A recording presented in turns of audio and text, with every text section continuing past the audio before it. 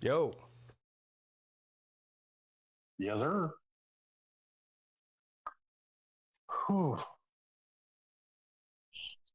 All right, we're back live here.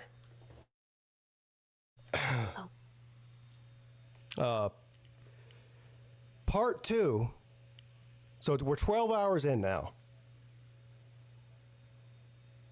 The first 12 hours was a massive success. I have a feeling at some point things are going to go downhill, though. That's just a feeling I have. Oh, we'll see. You got a few hours before. We're still going uphill. It's a few more hours before the downhill slide really starts. Yeah, I think you're right. But I do appreciate all the people that contributed to the first 12 hours of this shit show. I appreciate all of you. The chat, the people on the panel, the people who sent in donations, all of that. You guys are all great. And we appreciate you, sir. Thank you. Where are we at now? Pick 18. What did I miss? I think I missed a couple of picks. Well, I went and peed and went and got more beer and, redid the stream. Shit, I'm still standing outside smoking. I ain't even got it on in the house. I don't even know what I missed. But the Seahawks pick is in. So I don't know. After this one, we got old Tampa Bay on the clock. Oh, yeah, that's right. Yeah, Tampa Bay has the 19th pick, right? Yeah. That's what you told me earlier. Yep, that's right. I wouldn't lie to you. I don't believe you would. Yeah, why would I? Exactly. Yeah, exactly. Colby's a disingenuous one, and he's not back in here yet. So yeah, Colby's not a liar. He's just disingenuous. Those are different things. Shamar Stewart went to the Bengals while you were gone. Who is? I don't even know who that is. He transferred from A&M to Oregon. He's a wide receiver. Okay. The hell was that?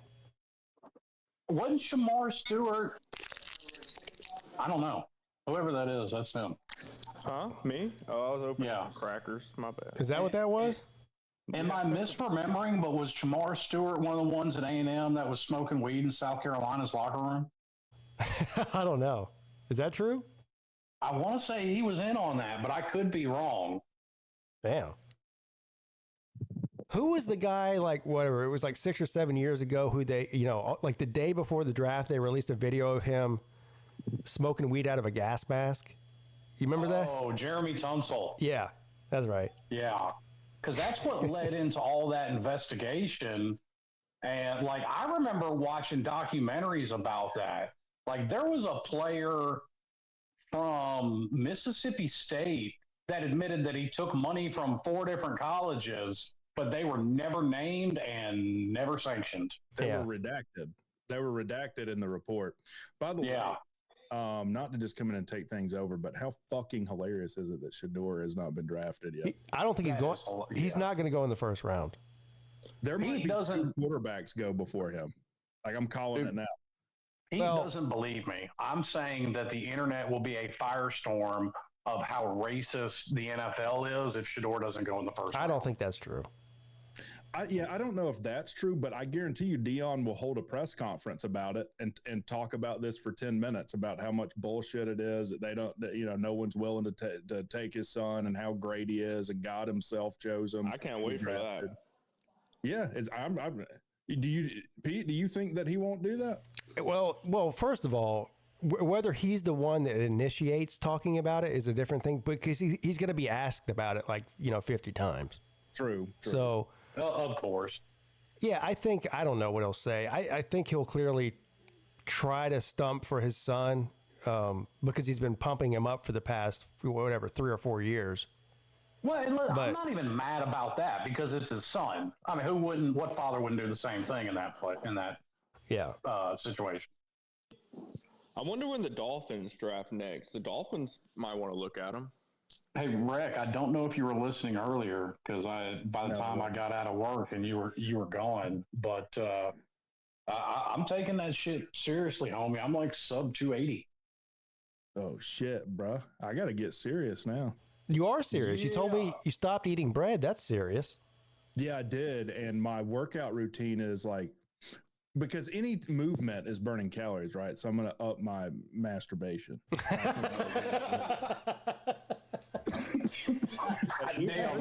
How did you lose all that weight? I jerked off 40 times a day. I don't know how do you up it from 12 hours a day to 14 though? Yeah, that's a good point. I got to cut my sleep back. That's how you do Dude, that. you're going to end up with calluses on that thing. He's already got them. Yeah, and then it works out I can work my arms out. But I'll switch it up to a Louis. I'll get a lefty in there as much as I hate that hand. But Yeah, the lefty, that's like strange. Yeah, that's the strange. That is some strange. Hey, if you sit on your hand till it goes to sleep and it's numb, then it's really strange. Yeah, but then you look like a retard masturbating. Hands numb. Well, I mean, hopefully you don't have an audience. There you go. Well, you see you though. You're like, damn, this hand's all fucked up right now. But boy, the first 5 minutes of the second 12 hours is starting off great. Yeah, it is. You can rank up on Jerkmate too. Yeah. There's probably websites. Yeah, Rank up. There's like the Grand Stroke Master and. I am though, like legitimately, I'm going to the gym like 5-6 days a week. Damn, dude. Yeah, I'm serious. But like we were talking about it earlier. Like I'm basically trying to lose, 80 to 100 pounds. Like I'm gonna have to go seriously to the gym like that to do it. Yeah. I think I got a good plan though. What is your real plan though? Because Slim he's got this thing dialed in. He's eating less than 1,000 calories a day. He's walking multiple miles. He's at the gym 6 days a week. He's eating. He said, what'd you say you ate today? A granola bar and a banana? Dude, I had coffee for breakfast. My lunch was a granola bar, a protein shake, and 2 of those little like small cutie. Oh yeah, like an orange ones. Yeah. Yeah, I did bananas last week. We're out of bananas, so I'm clearing out the fruit bin in the refrigerator. Yeah. So Rec Talk's plan is He's using the bananas too, but just the peels. Yeah, Rec Talk goes. So Slim's got this whole like diet plan, exercise plan. Rec Talk goes, I'm going to stop eating bread and masturbate more. What's wrong with that, dude? I didn't say there's anything wrong with it. Doesn't sound like much of a plan, though. No, but this is gonna genius. have a heart attack. Because if it works, I'm gonna. How you have like the Atkins diet and stuff. I'm gonna sell this as like the next big workout thing, like P90. Yeah. No. Oh yeah. And then I got this lady over here rubbing it in who's been going to the gym about 4 months longer than me, and she's gotten herself in some serious fucking shape. The Mad Tips or whatever says I'm going to do both of those. Well, and actually, because I'm not eating breakfast, like I've had breakfast 1 day this week, so that's actually even mixing in intermittent fasting because I'm going more than 16 hours in between eating. You're killing it, man. Like in all seriousness, my plan is I've got to be realistic. So if I were to say like, oh, I'm going to work out 5 days a week and I'm going to eat less than that, like I'm not going to do that. So let's just cut the carbs and get the weight loss started. Then you start feeling better. You start seeing results. Then you're more motivated. Or I'm speaking of myself. Then I'm more motivated to do other things. That is true. I think. I think a lot of the problem when people try to make drastic changes in their diet and things like that is it's overwhelming. So you have to. It's better to ease yourself into it. I think he's doing it the right way. Well, and also something me and my wife both hit.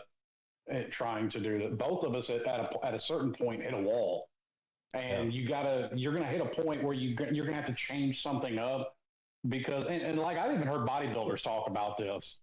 Your body will figure out what you're doing and adjust. Well, yeah, I think there's like diminishing return, or not diminishing returns. It's harder to lose like the last 20 pounds of whatever your goal weight is. Like that'll be the hardest to do. Yeah. Yeah, you kind of plateau. Yeah, just because to sustain, I weighed myself yesterday. I think I was 275.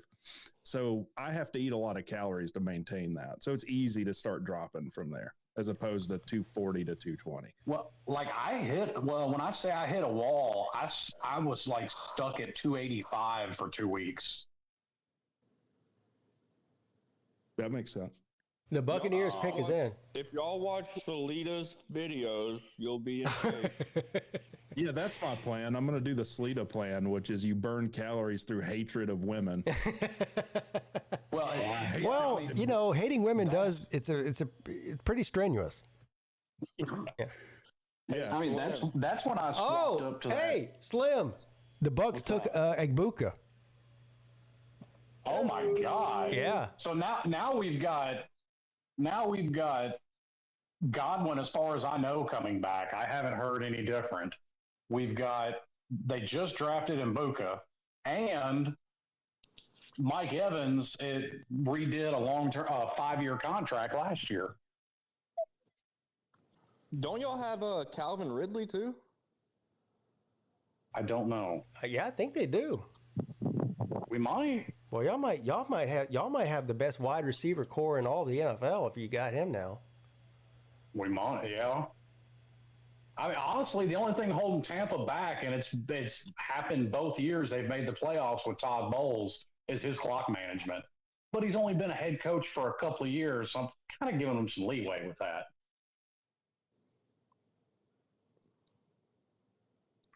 I don't know if y'all saw the graphic on the screen, but Shador was projected to go to the Dolphins. And then the second option was the Falcons. I said that earlier in the draft. I said, watch, he's going to go to the Dolphins in the second round. Yeah. Yeah. Jeez. He'll probably get some playing time.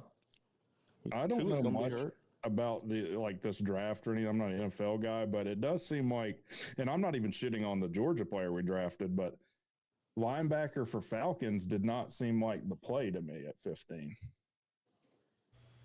Yeah, I don't know. I don't mind an edge rusher. Oh, is that what he really is? He's listed as a linebacker, but he's kind of like a hybrid. Yeah. Okay, that makes more sense. Yeah. Hey, did anybody get Travis Hunter yet? Yeah, he went second overall to the Jaguars. Okay. Yeah, I mean, as far as talent, the most talented player, like he should have gone number 1 overall, but Tennessee needed a quarterback. Yeah, I'm with you on that. Yeah. Yeah, that's the thing with drafts. If somebody doesn't trade up, it's all about the need of that team. Yeah, and that's what Jacksonville did. But here's the crazy thing. We've had more tight ends drafted than quarterbacks in 19 picks. Didn't last year you had 5 go in the first like 15 or something? Mm-hmm. We've already had, 3 tonight? 2 or 3 tonight? 3, I think. Yeah. 3. Let's see. 1, 2. The Penn State boy. Hey, Pete, I saw just scrolling through TikTok, I saw an advertisement yesterday. It just made me think of you immediately. Uh-oh, what was it? One of those, it looks like a Roomba, but it's way bigger and it's a lawnmower. Oh, yeah, we talked about that. Mm-hmm. So, yeah, I like mowing the lawn. You know? Do you have a push? I get it. Yeah. Or a riding lawnmower? A push one. That's a man's mower. He doesn't have a big enough yard. He doesn't have he would have to get a 0 turn if he got a ride mower because his yard's so small. Okay. Well, I've never seen your yard. But even my other house, the yard was twice, or probably more than twice. It was a lot bigger than the one I have now. I did have a riding mower, but I hardly ever used it. I would push mow the lawn even though I had a riding mower, just because I enjoyed doing it. I ain't gonna lie. Yeah. I had a push mower the first year I bought this house because that's all I had. We didn't have much money. Motherfuck push mowing an acre. Yeah, that's rough. Yeah. That has to take forever. Oh, dude, it took like 4 or 5 hours. By the way, maybe I could incorporate this in my weight loss journey. Like, I just go knock on people's doors and be like, hey, can I cut your grass? And they're like, how much? And I'm just like, no, I'm fat. I just need to move. Yeah. So just go push mow people's yards for free? Yeah. I'm just fat, trying to lose weight. Like, I mean, it's not a bad idea if I'm just being honest. yeah, that's how I'm going to do this. Now, there is a cheat code that, like, I know a real easy way for both of us to lose some weight. Crack. Yeah. Well, meth. Yeah, that too. I mean, either one will work. Would you want to do it together as friends? I mean, we can. I wouldn't leave my buddy out. Well, I'll feel left out. I'll do it with you. Okay. All right, sweet. That'd be a great stream. Oh, a meth stream? Yeah. All right. Yeah, see that, and see, we'd be able to get through a 72-hour stream on that shit. That's what I said. If I did, so earlier this morning, I was like, I might need something to help me stay up, and I think it was Scott Kerr was like, I'll bring you an Adderall over or something. I was like, yeah. I said, what I really need some meth. I said, but then it's going to be a 72-hour stream instead of a 24-hour stream. No, I got a better idea. Like, you can still find those Four Locos around, those alcoholic energy drinks. Oh God, that sounds like a nightmare. Aren't those problematic though? Like, didn't those make people wig out? And been made for an interesting stream. Ah, fuck them pussies. They can't handle a little Four Loco. Yeah. Yeah. No, I never tried Four Loko, addicted to those. Like but 4 a day. I never tried those, but there was a different brand called Sparks. That was the same thing. Yeah. So what is it exactly? It's just like it's got like 5% alcohol and it's an energy drink. No, I think it's more than 5% alcohol. No, it's I basically think it's like 8%. yeah, it's like No. They're 12.9. And okay, so they're high alcohol, almost like wine, but they have it's like a Monster energy drink with Chardonnay in it. Yeah, it has a lot of sugar. That sounds gross. It is gross. So you'll crash out. Nobody drinks those for the taste. All right, Rick? I mean, nobody drinks just regular beer for the taste. or straight liquor, but usually with like a sugary drink, you are drinking it for the taste, though, right? Yeah. I don't know. I think the Four Loko market is cornered towards people who are just trying to get as fucked up as possible and party for 12 hours. Yeah, for cheap. Yeah, for cheap. Yeah, it's like, I mean, sub 25-year-olds. Yeah. If you see someone over the age of 25 drinking a Four Loko, you might just want to get away from them. Yeah. Because there's definitely something wrong with them. He's fast tracking to the bottom. Let me get out of the way. Yeah, they're trying to die like tomorrow. Dude, I'm not going to lie. Like, I knew this was going to happen, but I've been working there like 2 weeks, and I've already seen like 3 people I went to high school with locked up in that jail. Oh, God. Yeah. Yeah. Boy, that's how you're down bad. You go to jail and you look up, and the guy in high school you went to high school with is the jailer. Oh, shit. Damn. Well, what's funny, like a dude that I was good friends with in high school. And I mean, we didn't like fall out on bad terms or anything. It's just we got out of high school and just went 2 different ways. But the only time I've been pulled for jury duty was his fucking trial. What? So you got recused then, right?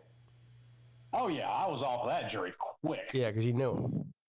You didn't try like a runaway jury type situation to get your No, I was trying to get the fuck out of jury duty. And I was like, sweet, I know this guy.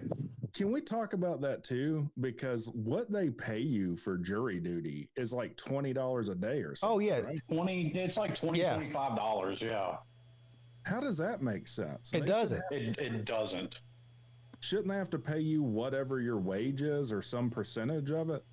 Yeah, to me, it should be comparable to workman's comp, 60% of your 40-hour week. I would be okay with that. It capped at some amount if you're, just have some ridiculous. Yeah, like not if you're making $25 million a day, no, but. Yeah, and no one ever talks about like I don't ever hear that brought up as like this is. Well, I don't know if they like. Hey, believe me, I brought it up when I got pulled for jury I don't think it should be related to what your income is, but it needs to be more than $25 a day. That's just a slap in the face. But you get lunch too. You get a little ham sandwich. Whatever.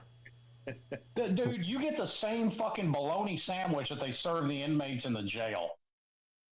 eating like kings. I was on a jury for like 4 days. No, they don't, because I've eaten some of that jail food. You know what's even worse? Does this? Can you take the bread off of this sandwich? They send you a check like 6 months later. It's not like you get it immediately.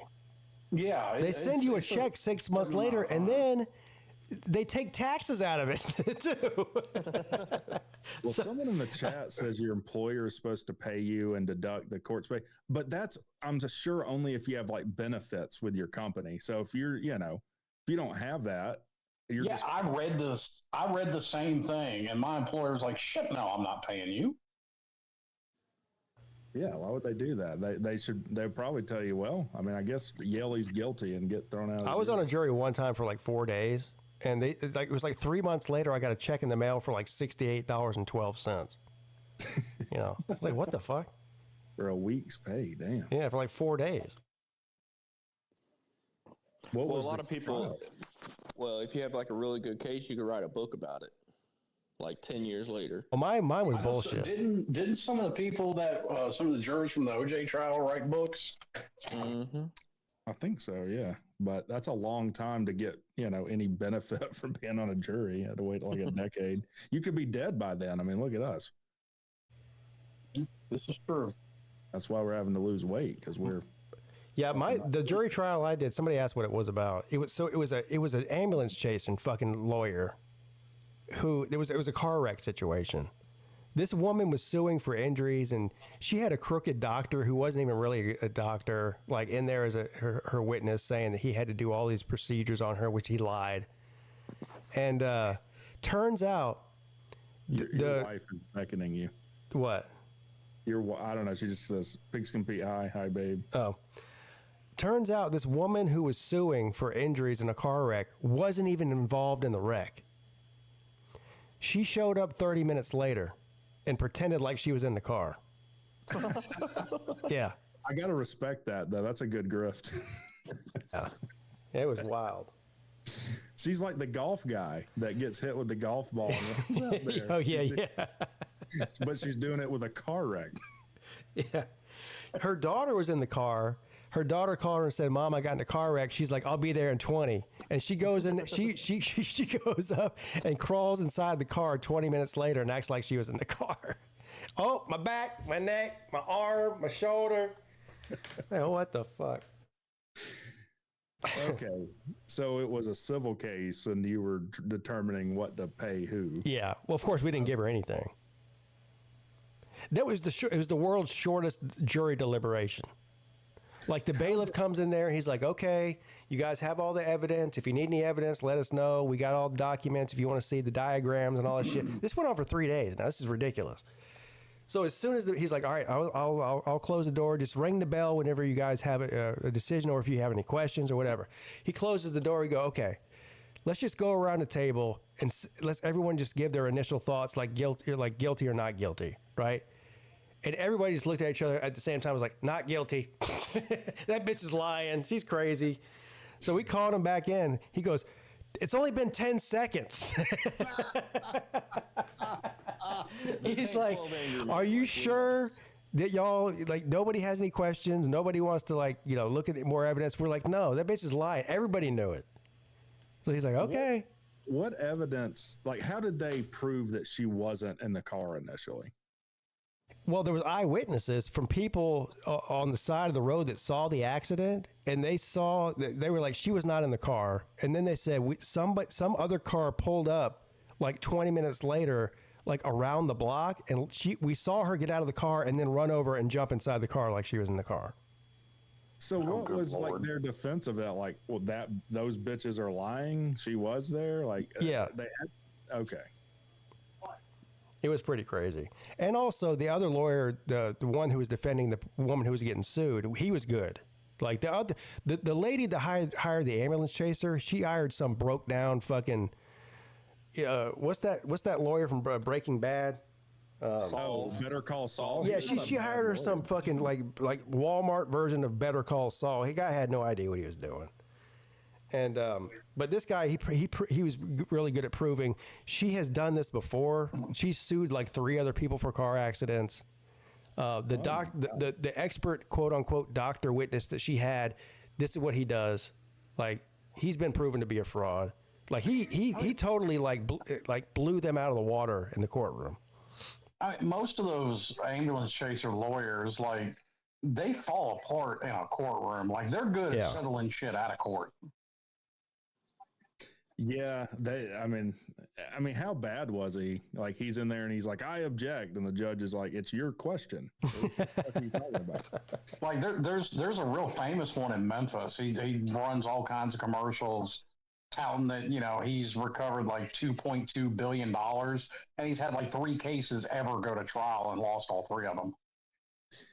This is infuriating because this is one reason why your car insurance is so fucking expensive. Well, yeah.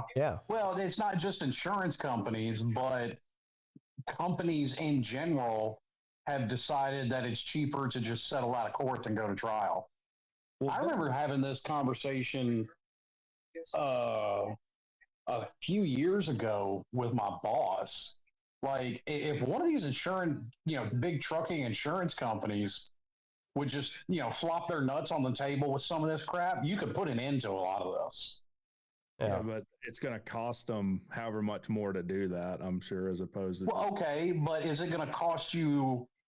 Say it costs you $5 million to fight it. Okay, how many of those are you going to settle out of court in 15 years? Yeah, I just think people are always going to, like, pieces of shit like this lady. There are always going to be a ton of them out there. Yeah.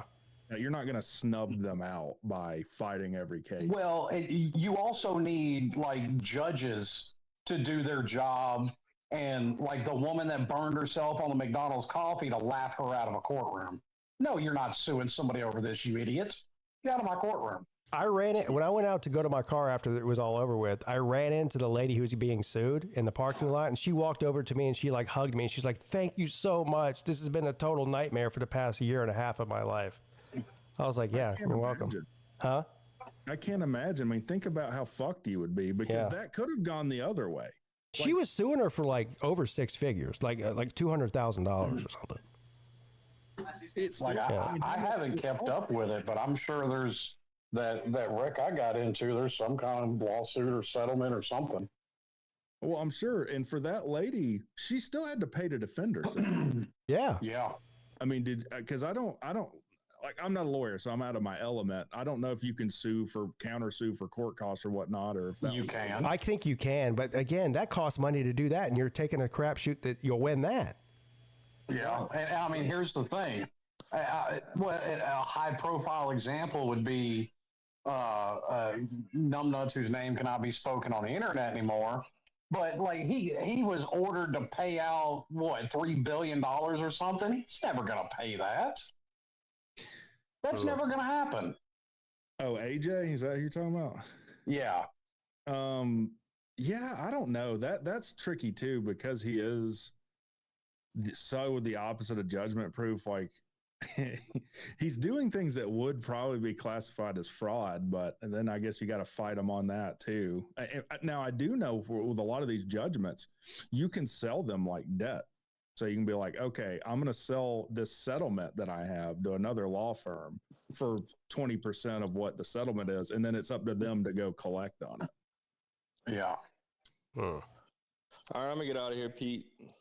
All right. See you later, Colby. See y'all boys later. All right, Colby. I think he was being disingenuous, but I think he was told to get off the internet. Yeah. That's what I think. I love the single life, baby. Be on here as long as I want. Yeah, you can be on here as long as you want. And it's not anybody's going to do anything about it either. Fucking another Celine driver in the making. Next thing you know, old Rex going to be MGTOW. Oh, no, he's not. Rex definitely not MGTOW. Not yet. I'm happy in my... Why are you putting this voodoo on me, man? I'm not putting no voodoo. Listen, I'm just looking at the facts of the case. Oh, shit. He's back. I heard your ass talking about me. Yeah. So, did you get yelled at to get off? No. No? She's asleep. Oh. Smart. Well, okay. By the way, still no Shador, 22 picks. Nope. He's going to the Dolphins. Yeah, in the second round. Yeah, yeah. I have another first round pick. I mean, I don't know who needs a quarterback coming up, but I still think Dart will go over him. I don't know. Out of all the teams left, I don't think any, or all the teams left in the first round, I don't think any of them need a quarterback, do they? Yeah. What if he doesn't go in the second round? That would be hilarious if he didn't. Oh my God. I'd have to record that video immediately. Yeah. What if he fell to the fifth round? Oh. He might just refuse and be like, fuck this. I'll get what does he have any more eligibility left? Yeah, I'm coming. Yeah. No, once you declare, you can't go back. No. Yeah, but or he might just say, I'll go to next year's draft. Fuck this. Yeah, right. Yeah, he could do that. Yeah, that'll work out great for him. And he'll go work out at, whatever at Colorado. Who's Green Bay's quarterback? Jordan Love. Yeah. Who's Minnesota's? We just talked about this earlier. Who is Minnesota's? It's shit. We talked about this a few minutes ago. I'll look. Hold on. Yeah. I know who it is. I just can't think of it right now. Oh, shit. The guy who I thought was 40, but he's only 27. Oh, no. J.J. McCarthy. Yeah. Oh, from Michigan. Yeah. Okay. Did he even play last year? A little bit. They got. I mean, listen, the Minnesota couldn't get the job done with Cunningham. They're never going to do anything. Damn, you're going way back. Cunningham. Yeah, man. I was a Cunningham fan. Well, I was too. I liked him too. Wait, you're talking about 30 years ago. Yeah. Yeah. We are trolling him, but in the long run, this might end up being the best for Shedeur. Because, I mean, if you go in the first 10 picks, you're going to a dog shit team. And I'm not here to trash Cam Ward, but he's going into a rough situation that. No, but you don't know. He might go to one of those same first 10 pick teams in the second round. He absolutely could, depending on where exactly he falls. Yeah. I'm saying it could work out to his benefit, though he would probably never see it that way. And you know what would be even funnier? If he gets drafted somewhere where they have a solidified starter, where he won't be, he'll be the backup. I'm sitting here. I'm sitting here with y'all talking shit. If Tampa Bay fucking drafts him, I swear to God. Oh, if Kansas City drafted him, that would be fucking hilarious. There's zero chance he plays. Yeah, for a long time too. Yeah, like 10 years. Well, I mean, we say that, but I mean, you're always. I mean, Aaron Rodgers made it 3 snaps into the Jets before he was done.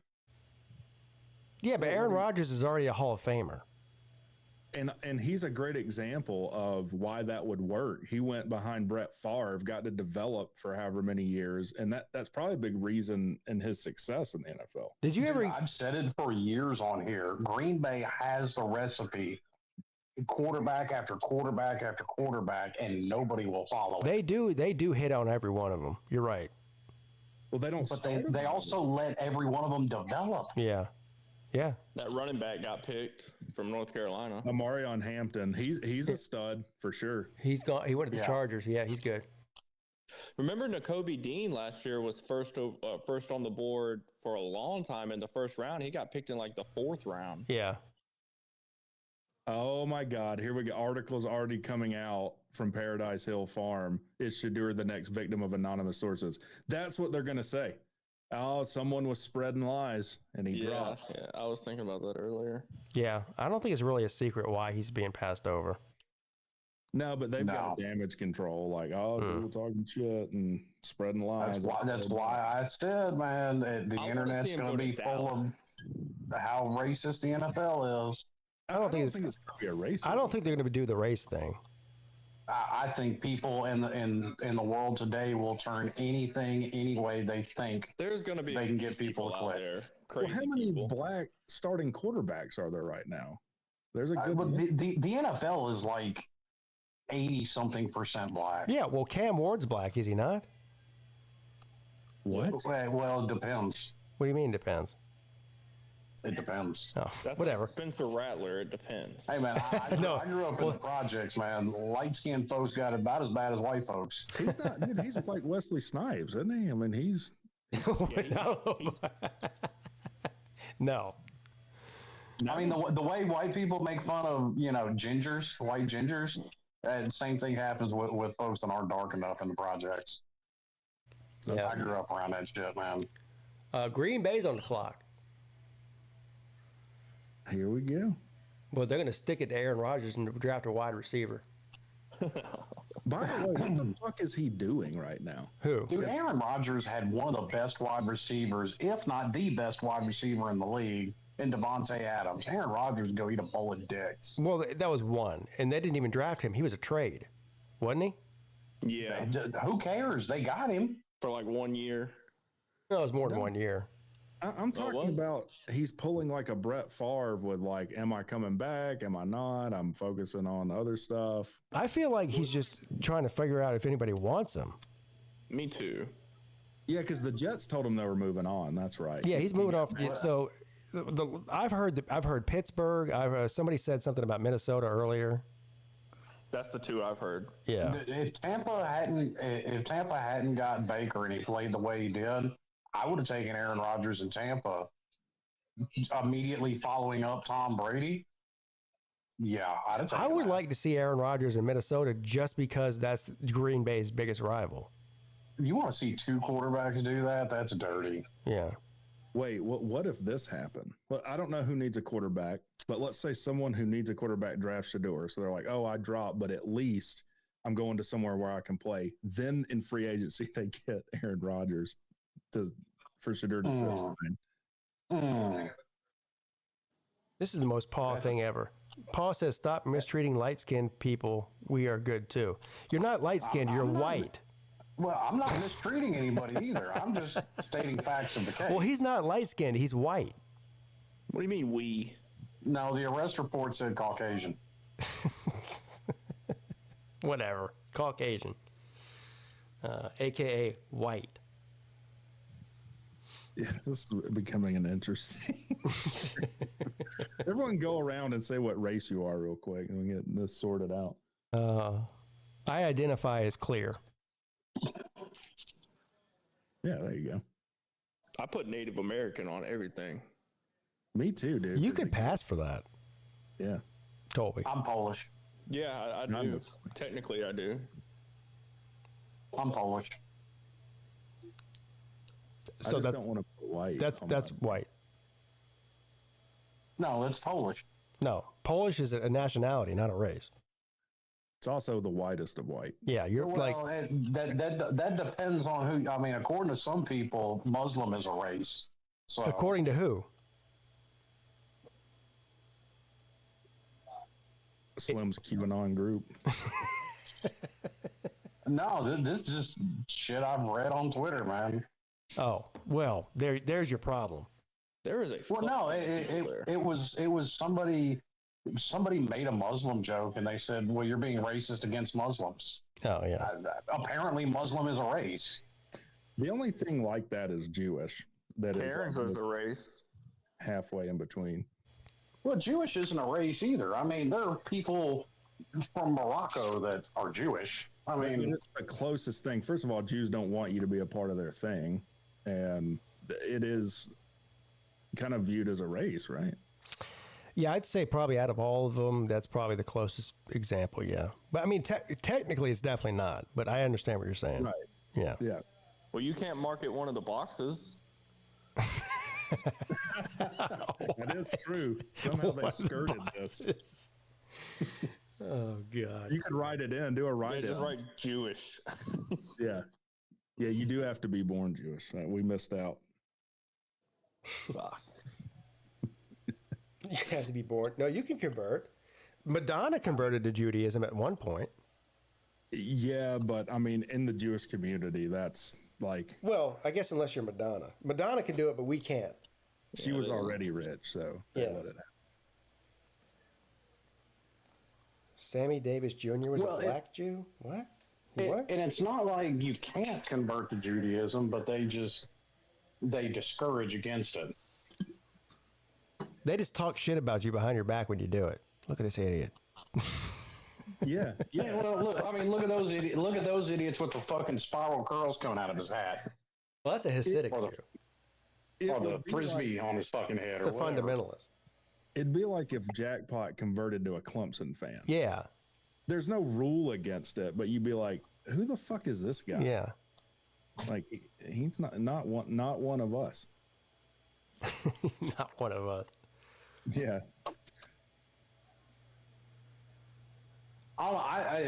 Me and a friend, this was probably, God, almost 20 years ago. We went bowling somewhere in Memphis, and there was a bar mitzvah going on. And my buddy literally walked up to this kid's bar mitzvah and went, "Why'd you kill my savior?" Oh my God. Oh, I got a good one for you. One of my best friends is Jewish, and he didn't go to a Jewish school growing up, but they were doing like words, like vocabulary words. So they'd say a word and you'd have to say what it, use it in a sentence. So the word was liar. And this guy said, Scott thinks Jesus is a liar. Damn. This is one of the funniest things I've ever heard. Well, actually, Jesus wouldn't be a liar. Jesus never claimed to be the Son of God, but his disciples did. He just said, "Yeah, you gotta do what I do if you want to get in with the big dude and get your mansion." He kind of did claim to be the Son of God. No, his mother claimed him to be the Son of God. His disciples some of his disciples claimed him. Yeah, but he didn't denounce that though. He went along with it. He played. I didn't get to ask you my Easter question. Yeah. I had a question for you on Easter, which is, why did God have to create a loophole for a law he created by killing himself to appease himself? Hold on. Now, you just blew my mind. Say that again? Well, the whole sacrifice of Jesus. Yeah. That is God creating a loophole for a law he created by killing himself to appease himself. He's not killing himself. No. I mean, yeah, he didn't kill himself. Like there are people that agree with what you're saying, but there are also people that disagree. Because what you're saying is the theory that, the Father, Son, and the Holy Spirit are all the same thing, and there are a large group of people that also disagree with that. Let me rephrase then: killing his son to appease himself. Well, that's what he, allegedly screamed out towards the end of the crucifixion was, "Father, why have you forsaken me?" Right. I guess what I'm saying is, why couldn't he just forgive everyone's sin and not do this blood sacrifice? Like, he makes the rules. Well, that's the. I guess that was kind of like how Muhammad went from teaching peace to being a fucking warlord. God just went the other way around. He went from wrath of God to a little more peaceful way of doing shit. Yeah, which is killing his own son, I guess. Well, I mean, it's better than flooding the whole world like he did last time. That is true. It is an improvement. I guess I'll have to recant. Yeah, he didn't kill everyone. Or make someone else do it, like with Abraham, where he's like, "Oh shit, dude, I was just kidding. The fuck are you doing?" I was just kidding. Psych. Is that not the story? That's what it is. No, you're right. That is the story. I think. Abraham was like, "Well, I got to kill something," and God was like, "Well, I guess kill that cute innocent lamb over there." Yeah, that's what he did. I'm gonna write my own version of the Bible soon, like this. Oh, the Wreck Bible. I would read that. Yeah, I'd read it. Yeah, the Wreck Bible. I would definitely be interested in the Wreck Talk rendition of Revelations. Oh, dude. Because Revelations is just an interesting read, period. it is. Like, it's probably the most interesting book in all of the Bible. It definitely is. It's better than Harry Potter. Yeah. Yeah. But, I mean, I'm even being serious, too. Like, if anybody in here has ever tried to, actually read the Bible, I've tried, 4 times to get through fucking Genesis, and I can't do it. It's so fucking boring. Is it? No, I mean, it really is. There's mass genocide. Y'all know Caden? He's a Jew. What? Yeah, like Rick, I know there's some good parts to Genesis that are, I say good parts, but are at least a more interesting read. I can never make it to that part because it's so fucking boring. Well, isn't Genesis where the flat earthers claim that Jesus or that God created the flat earth? The firmament, that's the firmament and the flat immovable plane is what they call. No, I don't know if they use the word plane in the Bible, but the flat immovable earth. The book that was translated from ancient Hebrew to Greek to American English. Yeah, that is the one. Well, that's also missing half of it more than half of it, by the way. Well, and just look at there's an Apocalypse of Peter that's not included in the Bible. There's books in the Catholic Bible that aren't included. So you're just trusting these guys.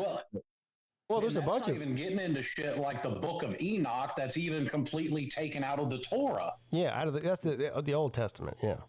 Yeah. Isn't Enoch like where they talk about aliens and stuff? Yeah, Enoch got taken up into space in a spaceship. Yeah. Well, no, Enoch was one of the if you read the Ethiopian Bible has literally nothing taken out of it. It's got all of it. But there are 3 people that supposedly never died and went straight to heaven, and Enoch was one of them. By the way, I love this too, and this is great for a 24-hour stream. The biggest cop-out, and I'm assuming that he's Christian. With religion, we put ourselves on the level of God as if we can comprehend on the level of something that made all of creation. Why aren't you Muslim? You have to somehow determine which one of these religions is correct, which by your logic is putting yourself at the level of God. Does it even pass the smell test? None of this makes any sense. There's zero evidence for any of it. Well, what are you talking about? Well, there was zero evidence for King David until they found some. I'm talking about that Jesus is the Son of God. Was resurrected. Well, lack of evidence doesn't disprove something. I mean, any scientist worth their salt will tell you that. I'm gonna go to bed now. That's why they have the burden of proof, though. I'm not the one claiming. Damn. Colby just did. I agree with you there. Colby just gave us an Irish goodbye. Yeah, he did. Damn. Yeah, we came in hot here. Well, no, listen. This is something I will sit there and talk with people for hours about, just because I think it's a fascinating topic. It is. I formally debated this. E. Bean is totally wrong on this. He says Catholics believe if you're not Catholic, you're going to hell. That is not true at all. That's more of a Baptist outlook. Well, no, actually, he's right. No, he's not. In a sense. No, Catholics don't believe if you're not Catholic, you're going to hell. I think they believe that if you don't accept Jesus as your savior, you're going to hell. That's the same of all, but that's true of all Christians. That's not specific to Catholics. That's even a better point of you're putting your own stuff a level of God. Even amongst Christianity, the denominations don't agree. And many denominations, especially in the United States, are like, well, you're not doing it right. Yeah. Well, take it. You can even take it a step farther beyond disagreement. The Gnostic Christians were wiped off the face of the planet. Okay. And here we go. That's why it's called faith. I can have faith in anything. Gotta have a faith, the faith, the faith die. Gotta have faith, the faith, the faith die. The Gnostic Christians, like some of Jesus's disciples, did not believe he was the Son of God, and they were literally wiped off the face of the planet. They were branded heretics, and they were all slaughtered by the Catholic Church. There's zero evidence that everything came from nothing. First of all, that's not what scientists claim. Stop trying to do science. We say we don't know. You say you do know. That's the difference. You say you know and have authority over all knowledge, which is crazy. I think I tend to like and agree with the ancient Greeks, just for the sheer shit of getting up and going through life every single day. You die, you cross the river Styx, everybody goes to Elysium. There's just as much evidence for that as any of this other stuff. Exactly. Vikings, it's all a matter of what each person decides is true. Now, I'll take it a little farther and go, okay, I think the 10 Commandments is something we can all agree, probably a pretty good set of rules to live your life by. Don't kill people, don't steal shit. Well, then there's thought crime in there too. Well, don't covet your neighbor's ass, all that kind of shit. What's wrong with that? If I don't do anything about it, what I think doesn't matter.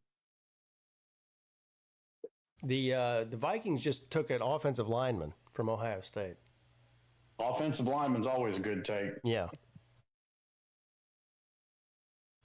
Now the Giants are back on the clock. Is this where Sanders goes? No. The Giants Giants can go sit behind Justin Fields. Giants had 2 picks in the first round.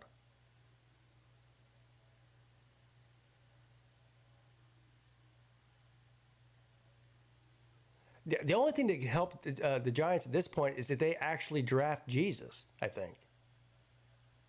It might help. Yeah. Listen, let's be honest. This is the social media era. This is 2025. Jesus would get his Facebook account shut down. Well, and today, Jesus would be deported. So, yeah. Well, I mean, actually, let's be completely honest about it. If Jesus were to come back right now, everybody would look at him like he was David Koresh. Well, of course. Yeah, he'd have to do some magic tricks or something. Yeah, how come David water into wine or something, my guy? This line dude's going to have to see or something. Come on. How come David Blaine never claimed to be Jesus? And I mean, he can walk on water and shit, can he? I mean, he's way more believable than David Koresh. Yeah. Didn't he? Maybe Can't he like levitate? Yeah, you ever seen that? Yeah. He was also on a block of ice for like, I don't know, over a day or something. Yeah, that wasn't magic though. That was just some of that stuff he does is just ridiculously like physically strenuous stuff. Yeah. Like yeah. But how do you the levitating thing gets me? Because clearly he's not actually levitating because that's impossible. So, but how does he make it look like that? I mean, is it impossible? Are you talking about he levitates off the street a few inches? You mean tell me that's not real? Prove it. It's not real. It's an optical illusion. It's just interesting how he. Now imagine if 2,000 years ago, if Jesus levitated, people would be like, "What the fuck?" But David Blaine can do it. Is he Jesus? No. You know who Jesus' favorite band is? What the 12? What is it? 9 Inch Nails.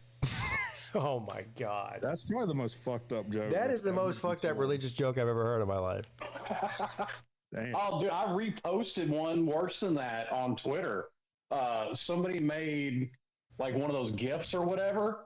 It was Jesus levitating in the sky, and the Ghostbusters were shooting him with their little oh my God or whatever. Oh, I thought it was fucking amazing. Damn, you've been trolling Christians, man. I troll everybody equally. I troll Buddhists too, and I troll them all. That's fair. Yeah. I have a question. Yeah. Since we're gonna assume if Jesus came back, which man, both you, Pete, and Slim are married, is going to buy when their wife gets pregnant that she has this baby that does not have your DNA, that she got pregnant by God? Yeah, I'm not believing that. I'm going to ask how the hell my wife got pregnant, because my wife can't get pregnant. I'll be like, yeah, I believe his name's Gabriel, but ain't I'm no saying angel. if she could get pregnant, who's going to buy that their wife got pregnant by God? Nobody. I'm not. So listen, once I see the results of a DNA test, and there's only one strand of DNA there, not the merging of two. Yeah, that's a good point. I'll believe it then. Yeah, that's a good point, because now, there wasn't DNA testing back 2,000 years ago. Exactly. Yeah. Like, for all we know, So Mary was just got a DNA test back 2,000 years ago, and it turned out to be his brother's baby. Oh, I didn't say that out loud. I mean, there are supposedly I've read, and now granted, I'm taking this with a grain of salt because it was Twitter, but somebody claims to have found an artifact from the time, and it's only got, it's only showing one DNA sample, whatever. What did you say, Slim? Off Twitter? Okay, cool. I would like to make an announcement. That's why I'm taking it with a grain of salt. We are officially 13 hours in now. Thank you. By the way, this all is nonsense anyways, because the whole virgin birth thing is a mistranslation. The word that they're translating means young woman, not virgin. Yeah. And this is known amongst biblical scholars. Right. Yes, I've heard that as well. Mm-hmm. Yeah, it turns out ancient languages often get misinterpreted. Right. Well, now I'll say this: the ones that get me are the people that try and say Jesus is completely mythical. Like, no, there's enough evidence that's been uncovered that Jesus was an actual person. No, he's absolutely a real person for sure. Agreed. Yeah, I think there is debate on that. There's not a ton of evidence outside the Bible to corroborate his existence. There's there's Josephus, and there's another one. One is a known forgery.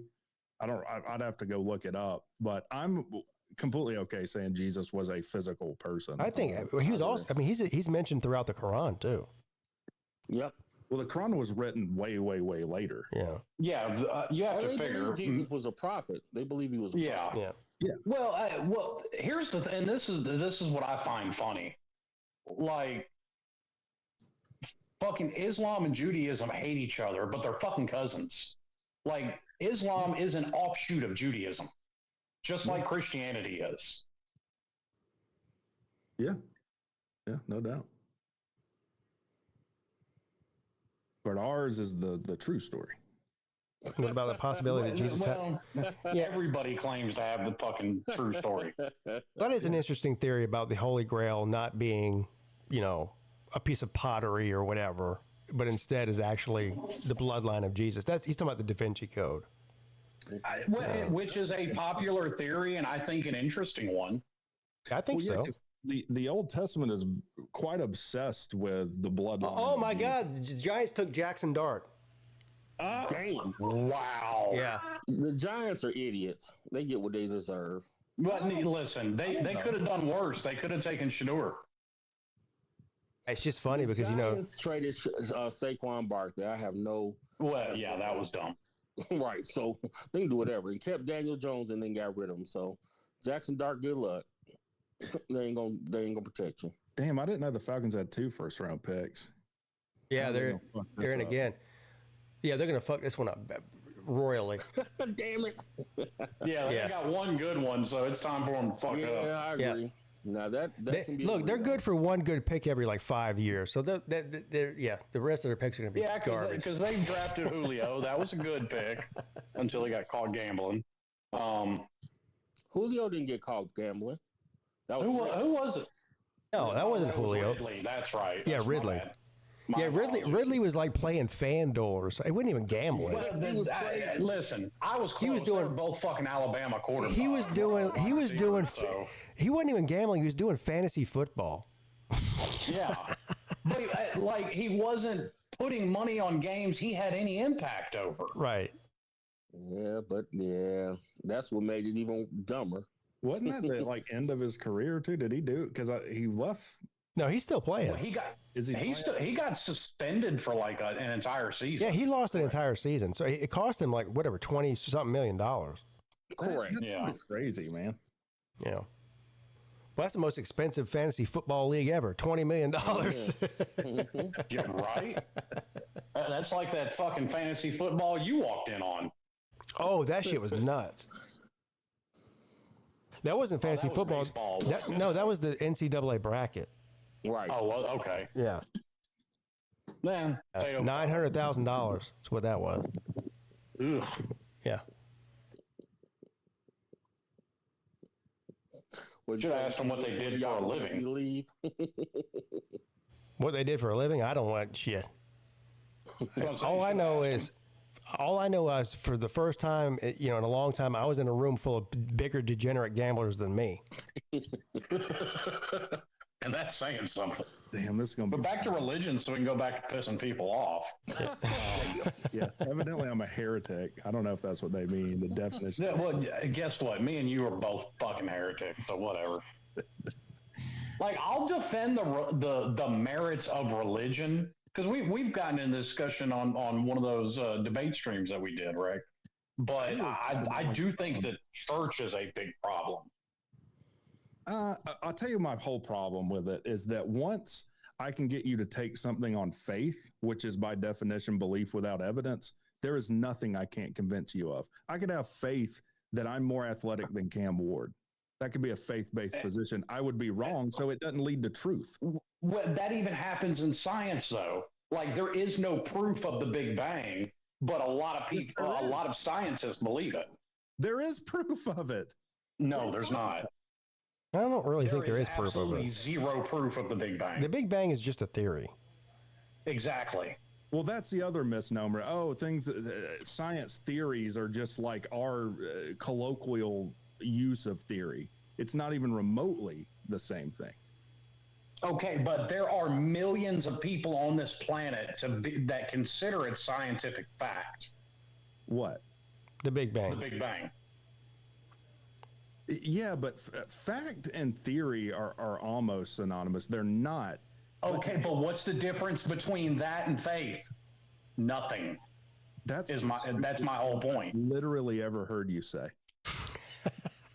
I mean, and I'm not even kidding. That just says that you're not interested in having an honest. Hold on, the Falcons take James Pierce Jr. from Tennessee. Oh, that's a good. They had two good picks. They got another. James Pierce was. That is weird, though. That they took two of the same position in the first round. I think James Pierce is overrated, but that's me. I don't know, but they took two edge guys. Terrible pick. It's not a terrible. It's not a terrible pick. I will give them credit for that. Well, I'm not saying it's terrible. I don't think he's a first round guy. That's all I'm saying. I don't know what LW's problem is. Slim is less of a douche about it. Rex said a minute ago, let us deal with science. Well, that's what I'm trying to talk about. Like, you're saying faith and theory are the same thing. Theory. Okay, but you wait a minute. You don't gloss over that. How is people that take a theory as science, and by the way, millions of people, just like religion, they take it on faith. These people are taking on faith that this scientific theory is 100% factual. How is that a dumb statement saying they're exactly the same thing? Are you asking why we trust the scientific process? That's what it sounds like you're asking. No. I'm asking, what is the difference between somebody that takes it on faith and somebody that takes a theory as 100% factual? There is no difference. Evidence. But there is no evidence of the Big Bang. There is nothing but a theory. Right. And you saying that doesn't make it so. There is tons and tons of evidence for the Big Bang. No, there's not. There really isn't. Okay. Start citing sources, please. I would agree that there's probably some circumstantial type evidence. There is, and there is a theory based off of circumstantial evidence. Right. That's not faith. Yeah, there is no difference. None. And if you can't see that, you're dumber than I thought.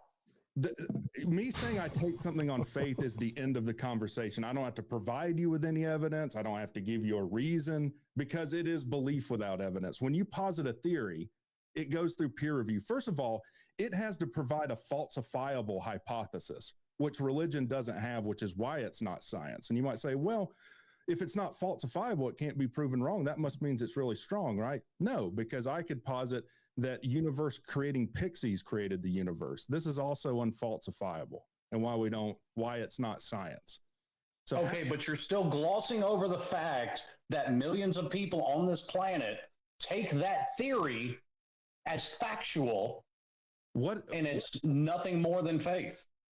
There is no difference. For them, then it might be faith, but that's not science. Science isn't an appeal to authority or an appeal to how many people believe it. Like literally everyone in the world could believe that something is true. That doesn't make it true. Okay, but scientists are the ones stating it to be factual. Just like 500 years, scientists stated factual, according to them, factually that the earth was flat. When we do science, are we looking to prove something correct? Yes. No. Yes, you are. Now you're just lying. Stop it. You don't understand science. You are trying to. Okay, right. Yes, right. You know better than everybody else. Okay. I know better than you. No, apparently you don't. One of us has been published. Okay, guess what that is? An argument from authority, and I don't believe your authority. Okay. Respect my authority. That's just no, not authority in that sense, but that's just as dumb as somebody making a religious argument and quoting the Bible. Well, you're just spouting a bunch of nonsense, like faith and science theory are the same. And then when no, I said somebody's belief in that scientific theory is no different than somebody's faith in their religion. It's irrelevant.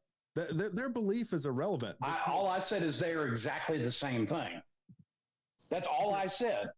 So once again, you are wrong. You don't even understand what I'm saying. I don't think you guys are too far off from each other here.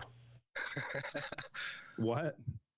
I don't think you guys are too far off from each other. I think you're mincing words a little bit. Misunderstanding what I'm saying is what I think. No. Well, it sounds like we're worlds apart because in science, you try and disprove your hypothesis. And then once tons and tons of people run the experiments and can't disprove it, you say, it seems really hard to disprove. There seems to be something here, like with general relativity. And then you wait for a better idea. Okay, and Pete's absolutely right. Rec is mincing over words because what you do when you test a theory is either prove or disprove that theory. Incorrect. So Rec is mincing words by saying, oh, you're trying to disprove a theory. Well, no, some people's intent is trying to prove their theory. So yes, Rec is mincing words. What do you mean? All I'm saying is a person's belief, whether it's a scientist or Joe Blow on the street, a person's belief in the theory of the Big Bang is no different than a person's belief in the Bible. That's first of all, belief is irrelevant. I'm talking about what can be empirically demonstrated. So you can empirically demonstrate the Big Bang. What you can. Well, first of all, you can look at everything in the sky, right? And all of this evidence is circumstantial, by the way. All evidence. That's exactly what I said earlier. That's exactly what Pete said 5 minutes ago. All right. So what is first of all, you can't equivocate the things because that's not what faith is doing. Faith is just saying, I don't have a reason to believe this.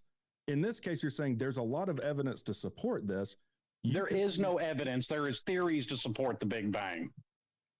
So what is evidence to you? What do you mean, what is evidence? What qualifies? I think we all know. I think I thought physical science wasn't supposed to try to prove things. That's what I said. That's the thing. Well, no, the point in a scientific experiment is to either prove or disprove a scientific theory. So nothing can be demonstrated to be 100% true, I guess is what I'm getting at.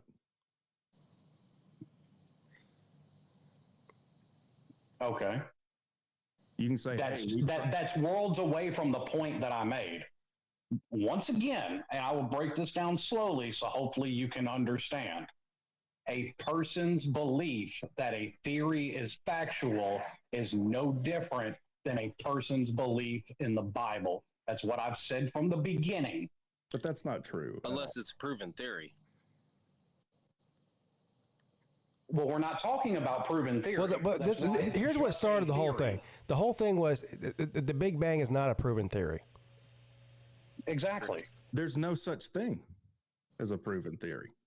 Yes, Isaac Newton proved his theory on gravity. No, he showed that I can describe the motion of things. Yeah, and he described how gravity acts on things. He did not describe the mechanism by which gravity works, though. Well, no, he proved the existence of it, for starters. I proved the theory that the Falcons are dog shit. Well, that's been proven. I don't listen to any kind of nonsense from globetards. Like I said, I mean, Rick, my entire argument from the beginning is nothing more than a person's belief, whether it is a religious belief or a belief in a scientific theory. That was my argument about both of them. And to say that there is no difference between the two, they're exactly the same thing. Between belief in like a scientific process or theory and faith in the Bible, that is not the same thing. Yes, they are. Doesn't matter how much you don't like it, they are the same thing, because at their root, they're both just belief in something that is not provable. Well, there's a difference in what can They're both just theories. Pick one. There you go. Oh, well, maybe we can end it there. There. Listen. Look, we see how it came full circle. It turns out we all agree. And by the way, fuck you for making me argue on behalf of religion, Rick, you motherfucker, you. Yeah. What's wrong with you? I'm not even religious. Like, Foles is religious. I'm not. Yeah, Slim was on Twitter having Ghostbusters shoot lasers at Jesus. And you got me on here fucking defending religion. Because you're wrong. Whatever. see, one thing these high-priced college educations can't buy you is the ability to admit when you're wrong. I can't wait till both of you lose 100 pounds and fight each other.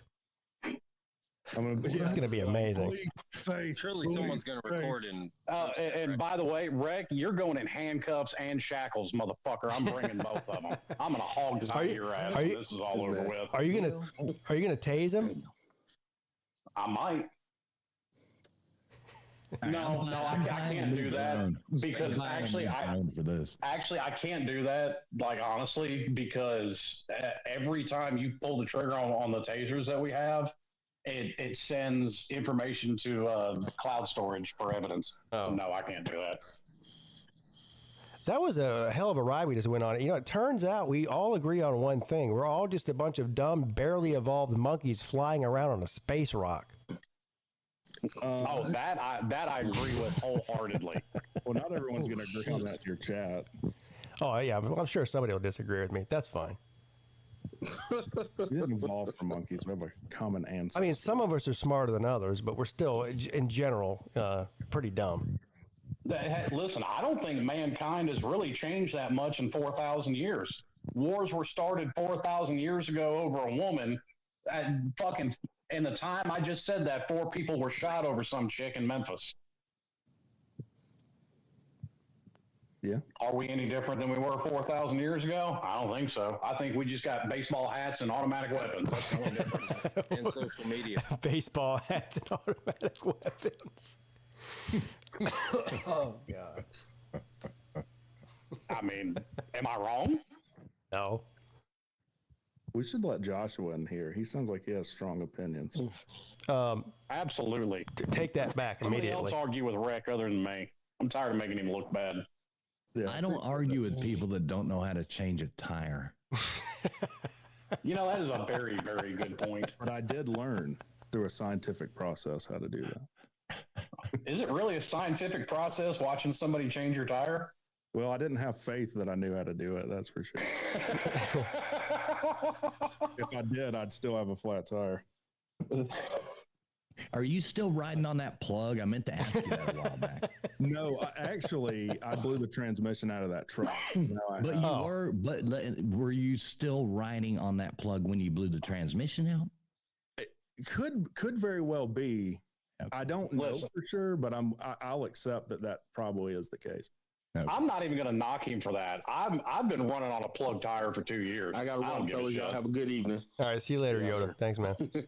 See you, buddy. Yeah. Like I said, I'm not going to knock him for that. I plugged one of my tires 2 years ago, and I'm still running on it. Fuck it.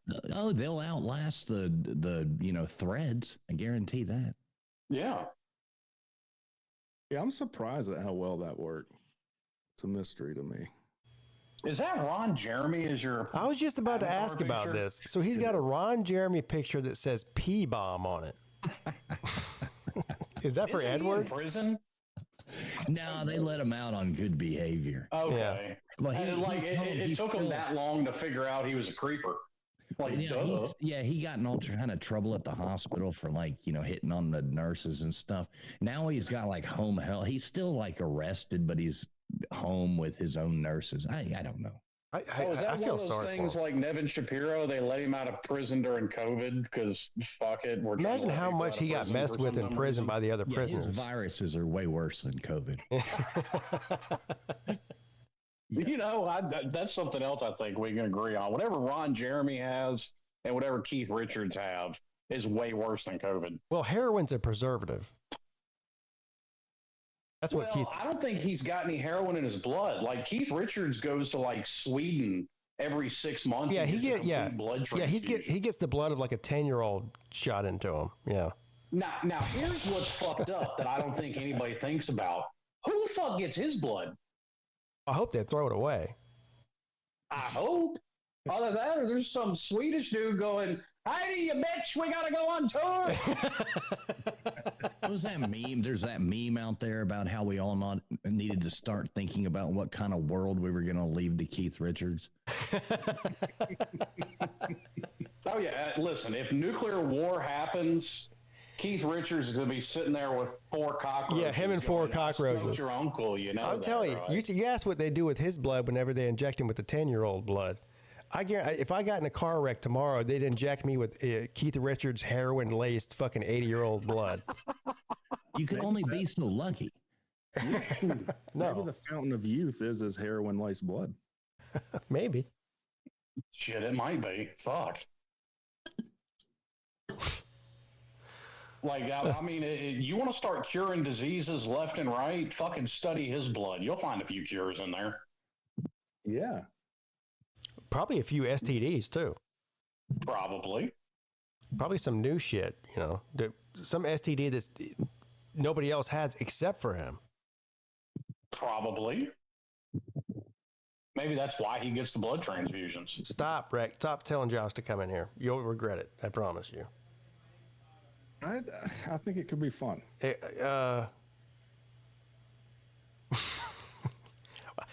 Your idea of fun and my idea of fun are definitely different. Do you have anything better to do? No. No, I'm on my way to being Speedo. That's what, He says he doesn't want to come on, and I agree with him. He doesn't want to come on. All you're going to end up hearing is how you're damned to the lake of fire anyway. Oh, I'm all for that. Yeah. I mean, listen, dude, I've already got a spot picked out with a nice view. It is. Unless Fools is right, then I'm going to purgatory, and I got a second chance. How does that work? What, purgatory? I'm not Catholic, so I don't know. Purgatory, because I grew up Baptist, so this is unfamiliar to me.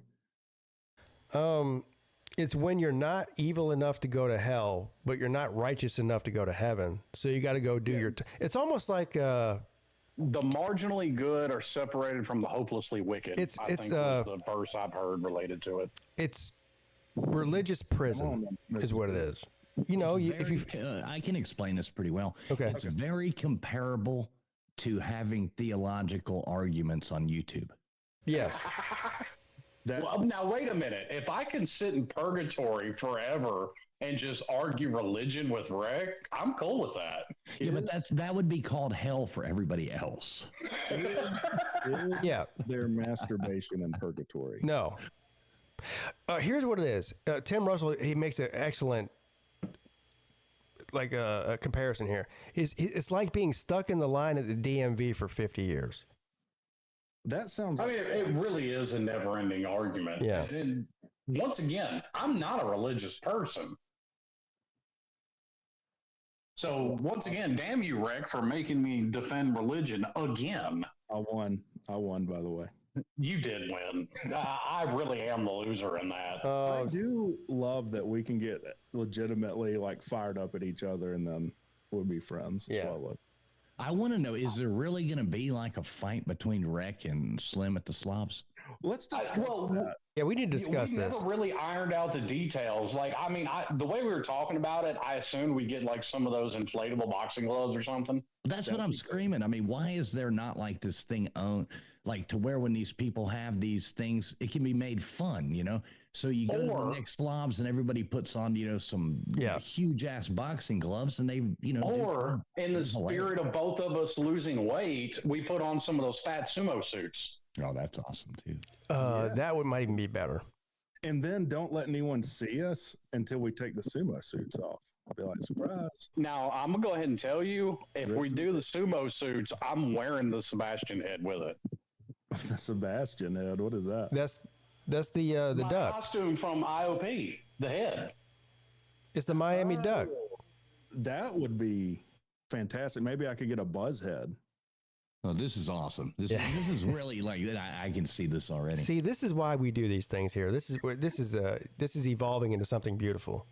And we're gonna make sure you become a member of Pete's channel because this is gonna be a pay-per-view event. Yes, it will be behind a. Now that is a theory I believe in as evolution. Yes, right this will be behind a $2 paywall. Yeah. Yes. Yes. Now, I guarantee it'll be better than Netflix's Mike Tyson Jake Paul fight. Oh yes, it'll be way. Oh, this will be way more. I'm not. Well, it'll be way more entertaining. Punches on this fucking nerd.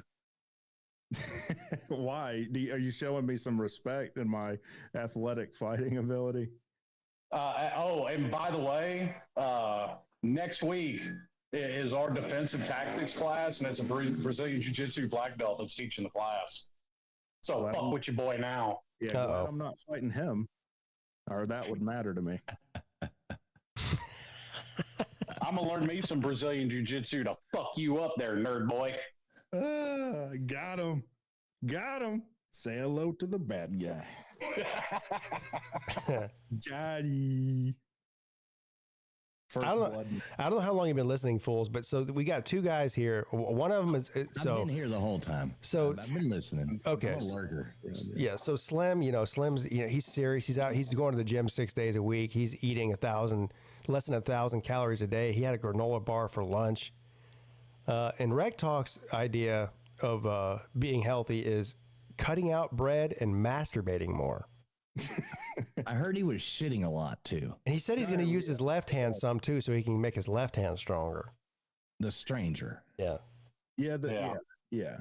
And that's another good thing with the diet and, just having diarrhea for weeks. That burns a lot of calories too, I think.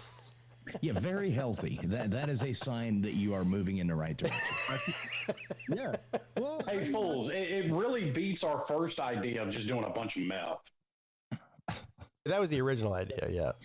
Yeah. I kind of like the original idea better. I think this would make for a much better fight. Well, hold on. Why do we have to choose? Yeah, you can do both. Why don't we fight? I mean, we could do both, but here's the snafu. I don't know the schedule of our random drug test program at this new job. Oh, I think we agreed that there was no testing for our fight, though, right? Like I know for your job. Yeah, no, we agreed on no testing. Yes. Yeah, no testing. As a matter of fact, we encourage both steroid and drug use. I have ordered a couple of supplements from Mexico, FYI. Okay, I see how it's going to be. So, chat, where would I get steroids and like testosterone and all this other shit? Fucking Tijuana, man. I'm telling you, it's all in Tijuana. You can buy anything on the dark web. No, Reg Talk, that's called Buford Highway. Oh, I just Buford Highway. Okay. Yeah. Well, you can get a lot of other stuff there first, but you'll be. He's not wrong. And Slim's worried about, being drug tested. Meth only stays in your system for like 72 hours. So if you take a week off of work, you'll be fine. I don't know. That's cocaine that's out of your system in 72 hours. Is meth the same? Well, I'm assuming it's probably even your teeth are out in 10. Yeah. Well, look, I already had fucked up teeth, and I've already got a new grill, so that's already. I'm good there. Yeah. Yeah, bulletproof, baby. Yeah. I got to see where to get, because I want the best quality meth. I don't want some street shit, you know. You want the blue stuff. Yeah, like maybe I'll hire. Yeah, he doesn't want that fentanyl lace shit. Yeah. If it don't come out of a jacuzzi tub, he ain't having nothing to do with it. Jacuzzi tub. What I'm saying is, I want like theory, science-based meth, and not faith-based meth. Fucking, of course. You can get that faith-based meth. I agree with Rec on this. I'd rather have science meth than faith meth. Yeah. I'll go with that. Yeah. But they're the same thing, though. Give me a rattlesnake and No, good old I never meth once said crank. they were the same thing. I said the thought process is the same thing. Okay. Fair. I've started that again. I'm an idiot. You did. Shame on you, Rick. So it's 11:30. Fools, what time are we planning on starting the trivia deal? Oh man, that's all up to you guys, dude. It don't really matter. Whatever you want to do. I can't be on here too late, but it's no rush and it's no. You do what you do, you man. What about if we start at 12 o'clock? You do whatever you want, man. Okay. This is your show, man. Well, I know, but I don't want to, you put you. ain't hurting me at all. Okay. If I get too tired, I'll just tell you to go fuck yourself and I'll leave. Yeah. Well, that's true too. Well, that's part of my workout plan.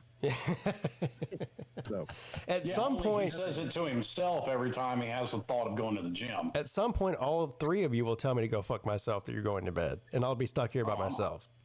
Yeah, I'm not far from that, actually. What you're hoping is that one of us will wake up, right after the other one says that. Oh, I've told him, like, when I get up to take a piss at like 4 o'clock in the morning, I'm gonna check on him, make sure he's not in a drunken stupor, still alive. Well, I'll be one of those things. Yeah. Oh, by the way, now that I thought about it, the cosmic background radiation is really good evidence for the Big Bang. Well, it's one piece of evidence. It's also really good evidence for anomalies in space that they have no clue about. It's the opposite though, because everything's very homogeneous. So I don't know what you mean by anomalies. There's plenty of spatial anomalies that they have nothing but theories for that they can't explain. What? I'm just saying that it's homogeneous. Anyway. But okay, everything we know about black holes is an assumption. What? We don't actually know. I don't know if that's true. We've never sent anything into a black hole that can send any kind of data back. Do you know how we even knew to look for them? They were a solution to Einstein's equations that were thrown out initially as nonsense. So, listen, I'm also not saying any of it is untrue. I'm simply saying they're really to date it is unproven. They're really cool. Can we admit that? Yeah, I think space is fucking awesome. I think if there's no aliens out there, it's an awful waste of space.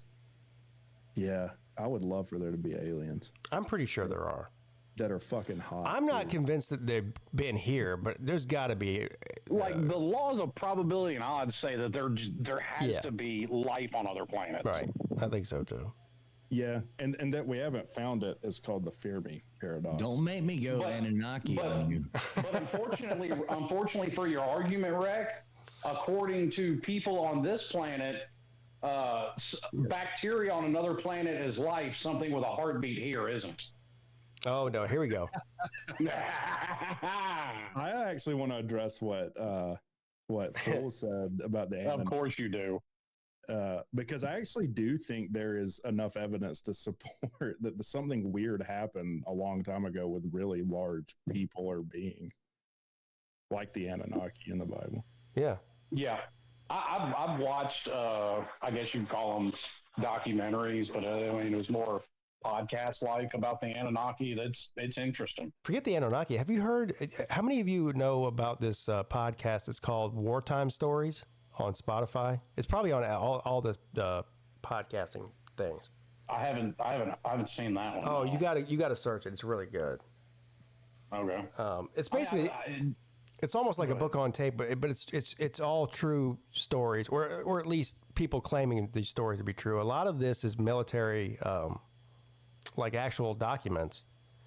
Like I watched something similar, like Sean Ryan before when he first got started, like before he started doing his podcast. Like it was, and I think I sent you some of the videos. He called it Story Time on his channel. It was just like him and some other Navy SEALs and, you know, the occasional Army Ranger or something like that. Literally just sitting around a bonfire, fucking swapping war stories, training stories. Yeah, but this particular thing is a well produced thing, but it's more like of fringe type things. Like there's a bunch of soldiers in Afghanistan that claimed that they were, you know, patrolling through the remote mountains of Afghanistan and came across a race of like literal giants. I say giants, like, you know, 14, 15 foot tall human type creatures. It's called Nephilim. Yeah, well, in the Bible, it's called Nephilim. That's it. Yeah. Well, the Bible's the only thing that matters. I mean, that's the truth. I'm talking about. Most people read. We were talking about that a little while ago, fools. Unfortunately, most people read the King James Bible, which has a lot of that shit taken out of it. Well, yeah, the King James. Well, I don't know. I don't want to. Don't get me started now. I came on here looking like Ron Jeremy for one purpose and one purpose only. Can we pivot to something most people would want to trash, which is Mormonism? Because the book of Abraham has 17th century King James. All right, look, let's save that argument for a latter day. I see what you did there. Yeah. Isn't the Big Bang theory being phased out by physicists for other theories like string theory? Well, string theory describes how particles behave. So no. And string theory. You do have more challenges of the Big Bang today than you have had previously.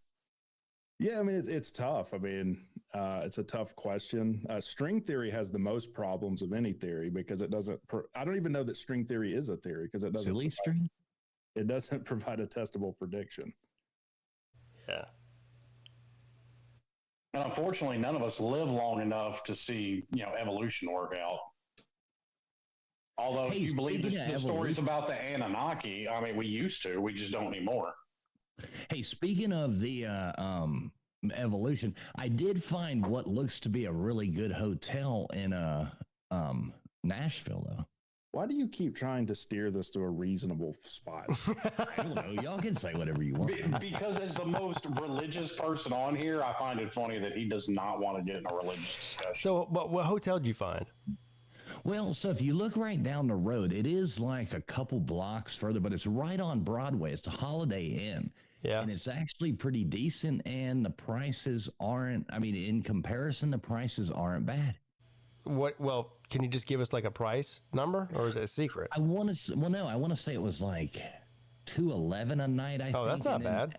But as with the other ones, you know, there's the really high parking, but I don't think it had a resort fee, and I think the parking was only like $50. I'm not parking anyway. I'm flying there, so for me it doesn't matter. But for other people it does matter, I guess. I do want to find, like, I wondered that, like, could you just like park your car at Walmart and Uber to the hotel? I don't see why not. I'm not going to do that in Nashville, but I would do that in Nashville before I did it in Memphis. I wouldn't do it in either place. But you know what I mean. But a Holiday Inn, it looks pretty good, Pete. Yeah. Check it out. Will the hotels have Gideon Bibles in them? Yes. Probably. Yes, 100%, except for your room. Now, does this Holiday Inn have somewhere for all of us to congregate? Wherever we stay, it has to have somewhere that can handle all of us hanging out. I think we should all meet at Rec Talk's room the first night we're there and have like a 2-hour long Bible study session. Yeah, we could read. We could read the Bible to each other. Yeah, Gideon's Bible. I'm down. And then I'll even bring my own Bible. And then immediately after that, we can watch you guys wrestle in sumo suits. Yeah. We'll do the Bible study, pray for God's favor, and see who he chooses in battle. That sounds like a plan right there. Can we sacrifice both of you afterwards? Yes. Now if I win, Rick, will you then admit you are wrong?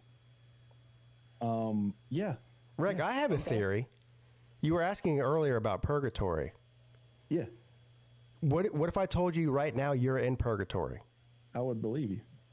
Because you're a Georgia Tech fan. Oh my God, dude. Does that mean all South Carolina fans are in purgatory too? Yes. Yeah, we're in the same purgatory. Well, I guess technically we're all in purgatory because we're all here together. Yeah. I mean, that's kind of what the Greeks believe, man, and I'm down with that. I got ChatGPT shitting on me. I got my buddy Pete shitting on me. No respect. I'm down with fucking Zeus and Ares, man. ChatGPT did do you dirty, though. That was funny. It's like a very microscopically small fan base. I've got not sentient shit talking shit. Wait, what? Now, I did miss this. What happened? I want to hear this. I will give Rick credit for this before he gets into it. Most people in his position would want to murder Elon Musk because of that, and Rick didn't go there. Well, I can't do anything to Elon he hadn't already done to himself. So what happened? Tell me. Give me the scoop. So on Monday we were putting like random YouTube people's names into ChatGPT and see what it says about them, and so we put Rec Talk's name in there, and ChatGPT was like, he's a YouTuber who represents a very what was the exact words it used, Rec? I think it said that represents a small fan base. Yeah, small fan base.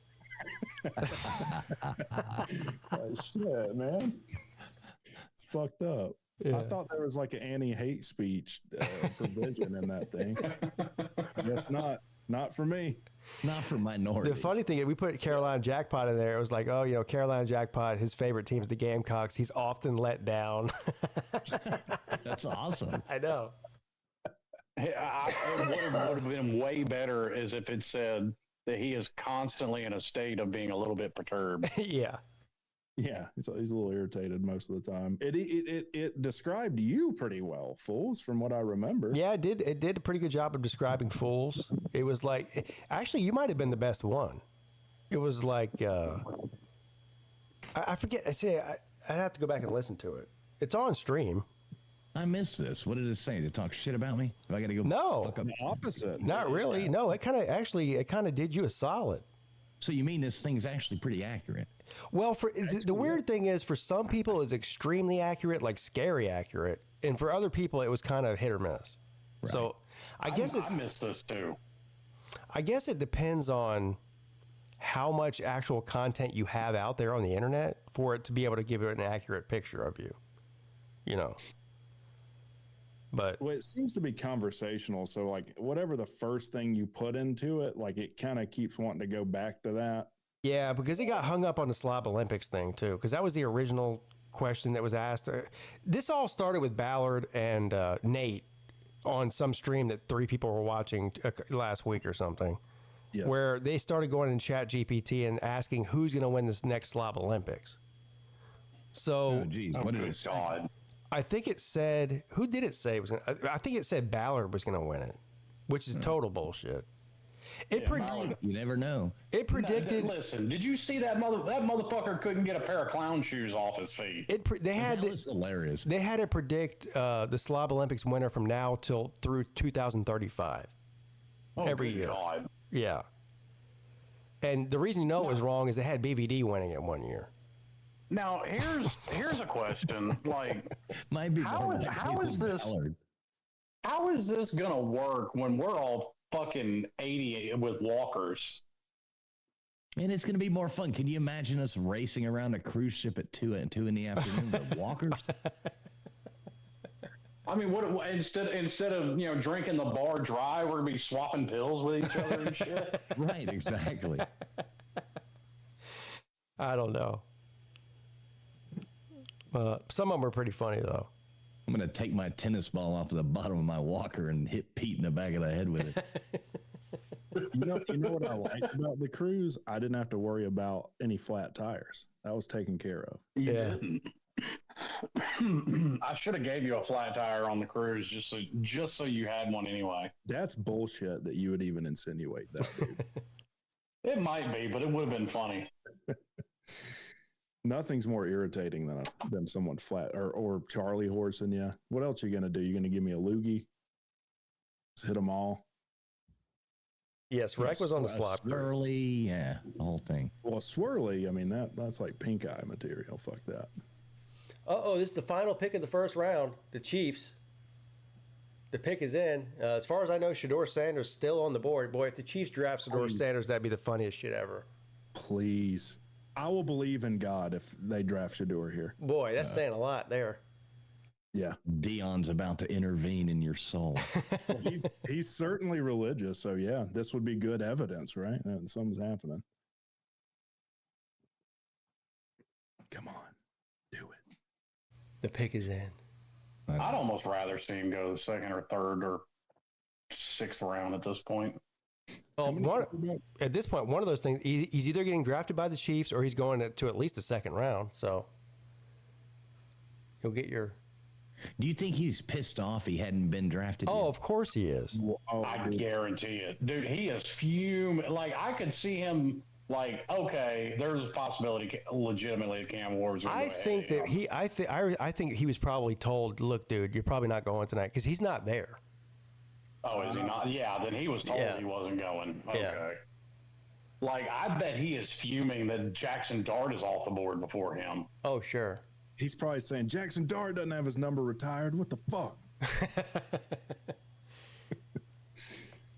All right, the pick is in. What is people's thoughts of that? We've talked. I think it's ridiculous. Like, I'm kind of anti-retiring numbers in college anyway. Josh Simmons from Ohio State going to the Chiefs. Damn. That's No, like Ohio State had like There's what? a lot of Mad Dion stands on the internet tonight. Tell me you're not going to troll any of them. Oh, Not tonight. I'm not. I'm fixing to go to bed as soon as I finish this cigarette. I'm so happy right now. Dude, Rec is so happy. He has an erection at the moment. I have an erection a lot, though. Don't ask me how I know that. I just do. How you know that I have an There's anytime during the day when you say that, there's an 80% chance that he does. Your new channel is going to be Erect Talk. It's the law of averages. Erection. Erect talk. Yeah. That can be a new character. Yeah, I'm trolling Rec with science. I win. Yeah, I have an erection. That's science. Look at the angle. It's an acute. Earlier, Millis Vanillis is on here, and he goes, "Rec, I have something I've been wanting to ask you for a long time." And so we're like, okay, this ought to be interesting. And he asks Rec Talk. He says, "If you could have an extra arm or an extra leg, which one would you rather have?" Yeah, I guess I'm the authority on this question. Yeah, before I get off here, I have a serious question. Am I the asshole because I'm the only one? I guess I'm the only one left that hasn't spoken to Milla since he decided to pop back up. I guess so. Yeah, you are kind of an asshole for that. Yeah. You are. Okay, I'll take that. All right. Yeah, I forgave him. I do got to go to bed because I got to be at work at 8 o'clock in the morning. All right, love you, buddy. I won. Did you though? See you, Slim. See you later. Right. I love some of these YouTube arguments. They're great. Yeah. I mean, I will not deny that me and Slim are very similar in that we like to argue. Like, I would argue the opposite position. Doesn't matter. Yeah. That's totally what he does.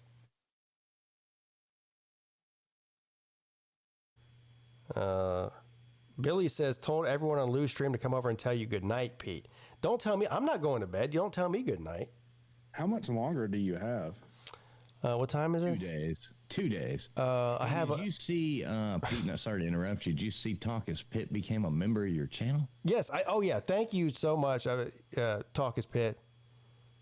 The latest join member of the Pigskin Peete YouTube channel. To answer your question, I have, 10 hours and 14 minutes left.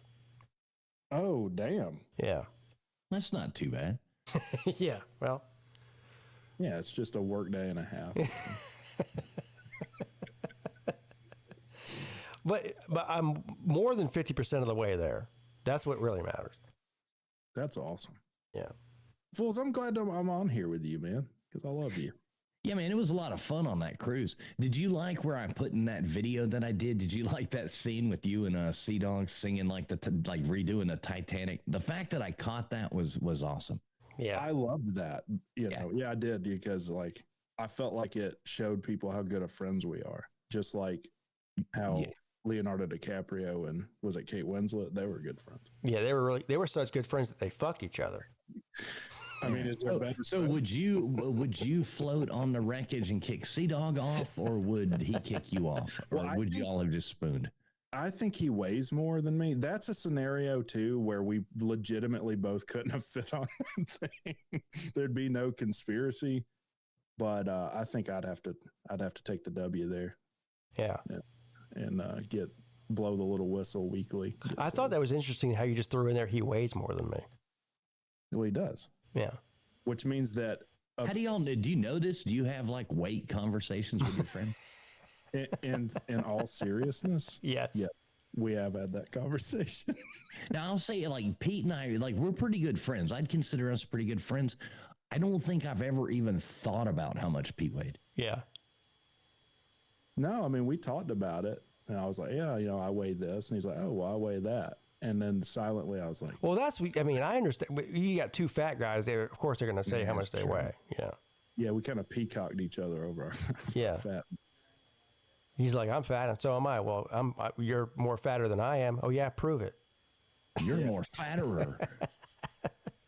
Yeah, I think it came about over the shorts thing, actually, because I was like, that's a really fat thing to do, is just wear shorts.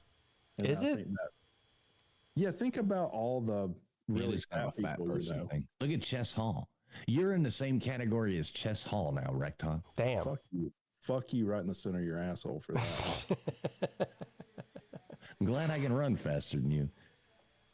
You know what? I would bet you $100 you can't. Dude, I ran next to you with a camera in my hand. Okay. Backwards, jogging, filming you. $100. Okay, just go on ahead and cash at me right now. It's Team Fools. Pete, I'll pull this video up of me outrunning him backwards. And I'll do it after my fight. Well, to be fair, he wasn't really running. He was like sort of like skating on clown shoes. Waddling. It's called waddling. Yeah, waddling. I had to catch up to Jackpot. I didn't have to, leg it out that much. All right. I have to go pee real quick. I'll be right back. Sweet. All right, we got this.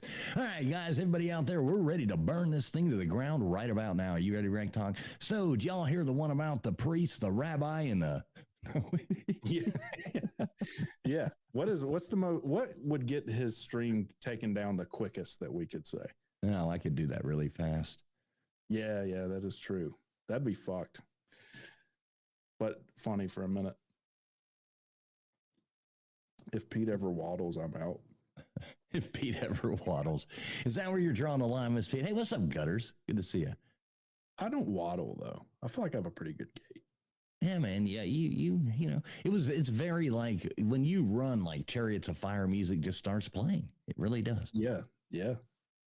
So are you pumped about Nashville? How you feel about that? I love that. I think that's the best choice we probably could have made, and we made it. Yeah, it's going to be fun. Mrs. Full, she's always wanted to go. I haven't been, God, it's been years since I went to Nashville. But yeah, it should be fun. Mrs. Full, she's always wanted to go to Nashville. And so it's kind of one of those cool things where it's like, hey, one way or another, we're going to Nashville. Oh, man, you got a $20 super chat from Mrs. Mack. Mrs. Mack coming in. What's up, Mrs. Mack? Good to see you. Pete's, I think Pete's taking a poop or something. He's not here, but we'll make sure you say that. What's up, Mrs. Mack? Good to see you. Let's go. Yeah, he's only got 10 hours left, Mrs. Mack. Wow. What a trooper. Yeah, I think Nashville's going to be fun, though. You think Huffer-Billy Paul's going to show up? I don't know. It's been a minute since I've seen Huffer-Billy Paul. I would hope so. I mean, it's not far for any of us in Georgia, really, especially on the north side like you. Well, I think it's only like 3 hours for me. So that, that's really good. 3 hours. That's nothing. Yeah, that's way shorter than driving to Port Canaveral. Yeah, that did. I did that whole thing at night though. That was cool. Did you head back right when we got off the boat, or did you hang around for a minute? Slim and I, Pete, the missuses, we all went and got breakfast that morning. And we all got off the boat, went and had breakfast, and then we all headed back. So it was about an hour and a half after we got off the boat, we headed back. Real quick, thank you so much to Mrs. Mack in the house for the super chat. Appreciate it. She says, let's go. Yeah, man. Let's go. Talk is Pitt in the house. Yeah. What were you guys just discussing? What happened the last day? He asked if we headed back right away, and I was like, no, we all went and had breakfast, and then we headed back. Yeah. Because Sea Dog and I, we rode together. We had to dodge a tornado coming out of there. Yeah, it was, the weather was bad. Yeah. And he was you know what he was really concerned about when this like tornado watch came out was whether it would prevent us from getting to Chick-fil-A. That checks out. I believe you. A little irritated. Yeah. Well, we went to eat with you guys, and then me and Mrs. Pete had to drop off Slim Shady and Mrs. Slim Shady at the airport in Orlando. Yeah. And then it took us about 8 hours to get home instead of 6. Yeah. Took us a while. I was so tired. It was the one time Mrs. Fools had some of those like gift cards that somebody gave her, for one of those mall stores or something. So after about like 4.5 hours of driving, she's like, if you see a place, can I run in there? And I always know when it says she's going to run into the mall. I mean, that's going to turn into like 3 hours. Yeah. Oh, yeah. So I was so tired though at one point, and she's saying that I pulled into a mall and pulled under a shade tree and said, go on. And about 3 hours later, she was waking me up. I was like, thank God, I had a good nap. I was like, oh, you son of a bitch. You took a nap under a tree? Yeah. Oh, yeah. Well, in the car, Oh. I didn't get out of the car and go sleep. I thought you slept underneath a tree like Rip Van Winkle. Car naps are fantastic, though. Yeah, I was up there in the Catskills on the way back from Florida, up there catching my Z's. Me and Rip Van Winkle, we're doing good. I'll be right back. I'm gonna go. All right. What's up, Pigskin? What's up, Pitt? How you doing, buddy? I'm all right. I got promoted at work last year to general manager, so that's why I haven't been around. Well, congratulations. Oh, yeah, so you're a bigwig now. Yeah, I can hire, fire, can do everything except tell my boss to go fuck himself. Yeah. Well, you can do that. Nothing's stopping you. Yeah, nothing's stopping you except for unemployment line. Yeah, right. You have the choice. Well, it's not the unemployment line that scares me the most. I mean, I have a child, so I can't quit working no matter what. Yeah. I mean, well, I could sell drugs, but I'm sorry. I was sorry to hear about your mom. She's not doing well. Oh yeah, we all ended up getting pneumonia really bad. She got it the worst, and she had to be in the hospital for like 11 days, and they had tubes coming out of her fucking back. They had to drain fluid out of her lungs. It was the most depressing shit I've ever had to deal with. Yeah. She's okay now, though. She's okay. She's going to be on oxygen for the rest of her life. Oh, well, that's depressing. Wow. Yeah. Yeah. Sorry to hear that. But other than that, I mean, it didn't affect my finances because I had PTO saved up, so I just used that. Good. But I want to start making content again. The problem is a lot of people don't know my channel only exists because of Golden Blue Dude. I met him before YouTube, and he asked me to create the channel because he has no one to talk shit to. And then he passed away. And then Wolfman from Mark Rogers' channel passed away. Me and him were really close. So it's like the two people. Every person I get close to dies. All right, so whatever happens, don't get out of here, guys. Yeah, don't get close to me, please. Thank you. I don't want to die. Not yet. So what do you? So it's not that I'm worried about somebody's dying. I'm just tired of going through it. And plus, I mean, a lot of the times when I would talk about college football that has nothing to do with Pitt, instead of people answering my questions, they just straight up made fun of me. And instead of me complaining about it, I just was like, whatever. Well, yeah, that's going to happen. And it is. And I knew that was going to happen. But, you know, if somebody's going to sit there and say I talk about Pitt too much and then make fun of me when I'm asking other questions, what's the point? I got a piece of advice for you. Don't listen to anybody. Fuck them. Yeah. I mean, a lot of people actually do enjoy coming over to my channel. I mean, I have my loyal followers, Vic, Sea-Dog, a few other people. Yeah. Yeah. Make the content you like, and then like all the other shit will work as well. Yeah. Yeah. But I mean, I barely post videos, and I have about 200 followers. Well, there you go. So I guess I'm doing something right. Yeah, and the internet's full of a bunch of morons anyway that are just gonna shit on people regardless. Mm-hmm. I mean, it's not that it bothers me. Like, you can say whatever you want, and I'm okay. I mean, because Pigskin will even tell you I talk shit all day, every day on Twitter. That's all I do. And you can say whatever you want. That aspect of it, them actually saying something. But, you know, to me, when I'm actually trying to ask a question, that does irritate me. Yeah, Mrs. Mack, I don't see anything from Mr. Mack, no. I don't know. Oh, and I renewed my membership to your channel, Pigskin. Yeah, I saw that. Yeah. I mentioned that a couple minutes ago. Well, that's good news because now you'll be able to see. You're behind the paywall now, so you'll be able to see the big fight between Rec Talk and Slim Shady now. Yeah. As soon as I came in, that's the first thing I heard is somebody talk about the Big Bang Theory, and I'm like, oh God, I bet you it's Slim, and it was. That's the first thing I heard, and I'm like, I'm staying for this. Yeah. And I was driving because I just recently I'm older, and so I still had to go through and get my permit, and I still have to have a licensed driver with me. So I was driving for about 40 minutes. So I don't actually live in Pittsburgh. I live pretty much out of the state. Okay. So it takes about 45 minutes for me to get home. Pretty much out of the state. So what does that mean? You're either in the state or you're not. What does pretty much out of the state mean? Part of my town's in Maryland. Okay, I was hoping you knew that there was more than one state. Okay. Yeah, I was hoping that too.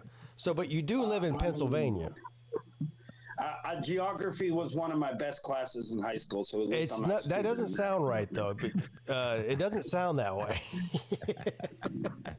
Well, you guys broke it down and then was like, okay, yeah, I understand. Well, your mailing address is in Pennsylvania, is it not? It is. Okay, so you live in Pennsylvania. Yeah. All right.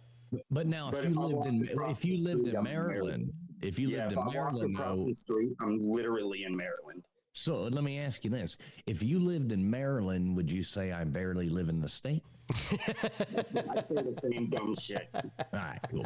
As long as consistency is there. What's up, brother? Good to see you, though, man. I haven't seen you in a while. Good to see you. I'm always consistent, traveling fools. You've known me for what, about 4 years?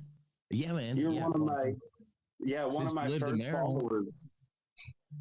And I've always been consistent with my stupidity, mainly because I love getting reactions out of people. I do like being consistently stupid. That is a good thing. I've been consistently stupid for 44 years. Yeah, that's a good streak. Yeah, I'm on a hell of a heater. So you were like 8 when I was born. Damn, go ahead and shit. Ah, damn. Damn, so you're like fucking old then, right? Yeah, fucking old. God damn. Well, I mean, I know I'm old because my favorite time of the day is 9 p.m. when I go to bed. Well, it's 12 a.m. and you're still awake. Yeah, well, that's what happens when you're the boss. You have to pick up somebody else's bullshit.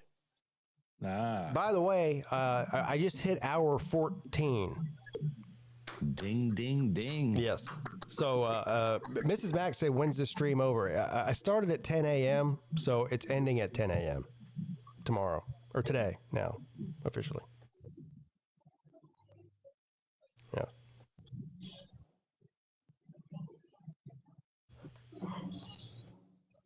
The last eight. You said the last 8 hours is the easiest. I don't know about that. That sounds like some degenerate gambler talk there. Yeah, you need to contact Mayhem Matthew. He could come on and get you through the past 3 or 4 hours. Yeah. The last 3 or 4 hours. I mean, unless he has a story more interesting than getting Pete on, I don't really have any interest in talking to him. It's been a couple years since he told that story. Imagine the things that could have happened. What if him and Bystar became friends and they started like hanging out in Atlanta or something like that? That I bet we could get some really good stories out of that. Weasel Wars, yeah. He's still talking about that story.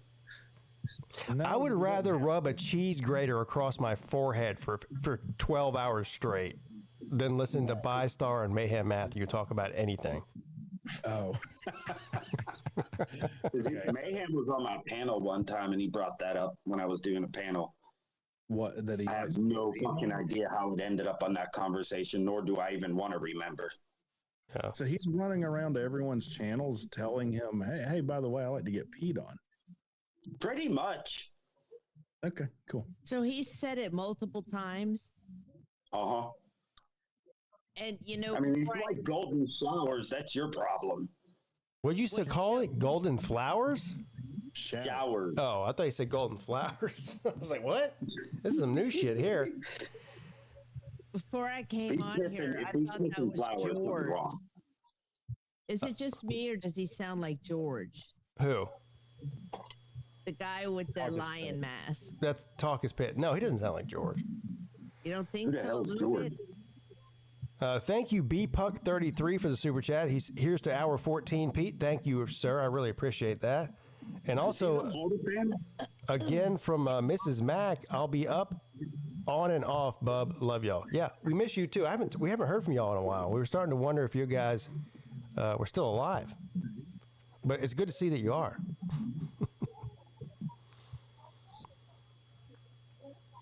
TK, when's your new show starting again? It's starting soon. Soon is a very relevant term, so... I'd say it's starting in approximately 2 months. What is 2 the months? show concept? Okay, well, What? it's going to be like, okay, it's called Clickbait with TK and Baker. And basically... I'm sorry, go ahead. It's kind of going to be, there's going to be multiple things. We're still working on a lot of stuff, but Baker. What are you working on? He was on your stream the other night. Okay, that bad. Okay, I know a few. Okay. Oklahoma. Okay, I got you. I like him. He's a nice guy. I like him. I got you. And like, what I'm going to do is like, I may pick a couple of like cool stories, like crazy stories or whatever, or serious ones, like video or weird video clips where he hasn't seen it, and get his live reaction, and then vice versa, and then maybe we'll kind of go together. But it's going to be about different issues, and we're going to like expound on it. Cool. That sounds interesting. I'll watch. I'll tune in. Thank you. I got a big ass spider running across my bar. Don't hurt it. I'm totally squishing this motherfucker when it comes out. No, not if it's a jumping spider. If it's a jumping spider, I don't care what it is. It's got 8 legs. It's dying. Mrs. Pete just brought me a midnight shot, so we'll do it together. Here we go. We got just under 10 hours left. God dang. Where are we at here? Cheers to all the people that have joined the show, contributed to the show. Some of these people in the chat have been here the entire 14 hours I've been streaming. That's amazing and fantastic. So cheers to all of you. Cheers. I don't have any alcohol, so... It'll be a minor miracle if I make it at 10 a.m. I'll tell you that right now. But I will, because I'm a man of my word. You know, I've listened to almost the whole thing. Yeah. I haven't been in the chat the whole time, but I did miss about 3 hours of it. I'm glad I was. You didn't listen to the whole thing. There's that fucking spider. I said almost right from the get-go. I said almost the whole thing. I missed about 3 hours. I forgive you. I forgot. And I knew about it yesterday because I was, or a couple days ago when Pigskin did one of his live streams, I was in the chat. I'm killing this spider. I'll be right back. Did he just hop off the stream to go kill a spider? Yeah. Yes, and I need time to grieve. I'll just mute myself for a minute. Yeah, but you know all spiders aren't the same. Like your little Mexican jumping spider is not the same as what he's about to stomp on. I know. Mine's really cute, and that one's probably ugly, but the majority of spiders do not hurt you. No, this one's done. It's dead. It ain't going to hurt me. It's good. Yeah. I have a vegetable garden, so I keep them there. Yeah, because they eat flies and shit. They eat all that stuff. This was one of those black ones that's running all over the place and driving me insane. So, a tarantula? What you got against the black ones? Yeah, I really appreciate you guys. A Momo coming through with the $10 super chat. He's also a member. And Rec Talk's sending the love. A panel member is sending the love while he's on the panel. Look at this. Yeah. Chat GPT is horse shit with SEC bias. He's still mad at Chat GPT for shitting on Georgia Tech. $10. Did y'all put my name in there? Huh? Did you put my name in the Chat GPT thingy? I did not. Well, first of all, I wasn't the one doing it. Ballard was the one doing it. I would love to see what the hell it says. Yeah. Yeah, we got to have Ballard for that. Because Pitt is part of a fan base who's full of shit. That would probably be nicer to you than it was me. Mm-hmm. No, it wouldn't. I have a feeling it'd probably be the worst shit I've ever heard in my life. Be like, God damn. Hey, why are you so negative about yourself? I'm not. I'm starting to just get used to it. Used to how everybody just views Pitt. Period. No, dude, you need to left for a while, so it's like I kind of forget how everything works because I left for a while. Oh. I mean, here's the thing, Pigskin. I know what Pitt is, and I know what Pitt isn't. Yeah, they're not any good. They're not. No. Yeah. They get lucky every once in a while. I'll tell you what they are. They're not any good. I'll tell you what they are. Dog shit. Dog shit. They're dog shit. They're not any good. But they do always. They're one of those teams that does, every now upset somebody and ruin their goddamn season. Yeah, they are good at spoiling people's seasons. That's true. Yeah. Yeah. I mean, I think the days of because last year when they lost all 6 games, that was because Holstein was out for the rest of the year, and then all of our linemen suffered ACL tears. So we were playing with nothing but freshmen for the last 6 games. And that went to hell. But thank God all those freshmen are gone. They transferred. And then we brought in some big guy from Michigan, Jeff Percy. I think that's his name. Just got a cash app from somebody. I don't want to say this. This looks like a government name, so I don't want to say it.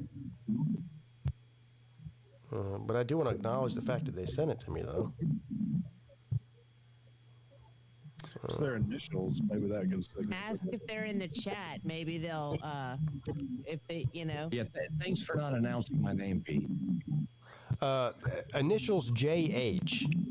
Damn it. And his message was, for the last 10 hours, go Dogs. Oh, Rec Dog's not going to like that one. Fucking gross. I'll actually be down in Atlanta for the Tech game this year, Rec Talk. Oh, okay. We'll have to meet up then. Yeah, definitely. Pete, one game I might get to go to this year? What? Is, what the hell is that? Yeah, what is that? Hold on. I got to figure out who this is. Am I the only one that, because I was trying to picture. I think it's, hold on. I'm about to tell you. It's Pitt. It's Talk is Pitt. Yeah. Somebody sounds like underwater. I feel like I could hear for the first time now. Yeah. This is like. I might be able to get tickets to a game that I might have to do some. It might be Tigers versus Tigers. Oh, the opener. Are you going to that game? Dude, the cheapest tickets I could find for that were $500. All right. Fools, Well, are you going to that game? who do you think's covering the game night before? More than likely. Oh, he's going for free.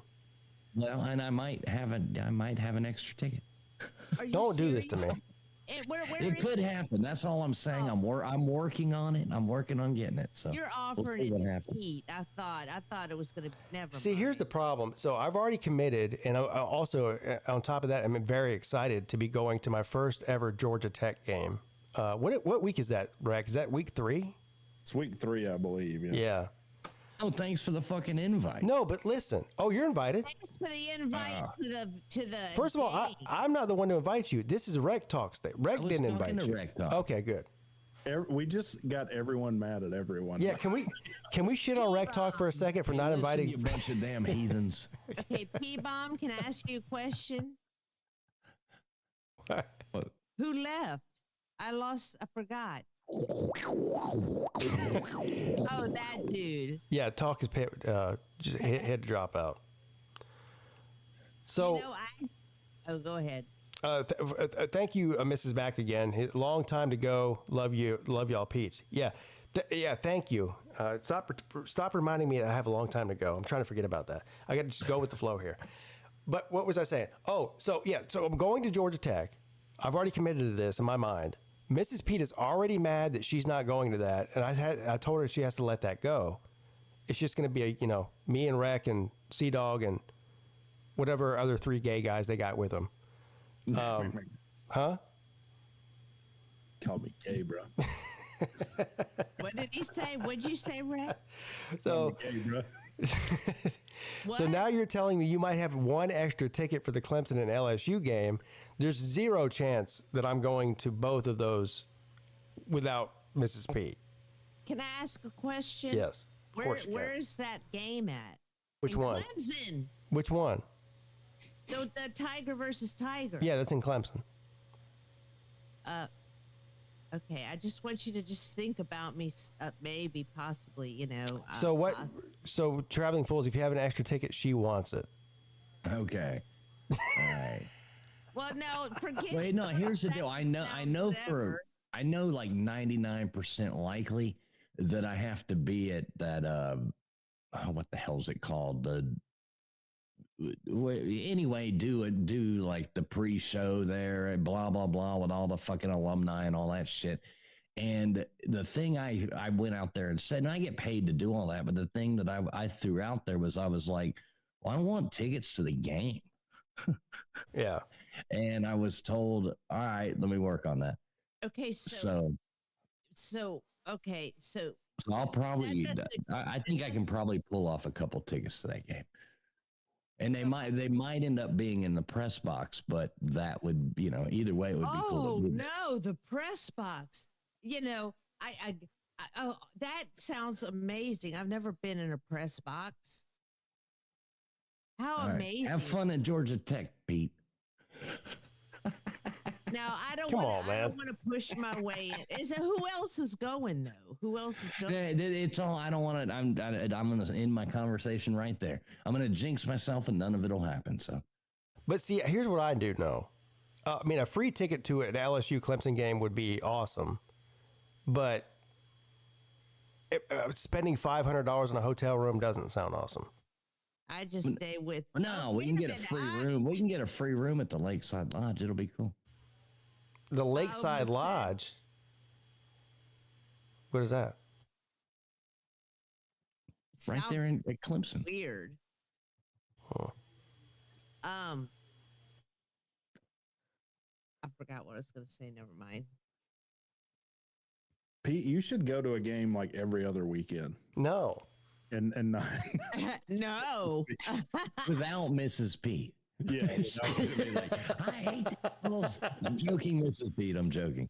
Oh, she's about to get mad at me because you said that. Mm-hmm. That's how this works. Just keep gifting. Only 9 hours to go, Pete. Yeah, we're gonna burn the house down on our way out. Of course, as soon as I finally, I've never been to Georgia Tech game.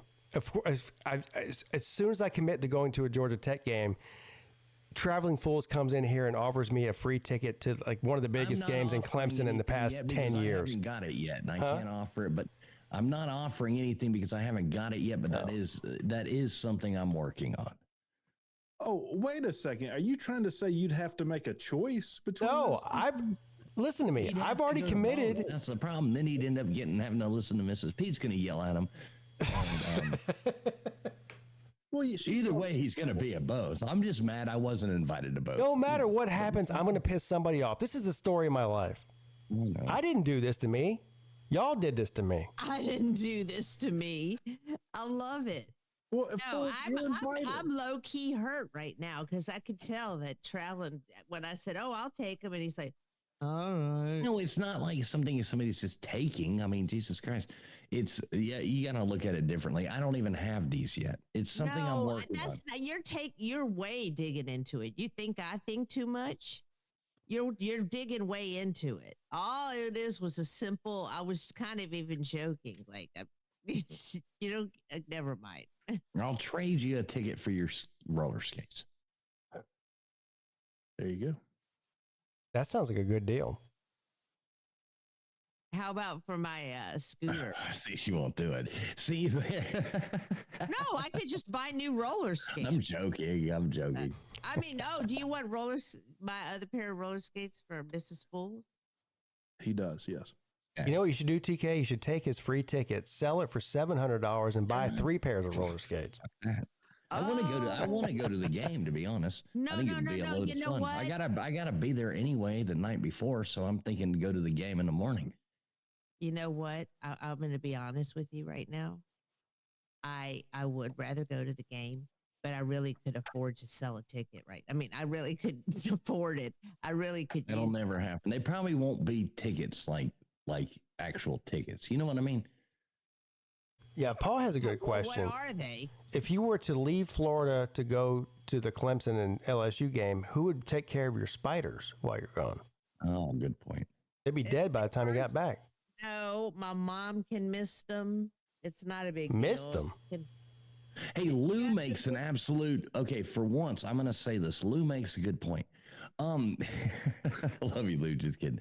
He says Mrs. Peete goes to West Virginia games and leaves Pete at home. He should be able to go to both games if he wants. I should be able to. Lou. Good point, Lou. Yeah. Yeah. I think it would sell for a lot. What? That's a big game. Tiger versus tiger. Cute tiger. It kind of is the game to say which is the real tiger. I mean, it really kind of is. That is kind of on the line. Which is the real tigers? Well, what if LSU goes there and says we just beat up the fake Death Valley? Or Clemson can go. Well, this isn't a debate. This is the real Death Valley. I mean, it could be decided on the field. Not a debate. Well, the real one's the first one. And there's no debate about who was the first Death Valley. I mean, that's not even, even LSU will admit that. It's documented. Yeah. Okay. Now, can I make a suggestion or something? Yeah. Haven't other people in society been known to do such things? Okay. What? Well, I mean, okay, let me think of something. Let me think of a scenario here. Okay. Can y'all continue talking and I can think of a scenario in a second? Yeah. Okay. Hang on. So while she's thinking of a scenario that's not going to work, Rec Talk, what kind of? What was my initial thought? Hey, can I make a point? She forgot already. All right, we'll give you 2 minutes to think of your point, Rec. Pete. Yeah.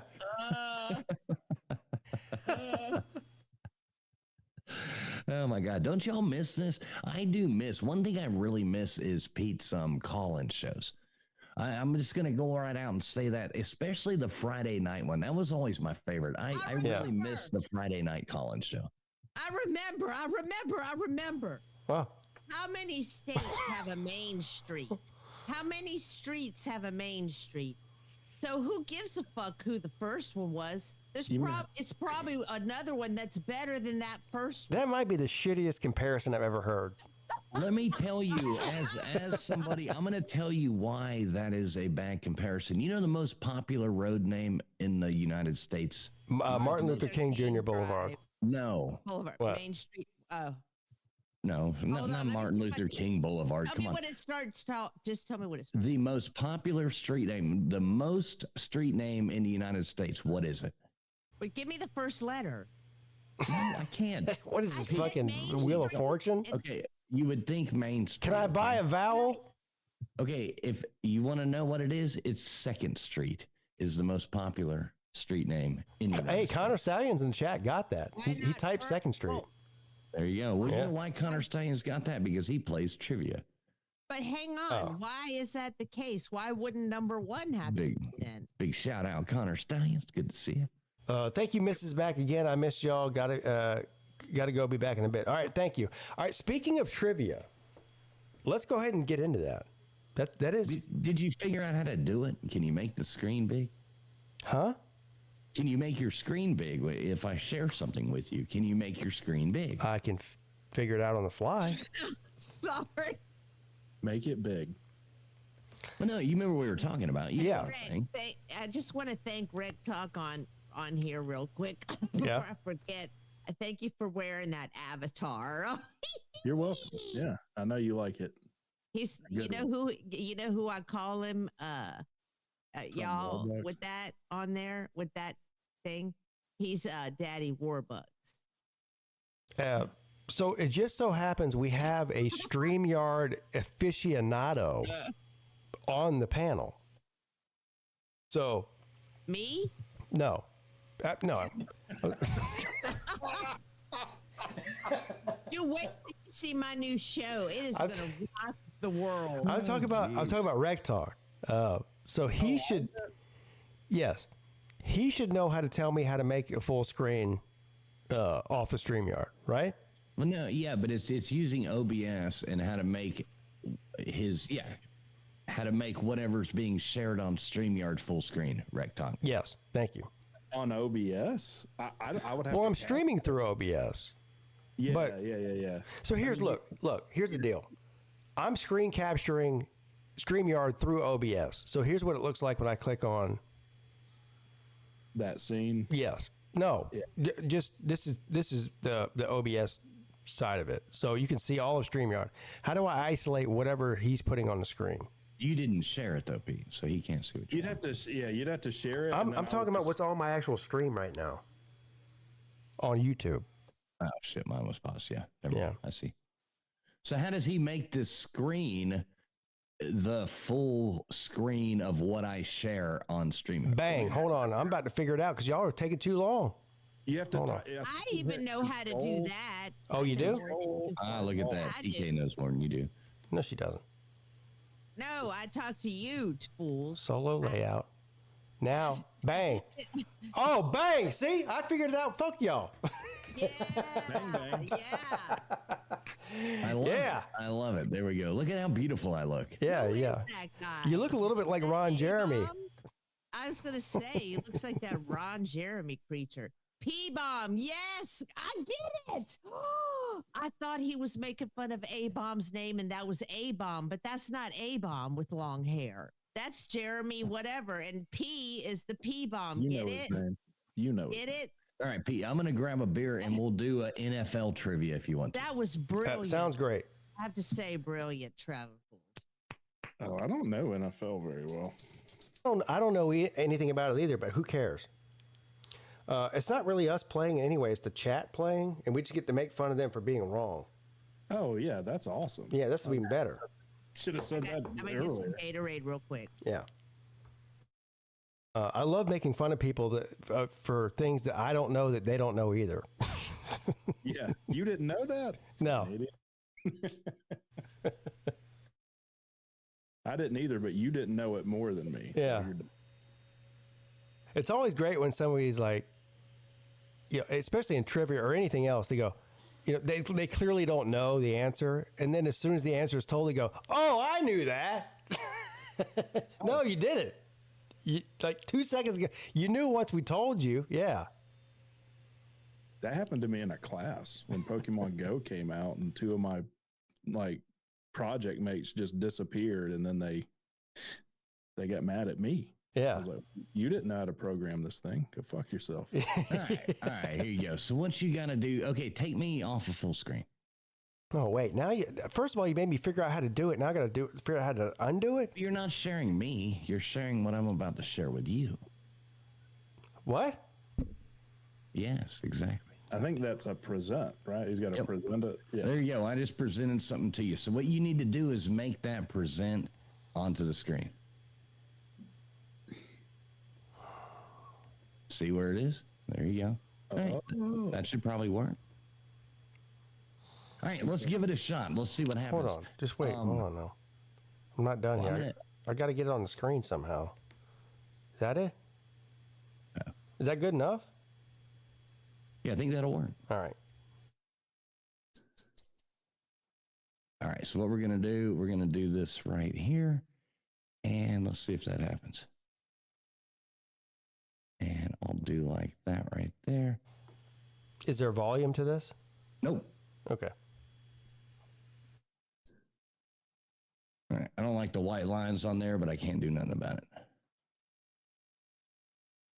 There you go. Oh, I can. All right, there you go, folks. What you got to do, NFL trivia. This should work. Type 1, 2, 3, or 4 in the chat, whatever coincides with what you believe it to be, and that should be the way it works right there. And in a minute, 20 seconds, make sure you have refreshed your streams. Make sure you are streaming live. Otherwise, you have no chance of winning. So that's pretty much basically that. 1, 2, 3, or 4 in the chat. Whatever you think the right answer is, computer program's going to do it all for us. I think I got this integrated into Pete's chat to where it should work perfect, but we'll see. That's pretty slick. It is. Yeah, we'll see what happens. Hopefully it works. I'm impressed. If this works, I will be very impressed. I can tell how much you watch my channel. I know it'll work, but I've never shared it and done it like my programs with somebody else. You know what I mean? So I know it works on mine. So we're seeing right now, I'm integrating this into Pete's chat, not into my chat. So I'm hoping it works right. I think it'll work. I think it will too. 1, 2, 3, or 4 in the chat when the questions come up. You only got about 19 seconds to answer. So NFL trivia should be pretty interesting. You like Homer Simpson here dancing around? I do like that. That's legit. Who is it playing Denver? And I got to see it again. Probably Ohio, some kind of, well, that wouldn't make sense. San Francisco. Yep, there you go. All right, there you go. 1, 2, 3, or 4. Let's see what happens. All right, here we go. All right, who famously had a wardrobe malfunction in the 2004 Super Bowl halftime show? 1, Tina Turner, 2, Oprah, 3, Madonna, or 4, Janet Jackson? Type your answer in. 1, 2, 3, or 4. See, easy. That's an easy one. Well, exactly. You got to start out easy, man. I still remember that titty. I do too. Yeah. Wasn't that part of the reason why YouTube was like invented? Wasn't that like one of the first things? I don't know. It's a good question. I don't think YouTube had anything to do with tits. No. There you go. Look, it's working. See that? 84% coming in. Bang. Janet Jackson. See, there you go. You're a Program's genius, sir. Look at that, folks. Yeah, it's pretty good, huh? So next question coming up in what? 9 seconds. All right, Pete, you read this one. Okay. Let me put on my specs. All right, better hurry. Coming up right now. Okay. I'm ready. Which city has hosted the most Super Bowls? Number 1, Tampa. Number 2, New Orleans. Number 3, Miami. Number 4, Los Angeles. This is a pretty cool program, ain't it, Rick? Yeah. I know, this is really cool. I need you to tell me where you get it. Yeah, want my ideas now. Yeah. Every Sunday night, folks, if you like trivia, every Sunday night, 10:30 Eastern Standard Time, come on over and play. We give away cool prizes, and it's a lot, more fun than this. As far as the questions, they're harder. There you go, Pete. 62% Miami, and that is the correct answer. There you go. There So you go. correct is green every time? Okay. Yep. Wow. How many have they had? 44? Is that what Magadog said? No, that can't be right. No. All right, Reg Talk, you take this one. All right. How many games does each team play during the regular NFL season? Type your answers now. You got to read the options. 1 19, 2 18, 3 17, 4 16. Some people might be playing on a phone or something, it makes it hard to see. So it sometimes helps if you read it out. Yeah, I've messed that up. That's all right. You're a Georgia Tech fan. God, boy, first chat GPT, now traveling fools is shitting on you. All right, 17, 65%. And that is correct. That's crazy that 35% of the people didn't know the answer to that. Yeah, it is. It is. And Huffer Billy Paul was one of them. That's not surprising. All right, TK, you with us? TK, are you muted? I think she's misting her spider. All right, I'll take the next one. Here we go. Known as the Game Day MVP, what is the most popular game day dip across the United States? 1 7-layer, 2 French onion, 3 chili cheese, or 4 buffalo chicken? Sorry about the typo. This is an interesting question. I actually did put all these questions. So I don't know the answer to this, but I'm going to go ahead and say 4. Oh, yeah. It's not even close. It's buffalo chicken. Okay. It's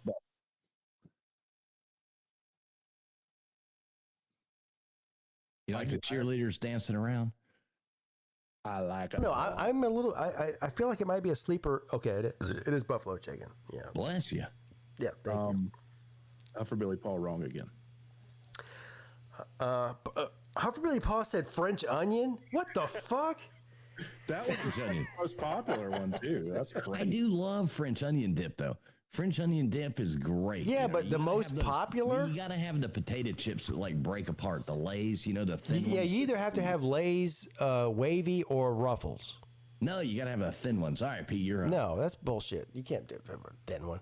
Which of these teams has won the most Super Bowls? Number 1, San Francisco. 2, New York Giants, not Jets. 3, Kansas City Chiefs. 4, Green Bay Packers. I'm not going to say anything. I think I know the answer, though. You like these questions? I do. I'm pretty sure it's the Packers, but I could be wrong. It might be the 49ers. It is the 49ers. But, look at that. Almost 70% of the people said the Packers, and they were wrong. It is the 49ers. So shout out to who got that right. Was that LW? Yeah, it looks like LW and is that T2? Yeah. That's surprising to me. I would have got that wrong. That was almost a trick question there. Well, I guess Jerry Rice, Okay. Well, I mean, Montana won, what, 5? There you go, Rick. Who was the MVP of Super Bowl III, famously guaranteeing victory beforehand? 1, Vince Lombardi. 2, O.J. Simpson. Oh, jeez. 3, Joe Namath. 4, Jim Ford. This is the most ridiculous question. This is the easiest one so far. Well, yeah, some are easy, some are hard. That's the point. Don't you miss O.J. Simpson's Twitter, though? That's like one of the things I miss the most as far as Twitter goes, or X. The other one that's great is the Iron Sheik. If you ever, and it's still run by somebody, is still funny, but I really miss OJ's. Yeah, I missed his. It's hilarious. He'd be out there like weighing in on like murder cases and stuff. Rec Talk, wrap this one up, buddy. Joe Namath was correct, 85%, and I do want to point out again, for Billy Paul was wrong. He put O.J. Simpson was, oh my God. He's got to be, Hufferbilly's got to be doing this shit on purpose. I hope so. All right, which player has won the most career passing, or which player has the most career passing yards in Super Bowl history? 1, Tom Brady. 2, Terry Bradshaw. 3, Roger Staubach. Or 4, Joe Montana. I would have to say Tom Brady for this one. I agree. I think it's either Brady or Staubach. I think it's Brady though. I mean, he's got to have played. Doesn't he have like 600 yards passing in that Atlanta game? All right, fuck you guys. Yep, it's Tom Brady. Yeah, of course it's Tom Brady. Look at that Stallions coming in there hot right off the top. He threw for like 600 yards against Atlanta in the second half. Yeah. You know, when I host trivia night, it's always funny if it's like, who has the record for it? Like before they're even done, 70% of the time you can just say Tom Brady anymore. Yeah, for any NFL passing record, for sure. Yeah, or Super Bowl wins or blah, blah. You know what I mean? There's so many things as Tom wins Brady. As a starter. Right. Whose turn is it is it mine? You. Yep. Yes. Which quarterback led the biggest comeback in Super Bowl history? Again, it's Tom Brady. No, shit. No, number 1, Tom Brady. 2, Terry Bradshaw. 3, Roger Staubach. 4, Joe Montana. Is this a shit on the Falcons portion?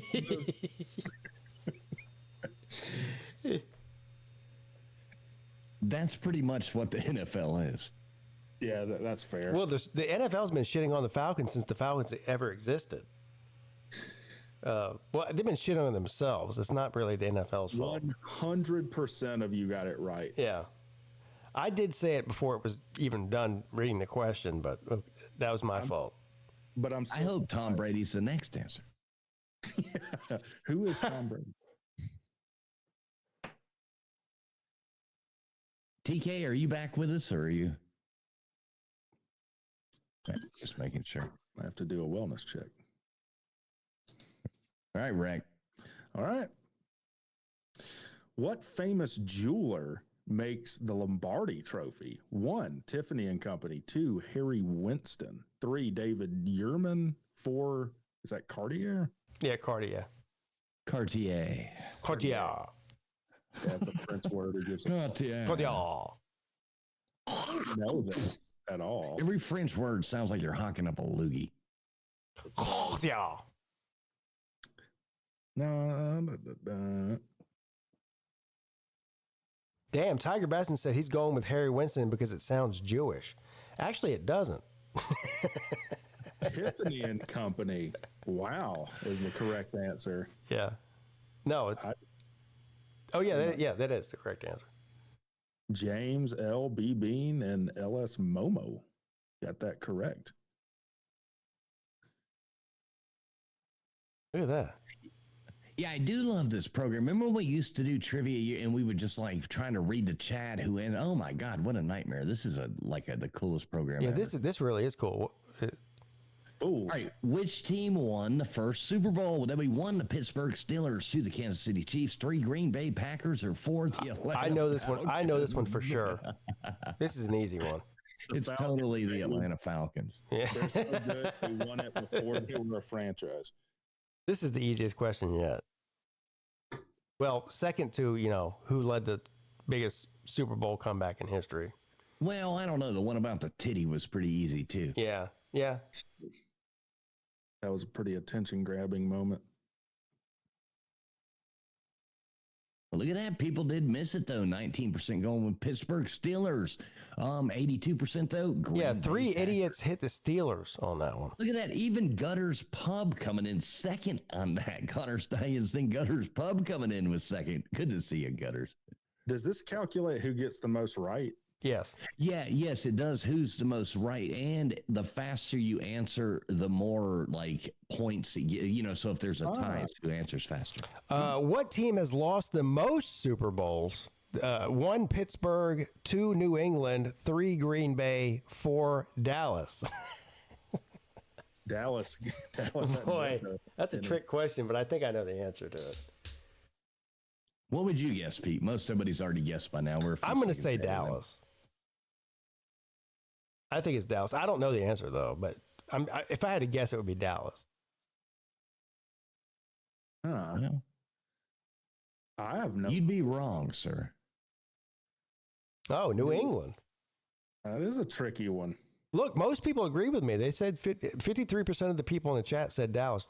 They're dummies just like me. Yeah. Bean, Connor, Lou got that one right. Lou got it right. 12. No, for Billy Paul. Bean got it right. The Steelers. HBP back in the game. All right, who's up? Me. All right. Who is the only team to have an undefeated season and win the Super Bowl? 1, the Saints. 2, the Dolphins. 3, the Chiefs. 4, the Cowboys. I know this one. Oh, yeah, baby. Look at that girl dancing there. This is an easy one, too.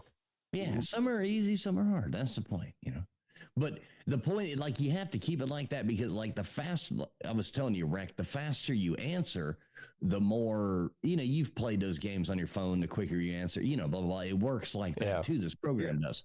So the whole thing calculates the, more right answers, the faster you are, the blah, blah, blah. It's pretty cool. It is the Miami Dolphins. Only one person didn't know that, which is embarrassing. And it's not surprising who it is either. Bulldog JC. Laces out. Shout out to Bulldog JC. He's good people. All right, TK, you back with us? No. That's a big fat no. Yep. All right, next one coming up, only a couple more. Who was the first player to rush for over 2,000 yards in a single season? Would it be 1, O.J. Simpson, 2, Jim Brown, 3, Herschel Walker, or 4, Barry Sanders? Huh. I mean, I would think. Wow, the chat is split on this one. Yeah. Interesting. Interesting. What was that damn noise? I don't know. Did you hear it? It sounded like a vacuum cleaner. All right, there we go. O.J. Simpson. Good job, O.J. There you go. Like I said, Mrs. Twitter account. Jim Brown coming in second. He really killed it on the field through 2,000 yards. He slayed it. He did. That vacuum cleaner sound you just heard, that's actually the fan of my computer. Mm. Oh, is this stressing your computer? Well, I mean, I've been on for what 13 hours or something, 14 hours. All right. What team lost 4 consecutive Super Bowls? Oh, that's 1, easy. The Eagles. 2, the Broncos. 3, the Browns. 4, the Bills. That's an easy one, too. Come on, man. Come on, man. Come on, man. What kind of computer are you running, Pete? It's just a laptop. Oh, you need to get you one of these Mac computers. No. No. Yeah, you need to. I had one before this one. I'm not doing Apple computers anymore. Fuck them. Good call. Oh, well. I have an Apple phone, and I mean, I have no problem with Apple. But as far as computers go, I'm not using Apple for YouTube ever again. It is the pretty good. Bills. Huh? Yeah, it's definitely the Bills. Yeah, Jim Kelly in that. All right, so we got one more in this round. One more question coming at you right here. You want me to take this one? Yeah, it's you. All right. Who do you think's winning? I have no idea. I don't know. I'm thinking Connor Stallions, to be honest. I think this is my. So here we go. How many teams make the NFL playoffs each season? 116, 214, 312, or 410? Another easy one. These are too easy. Okay. I got some other rounds. We can make it sit hard. It ain't NFL, but. No, I'm not complaining that they're easy. I'm just You look at all the people that miss some of those, You can't make them all too hard or people don't want to play. You got to keep people sucked in. Yeah, easy, I got you. Hard, easy, hard. Look at that, 50-50. But it is 14, so good job. There you go. All right, who do you think won? I think Connor Stallions won. I would say that's a pretty good bet. Ultra Maga Dog got a lot right. LW too. B Bean, I want to say, got a lot. Yeah, right. he did. Hufferbilly Paul did not. Hufferbilly Paul came, I think, in whatever the last place is. Look at that. I didn't even see Big Dog Ma up in here. What's up, Big Dog Ma? But coming in first place, we got Connor Stallions. You're right. Big Dog Ma. Then we got 12-Foot Ninja. Good job. Gutters Pub up in there at top 2. LWB Bean, James Thompson, Matt Dummett, Dylan Mullins, Bulldogs AC, Tim Russell, the Uncle Lou, Hufferbilly Paul. What is this one? Dan 21. I think I said that right. Ultra Maga Dog. LS Momo. Good job. And Tiger Baston's only got one right. Aggie Man and Tiger Baskins. There you go. See? That's how that program works. Pretty cool, I think. That is very cool. I think Baskins came in like late too. Yeah, he did. I'm just messing with him. Oh, okay. All right, Pete. So like pull that down right now and go back to normal. Okay. Yeah. You know, or put your overlay up. Flip to your other screen. Don't pull this down. Just flip to your other screen on YouTube. All right, cool. Just you know, so I go out of this and it's not like just a bunch of computer programs. Sure, shit, you know? gotcha. Yeah. All right, cool. Well, what do you think? I think it's great. I'm a massive fan of that. That's really cool. Yeah, so I mean, if you decide you want to do another one, I got plenty of them. Yeah, you know. All right, I just decided I want to do another one. All right. You want it to be hard, easy? I made 4. Is there a medium? Well, first of all, what's the topic? Okay, so what we can do? Let me go back. Let me exit out of here. Wham.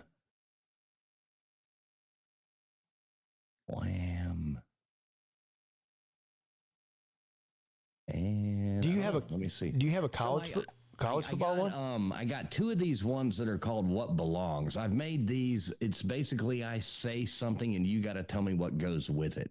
So it's like impossible to Google kind of shit. And there's also a music one. So there's 2 of those What Belongs and there's a music one. Let's do one of the What Belongs ones. All right. Yeah.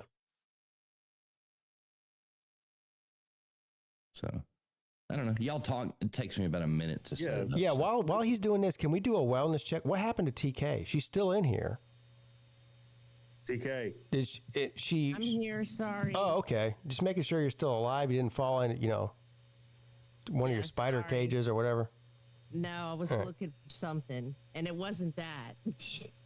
You looking for your weed pipe? No. Oh. I forgot what was I looking? I was looking for a craft item. Of course. And I was listening to the trivia. Were you looking for your trinkets or your yarn? I have plenty of yarn, but I was looking for something to make trinkets with. It's called metallic wax. I need my metallic wax. Metallic wax? Metallic wax. That sounds like some high-end weed shit. Everything circles back to that. No, it's like you can rub this stuff on something and it makes it look like metal, like silver. Oh, so Viagra. Yeah, this is male enhancement. Yeah, you just rub your stuff on there, it makes it like metal. That's Viagra.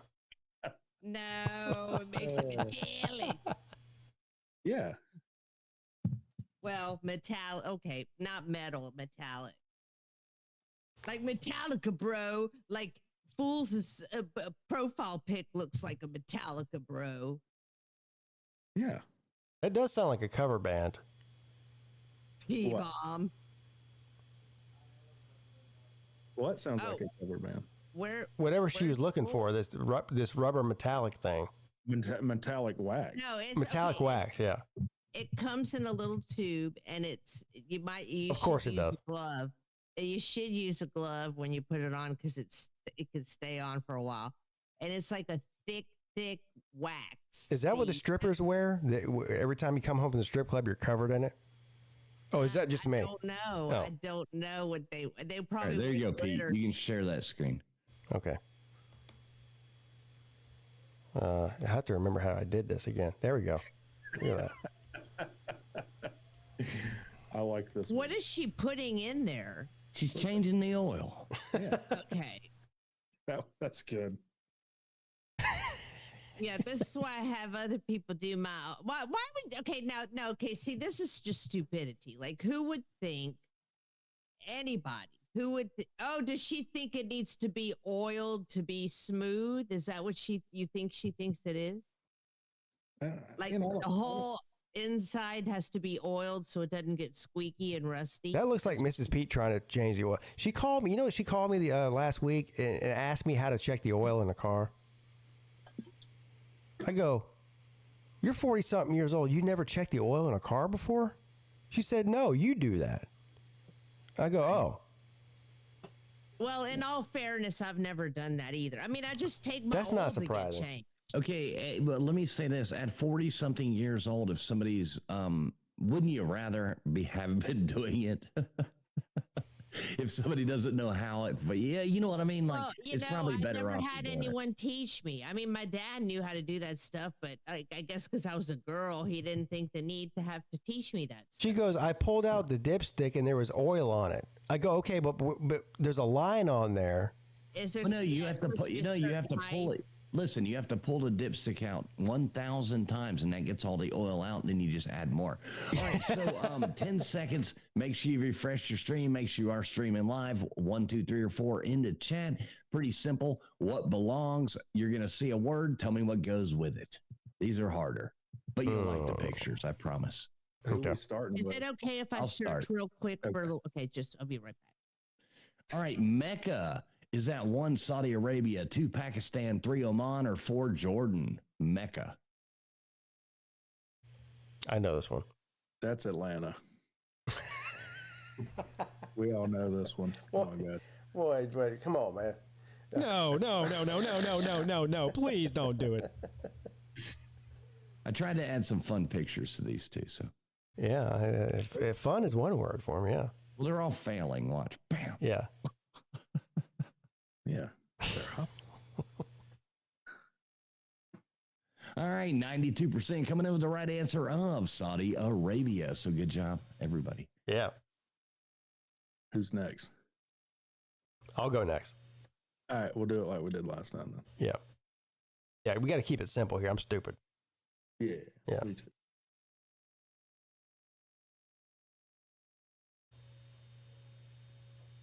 Tim was the only one that said Pakistan. Magnetron. Number 1, microwave. 2, metal detector. 3, Etch-a-Sketch. 4, can opener. What? This is what doesn't belong? What is it? No, it does belong. Okay. Okay. Magnetron, that's Calvin Johnson. No, that's Megatron. Oh, okay. Yeah. Yeah. Yeah, these are what belong. So, What? These they do belong, right? yes, Yeah. they do belong.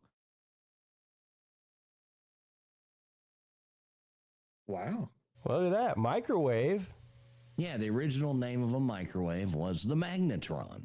That's the microwave. No shocker. A Hufferbilly paw wrong again. I'm surprised you didn't get that right. Yeah. What a I like that Gutters Pub and Connor Stallions both said Etch-a-Sketch. can opener. Can. Oh, Tiger Baskets had the can opener. All right. Reflecting telescope. Nicholas Copernicus, Isaac Newton, Galileo Galilei, or Edwin Hubble. I love this girl running on this treadmill too. Like she thinks she's really doing something hot. Look at how hard she hits her head. That's got to be. Yeah, that had to hurt. Now, I think I know the answer to this. I think it's Galileo, but I'm not 100% sure here. Well, let's find out. Yeah. Computing. It is Isaac Newton. Mm-hmm. So he did optics, so that makes sense. But this one's tough. I probably would have got this wrong. I'm an idiot. Isaac Newton with 19%. So Galileo was the first one to be in a Queen song. That is true. Queen sucks, by the way. He was the first one to discover Saturn or something. No. All right, here you go. TK, you want that one? You got it. All right. The Klondike Gold Rush is that 1 USA, 2 Russia, 3 Norway, or 4 Canada? Oh, this. I don't want to say too much. I know the answer to this.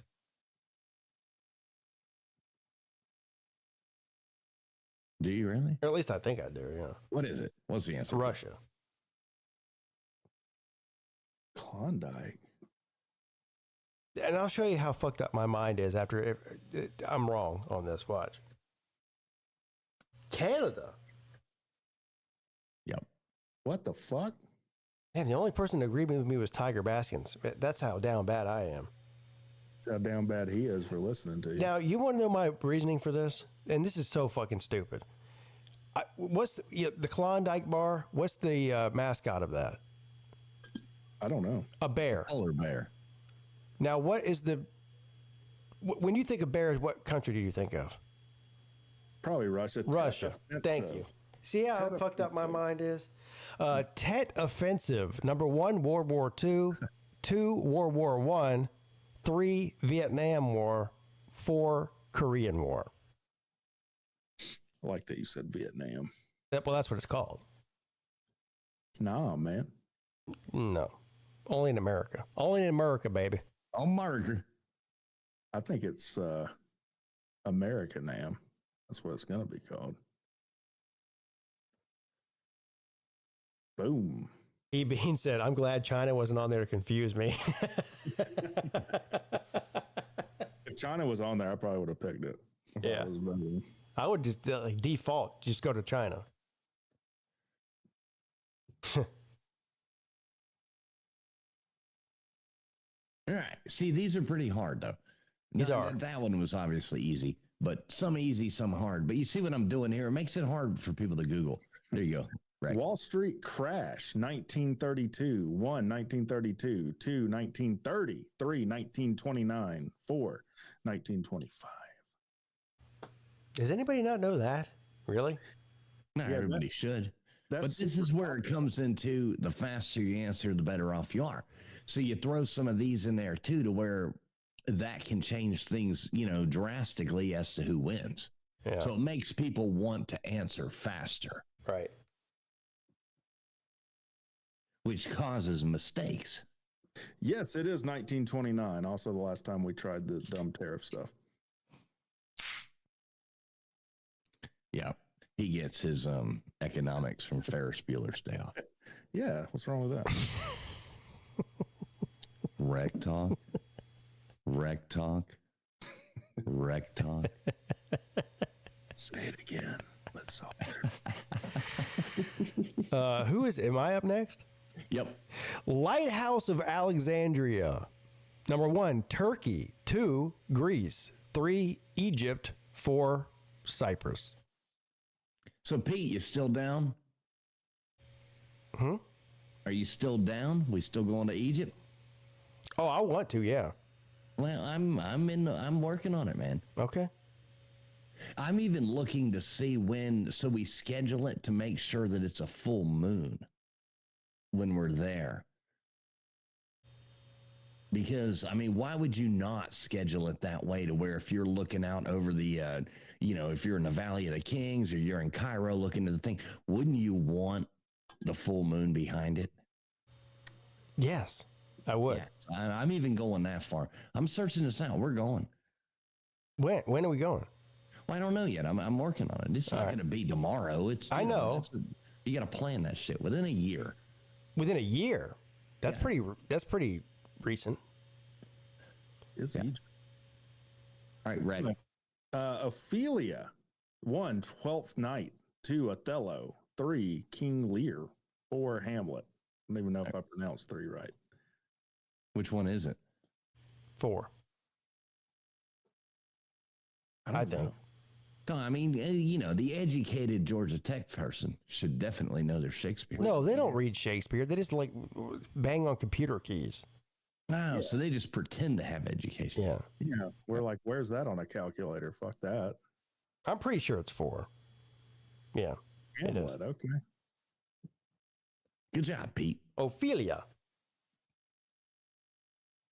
Now, TK, are you with us? You're more than welcome to read one if you are. We're not trying to skip you. You want the next one? Yeah. All right. All right, cool. Coming up in 9 seconds. Sorry, I'm still hoarse. I've been sick for the past week. It's no good. Here you go. Go. Oh, me? Yes. Deepest. What does that mean? Just read the rest of it. Deepest. Zambazi, Yatski, Dunabi, Congo. This is the worst one for her to read. I know, that worked out bad. Sorry, TK. All right, so it's deepest. 1 to Zambezi, 2 the Yangtze, 3 the Danube, or 4 the Congo. It's not a question, it's a word. Deepest. That's just a lot of letters, I got man. confused. He goes, deepest. What does that mean? Deepest, and then I'm supposed to read the answers? Congo. Yeah, you acted like you were being put on the spot. No, I just didn't. I didn't know. I was supposed to read it, but I didn't understand the question because it was just a word. Well, that's the point. You see, doing these trivia things, we've had so many problems with people. They just like Google, let their phones do it. So I figured out a way of making it ungoogle. You know what I mean? All right. Olympic Airlines, is that 1 Malta, 2 Macedonia, 3 Italy, or 4 Greece? Oh, this is an easy one too, I think. Oh, I think I know this one. We can't tell our thoughts. Huh? I don't know. This might be a trick question, but I mean, I think the first. Is it not a trick, or is it just? Nope, not a trick. But you never want people to know if it is a trick or not, though. See, like I put a lot of work into these trivia games when I do them. Yeah, to fuck with people's minds. Dang, it's fun. I feel like you're fucking with my mind right now. You should know this one, Rick. Come on, man. Yeah, I mean, it seemed like Greece, but I was like you, like, okay, is there some? I was thinking it was some kind of trick that would be like Italy or something. You know what I mean? Yeah, like Rome. Yeah. Yeah. How many more questions do we have in this? I think 4 or 5 more. Okay. Like that. I think I'm up. Yeah, go ahead. Produces more wine: the United States, Spain, Italy, or France? I would think Italy or Spain. France. Français. Parlez-vous français? I would say Italy here. You know what? I'm going to go with the United States, just at a straight sheer size. It's which is big? Is the United States is bigger than France, right? No, Pete. France takes up 3 continents. Oh, look at Rack being a goddamn genius. All right, it's Italy. God, you look so dumb right now compared to me. I miss the smack talk, though.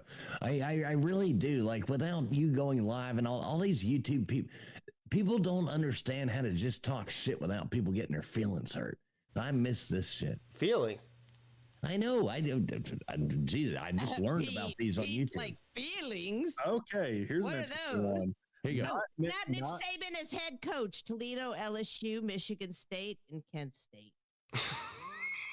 All right. Not in any particular order. Hold on. Do you know the answer to that, TK? Oh, wait. Hang on. Not Nick Saban as head coach. Yeah.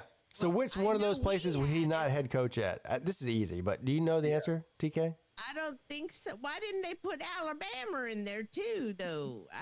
Not Kent. I'm going to say Kent. Choices. I'm going to either say Kent or Toledo. Okay, there you go. All right, Kent. I said Kent first.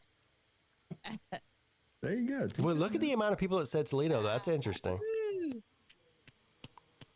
Yeah, these aren't always easy to know. You know what I mean? Like, because isn't it all in Ohio? I think no. Michigan State and LSU are definitely not in Ohio. No, but isn't Toledo and Kent State in Ohio? Yes. Yes, they are. Okay, so maybe that's where they're getting that. All right, Shogun, Mongolia, Korea. Oh, this is so easy. 3 Japan, 4 China. So 1 Mongolia, 2 Korea, 3 Japan, 4 China. Shogun. Did any of y'all watch the series Shogun? I did. I watched some of it. I didn't finish it. Sometimes. Okay, it started out good. Have you ever read James Clavell's Asian Sagas? No. That Shogun is one of the books in his Asian sagas. You got like King Rat. You got Shogun. You got they're awesome, and it didn't quite do it justice. Like being a fan of it as the books as much as I was. But the books are a definite good read. James Clavell's Asian Sagas. If you've never read that, read it. I swear to God, you'll love it. How come when there's like an Asian answer, you have this slide up? I have one.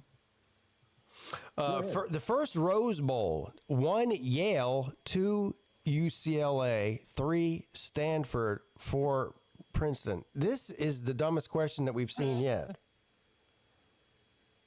Well, maybe it's not. Maybe it's a trick question. What's the answer? I thought the only Rose Bowl was UCLA. I didn't know there was more than one. So maybe... Well, which team played in the first Rose Bowl? That's not what it says. It just says first Rose Bowl. Yeah. Which team played? All of the Rose Bowls are UCLA. That's the real answer. Stanford, okay. But that's not what the question is. I'm confused on that one. Did UCLA play in the first Rose Bowl? That's not what it says. It says the first Rose Bowl. It says associate this phrase with one of these places. Yeah. All of the Rose Bowls are in LA. You know what? Which team played in the first Rose Bowl? It doesn't say that. It says first Rose Bowl. Exactly. Yeah. It has nothing to do with UCLA. Sentences. Yes, it does. That's where they play. Well, they didn't play in that game.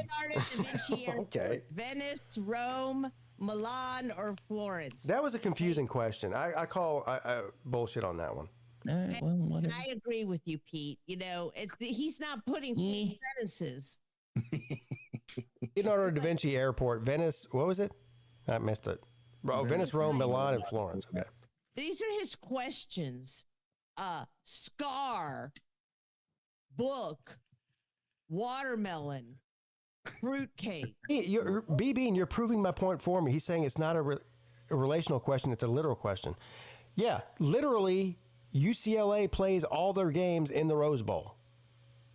So it wasn't called the Rose Bowl until there was a goddamn bowl game played at it. Boom. He just schooled all y'all's asses. Oh, I guess so. Like I said, I don't argue with people of inferior intelligence on the internet. But coming in first place, we got B Bean, followed by Gutters Pub. Then we got Matt Dummett, Big Dog Ma flexing in there as well. Connor Staines after that. Then we got Tiger Baskins, Rich, Roger Dodger. What's up, Roger Dodger? Good to see him. We got Hufferbilly Paul coming in after that. Ultra Maggot Dog. Then we got Tim Russell, James Thompson, SO, 12-Foot Ninja, Dan, Las Momo, and LW following up at the bottom right there. But there you go. Bang. Nice. Congratulations to Bean. Yeah, and Gutters Pub. Put your cover screen back up if you want, unless you want to watch this girl hit that speed bump 3 more times. I'm actually kind of enjoying watching her hit that speed bump, but it's a different story. I tried to add some good, background images to these. Yeah. The other What Belongs background images are awesome. The music one I did is as well, but you don't have to keep doing it. You know what I mean? I'm just here for whatever you want. You got me for about another hour, and then I'm going to bed. So whatever you want. I got to hop out, actually. It was a ton of fun, man. I appreciate it. Yeah, thank you. While you're getting the next one ready, I have to go pee real quick. So how long does it take you? Like 30 seconds? Now, it takes me about 2 minutes to get it ready, but I mean, if you want to just leave the girl, bouncing up there and no, I already took her off. Oh, on YouTube, I did. Screen. I'm still watching the girl hitting the speed bump. No, you can do. I on YouTube, it's just watching the clock. All right. Oh yeah. I'll be right back. I hear her pee. Talk about something. Yeah, talk about something while I pee. Thank you. Okay.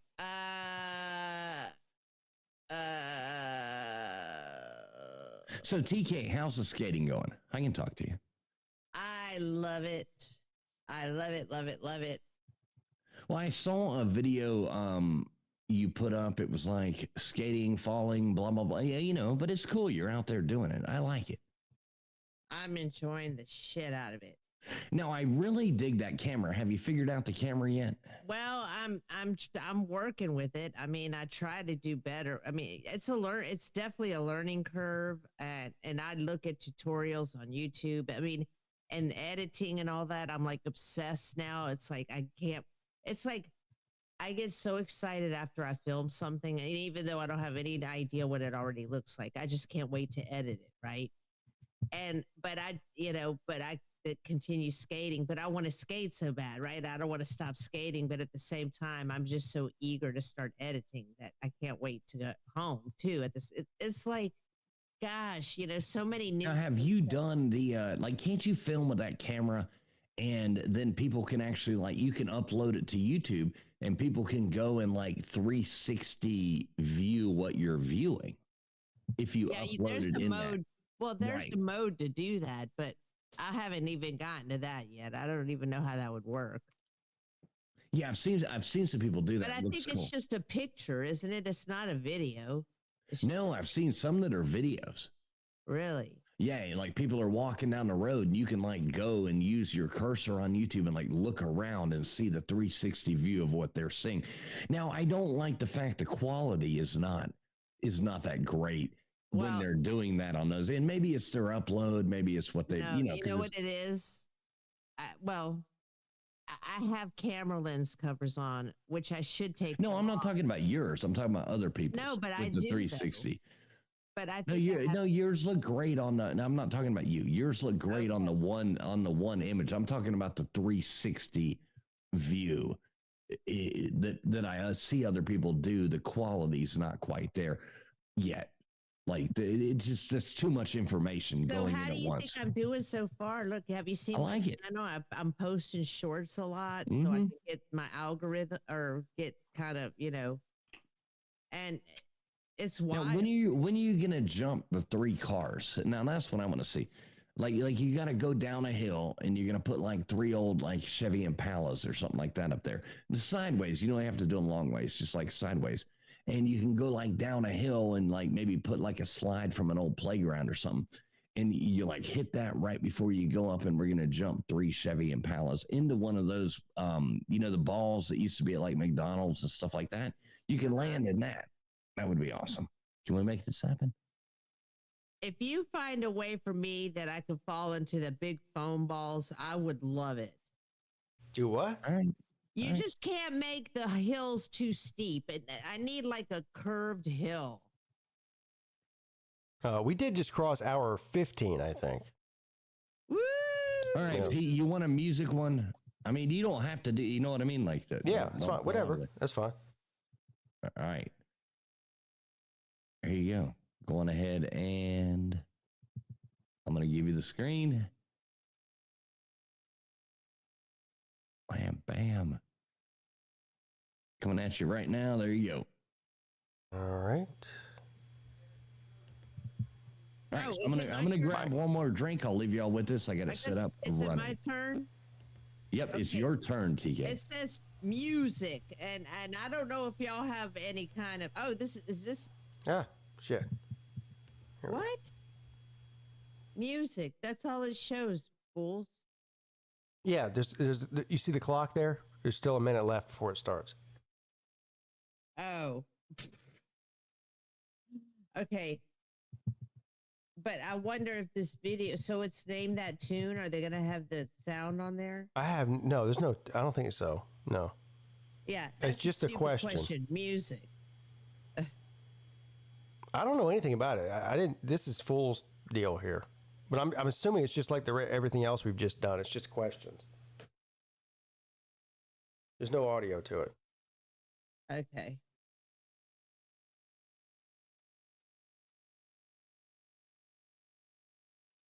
Yeah, probably like song lyrics or something. I don't know. I know. I'm curious. We'll find out here in a minute. You got 30 seconds to figure it out. I think he said this was music trivia, so just All right, quick funny story. I just walked off the back porch to pee like I always do, and the other night, Mrs. Fool, she's like, "Oh my god!" She comes running in, and she thought there were puppies outside that were, like stranded, but they were baby fox, So she realized when they tried to attack her, and Mama Fox comes. But I just walked out there, and Mama Fox just ran across right in front of me. Super cool. oh dang. Oh, All right, music. TK, you're on top. Go. Music. What's up? The Go-Go's. Number 2, Indigo Girls. Number 3, 4 Non-Blondes. Or 4, 10,000 Maniacs. Now, TK, one thing about this game when you get going, what you got to realize is, and I'm not being critical, but they only have like, I've got the timer set to like 19 so I have seconds to answer. say it So yeah, you got to go, what's up? Is that the Go-Go's, the Indigo Girls, 4 Non-Blondes, or 10,000 Maniacs? Sorry for not thinking of the blind, okay? wow. So most people said Indigo Girls. It was 4 Non-Blondes, 34%. 12 Ninjas got it, SO, and Momo. Yeah, there you go. Yeah. I got to be honest. I had no idea who that was. What's going on? Yeah. And I say, hey, come on, 4 non-blondes, man. Yeah, but what's up? What does that mean? What's going on and what's up? It's my turn again. Is going to be. All right, here we go. Relax. Is that 1, the Human League, 2, Pet Shop Boys, 3, Frankie Goes to Hollywood, or 4, the Eurythmics? That's so easy. That's so What is it? easy. What is it, Pete? Well, just based on what the chat's saying, I'm going to go with Frankie Goes to Hollywood. Yeah, I need that one. Yeah. Remember in that movie, Zoolander, that was like the key song that like triggered him to go kill the prime minister of, where was it, Malaysia or something like that? Yeah. And 73% of you got it. Humphrey Paul is the only one that said Eurythmics. Eurythmics. Whatever, that too. What did you just say, Pete? I don't know what I'm doing anymore. I'm entering the delusional phase of this stream right now. I'm telling you. Eurythmics. That sounds like something you take in college. All right, TK, you're up. No, it's me. Hey, Mickey, you're so fine. Number 1, Tony Basil. 2, the Bengals. 3, Cyndi Lauper. And 4, Atomic Kitten. That sounds like a sex toy. Atomic Kitten. Oh, I thought you meant Cyndi Lauper. That too. It's Tony Basil. Tony Basil. TK knows this one. Clearly. Hey, Mickey, you're so fine. You're so fun. You blow my mind. Hey, Mickey. And she is right. There you go, TK. Thank you. And on to you, traveling fool. Hey, thanks. You sounded like Jeff Webster right That's there. why I did that. That's traveling fool. That's why I did that. Pete, you ever hear those commercials I have with Jeff Webster? Oh, yeah, they're amazing. Yes, I have heard At them. the end, he's like, and now, traveling fool. Back to traveling fool. All right, Sex and Candy. Would that be 1, the Ronettes, 2, TLC, 3, Marcy's Playground, or 4, Girls Aloud? Remember Girls Aloud, TK? It's funny. No. 4 Girls Aloud sounds better than Girls Aloud. I know TLC and the Ronettes sound familiar, but I don't know Girls Aloud or Marcy Playground. Mm.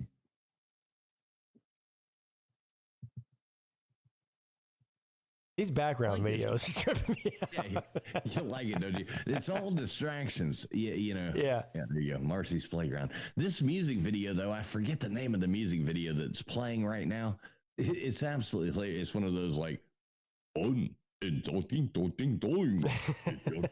like one of the, like German like things. It's funny as hell. Yeah, it's all about distractions. Yeah, I'm distracted. Yeah, there you go. Easily distracted all the time, every day too. Fooled around and fell in love. Number 1, Steely Dan. Number 2, Little Smoky Smothers. 3, Elvin Bishop. 4, Eagles. Don't you really hope it's Little Smoky Smothers? I know what it is. I hope it is. And I'm going to say it as soon as the clock finishes. It is the Eagles. Oh, no, wait. No, it's not. Wait, hang on. No, is it? No. Oh, don't make me hit the buzzer on you. I'm sorry. I'm going to hit the buzzer on you if you're wrong. Elvin Bishop. Oh. Yeah, hey. Wrong. You said the Eagles. And B. Bean believed you. He voted with you. He was also wrong. Wrong. Can you Congratulations. You tried and you failed miserably. I love that. Can you do my stinger? The Book of Love is that 1, the monotones, 2, the Del Vikings, 3, the coasters, or 4, the cleftones. What are the cleftones? Is that like the handicapped deftones? No, they just got a cleft palate. I wonder who. Okay, I like do I sound stoned to you right now? Tell me, baby, who wrote the Book of Love?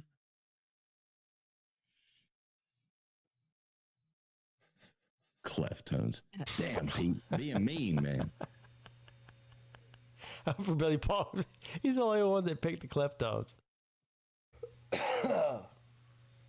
Did they have cleft? I'm sorry, no, that's not funny.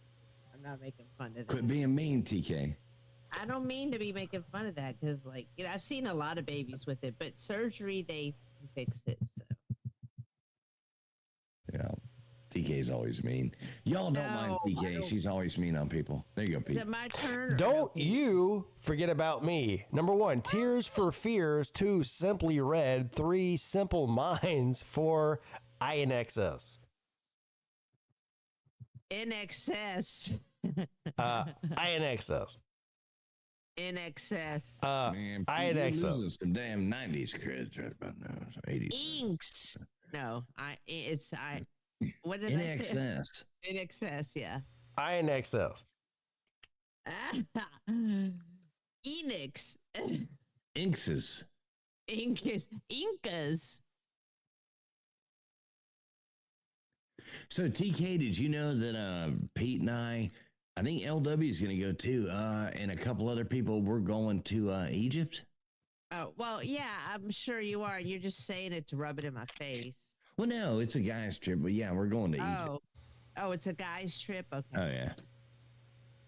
Yeah, so originally Mrs. Pete agreed to it because she said, I don't want to go there. I said, well, I do. But as soon as I say I'm going to Africa without her, she's going to get mad. See, that's what I'm saying. Yeah. It's telling you. I don't have somebody to go with thing. I don't have somebody to go with. Look, if y'all want to listen, if the women want to go, we can sell them. No, I don't want to go anywhere. I don't want to go anywhere, and I get the next one. Do you think you could convince Mrs. Fools to go to Egypt so that Mrs. Pete? She don't want to go. She said have fun with your friends. Really? Yeah, that's what I'm saying. She don't want to go there. She's never been there to the wife? No. She don't want to wander around a fucking desert. It's miserable. Like, unless you like pyramids, you don't want to fucking go there. It ain't like goddamn going to fucking some beautiful place. Yeah. First of all, I never wanted to go there. It was the whole principle of the thing that, I hate being a single person like that because, All right, there you go, my Sharona. My Sharona. 1, the romantics. 2, the knack. 3, the cars. Or 4, cheap trick. Well, Pete, you got to look at it like this.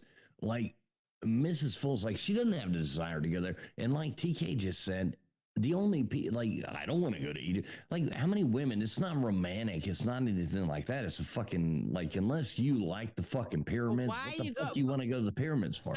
Y'all are going there for the pyramids. Yes, I'm just telling you, Mrs. Pete. Fucking Sphinx and she'll be. Excuse the hell out of me for getting my feelers hurt. Okay, sorry. Yeah, then we're gonna kick it off in Dubai. Yeah. Yeah. No, joking about the Dubai. No, but I'm just telling you. As soon as I'm like I'm going to Africa with Traveling Fool, I want to go to Africa.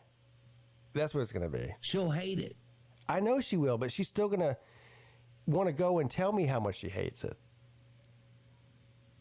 Well, okay. I just know her. That's all I'm telling you. All right, kiss me.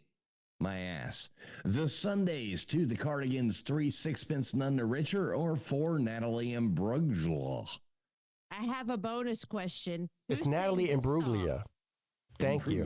No, it's Natalie Imbruglia. God damn it, I can't say it again. Natalie Imbruglia. I have a bonus question. Imbruglia. It's Imbruglia. I have a bonus question. Yes, it is. I have a bonus question. What? Who's saying this? No. Kiss me, love. What? That's what kiss will do. Fucking Willy Wonka? What the hell? Tiny Tim? You didn't. Kiss me, love. The fuck? Just one kiss will do. I have never heard that song in my life. That was Yoko Ono. Oh, yeah. I need to find it on. I just sang it that bad. There you go, Pete. No Rain, The Smashing Pumpkins, 2, Screaming Trees, 3, Candlebox, 4, Blind Melon. That's the easy one. Yeah. I remember seeing this live. It was pretty cool. I used to go to a lot of. I used to get free concert tickets to like a lot. You saw Blind Melon like live? Yeah, I would love to see them. I like that band. Mm-hmm. That was great.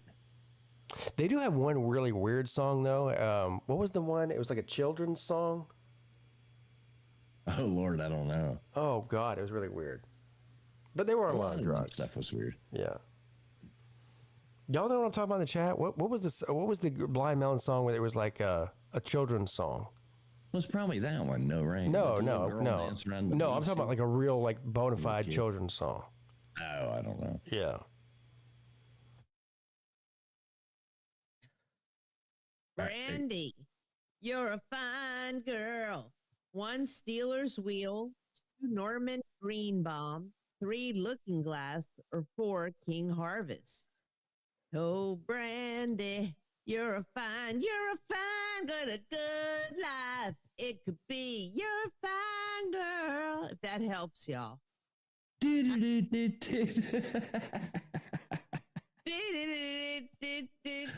It's ironic. The timing of that was perfect. So at the end of the last question, I asked, what was that children's song from? It was called Looking Glass? No, it was called 3. And the next question, the answer was 3. So everybody started typing the number 3 in at the same exact time that I said that. Man, which is also a coincidence. And huh? The Lord works in mysterious ways. Oh, it does. Rex back. Wait, Rex Hawk and Slimmer back. They're going to fight over God again. Oh, that's good. Oh, they fought over God. Can I get in on that? Too? Yes. Well, people have been fighting over God for, forever. Yeah. PK, you missed the whole theology, I guess. That was very insightful. God.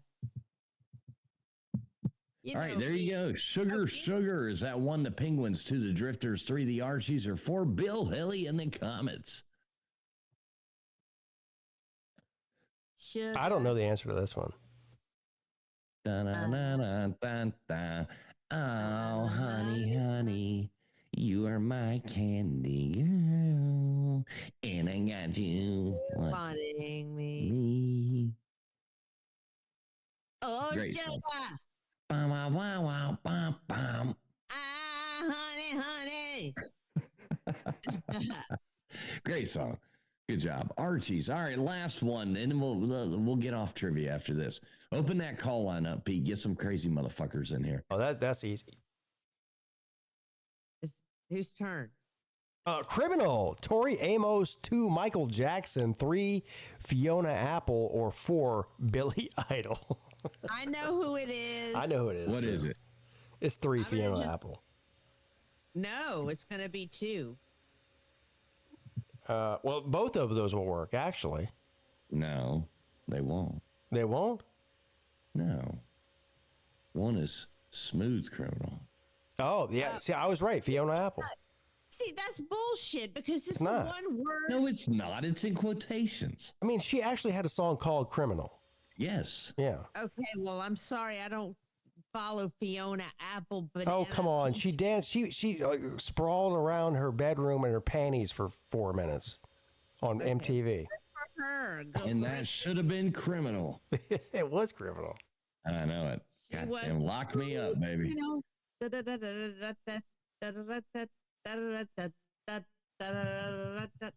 All right, Tainted Love is that 1 soft sell, 2 soft call, 3, as Pete would say, Inkses, or 4 Billy Idol. Inkses. I didn't say, I said INXS. Oh, INXs. I think it's 1. Sometimes I feel I've got to. I liked Marilyn Manson's version of it too. That was great. That was good. Oh, I need to hear that. Dude, have you ever seen Marilyn Manson in concert? Super cool. No, I bet it is cool. You know what I saw the other day? It's funny you said brought up Marilyn Manson. Did you ever see his appearance on the Phil Donahue show? This is before he was really famous. I don't know that. Maybe you should show that. It is funny. It's so, and here's the premise of the Phil Donahue show that day was moshing. Like, people who like slam dance in front of the stage at concerts.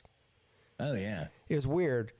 And then but fucking Marilyn Manson's on there just making all kinds of crazy statements. And people are like, and the concert, like, and the crowd were like, oh my God, I can't believe he just said that.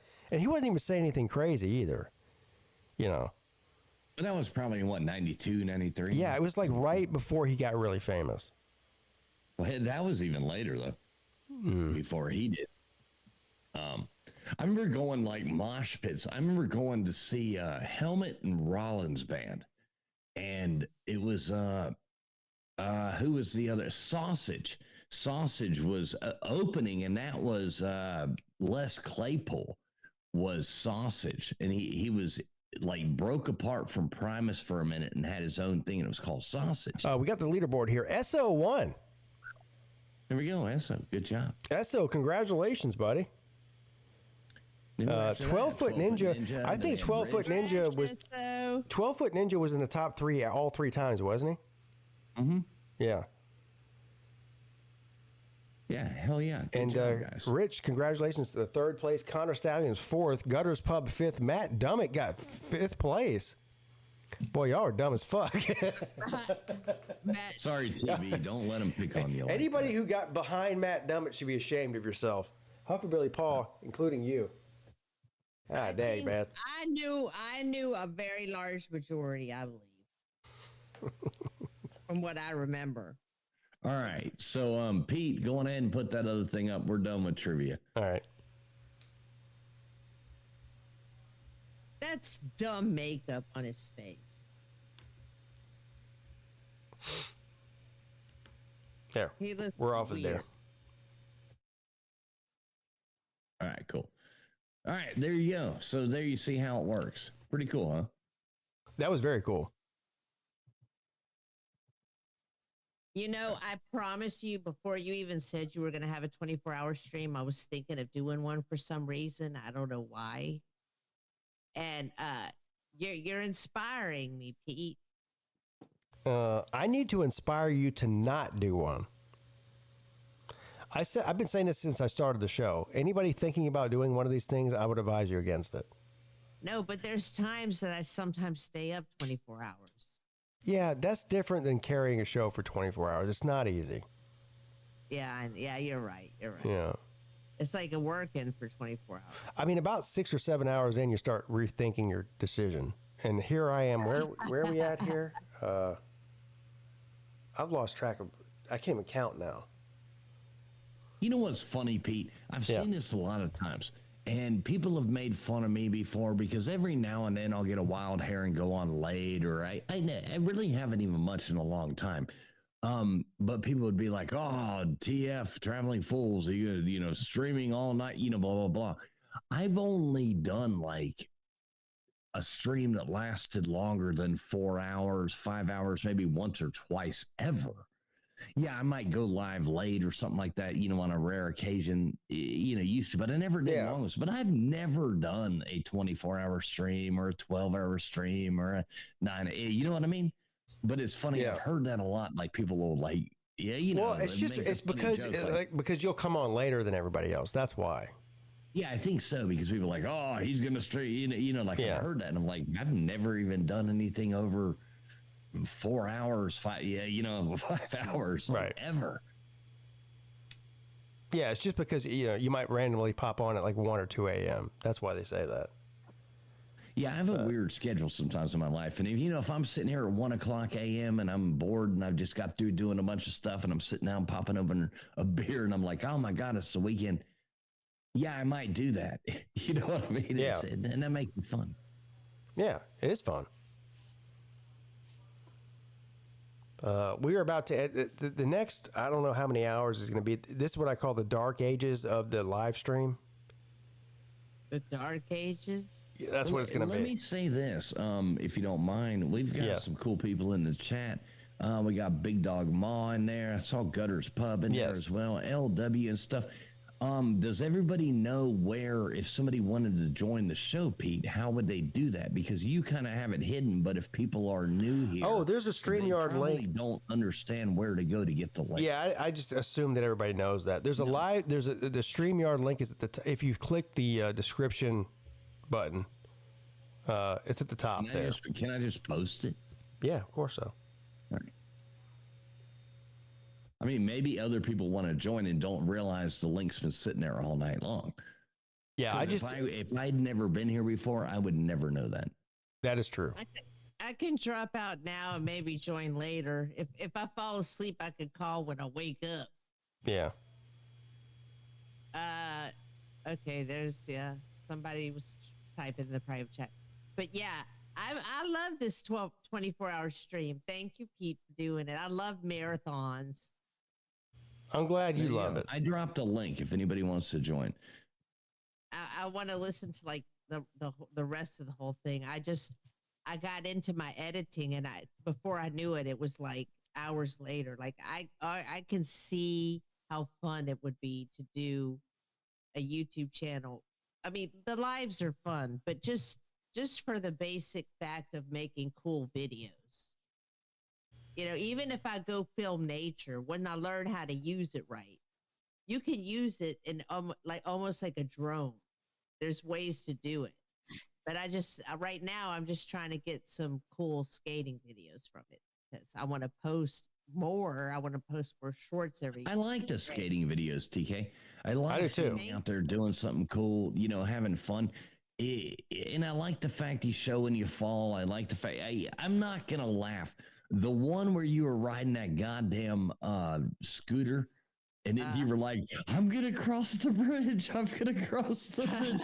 It was like baby steps. It was like, what about Bob or something, you know, like baby steps to the fucking bridge, baby steps across the bridge. It was like, wah. But I mean, it's vulnerability. That's cool. I like that about people. I don't like to where everybody wants to think everybody's perfect on the internet. You know, it makes it more fun that way. And knowing you and, you know, we love you. Knowing you and loving you, you know, it was funny to watch. Be like, God damn. I know. It's funny when you fall for some reason. Well, I mean, sometimes it hurts, you know, but like, I guess I'm doing better because it hurts less and less. Like when I was at the skating rink, I fell on my back. Like usually, I mean, I must have been maybe to one side, or maybe I just curved my body enough where I didn't hit my coccyx bone, but I hit right above it. It could have been a nasty one. But I guess I curled in good enough. Like, I'm so happy with the muscle memory that, to me, 90% of the importance of skating or something, or learning how to skate well, is knowing how to fall. Because otherwise, you're just going to keep getting hurt. You're never going to want to.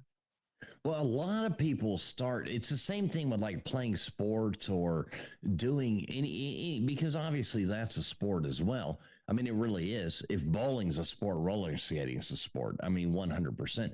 But like there's a way to say, okay, I'm going to fall. Or when you get hurt, when you try to not fall. If you're going to fall and you're going down, go the fuck down, roll into it. I mean, go with it. Just say, I'm busting my ass. Okay, cool. Well, I'm rolling with it. I've committed to busting my ass. Yeah. Lean into it. That's what you got to do. And it's roll. So crazy. But what's so crazy is like, how did I teach my mind to do that? You know? Well, it's like sticking the fork in the goddamn socket. You know what I mean? You only do it once. After that, you realize, holy shit, I ain't fighting this. No, it is the same. It is 100%. If you're like playing soccer, you're going down, you're doing this and that, you get tripped up and you're like, oh, I'm going to try to stay. No, you're fucking not. Just go on and roll on the fuck over. Fall down, because that's what's going to happen. If you try to fight it like, oh, let me catch myself from falling, and you break your fucking wrist. No, if you'd have just fell, you'd have been all right from the beginning. Yeah, you're right. I guess I do. I kind of have, usually I think I have my arms in the air and I just kind of let myself go down. Yeah, you roll with it. You dive into it. Like, all right, I'm fucking No, I don't dive. I go down like a ballerina and I kind of just curl down. Well, I'm gonna make this point here. You see that in a lot of like sports too, though, and stuff. And I know there's a lot of people who take dives and embellish things and in sports, and people watching go, "Oh, they just dove, they just did blah blah blah." And yes, that does happen. People do over embellish a lot of times. But there is no. I know you're kidding. I'm not talking about you.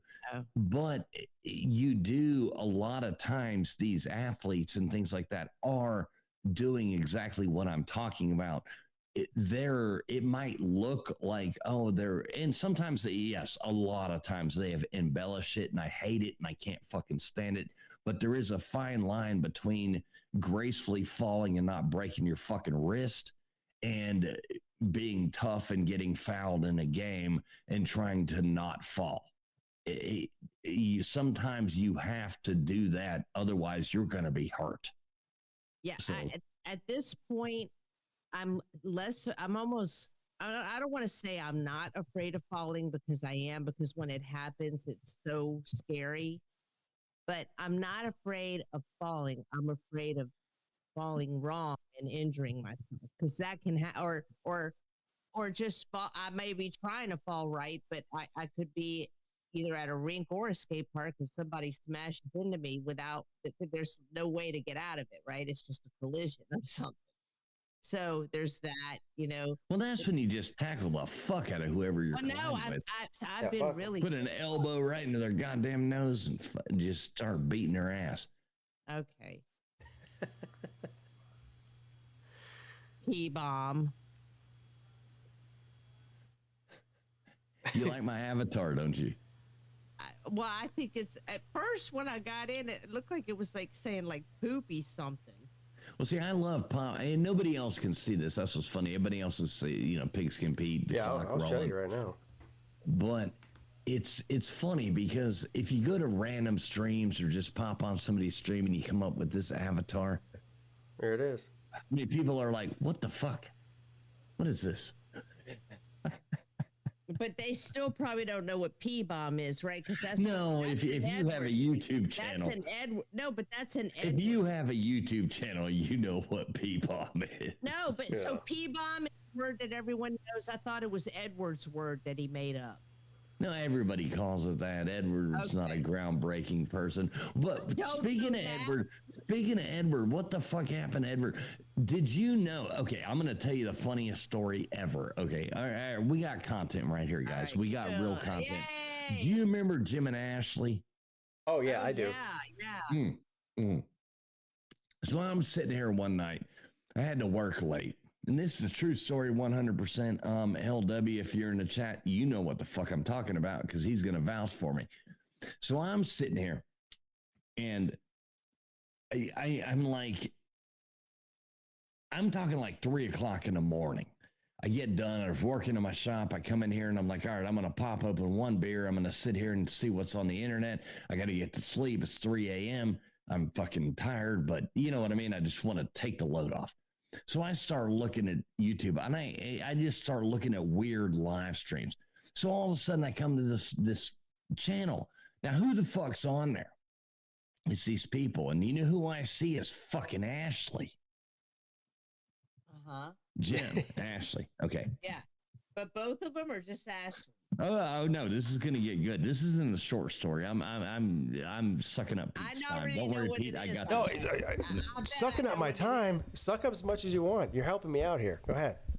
I bet I know the story. Well, that's what I mean, Pete. And this is a golden story for anybody who knows what the fuck I'm talking about. Wait. Okay, go on. One quick question. Yes. Can I put in the private chat what I think is what you're about to say?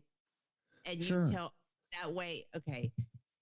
Why don't you just say it? Know what you're gonna say? Yeah, just say it. I know. Wait, don't say it private. You're saying that because she got stomach surgery, she got skinny. She thinks she's all that, and she found another guy. Oh, sweet Jesus! Oh Lord! Did I figure it out? No. Oh, okay. Okay. Who the fuck is she talking about? Okay. You remember Jim and Ashley, right? I remember. I do. Yeah. Remember they were always sitting on that couch and talking with Edward and on there. But he was ugly. Well, she is too. No, I'm sorry. No, they're Remember, not. he was in the Mason Lodge, and like y'all know who I'm talking about, right? I know who. I know who Jim and They Ashley are. sat on the couch all the time. Okay. All right. So I start watching the show for a minute because I'm like, holy shit, that's Ashley. She's crying on this stream. And I'm like, what the hell? And all these people are yelling at her and all this stuff. And I'm like, what the fuck is going on? That's fucking Ashley from Edwards. I'm like, where the fuck am I on YouTube? And I'm finding this at 3:00 in the morning. So I start watching for a minute. Well, it turns out, now this is going to get and obviously if you've got your kids on here right now, you're a fucking idiot. So fuck you. So so Ashley's crying because Jim has been soliciting underage boys on Instagram and YouTube. And oh my God. These people they're having this conversation, and I'm like, this is Jim and Ashley, right? And that is disgusting. Let me proceed, TK. This gets better. Sorry. So I watched for about another minute and a half and confirmed this is who I'm fucking talking about. And I'm like, well, I know, LW and I talk, you know what I mean? I sent LW a message with the link to it. I'm like, dude, you up? Check this shit out. I hadn't talked to him in days. And next thing I know, he's texting me back like, what the fuck? So they're yelling at her about how he has to, because there's all kinds of this weird fucking sexual shit with him and these underage, boys on. Okay, so now I've got LW texting me back and forth. We're laughing our asses off, like, what the fuck? Like, this is the world we live in. And so these people on the stream are basically saying, we are calling the police where you live if you do not report Jim immediately to the police. Mama. Well, she won't do it. Next thing, he comes out and he's threatening to off himself on the fucking stream with a goddamn knife to his throat. What? Is this still up? I swear to God, this is real. Pull it up? This is real. No, I have no idea. I don't know if I could find where the fuck we were. Oh, you don't remember whose channel it was even? No, I subscribed to them. I did subscribe, but I could figure it out. But I'm sure they took it down. I'm sure they did. If they didn't take it down, YouTube probably took it down. That's like a huge violation. We end up watching this for like 3.5 hours. I mean, this was like, I was supposed to go to bed. LW and I are like texting each other, like calling each other on the phones at like 5:30 a.m. It's like, this is still going. These people dox these people, which of course they should have, because he's got a knife to his throat, threatening to off himself and off his old lady, Ashley. Wow. And threatening to do all this is all going on down live on fucking YouTube. And we're sitting there watching, like, how many people were in the chat? Yeah, 17. Oh. Still. Yeah. Okay. It doesn't matter if there's 5 people watching. I mean, the cops show up. On the stream? Oh, yes.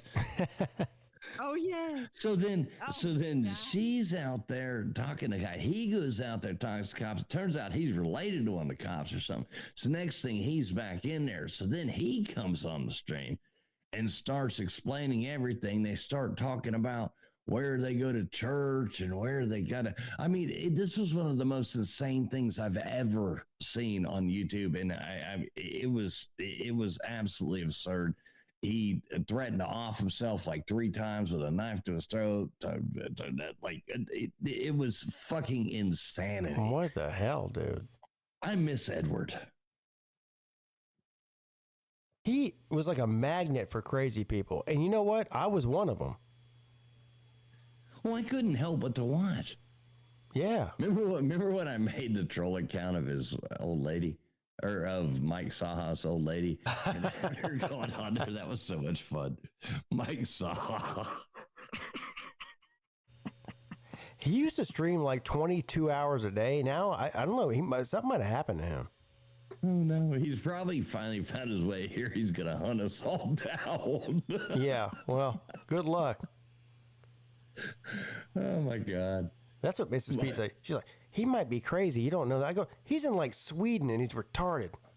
I ain't worried about him. Mrs. Fools is the same way. She's like, don't talk to people like this on the thing. And I'm like, what's this fucking guy gonna do? Pete, what you just said was funny. What? He lives in Sweden. He's retarded. I mean, it's true. I mean, he ain't finding his way to my house. If he finds his way to my house, he's gonna have a bigger problem than he had in Sweden. You know. He punches rubber dummies 24 hours a day. I'm not rubber, and I've got guns. Okay. Welcome to America, bitch. That's the way I feel. Right? That guy was out of his mind. I mean, or is. I mean, I don't know. Who knows, you know? Well, there's something wrong with him. I mean. Yeah. Yeah. Yeah. I wonder, why don't you go to his channel? Let's see if he ever has uploaded. What was the last time he uploaded? I can do that. Yeah. Well, I also have better to do. I still got, what time is it? So we're about to enter, whose channel are you going to? We're about to enter hour 16 now. My math might be even off now. What's 2 a.m. from 10 a.m.? Is that 16? 2 a.m. I started at 10 a.m. yesterday. Look, all you got to look at is almost 2 a.m. now. You end at 10. So that means you got 8 more hours. Yeah, so 14 hours. I'm 3. No, wait. Yep, 2/3 of the way. 2/3 of the way there. I was about to say 3/4, but that's not true either. Yeah. 2/3 of the way right there. Yeah. Clearly, you can tell it's been 2/3 for me. Boy. You know what 2:30 is? Chinese dentist. Chinese dentist. 2:30. Oh God. You don't get it? Yes, 2:30. I got it. It took me a second. Who are we talking about? Mike Saha? Let me see here. Yeah. Good old Mike Saha. When I told him I'd put a pickaxe to the back of his head. Yeah. He was going to and I'd take a hammer and claw his eyes. I mean, there's a pretty good chance he's probably live right now. He's live all the time. Every time I go into one of his live streams, it's like I'm the only one in there, though. I feel bad. Remember that time that he just talks to himself. Remember that time that jackass made a bet with Colby and wouldn't pay him? And I called everybody up and said everybody troll him. And we attacked that guy, that fucking Dion guy. With like the absolute like force of the most troll accounts you ever saw. See, this is what I'm saying. I think he might be in some sort of prison somewhere. The last time this guy streams 23 out of 24 hours a day for the past 3 or 4 years. Wow. He hasn't made a live show in over a month. That's what I'm saying. He's either dead or in jail. Remember, he always said that the government was after him. Maybe they finally figured out where he was. No, but what do you think it is? Do you? It was like fucking. They found him in Anne Frank's diary. But no, seriously, because if he's dead, what is he dead from? Did he do a lot of drugs? I think he's just crazy. All right, so according to this, he did. Now, this isn't a live post. This is an hour and a half long video that he posted 10 hours ago. Oh, there you go. He's here. Right. Yeah, I guess he just figured out the live shows are bullshit because nobody watches them, so I'll just post it, as a video. I don't write scripts. I don't prepare my videos. Most of my content is just... Well, nobody's going to watch those either. He lives in this apartment with here's the weird thing. Like, I don't even care. Like, I don't even care if it's just like, a fucking poster of whatever. He's got nothing on the walls in his entire house, which to me feels a little bit like almost like a prison cell, I always or like a padded room. He looks institutionalized, like he's either in a like. He's retarded. I don't think he's retarded. No. Yes, he is. Come on now. Okay, the only people that look. He's like Mike Tyson. Has nothing to do with what he's not retarded. When you're mean, retarded. I mean, he lives by himself. What is that? Is that a bird cage or is that like?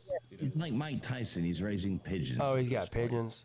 I don't know if they're pigeons. They're probably parakeets, but they probably gonna tell them that there's too much gas in the room if they die.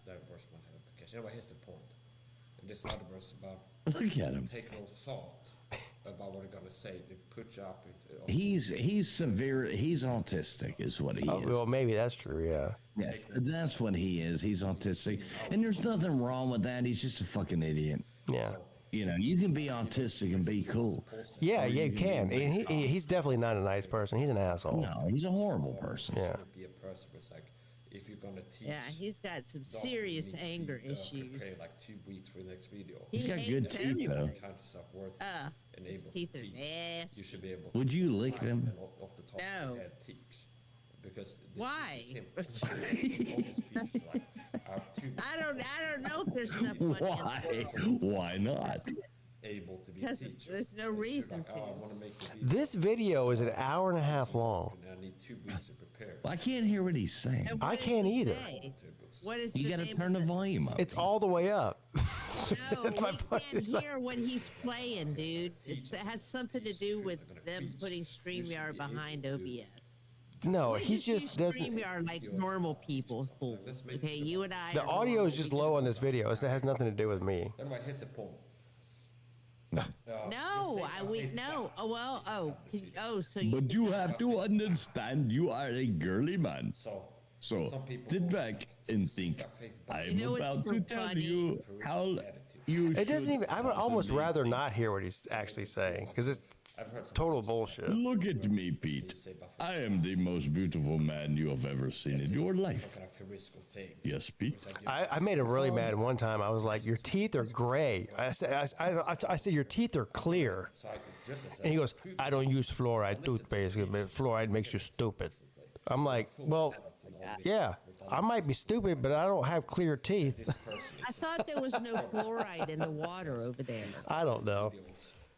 You do not know anything, CK. CK, you do not know anything. Oh my God! Can I finish my sentence? No. Well, you tell Mike Sada to shut up, not me. I forgot what I was saying.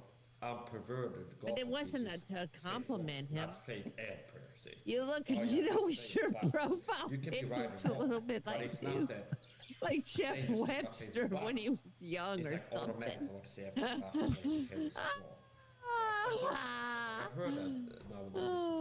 I miss Jeff. Now, Pete, earlier I heard you say something.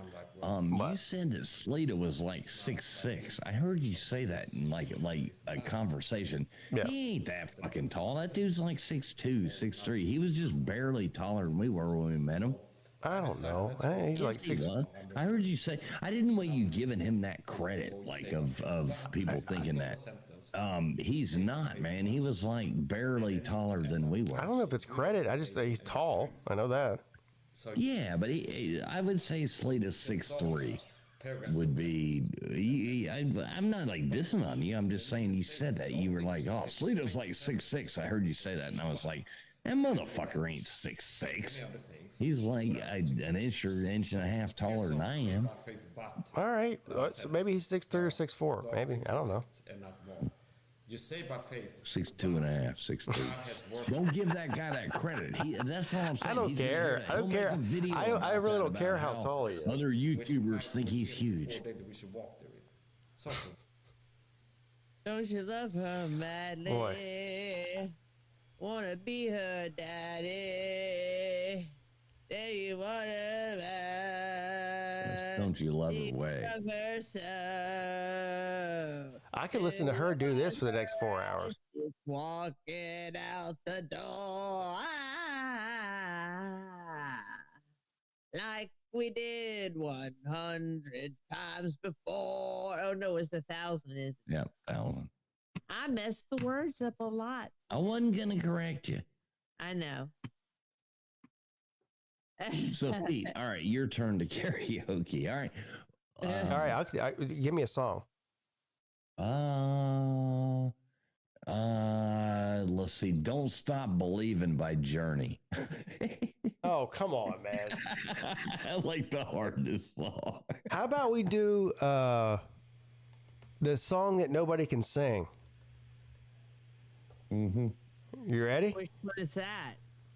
Come on, man. We just did this a few weeks ago. The Star Spangled Banner? No. Africa from Toto. Nobody can sing it? Well, nobody can agree on the lyrics. That's for sure. Okay. Cool.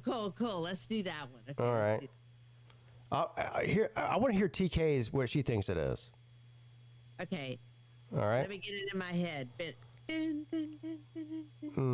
I gotta find this. Shit. What was the website This is not hard. It actually is. No, you think it's not hard because you think you know what the lyrics are, but nobody can agree on them. Those are hard. Hang on. Those are hard. I started. It's not hard necessarily, but nobody can agree what the actual lyrics are. That's kind of the point. It's easy to forget the sequence. No. Here it is. You got to have the music going, though. I mean. Yeah. Do you have some? Yeah, I'm thinking to the beginning. I got the first line, but then I'm having trouble with the second. But I got to hear the song. All right. Well, I'm gonna play it right now. Well, hold on. Are you watching on YouTube? Yeah. No, I'm on. What do you mean watching on? Why I can watch on YouTube? How do I share what I'm watching on the StreamYard thing so y'all can see it in real time here? But then you have to share what your StreamYard is sharing to your OBS. We just went through this. I know you're the one that complicates this shit, which I didn't. Pants. No, I didn't. Here we go. See? Bang. You know what's funny is bang. Bang. Hey, come on, man. I'm just gonna say this so there's real time right now. Let me finish this. There's nothing that I couldn't be doing just using StreamYard that you're doing now, but you're overcomplicating it. I'm not overcomplicating it. I Fuck can have StreamYard. it without that other shit on the side. OBS is superior. Sorry. Well, it is if you're trying to do a bunch of shit. You can't take StreamYard and share OBS on it, can you? No. Okay then. Nobody ready? can share this. All right. Are y'all ready? Yes. All right. Hold on now. I'm gonna periodically. Well, actually, I don't know if you should be able to see this because huh? Don't show us the lyrics. See if I know. Oh, you have to. I won't look at it. I won't. I'm giving you my word of honor. Okay. I can take this off the screen. Okay, take it off the screen. No. I love this song. This is by the way, this is the dumbest fucking song ever made. It doesn't make any sense. Oh, it's awesome. This song right here. Yeah, it's awesome, but it doesn't make any sense. A beer for this. You're keeping me up for one more beer.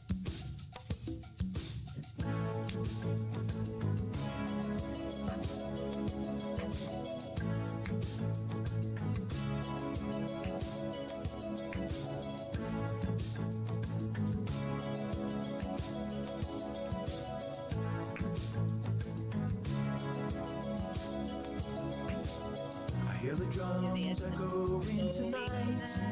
She hears only whispers of some quiet conversation.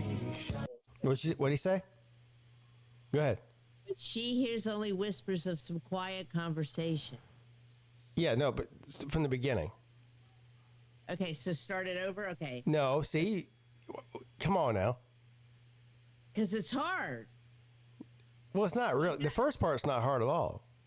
Well, I forgot it already, I think. I hear the drums echoing tonight. Yeah, there you go. I'm back. What the hell's going on? All right. Some quiet conversation. All right, here we go. She's coming in 12:30 flight. The moonlit wings reflect the stars that guide towards salvation. I stopped an old man along the way, hoping to find some old forgotten words or ancient melodies. Yeah, like I would never To know. me as if to say, Hurry, boy, he's waiting here for you. Here we go. Well, all right, what are you going to say? No, damn it. Go on to drag me away from you. Okay. All right. There's nothing that 100 men or more could never do. No, could ever do. Could ever do. I bless the rains down in Africa. I bless. Wait. Yeah. Hold on. First of all, I used to think it said it's going to take a lot to make me away. Take. And that's what I thought he was saying. It'll take a lot to drive me away from you. There's nothing that 100 men more could ever do. Bless the rains down in Africa. Yeah, see, that's not gonna take. Now? You want to make a bet right now? Gonna take some time. I'm just to do the things we never had ever to do, or something like that. I'm betting you $1 it's ever.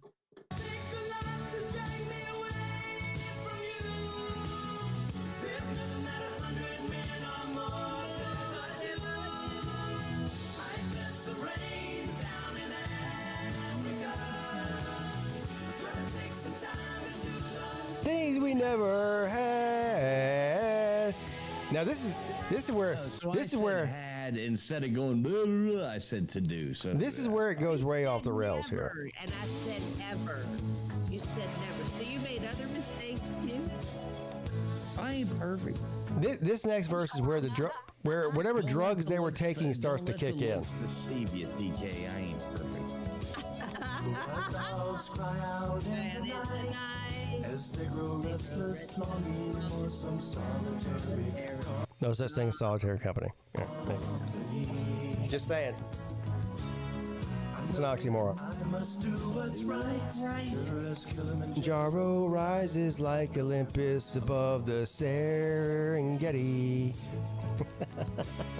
I seek to cure what's deep inside. Frightened of this thing that I become. It's taking a lot to take me away from you. Could ever do. What a great song. We never had. This is the fucking dumbest song ever made.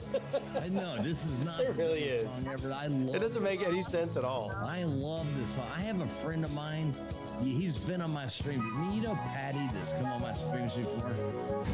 This is like when he'll sing this by himself, a cappella. He'll sing every word to this. It just doesn't make any sense at all. No, we loved it. We grew up on this shit. Yeah, you can grow up on all you want. It still doesn't make sense. Yes, it does. No, it doesn't.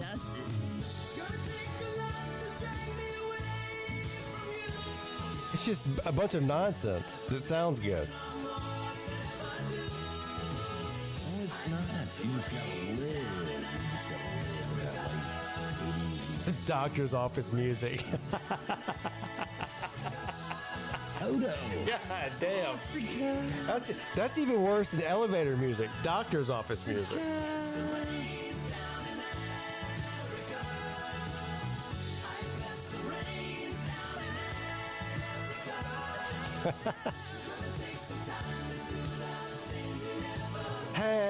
Hey. I don't know why you do that, but I like.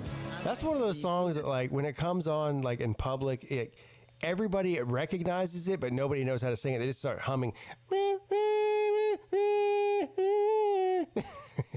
Like, You know, I never ever realized because I like the song and I heard it enough, but I never realized. It's beautiful.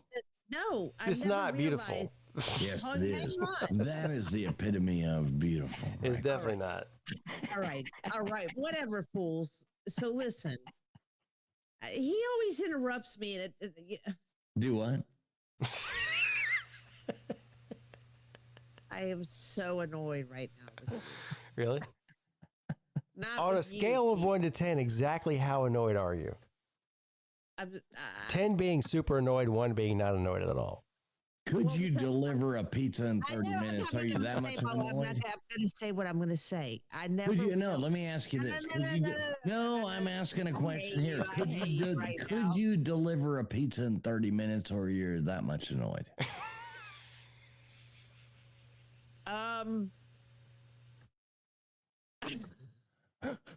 I know what I was gonna say. I never realized that, let's say I'm in the car and that song is on. I'm never singing it, or not lip singing. I sing in the car, but I'm never singing it because I realize, there's no way I would have ever memorized those lyrics. But when you hear other songs that are basically simple, like REO Speedwagon. I like REO Speedwagon. I mean, doesn't everybody want to just take some T-tops out right now? Think about this. Imagine if you could right now walk outside. It's a summer night. The moon is full. You walk outside, you take the T-tops out, you put them in the back, you jump into that, Z car or iRock or, one of those things. You pop that cassette tape in and it's REO Speedwagon. Yeah. And you fucking just get into that thing and you're fucking, oh my God. Who doesn't want to do that right now? Me. No, that's like the most badass thing, right there. Oh my God, T-tops in the back, fucking, you're going down. This is why I don't mind short road trips. I mean, I don't have T-tops, obviously, but I like listening to music, just driving and relaxing and all that. Except for bridge. You don't like bridges. You know what? I actually do drive over bridges now, but there is one bridge in Jacksonville. Not on a scooter. There is one bridge in Jacksonville that was the chance out of anybody. You can't get in a wreck at all because you're going to go over that very tall bridge and fall over and land in the water. And the reason I know is because that Siri bitch took me through there. She took me all the way through Jacksonville, through the city way. And TK downloaded the Mothman instead of Siri. Yeah. The Mothman? What are you talking about? No, the whole Mothman prophecies, with the Mothman coming up with the bridge disasters and stuff. Oh, well, I remember the Mothman conspiracy, but I don't know about the bridges. Maybe I need to dig in more. Yeah, that's the main part of the conspiracy, but it's just jokes, TK. You know me. I'm just kidding. I know. Of course I know that. Oh, I'm sorry, LW. I didn't know you were backstage. I was busy focusing on Africa from Toto. Hey, Eldub, wait till you see Traveling Fools is what do you call it? Avatar. And his name is P-Bomb. LW's seen it. Is LW back there or is he? He said he was back there for 30 minutes. I didn't even know he was. I was, Come back, Eldub. Yeah. Pete, you're horrible at looking at backstage. I was running the Toto thing. Look who's talking. You're just as bad, fools. Yeah. Oh, I even got a text message saying I'm backstage. God damn it. Ah, shit. Sorry.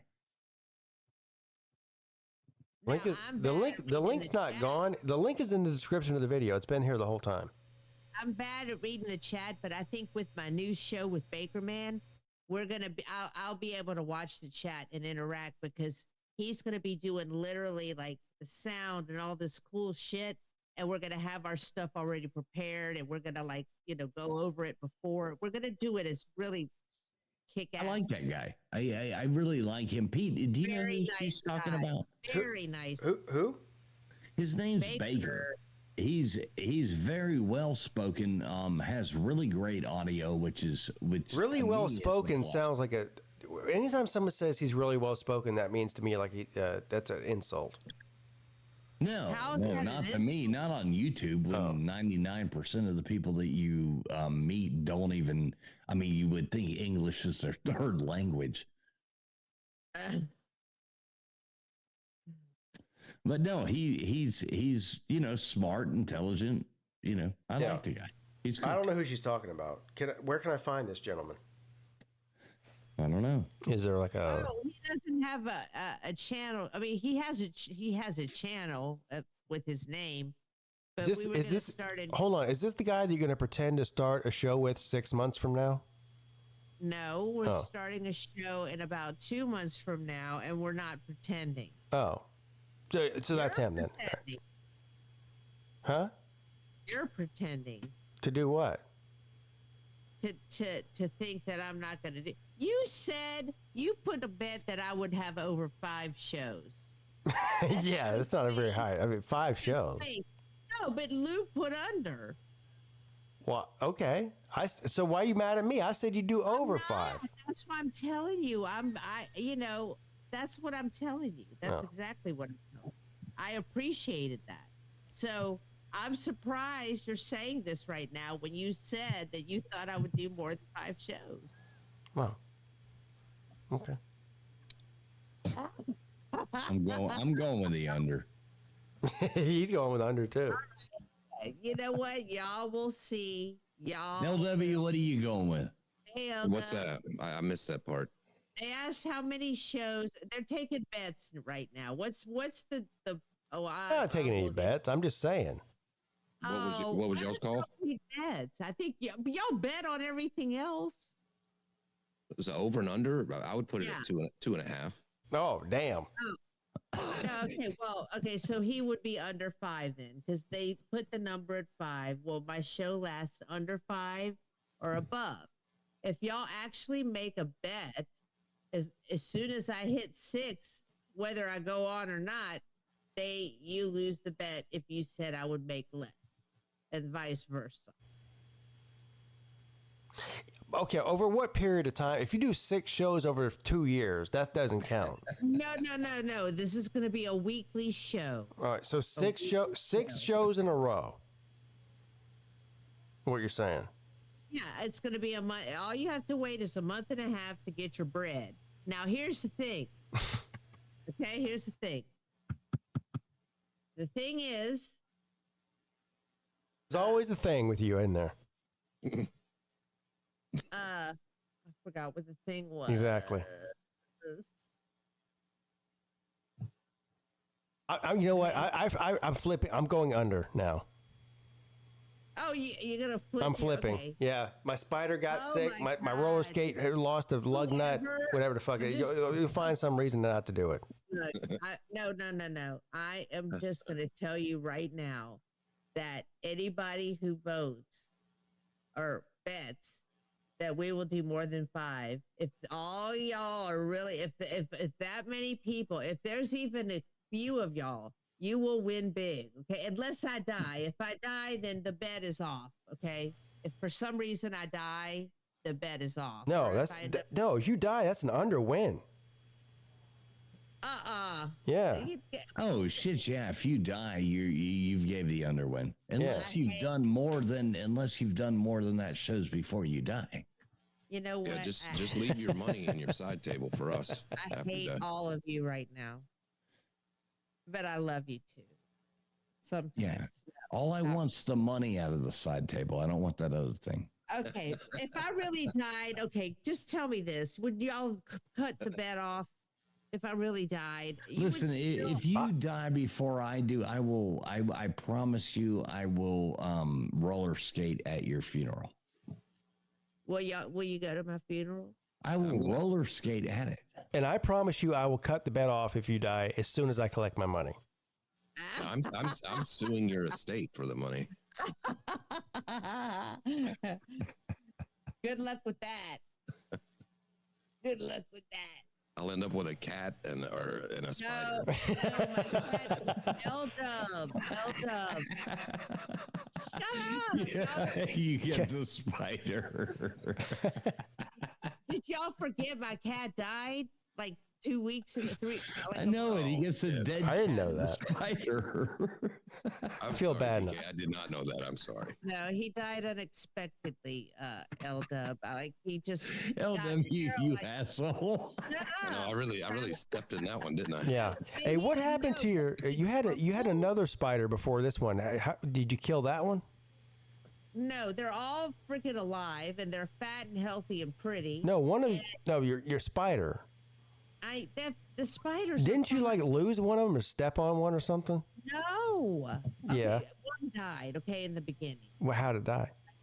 I don't know. You stepped on it. Well, you sprayed it with Raid? Y'all, you're kind of annoying me. I need a cigarette. I'm gonna mute myself and go have a cigarette because I don't want to get annoyed right Don't burn your spider with this cigarette. now. And fools. Listen, as long as you have my pizza here in the next 30 minutes, you are not annoyed. Fools, don't annoy me, my friend. All right, get my pizza here 30 minutes. You know I'm an asshole. Don't take anything I say to heart. I'm just teasing. I'm gonna bring you your pizza back. I'm gonna bring you your pizza. Trust me, it's gonna be very, very good. All right, don't forget that garlic butter. Okay. Yes, it's gonna be a very special garlic butter. Okay. Yeah, it'll make you go to sleep real nice tonight. That's a good point, Paul. So you know how like this has got arsenic in it. I can read it already. Do you know when some people's pets die, like they get them stuffed, like taxidermy? Oh, that'd be awesome. Can you stuff a miniature Mexican jumping spider, or is that impossible? You see how big those things are? Like they're smaller than the Mexican, like a fingerprint. Is she accidentally keeping black widow spiders? Doesn't know it. I don't know. What's up, LW? How you doing, brother? Oh, good. I had to charge my Jeff Webster phone during trivia, and I popped it back on. I heard my name with Jim and Ashley, so I just wanted to come up and clear my name of any wrongdoing. Okay. So LW, I want you to tell Pete real fast because I was telling the Jim. Remember when I texted you in the middle of the night and was like, maybe LW is still awake. Check this stream out. What was that stream? You tell the story and then let everybody else decide if I'm lying. No, I caught the second half of your story. It's pretty accurate. The whole knife to the neck thing and the Instagram diddling or whatever. But also the funniest part was when the police showed up and came knocking at the door because I guess everybody in the chat called the cops. He goes out there. They go back and forth. You can hear him talking in the background. They go outside and he comes in and Jim is all relaxed. He's like, oh, it's all good. The cop's my cousin. He said, we're fine. Oh my God. And remember, they went on to like talk about church and salvation and all this stuff. And these people were crying out. One girl's like, fuck this. I'm out of here, blah, blah, blah. And I mean, this is Edward's people that Jim and Ashley, everybody knows who they are. If you were back in that day, am I wrong, LW? Yeah, no, yeah. And they weren't on Avatar when he had the knife up against his jugular. It was on camera. Yeah. Yes. And after that, I was like, what am I doing like, with my life? If you're taking me down for pedophilia, I'm cutting my throat right here on Livestream. I'm like, Jesus. Oh my God. But do it. That's what she was saying?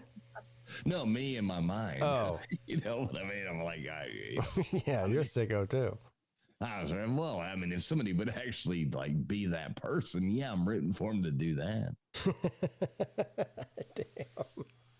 Wouldn't you? I mean, I'd well, yeah. I mean, I don't know. It's just that'd be weird to watch on YouTube, though. Man, I grew up. Remember going to the movie video rental stores and buying, like, renting those? What were they called? Faces of Death. Faces of Death. Yeah. Like renting that, good Lord, that was chaotic. Yeah, now you know what they call Faces of Death? Twitter? Yeah, Twitter. Boy, Jay Shipe sends me the most fucked up shit. It's always somebody getting their head smashed open or somebody getting shot in the forehead. It's like, what the? I love Jay Shipes, man. He and I have become good friends. I really love that brother. I love that dude. Yeah, I love him too, but he sends me some fucked up shit on the internet. But he's one of the most real people in this whole community. And it might not be, one thing I like about people, I like people who don't hide who they are. Like, I don't like fake people. Yeah, me either. I would rather you just come out and say who the fuck you are. And then, I can look at you and go, and I don't mean this towards any person in particular, but I can look at somebody and go, yeah, you don't mind being a fucking asshole. Yeah. And I can look at that person and go, all right, I appreciate that because I'm an asshole too. And I can look, but I hate these people that pretend to be other things. It's like, fuck off. Yeah. Yeah, I agree. YouTube's a wild place, especially after about 10 o'clock at night. There's quite a cast of characters out there. Well, they're lunatics. Well, we are too, though. I mean, yeah, but it's all relative. I've watched these people in some communities that they have let YouTube consume their lives to where all their lives is fighting with other people on YouTube. Well, that's just not YouTube. That's just, I mean, social media in general. I know, but could you imagine like putting that much into anything like, and you realize you get on panels sometimes with some of these people and then, they blah, blah, blah. And then you talk a little shit and they're like, blah! Yeah, like in your mind, you're like, I'm just talking shit. I'm just having fun. Next thing, like their whole ego and everything has been shot down. And it's like, you take this seriously? Yeah, people definitely do. Yeah. I have my fun on Twitter arguing with people, but it's usually about sports or shit like that. But all the doxing people and fake cancer claims and GoFundMe's and this person, it's like 7 days a week. I might pop on once a week and listen to it because it might be a little entertaining sometimes, but it does get pretty wild. There's only two people I've seen rage quit more beautifully. They are Pigskin Peete and LW. As far as people that I've seen just rage quit off of doing a live stream. Yeah.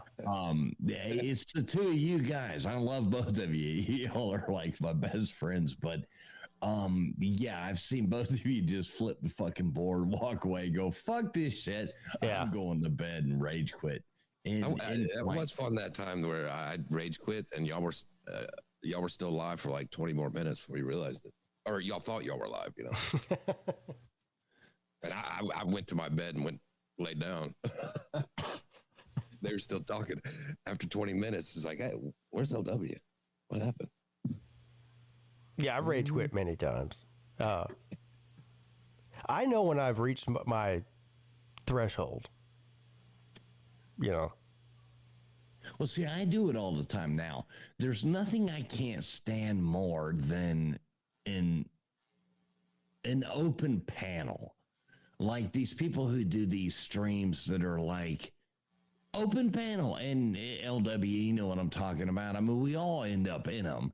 And then you end up with too many people. Everybody's talking. 90% of the people have bad audio. You can't understand anything anybody's fucking saying. Yeah. And at that point, I'm the same way. I'm like, all right, see you guys later on. Flip the fucking board. Thanks for coming in. I'm done. I'm getting the fuck out of here because I can't fucking stand it.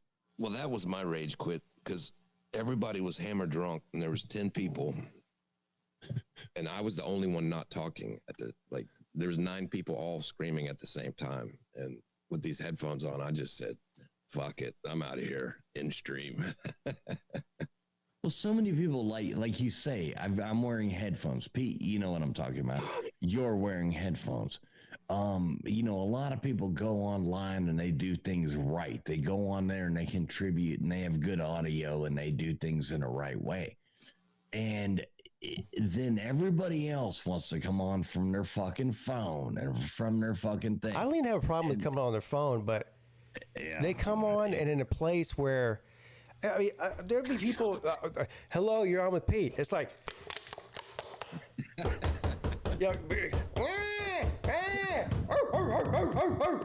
fucking dogs in the back. Like, what the fuck is going on in here?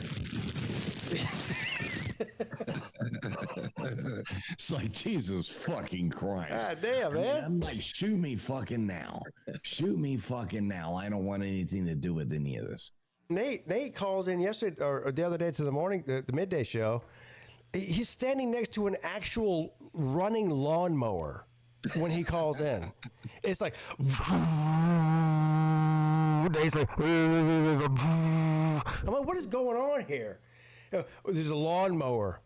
I go, hey, I got an idea. Go inside, away from the lawnmower before you call in. Oh, yeah, I should have done that. Well, see, and what people don't understand, and I deal with this all the time, Pete. What people don't understand is that, like, all right, so now you have these people and they come in here and they're wearing these goddamn earbuds, okay? Now they're getting a delay from what you're hearing. Then you have these people who are one step above bigger asshats who think, I bought a microphone. Now they're wearing these, but they're still wearing their wireless earbuds. So their wireless earbuds are picking up everything from the feedback YouTube, from the microphone. Yeah. And they're talking into a microphone. So there's a 2-second delay. Now you got 3 people on a panel who are all in different fucking timing, plus the people who actually had good audio. And at the end of it, you're like, who the fuck? And everybody's talking over each other at the same time. I mean, I'm just like, shoot me now. I don't want to do with it. Yeah. So, 7 hours left. Is that all? God damn.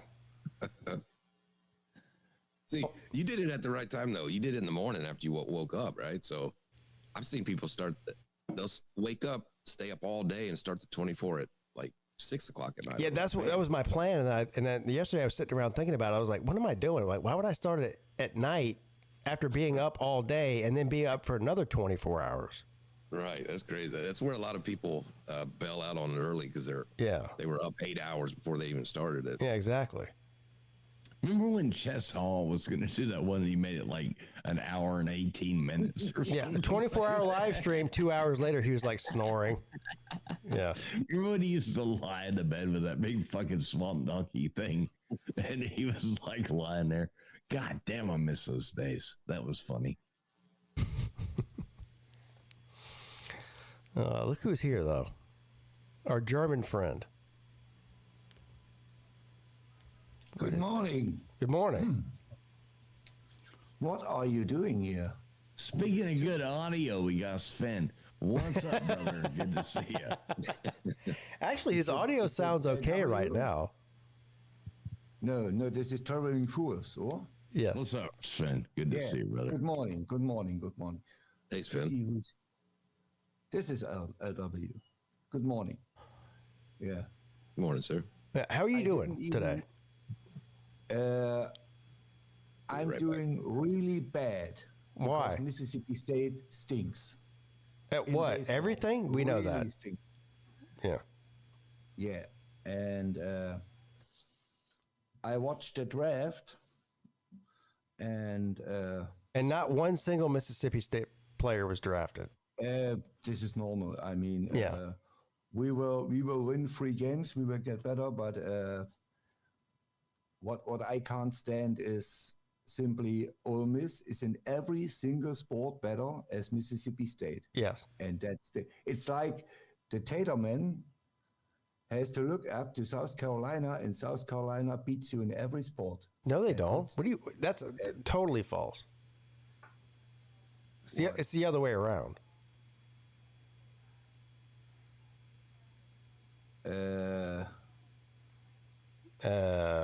South Carolina looks up to Clemson or what? Yes. Where are you, Sven? Are you in Argentina? No, I'm in Germany. Why? Never mind.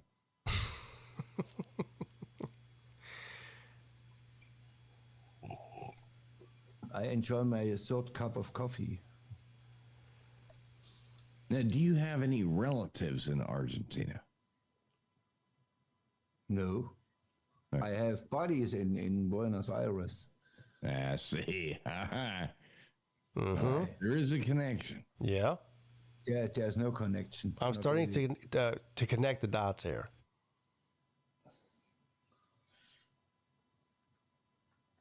No, we lost. Celine Driver is going to be mad. Celine is in Venice. I know. Wait till he gets back. It's gonna be fucking. I invited Sorry, him, Pete. Sorry, you get my joke, man. I invited him to being an Berlin asshole. and to Switzerland. That shows you how long I've been on the air. Celine Driver was still at home when I started this stream, and he's already in Venice. Yeah, he flew yesterday with his mom. I know. He was on this stream when he was at home in Florida. No, he wasn't. He was on the stream. I never saw him. He was in the chat. Well, that doesn't count. What I'm saying is he was in Florida when I was streaming this same stream. Now he's in Europe. 9 hours to fly to fucking. He said it was a 14-hour flight.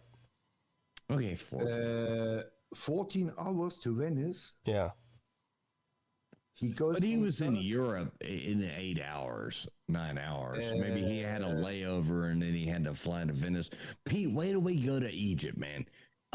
We're gonna have a blast, dude. I'm sure. You do realize I've got us a team of people going. We're gonna have a fucking blast. A whole team of people going to the pyramids? Yeah, well, we've got LW's gonna go. You're gonna go. Okay. I've got two friends of mine that we've always talked about going. They've been on streams with me before here. They're gonna go. We've got a bunch of people. Most people 6 foot between. Yeah, you know what I mean. Tall. We've got Marine Corps sniper going with us. Special Forces people going with us. We've got it all. So we're good, and we're gonna go and we're gonna have fun. It sounds fun. Yeah. That's like at the top of my bucket list is to go to Egypt.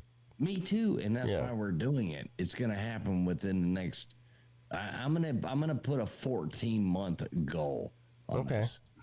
Right? Yeah. Now I might. Mrs. Foles might fly to Indonesia, so I might fly from Egypt to Indonesia and leave you guys at that point. But yeah, we're gonna go. Sven, have you ever been to Egypt? A friendly advice. Don't go in June, July, August, September. Why? Because it's too hot? There's a full moon. Why? Yeah. Do you think it's hot in the summer in the south? Wait until you come to Egypt in the summer. Oh, I'm sure. Yeah, I'm pretty sure the desert is hot in the summer. Yeah. You will die. No, No, I won't. You know, people live there.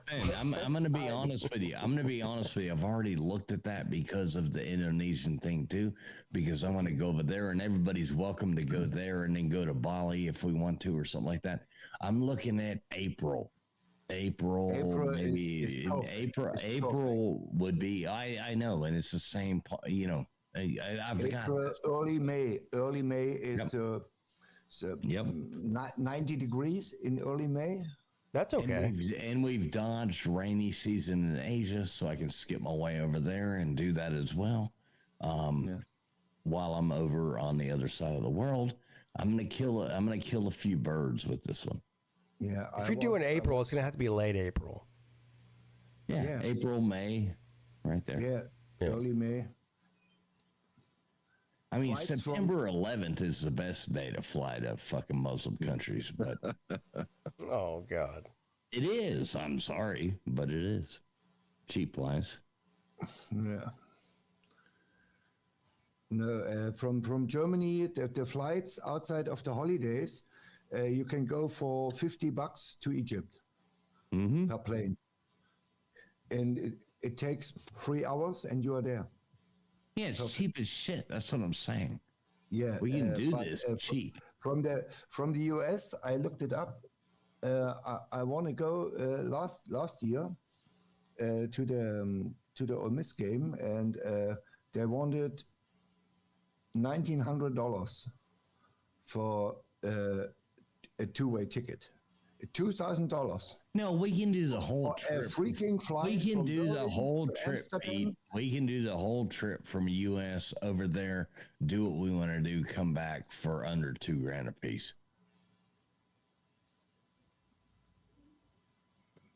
And I mean, that's like taking a fucking cruise down the Nile and shit.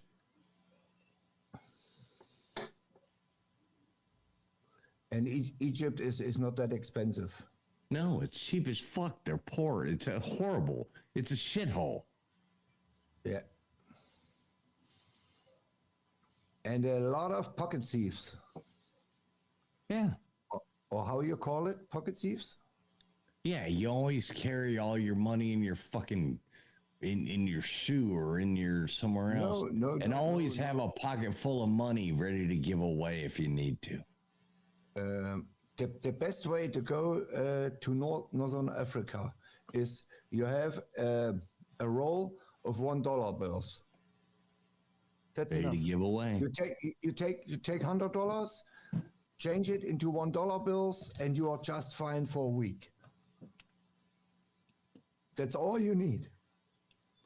Put the credit card and everything in the safe in the hotel, and just take a roll of dollar bills, and you are just fine. No food costs more. If you go eat 6 people, okay, give him $20. It's no problem. And they take dollars. Trust me.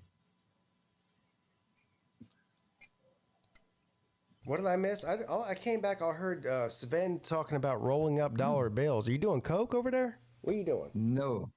I said the best way to do there are a lot of pocket thieves in Egypt. I said, take $100, change it up to $1 bills, put your credit card and your good stuff in the hotel safe, and only take $100 in $1 bills with you, and you are just fine for a week. That's all you need. We went eating. I had 3 little kids, and my daughter brought a friend of her, another girl. It was 6 people, and we went eating a big fat dinner. It was $35 for 3 people. 6 people. 6 people. Oh, 6 people. 2 adults and 4 kids. The kids were also, I don't know, 14, 15 years old. Oh. But that's 20 years ago. But it hasn't changed. Egypt has no money. It's tourism, and that's it. Yeah. The only expensive town is Cairo, the capital. That's a little bit expensive. But not Giza, though. Huh? Not Giza. Giza. Giza is Pete. Giza is basically Cairo. It is like a off section. Yeah. Like the outskirts or whatever. Yeah. Trust me, Pete. I got this figured out. Don't worry. I've made my way around the world many times. Seen all the coolest shit in fucking every which way. But you haven't seen that. I know, and I've got it all planned. So just buckle up, Buttercup. Come with me. I promise you, it'll be the most fun you ever had in your life. Oh, I believe you.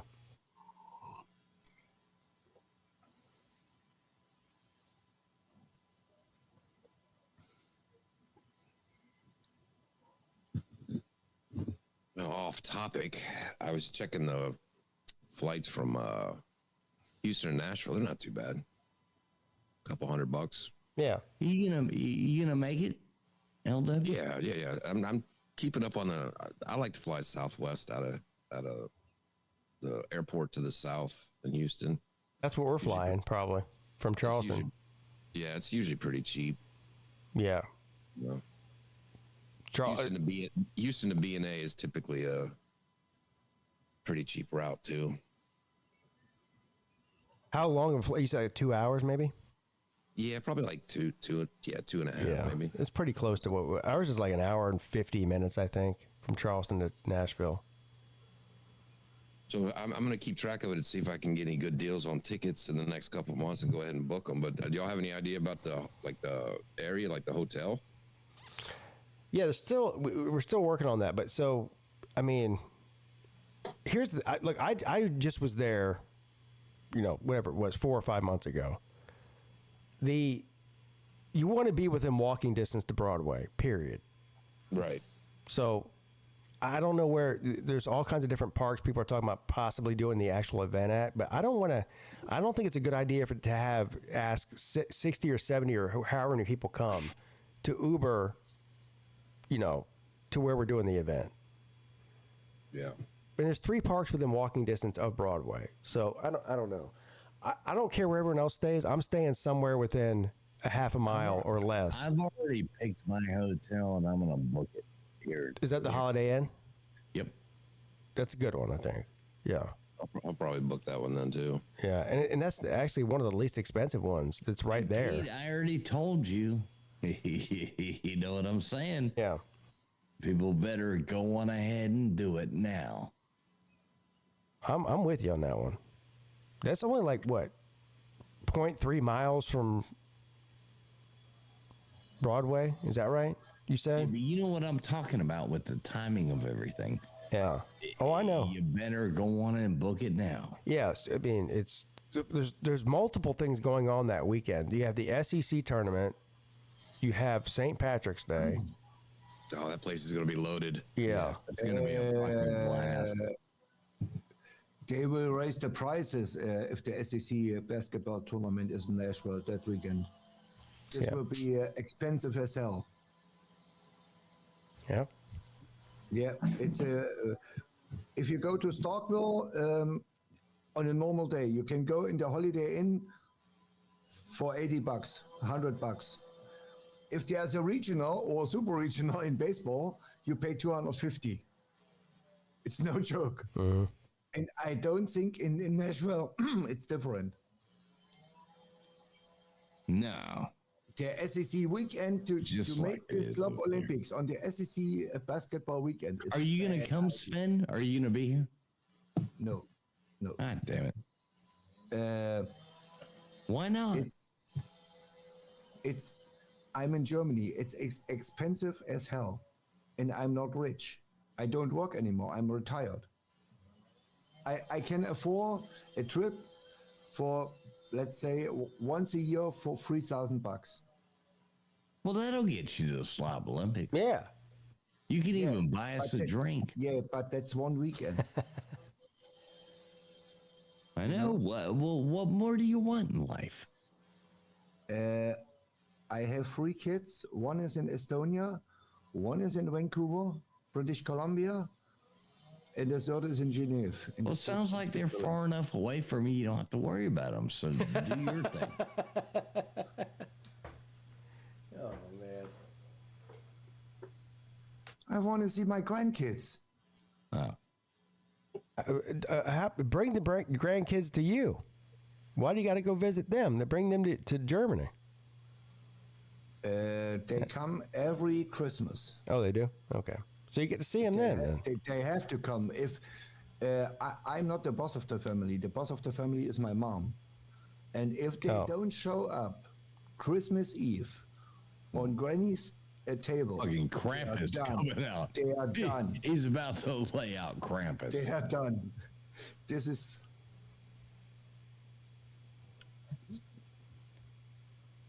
And she's a farmer's lady. We have a big old farm in the mountains in Germany, in the south of Germany, and my sister is the boss on the farm now because my parents are too old, and she managed this, but she still lives there, and she want to have every family member on her Christmas table. And that's cool. I like family. Yeah, and they show up. I mean, I have a sister and a brother. My sister has 4 kids. But Christmas is like, even over there, it's still December, right?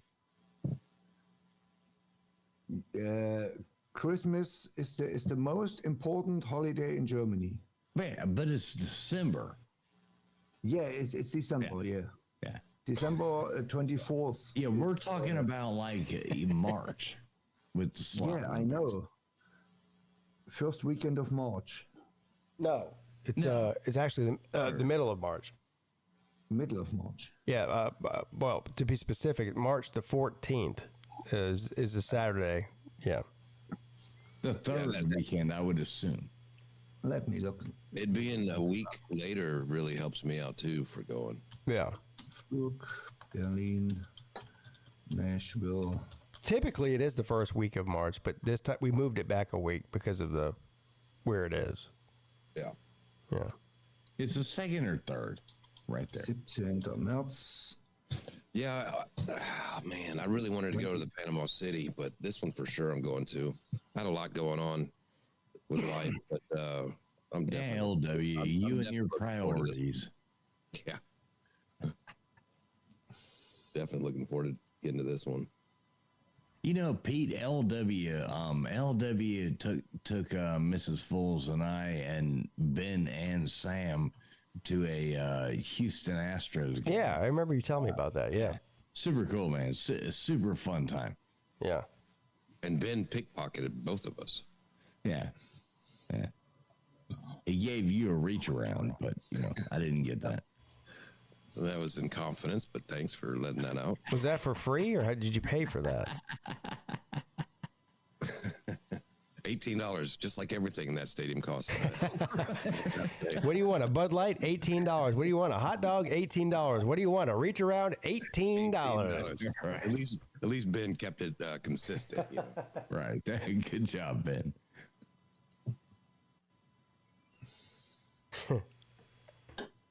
Oh, shit. Well, listen, guys, I really do have to get to bed. I've been sick as fuck for the past week or so. I got to get up and actually do shit tomorrow. Yeah. So I do have to bounce out of here, but what time, how many more hours you got? 7. All right. Yeah. I know. I said it out loud. I'll sounded bad at me, too. I'll be in the chat at the beginning of the end. Only 7 more hours. Oh, look who's Volusia's here. Oh, fuck.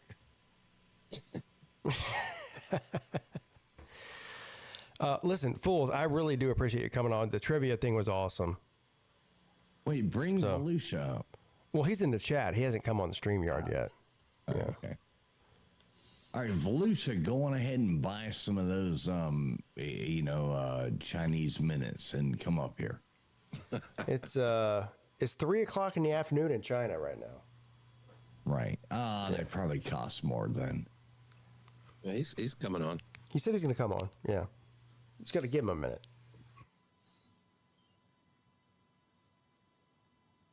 I'm telling you, this is the hardest part. From 3 a.m. to about 7 a.m. is going to be the worst 4-hour stretch of this whole thing. I'm starting to my vision is starting to double. So we're there now. I just brought an entire jug of vodka up here, which is not also very good either. Not a great idea. You gotta fight through it and get to that second win, man. Second win? I'm on my 4th one. What are you talking about? Fifth win. Right. There you go. Yeah. I'm used to this because second win was 12 hours ago. Yeah. Oh man, sitting in a chair for 15 hours, man. That's or 24 Well, hours. I've been standing up and stretching and doing basically white girl yoga here. Wait, why don't you do white girl yoga on? Turn your camera on. No, nobody wants to see it. No one wants to see me bending over. Oh yeah. Well, you could throw in some of those little cuddly animals or something like that. Yeah, where's my cat? I haven't seen her in a while. All right, guys. All right. I'm out of here, man. Pete, love you, brother. All right. LW, love you too, man. Have a good time. TK, Yes. everybody, Sven, good talking to you, man. Everybody out there, love all you guys. Yeah. So I'll be listening. All right. Appreciate you, brother, for coming on. Yeah, man. Yeah. Later, yeah. All right. The one and the only Traveling Fools. Yeah. He's definitely the one and the only. I still can't believe a lady in the chat said she's going to copy off of me, and she ended up getting 12 answers correct, and I got 11 correct. Who? Big Dog Ma. Oh. She said she cheated off of me, but she beat me. How does that happen? I don't know. I missed the trivia. It sucks. It was good. The trivia was awesome tonight. Yeah. Or today in China. Oh yeah, I'll have to go back and listen to it later. What's going on, gents? I only got 7 hours left. Yeah, you're a madman, dude. That's putting it lightly. Yeah. Yeah. People keep asking me, like, why? They've been asking me ever since I started this. Why are you doing this? Why are you doing this? And my answer is the same every time. Because I hate myself.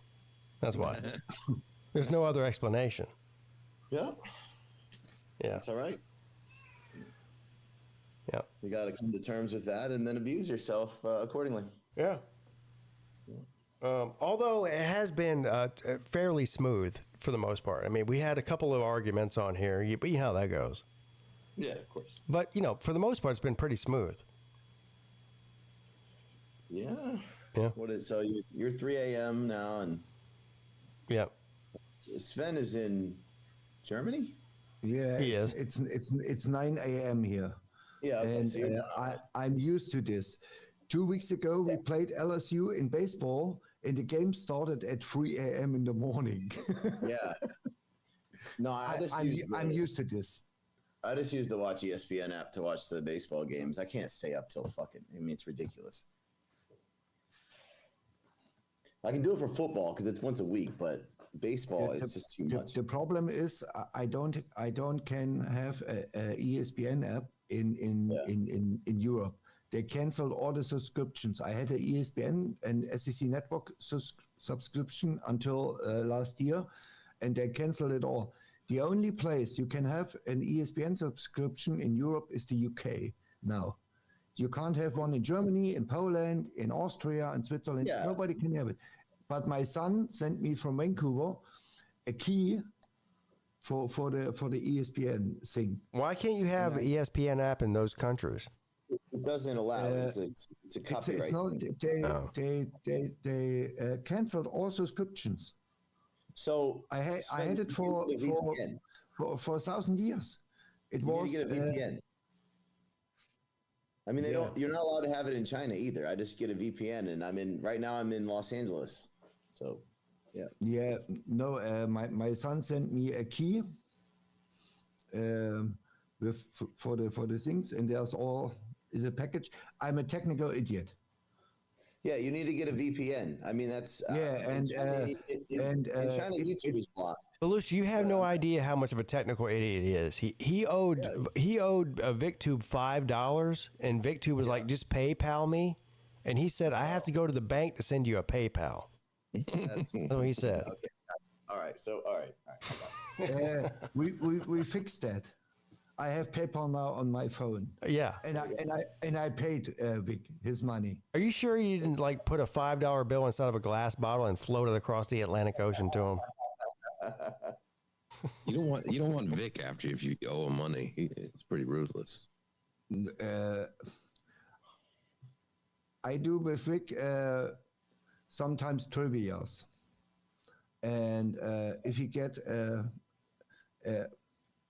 decent amount right, I send him some bucks, and it's most times it goes over a month. And let's say if he reaches 35 right answers, he get $5. If he reaches 45, he get $10, and so on.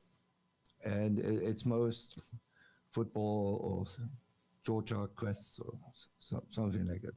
But I had a bad argument with someone in his stream, and he got on my nerves. Hold on, you got in a bad argument with somebody on a stream. Who is that? Yoda. He knows everything better. He's the no. I don't want to talk about it. He knows everything better. Yeah. He's a know-it-all. He's the brightest light under the sun. Let me say it this way. Yeah. I know some people like that. About people if they're not here. And their name is Yoda? I think. Yeah, Yoda. No, he was Yoda was on. No, he's not trolling. He was on this stream on the panel for like 5 hours earlier. Oh, yeah. And I don't go to Big Stream when he's there anymore. Why? Because did it hurt your feelings or something? No. Why should I go to a stream when someone get on my nerves? Yeah. Well, I didn't see. Yeah, sense. That's fine. Makes absolutely no sense. I mean, if Pete says to me, "Hey, German, you're an idiot. You're a technical idiot," it's okay. Yeah. You know. But because it's true. Pete, it's the truth because of course it's the truth. So, and you are right. So, but if you come and I say, okay, Clemson goes, let's say 9-3. So, and they go 8-4, and he comes 2 years later and says, "Yeah, you're an idiot. You said 2 years ago, Tennessee goes 8-4, and Clemson was this, and you always talk this shit." This is crazy. This is, I mean, we are all shit talkers. We are college football fans. Yeah. We are all crazy and how Lou says it? Retarded. We are all retarded. Yeah. Damn. Yeah. Well, you know what it is, man?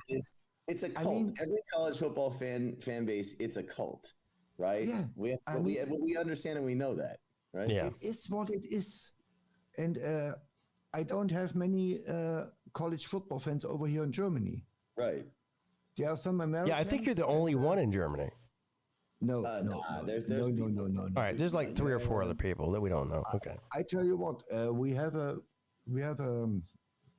national championship and a Super Bowl party in the Columbia Hall in Berlin. There are 5,000 people. This thing is sold out. Yeah, I was gonna say if we have hundreds, and hundreds in Shanghai, they got them in fucking Berlin, dude. Yeah. Yeah. Oh yeah, I'm sure. I mean, plus also there's a bunch of American military bases over in Germany, right? So. Well, I had an argument last week. You live in Shanghai? Me, yeah. Okay, Shanghai is China. Is that right? Yes, that's correct. Okay, he said me Shanghai is their own country. No. And I said, since when? Who told you that? That's not. You don't know this guy. Oh, that's incorrect. So, and I said, the last time I remember, I was in Shanghai, I don't know, 35 years ago, 30 years ago. And at this time, it was China. It's still China. Yeah. Yeah. And it's the biggest town in China. It is, yep. Yeah, and it's bigger as NYC. It's about population wise, it's about 3.5 times the size of New York. I think it's either the second or third largest city in the world. The largest city in the world is Tokyo. I know that. China's second. No, Tokyo is not longer the biggest town. Well, yes, it is. I think population. It's Istanbul. Huh? Istanbul has near 30 million now. It depends on how you count it. Yeah, I'm pretty sure Tokyo has 30 million people. Yeah, Shanghai's 40 million people. I'll look it up right now.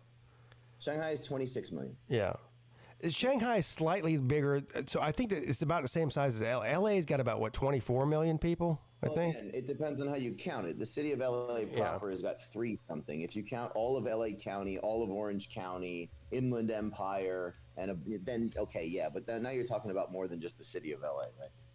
Well, yeah, I guess LA County would probably be it. I don't really know. LA County is not even that big. LA County doesn't have that many.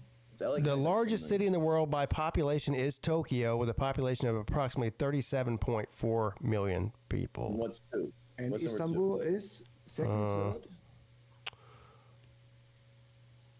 Let me see here. 10 largest cities in the world. Okay, here we go. Anybody have guesses on number 2? I'm going to say Shanghai. I don't know until I. Yeah, it's either Shanghai or Beijing, depending on. Yeah. I say Istanbul. You might be right.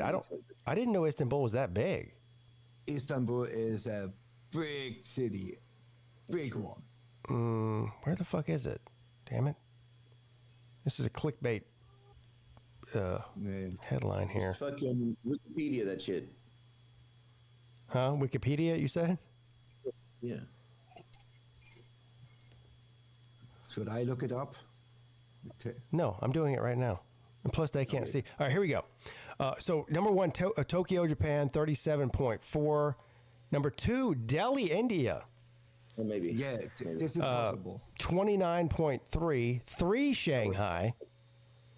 26.3. 4, Sao Paulo, Brazil, 21.8. 5, Mexico City, 21.6. 6, Cairo, 20.4. Now, hold on. I thought L.A. was... Yeah, again, LA city proper is only like 3.5, 4 million people. Okay. LA has around 10 million. So, after... What did I say? What was the last one I said? Mexico? Egypt, Cairo... Dhaka, Bangladesh, 20 million. Mumbai, 20 million. Beijing, 19.4 million. Osaka, Japan, 19.2 million. Then Beijing. No, wait. Chongqing is 11. Chongqing is 11. Yeah, Chongqing, 17.8 million. Karachi, Pakistan, 17.6. Kinshasa, I think is what it's called. That's in the Congo. 17 million, and then Lagos, Nigeria, 16.5. That's the top 14. Yeah, the thing about it is like all those cities in like Africa and India are still growing, but in China they're shrinking. The population of China is shrinking, right? What's the reason behind that? Oh, because the birth rate is low. Because China's like a relatively wealthy country now, so no one's having kids. You know that's how it works, right? Once countries make money, then people stop having kids. Well, the birth rates are dropping drastically in the United States too. Yeah. But in China, it's low overall. In Shanghai, Shanghai's at the lowest birth rate of any city in the world. It's like 0.5 something per couple. Well, a long time one-child policy didn't help either. Yeah. No, that doesn't have anything to do with it. The one-child policy ended a long time ago. The problem is that now they want people to have kids. There's some places where they're subsidizing, giving families money to have kids. Yeah. The problem is that, now that the cities have money, you know how fucking expensive it is to have a kid in Shanghai? I mean, I'm talking about doing it, right? But fuck me, it's expensive as hell. Like, it's crazy, crazy, crazy. So people aren't doing it. Yeah, people are. I don't think it's just financial. I think people just aren't doing it for social reasons too. Like, at least in the United States, I know that's an issue. Is you just don't want the burden of having to raise a kid, which is. And I think that the birth rate in the United States peaked in the 1950s. Yep. And early 60s. Yeah, because everybody had a job, everybody had a little bit of money, and they could afford kids. Nowadays, I think people have more money now than they did then. It's just not. It's not like socially. Like back then, if you were 30 years old and unmarried and didn't have kids, you were a pariah. The other thing is that the money that you made back then went further because we had a more spread. We had a strong middle class and a more spread out society. Tax rates for super wealthy were higher, and we had good social services and everything like that. Plus the GI Bill, all the people returning from the war could afford a house with basically no interest rate on their mortgage and all this shit. So you could work you could be a milkman or a fucking whatever the fuck and afford to raise a family of 3 without your wife working. The China's One-Child Policy Act it ended in 2016. It's not like it was 40 years ago. Yeah, right. There's definitely still some reverberation from that going on for sure. Depends on what you're talking about. And people have been having more than one kid for a long time, dude. What he's saying though is it's not like it's been 30 years since that ended. Right, but I'm talking about the birth rate right now. Right, which was just if they ended that in 2016, that's only 9 years ago. Yeah, 9 years ago. Right. The birth rate right now is lower than it was at any point during the one-child policy. Right, which would accumulate over time if that just ended in 2016. Yeah. No. I'm talking about the birth rate for people in 2024. Right. Well, never mind. Right, so, I guess right, but it doesn't have anything to do with the one-child policy. I'm talking about the birth rate for, let's say, 2024 nationwide is lower than it was in 1983 or 1992 or 1976. Yeah, but that's like saying, all of those years of that policy has an effect on what happened in the past 9 years. How? I'm talking about per person, per couple. Well, it's just simple math. Like, okay, if it ended in 2016, that means before 2016 that, if somebody was having one child instead of 3 in 2013, that's 2 less kids that are 9 years old or 12 years old today. It's a cumulative effect. Yeah, I see what you're saying. I'm not talking about kids that are 9 years old. I'm talking about when you added up the amount of children that people are having per year, per couple on an overall basis is lower than it was at any point. Fuck, now they want people to have 3 kids and 4 kids and stuff, but you just don't see it. Some people are doing it, but you don't see it. Only the rich people are doing it because it just costs so much money. Yeah, in Germany, it went down. I just looked it up. In 1966, we had 2.53, and now we have 1.46. Look this up. This is what Elon Musk he's convinced that the low birth rate and is going to be the collapse of society eventually if it continues on the path it's on now. Now you can agree or disagree with that, but he does have a point. Yeah, I saw Japan, like they have 130 million people or 125, something like that. They project by like 2060, 2065 there'll only be 80 million people. So Korea is the worst. Korea is even worse. Korea's got the lowest birth rate in the world. They're like 0.72 right now for the whole country. It's going to completely fucking ruin the country. Right. So they're going to be negative. Japan's going to be negative 50 million people, but their society, their infrastructure, everything is built for how many people they have now. And when that declines by 50 million people, there's just going to be, the kind of infrastructure falls apart. Yeah, there's a lot of problems with it. You end up with a lot of like rural ghost towns. You end up with a lot of like buildings that go unused. You end up with, an aging population that the youth can't support with. Well, a smaller workforce to produce the goods that we're all, addicted to because we're a consumer society, a consumer global society.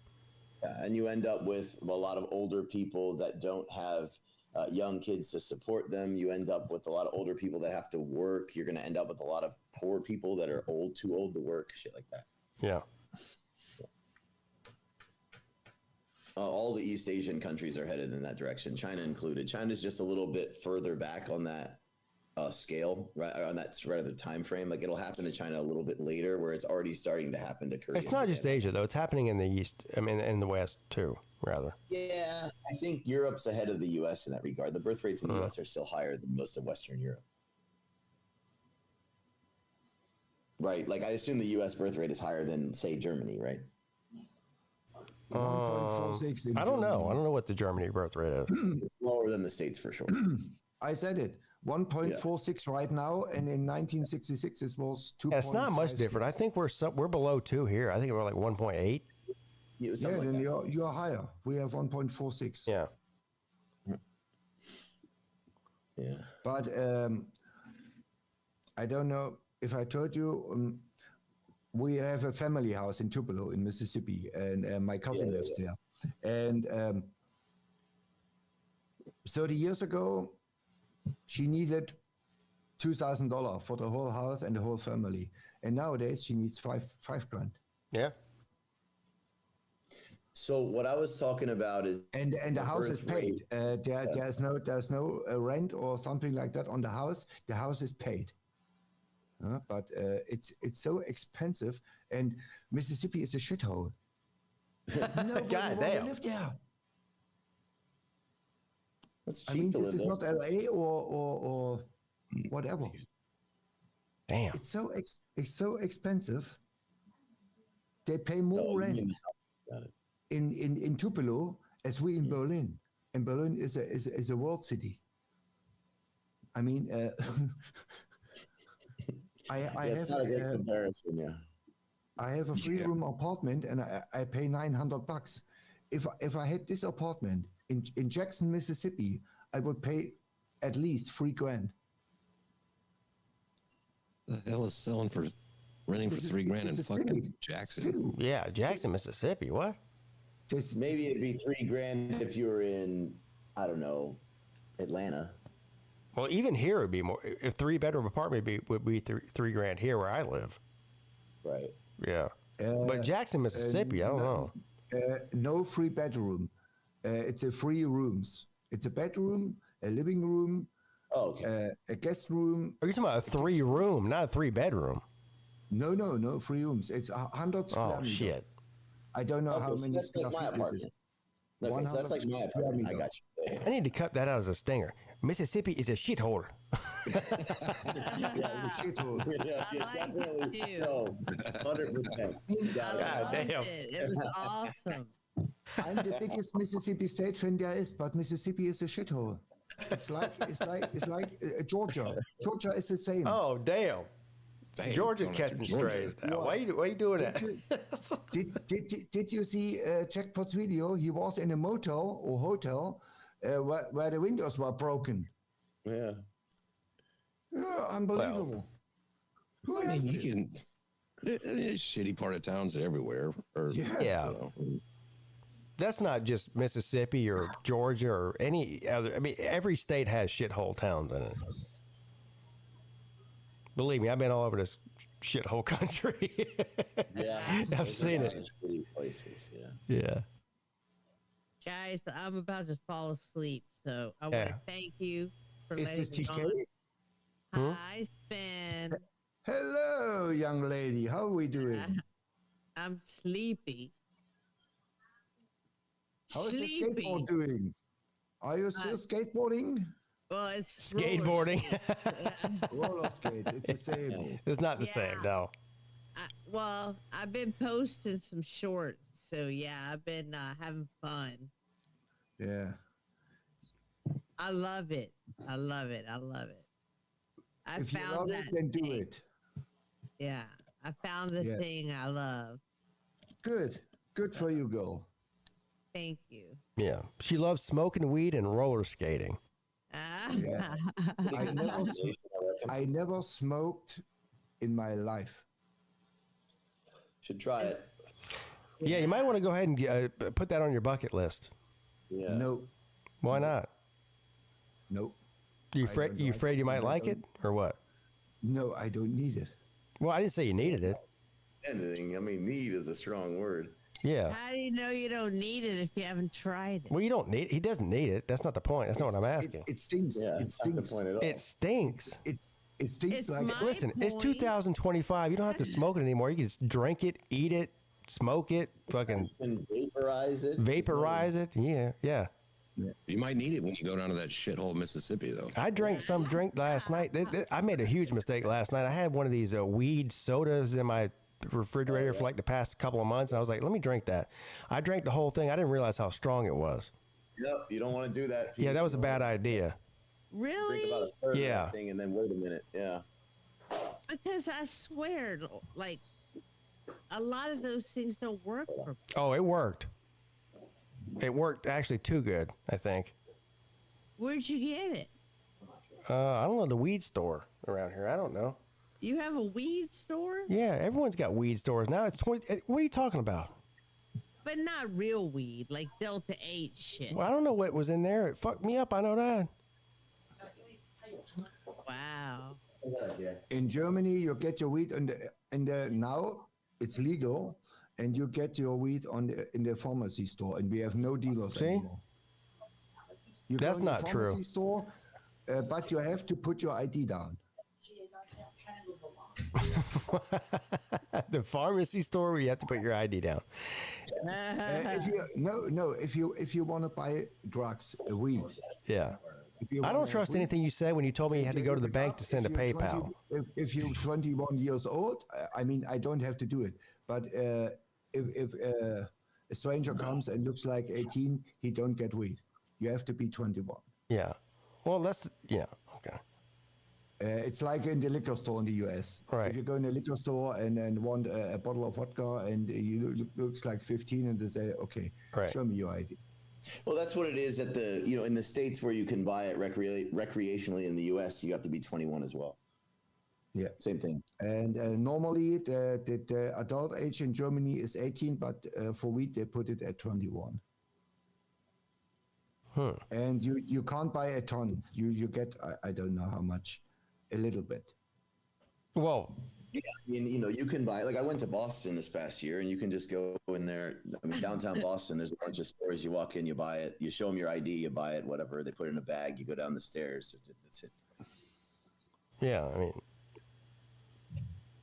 I mean, look, it's silly that you can go, if you're, an adult, and you can go and buy a giant bottle of poison that will kill you if you drink the whole thing, but you can't buy a dime bag of weed. Man, come on. It's crazy. It is crazy. Do you know how much weed you have to smoke to kill you? Yeah, like a fucking 1,000 pounds or something. Yeah. Yeah. You would die from asphyxiation from lack of oxygen before you died from the actual weed. Yeah. That's true. That's actually a fact. Yes. We had a conversation with on Jackpot channel some weeks ago. In the US, they send you, if you want, to Afghanistan with 18 years old. And you go to war. And you come back to Clemson or to Starkville and you can't even buy a beer. Yeah. Yeah. This is nuts. Yeah, it's insane. Dude, America has some really weird puritanical rules. Mind-boggling. I don't think it's really the puritanical. I think it's just money, the private prisons and stuff like that. Oh, right. Well, I think when it comes to alcohol, I think it's a puritanical thing. And here's why I say that. The one that really fucking bothers me and blows my mind. It's funny, when you grow up in the States, but then you've been outside the States for I've been outside for a long fucking time, right? And you kind of look back and you see some things where you're like, oh, that actually is great. And then you see other things and you're like, what the fuck is going on? For example, open container laws. I don't understand open container laws. Like, why the fuck can't I just drink beer while I'm on the Yeah, it's stupid. It's content in a bar and I'm not allowed to drive home. Okay, cool. So I'm going to walk home. But if I'm walking down the street and I'm drunk, now I'm drunk in public. What the fuck do you expect me to do? Yeah, I had this conversation. Of course, I've been on here for 18 hours now. How are you drunk in public, but you have establishments that serve alcohol in the public? Mm-hmm. Like a bar, every bar is in public. So it's crazy. It makes no sense to me at all. I don't know. I can't fall asleep. Love y'all. Bye. All right, see you later, TK. Go spray some water on your spider. Not on the spider, on the enclosure, so they can drink from the walls. Oh. All right. Have a good one, y'all. All right. See you later. Bye. But I mean, you see this. You only see problems with. Well, I'm sure there's some cases, but in general, of underage kids with alcohol problems in the United States. Why? Because it's such a big deal here. When you go to, when I went to South America, there's no drinking age there, but you don't see a bunch of drunk 18-year-olds walking around. Why? Because it's just. Let me tell you something. There's no drinking age in China. Yeah. There's no drinking age in China. You're technically kind of supposed to be 18, but no one gives a shit. And you never see kids drunk. You see drunk fucking middle-aged dudes. Yeah. That's it. You'll never see a kid in China walking around the street. Exactly. Never.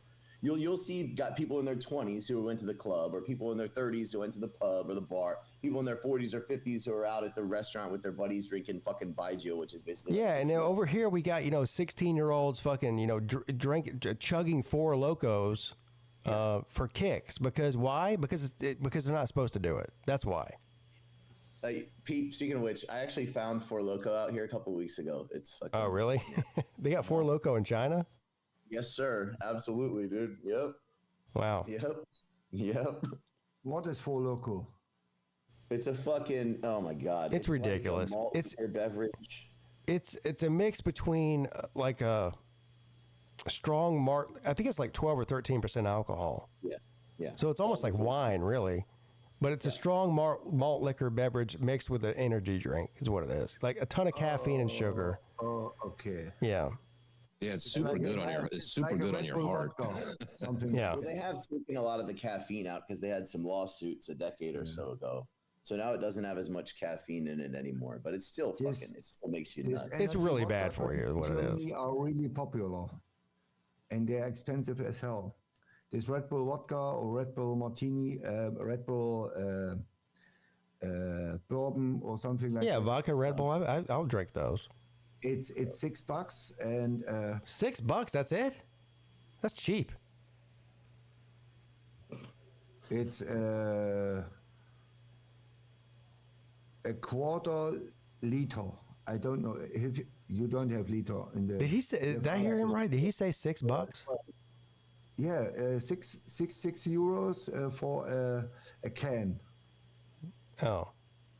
So 250 is like what, like 16 ounces or something like that? I look it up. No. Less than that, 12 ounces. In ounces. Fluid ounces. It's 8.4 ounces. That's it? 250 is only 8.4? That's cheap. That's what I'm saying. Yeah, I mean, like a 2-liter Coke. Right. Yeah, he's talking about backwards. So 250 mil. So it's just 8.4 ounces, and it's around $5 to $6. The better stuff, the cheap stuff, the Aldi or Lidl stuff is $3. Yeah, that's about right. But I guess you're going blind if you drink this stuff. Now, hold on. I thought that only masturbating made you blind. Did you ever drink absinthe? Yes. Yeah. I drank absinthe one night and threw up for the next 5 hours after that. Yeah. I had it was terrible. one absinthe in my life, and goodness me. Yeah, you got sick, didn't you? I nearly died. Yeah, exactly. Me too. Because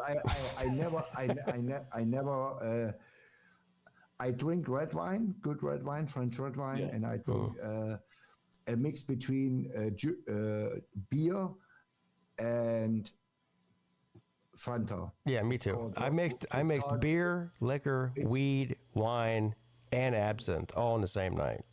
It was a bad move. It's a bad idea. Yeah. It's a terrible idea. That's what I'm saying. I spent the next 5 hours throwing up. Yeah. Yeah. And I almost got kicked out of the hotel I was staying at, too, because I smoked a cigarette in the bathroom and I set the fire alarm off, and they sent the fire department there. Yeah. Nice. You're too fucked up to make it downstairs and outside, huh? No, this was on my anniversary. This was like a really nice hotel.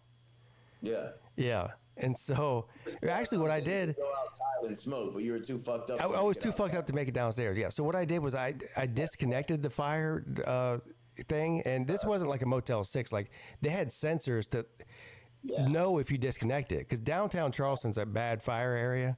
So I disconnect it, smoke a cigarette in the bathroom, go to pass out naked, and like 4 o'clock in the morning, there's beating on the door. It's the hotel manager. He's like, the fucking police are on the way. The fire department's on the way. Like you can't. It's felony to disconnect the fire detector or whatever. I just slammed the door in his face and went back to sleep. I was too fucked up to even talk to him. Yeah, I can't think about this right now. Arrest me in the morning. Yeah. The next morning, I was throwing up. Just like. That was the absinthe night. It was throwing up constantly. It was a nightmare. Yeah, I mean, absinthe is really just a strong liqueur. It's it's not. It doesn't make you hallucinate. No, it's pure. It's like moonshine. It's wormwood. It's fucking It's like what's the shit they have in Malort? It's like that. Yeah, you know Malort is. Yeah. Yeah, it's like that. I tried this moonshine shit in Tupelo. They all make their own moonshine. Yeah. And it's terrible. It's absolutely. I don't know who came up with this stuff. Moonshine is the weirdest stuff I ever drank. Yeah, they made it when during 100 years ago when during Prohibition when alcohol was illegal. Yeah. So they had to make it in their bathtub. They made it out of fruit and shit. And so they made it extra strong because yeah, it's just either fruit or corn liquor. That's all. It's nothing. Yeah, and in Mississippi, all the people do this. I don't know why. Well, you might have had some bad moonshine. There's some that's actually pretty good, but it's good. Yeah. You can make it with like peaches and stuff. It's pretty good. But the person, I never had a good one. I tried one or two, but I never. It's almost pure alcohol, so that's why. They don't make it for the taste. Yeah, 60% or something like that. Yeah, exactly.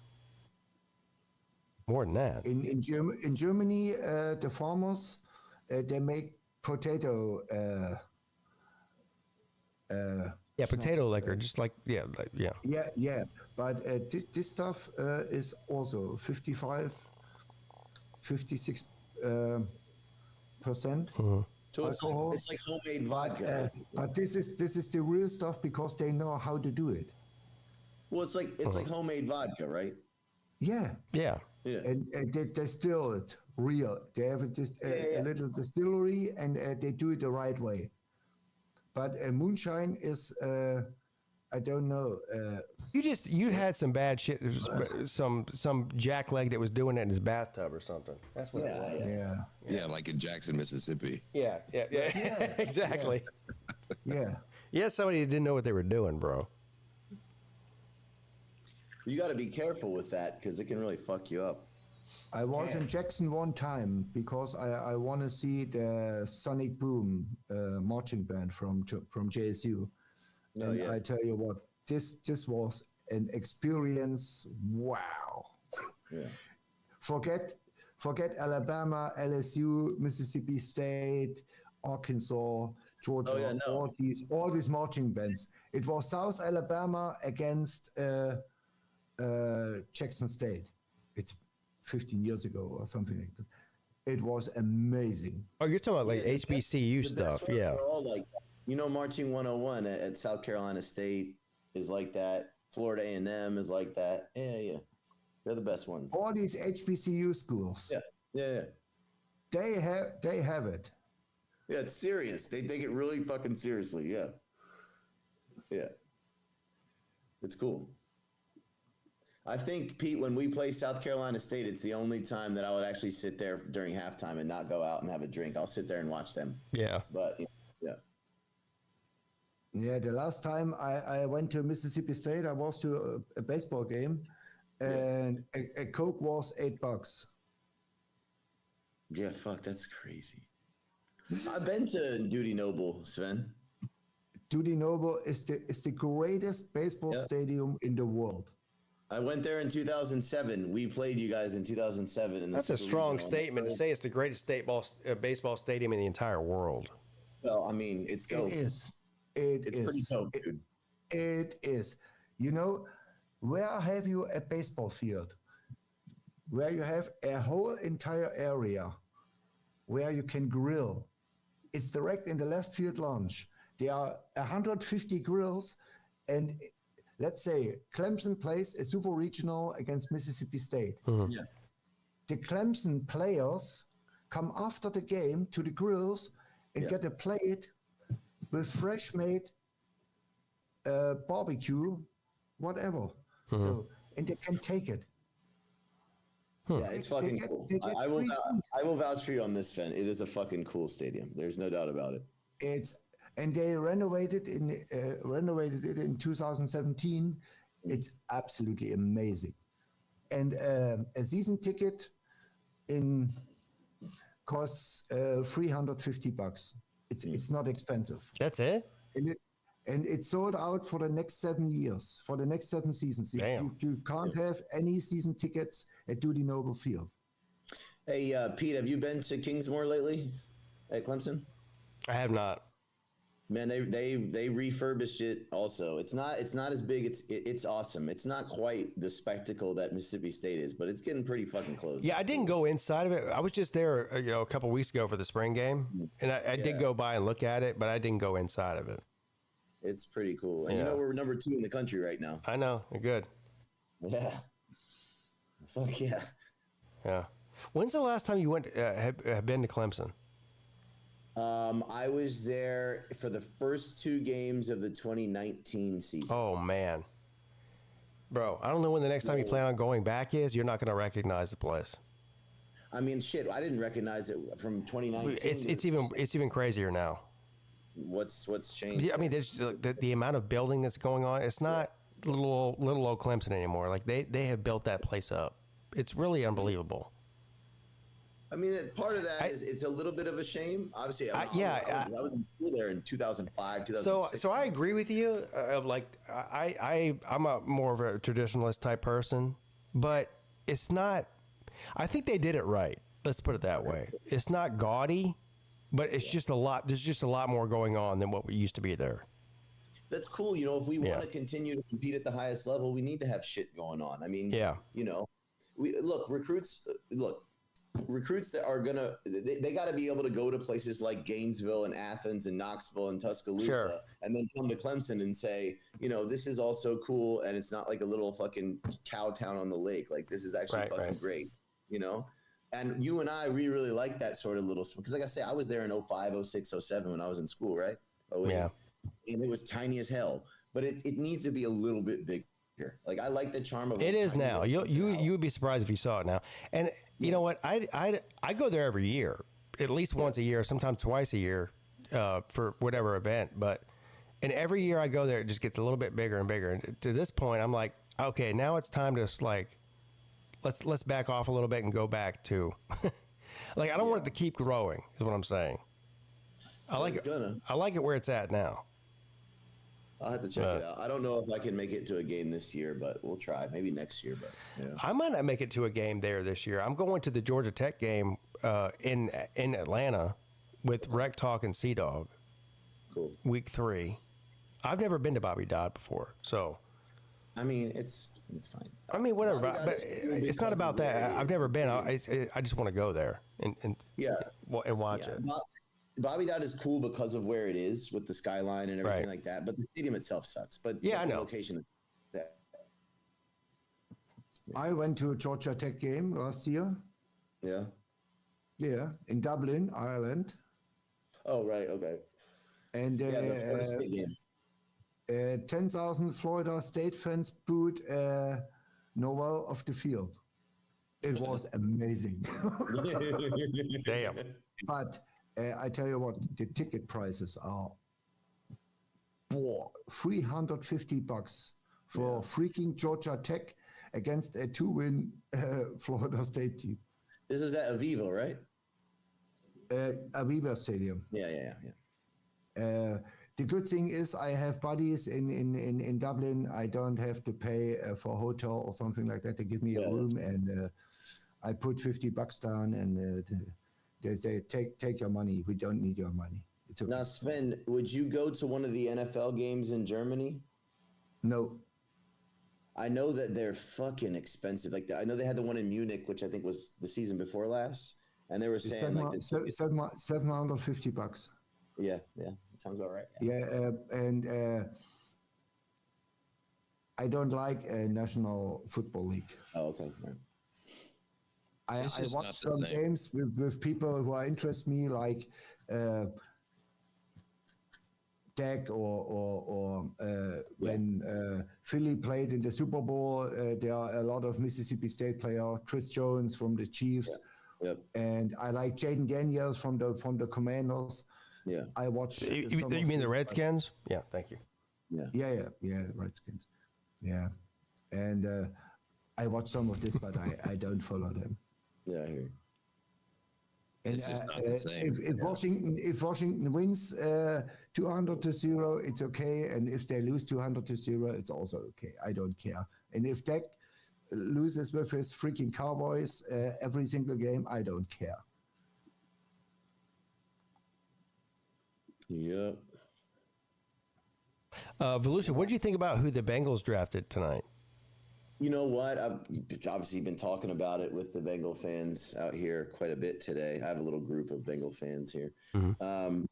I'm higher on it than they are. I mean, he didn't have a lot of production in college, but he was a high 5-star recruit, and his measurables are absolutely off the charts. They talked about his what do they call that? See, his measurable score, like his speed and height and is the best of any defensive end since 1987. Yeah. So I mean, look, at some point, if you're a coaching staff, you got to be able to say, just let me get my hands on this guy and pause, and I will figure it out. You know what I mean? Look, it wasn't what I expected. It wasn't what I necessarily wanted, because for the Bengals right now, you've got an offense that's ready to go win the Super Bowl. Then your defense is a huge liability. So what you want to do is you want to get guys that are plug and play, ready to play now, not a project dude that might be ready in 2 or 3 years. Same issue when we drafted Myles Murphy a couple years ago out of Clemson, right? A lot of fans are not happy with him because he hasn't had great production. He could still be really good in the next couple of years, but it was just, we have drafted too many project guys on the defensive line instead of ready dudes. And I think that kind of annoyed some of the fan base, because that seems like another one of those. But then again, I mean, the guy is a fucking monster, so maybe it'll work out.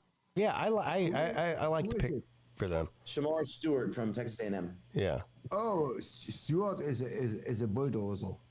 Yeah. The thing you got to remember about college football or NFL fans, though, is not all of them watch college football. No, most of them don't. Most of them are retarded when it comes to right. college players. They don't even know who this edge rusher is. Yeah, they have no idea. You know what the funniest thing is? Because you're correct about that, and most of the NFL fans out here that I know don't really pay that much attention to college football. Some of them do, but most of them don't. But yet, when the draft comes around, they're all fucking experts about every college football player. They know exactly which team should draft. You know that this is a bad pick, this is a good pick. I'm like, oh, I watch college football constantly. I'm like, no, you're wrong about this. This guy actually isn't very good. This dude's a fucking stud. And I have to educate them, and they still don't fucking listen to me. So the biggest, there was a bunch of takeaways I took away from the draft tonight. First of all, we all knew Cam Ward was going number 1 to Tennessee. I think that was pretty much a foregone conclusion. Number 2, Travis Hunter to the Jaguars. What do you think about that? Do you think that are they going to put him at wide receiver or cornerback or both? They're going to let him play a bit of both. They're going to let him. You think so? Yeah, I think receiver, because one, I've heard a whole bunch of Hunter's people say that he views himself as receiver. I think he prefers receiver. Receiver. Yeah. My guess is my guess would be that he'll play DB a little bit more. But look, excuse me, the Jags need a lot of things, and so they're going to use him wherever they feel like they need him, given however the season's going. Right? If their defense shapes up. Yeah, I'm not so sure about that. I mean, I don't really know that if you're going to pay a guy top dollar, which is what Travis Hunter is going to get as a second overall pick, you're going to move pick next year to get him. I think he'll play. I think they're going to pick, they're going to say, okay, you're going to be a full-time receiver, part-time corner at the most, or either a full-time corner and a part-time receiver. I don't think he's not doing what he did at Colorado. No. There's no way. No. I'm not suggesting that. What I'm saying is I would actually guess that he gets more snaps at DB than at receiver. That'd be my guess. I don't know about that. No, I think receiver, because he's got fantastic hands. Yeah. And two in college, he really wasn't a shutdown corner. He was kind of more of a I think, and Trevor needs a good receiver too. So that's I'm all about it. Look, I think it's a good pick. I think it's worth giving up the pick next year to get him. I think he's the splashiest player in the draft. He's the most famous player in the draft. The Jags need all the good publicity and all the jersey sales and all the eyes and attention they can get. I think it's a great pick. For me, the best player is Abdul Carter in the draft. By a mile. Abdul Carter is an absolute monster, and he's better as Travis. That's my opinion. Well, I mean, it's a different thing, right? The Jags have spent a lot of capital on edge rushers recently. I feel like, and they have Hines Allen, they have Trayvon Walker. Like they needed they need someone on the edge. So I think it was a good idea, because Cleveland was going to take him if they didn't make that trade. So was Shador drafted in the first round? I didn't watch it. Nope. One quarterback in the entire first round. No, there was 2. Giants traded up to get Jackson Dart. Yeah, Jackson Dart went to the Giants. I tell you what, this is a really good idea. The last quarterback from Ole Miss who went to The Giants. The Giants won 2 Super Bowls. No, Daniel Jones didn't do that. Well, no, from Ole Miss. From Ole Miss. Oh, Eli Manning. Yeah. And, yeah, that has nothing to do with anything. But okay. I'm not a supporter of Ole Miss, but Jackson Dart has a really high ceiling, and if he can get his mind right and don't throw interceptions 2 minutes before the clock runs out, he will play in the NFL for 15 years. He is really, really, really good. Who just said that to chat?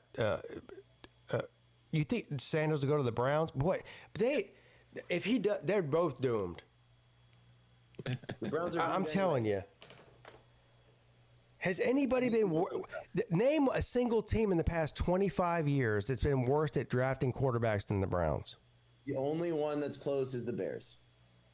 Yeah, that's a good point. But okay, that's not a very good standard to set. So, I mean, I hate to say it, Dallas Cowboys. Huh? Well, Dallas Cowboys. No, I don't think. No. Tony Romo was the best quarterback in the regular season. Yeah, but they didn't draft him. Prescott is the best quarterback in regular season. Comes playoff time. The Cowboys have done terrible at drafting other things. I don't think they've done terrible at drafting quarterbacks. I mean, Dak Prescott's decent. I'm the biggest Dak supporter in the world. Who's the best quarterback that the Browns have drafted lately? Name them. When's the last one they drafted that was good? Baker Mayfield. Baker Mayfield is the answer. No, man, come on, man. Baker's good now. Yeah, now, but not with them. He wasn't. No, well, he was all right. I mean, whatever. He's the best quarterback they've had on their team in the last. Well, that's kind of fucked up. He wasn't great. Bernie Kosar, Jesus Christ, Hoghead's living in like 5 centuries ago. I think Bernie Kosar wore leather helmets, didn't he? God damn, we're going back to when I was like 7 years old now. Jesus Christ, man. It's bad. He's in a time warp. Prime will be mad. Here's the bottom line. Shedeur Sanders, let me tell you something. Shedeur Sanders to the Cleveland Browns would be the biggest shit show ever. It's going to be. Here's my thing. It will be the biggest shit show ever. Right? They got 2 of the next 5 picks in the draft. They're taking it. I know. I could even see a situation where he tries to pull like an Eli Manning type of thing, and like, I'm not going there. I'm only going here. But nobody wants him. Motherfucker should be happy anybody would take. Yeah, nobody wants him. But he thinks it doesn't matter what you think and I think. He thinks he's a top tier, top flight, number 1 overall pick type quarterback. He's not. He's good. He's okay.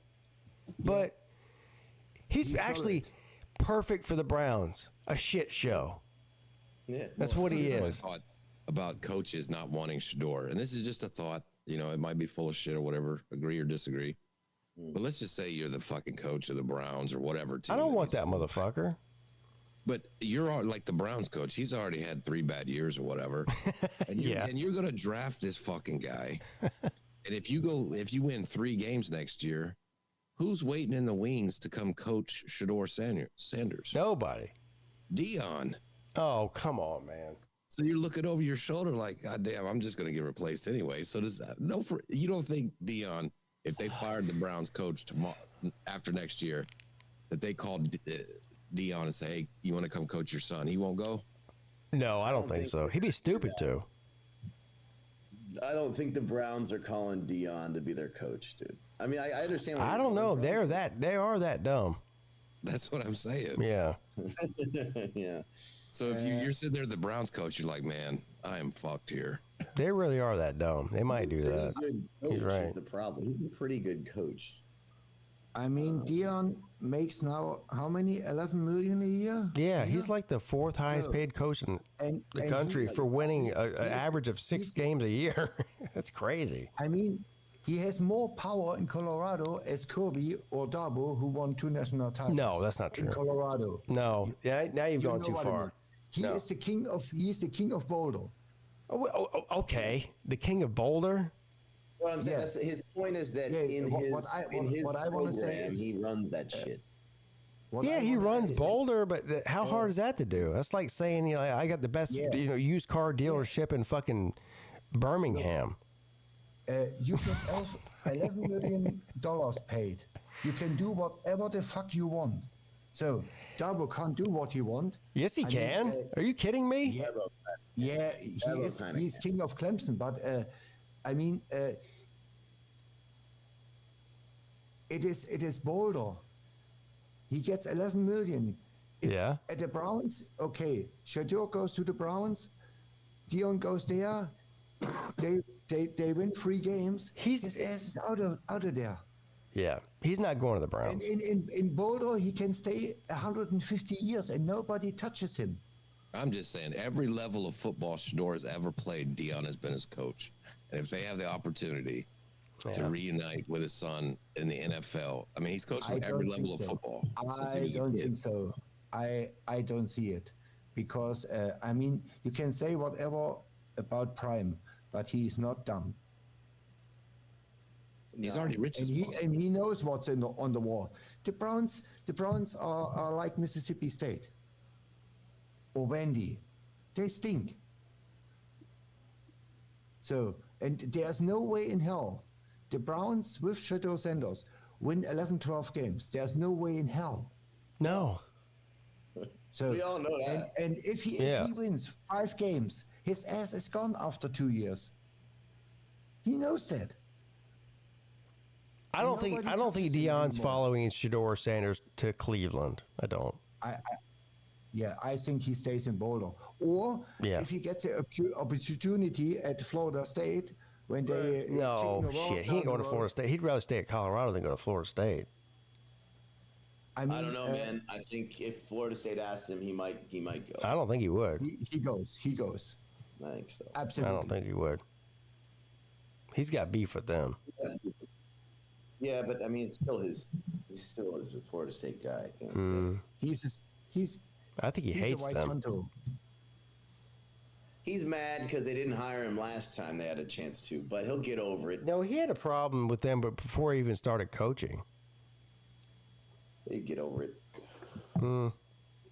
By the way, how about the Arkansas AD want to sue this Leaba brother? Yeah. How about that? That's not going to work. Good, do it. You didn't play a single snap for me, and I gave you $200,000. Give it back. No, 500. Whatever. Give it back. Yeah. Well, this is their fault. This is what if you say, hey, you come play here, I'm going to give you this amount of money, and you just pay them all up front for it, then you're a fucking idiot. Well, no, there's just got to be something in the contract that says you have to play X. There is no contract. There is no contract. Of course there's a contract. You're not giving somebody $500,000 out of contract. A binding contract who can hold in front of a court. There's no contract. If they're not signing contracts that don't have that aren't legally enforceable, then that's stupid. There is a NIL paper who says, okay, Madden Iamaleava, we are Ford Arkansas or Walmart Arkansas, and we pay you $500,000, and we own the rights. There's nothing. If you want to pay him $500,000 or $1 million or $2 million, whatever it is, but to give him the money up front is stupid. So they get the money and they say, okay, I'm leaving. And what are you going to do about it? Take my money back from me? No, you're not. See you in court, bitch. It's got to be in the contract. Deuces. Huh? You can give them the money now, but it has to be in the contract that if they don't fulfill the terms of it, then they have to. But there is no contract. There's got to be. There's not. The problem is if a school, Clemson, Mississippi State, Arkansas, want to have, let's say, Abdul Carter, and says, okay, Abdul, we give you $4 million NIL, but if you leave, you have to pay it back. You know what he says? Are you crazy? I don't come to Clemson or Mississippi State. I go to Georgia. They don't have this rule. It's my money. It's not your money. The people don't come. If there is no rules and no laws in college football, it's Wild Wild West. The players can do whatever they want. I mean, Kevin Coleman was wide receiver at Mississippi. In 3 years, he's on his 4th school. What the hell? He never will have any degree. He's not an NFL guy. He's maybe a wide receiver backup. I mean, he was really good at State, and I don't want to shit on him.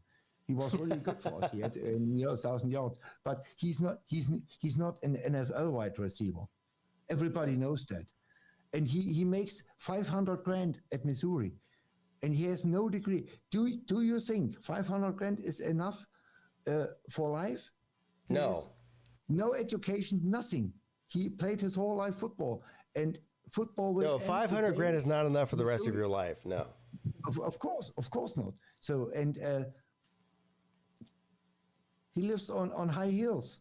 I mean, he drives a $250,000 car. Right. Yeah, that's dumb.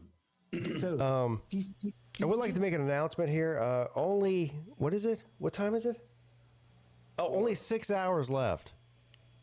Yeah. Yeah. Sorry. Go ahead. Man, it seems like 7 hours left was like 3 hours ago. Yeah. Man, stop it. You're making me you hurt my feelings now. I was thinking 6 hours left is a good thing. Now you're making me rethink that. I'll tell you where it's all going to change is when they make them employees, because then the school has to pay for disability. They have to match the health insurance and all this stuff. Yeah, the college football player being the employee, so they get a check every week. So they have to pay 6.2% Social Security, and the employer, the college, has to match 6.2%. And it's going to change it all. My guess, and I saw an interview with Ed McCaffrey who was talking about it. He was very involved in this stuff. He thinks probably a decade. You're looking at a lot of like these, like the league The Rock owns and stuff like that, is players going from high school straight to these semi-professional leagues instead of college. The problem is in baseball you can do it because baseball is not a violent sport. You can't put 17-year-old kids in the NFL. I know, that's why they go to like the XFL or whatever. You can't do this. I'm calling bullshit on that, by the way. Yeah, I don't do. I mean, when you make them employees, you got to do all that stuff. You get the colleges have to pay 6.2% match. They're going to go ahead and do that because they'll do that because otherwise they're going to be fucked out of all the billions that they're making now. So they'll do it. Yeah, right. Well, I don't think there's room for a minor league football league in the U.S. No, we already have it. Well, something that akin to it, and nobody watches it. No. Without rules. There is room for minor league baseball. There's not room for minor league football. No, not really. You're right. I mean, they had the UFL and the XFL, and nothing works because who want to see Christian Hackenberg? Nobody. Right. Or a shitty wide receiver from Mississippi State against a fifth stringer from Clemson. Nobody wants what it is, though. It's not that, because people will watch minor league baseball if there's a team in their hometown or city. Yeah. The difference is that people are already such passionate fans about college football. You're never going to get them to change from that to watching minor league football. Whereas with college baseball, you and I love it, Sven, but a lot of college baseball is not that big in the U.S. People in Jacksonville, for example, will watch the minor league team in Jacksonville more than they'll watch the Gators baseball team or the whatever. There's not even a big university in Jacksonville. You know what I'm saying? So people will go and watch minor league baseball to the point where it's profitable, but a minor league football team will never be profitable because these people would rather sit at home or drive a few hours to Gainesville and watch that team play. They're never going to watch the fucking Jacksonville Renegades or whatever the fuck. Right? Yeah. I mean, there are only a handful of baseball college teams who making money of this. Right. Go watch them if all the great players play for the Jacksonville Renegades. Not when the stadiums. Or I don't think Mississippi State, Arkansas, LSU. These kind of teams who can host, they have at least 10,000 people every game in the stands. Right. And they're making money. I mean, Georgia. Foley Field holds 4,400 people. Right. They can't make money of this. I'll just say this: it's nearly impossible. 5 years ago, I would have never thought that the Pac-12 wouldn't exist. Players would be signing $2.1 million deals with nail polish companies, and people would be holding out for $4 million at Tennessee. I never thought that would happen, but it did happen. What I'm saying from a fan's perspective, that's more of a system thing. From a fan's perspective, I don't think that there's cultural room for the XFL, the UFL, the this and that FL. I just don't think people are ever going to get into it to the point where it's going to have traction. People are just too invested in college football already. Yeah, but they don't care. They care about the money. I mean, look what they did to spring games and all the fanfare and fan meetups in springtime to go sign autographs. Only a few schools do it. Most of the schools are like, fuck y'all. Yeah. Mississippi State did a spring game, and they put for subscribers on the Mississippi State fan page, they put a week later, they put the whole game on the hairstate.com. I can watch the spring game, but it was not live on TV, but they recorded it, and 1 week later they put it on hairstate.com. Yeah. But I mean, what the heck? We don't need a second portal. For what? I mean, Darbo hates it, Levy hates it, Saban hates it, Lanning hates it. Every coach, you can ask every coach, they hate spring portal. Yeah, spring portal's a problem. So, yeah. And the second thing is... Yeah, it is bullshit. Mrs. Peete even thinks it's bullshit. Yeah. What we really need in college football is a structure. You can't pay a guy, the Madden kid here from Arkansas. You can pay him before he plays a snap $500,000 and say, okay, that's your money. Bring a degree, and you get paid. We pay you the full amount of money if you get a degree, and you commit to Arkansas, or you commit to Clemson, or you commit to Florida State. Bring a degree, and we pay you $1 million or $500,000 or whatever. But if you don't bring a degree, you don't get money, or a minimum money, $5,000 a month. This is 78%. That's a very specific number. 78% don't go to school anymore. 78% will not have a degree of Power 4 schools. Sure. This is crazy. It's college. It's about education. But 4 or 5 people who are making billions of dollars of this don't want it. Evolution, I have a question for you. I have to ask you this before I forget to ask you, because I had Slim Shady Canes on earlier for a while. Yeah. First of all, he said hello. He said to tell you hello. And also, he wants to know, what is the actual price of tea in China? Oh, yeah, I remember that. Depends. So, interesting.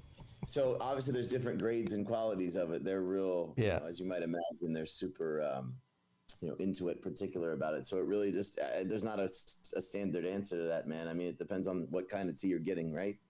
They have more different kinds of tea than you could even imagine at all different grades. I can't imagine how many types of tea there are in China. You're right. There are a lot. Yeah. There are a lot. So that begs the question, what is the actual price of tea in China? I don't know. I don't have a good answer to that. Again, it depends on what Would you say it's comparable to the price of tea in the U.S. or maybe no? I have to say, we're talking about 2 totally different things, man. Huh? I mean, it's like, what's the price of bourbon, Mm-hmm. Right. But it's even more stratified than that, because you're just there's some of it that's fucking crazy expensive, and there's some of it that's just regular consumer stuff. But I will tell you this, they don't use tea bags. Tea bags are not a thing in China. So Chinese people do not tea bag. No. Is that what you're saying? No tea bag. Okay. No tea bagging. You just drop it right in the bucket. All right. So we didn't learn anything. I still don't know what the price of tea in China is. I don't have a good answer. It depends on the quality of the tea, man. All right. Yeah. I mean, you got most of the tea you're going to get is green tea, but there's different kinds of green tea. There's white tea, which is actually green tea. And then there's different kinds of black tea. There's oolong tea, which is neither a green tea or a black tea. And there's all sorts of different shit, dude. It's crazy. I was about to ask Sven what the price of tea in Germany is, but I'm afraid it might be a 4-hour answer. Yeah. No. Like, what's the price of wine in France, man? I mean, fuck, I don't know. Grain tea or tea packs? What? What you want tea packs? I don't want a tea bag, no. Tea bag? No, the bags. The bags or grain tea? Why you ask me if I want to be tea bagged? No. You asked me what the price of tea is. He knows what the fuck you mean, Sven. 20 tea bags. 20 tea bags? God damn, this ain't a sex club over here. What are we doing? What do you mean? Teabag. You know what teabagging means, Sven? No, he doesn't. No. It's when you put your balls on someone's forehead. Okay. Good. Well, I don't want to go on Mrs. Peete here and start calling everything bullshit, but I got to go to bed. I got to wake up in 5 hours. Exactly. This is bullshit, Pete. Yeah, I know. If you have tea. Thanks for having me on, Pete. Appreciate it. Yeah, appreciate you coming on, LW. See you later, buddy. 500 grams. Good luck the rest of the way. Thank you. I need it. Yeah, 500 gram grain tea is around $10, and the packages there are 20 inside one is around 2 to 3 euros. How you call this tea? In Germany we call it Teebeutel, tea bag. Tea bag. What? Yeah. What? How you call it in the US? Teabag. Teabag. But teabag in the U.S. has two meanings. Okay. Good. Yeah. Yeah. What do they say on social media with the acronyms and that? I-K-Y-Y-K?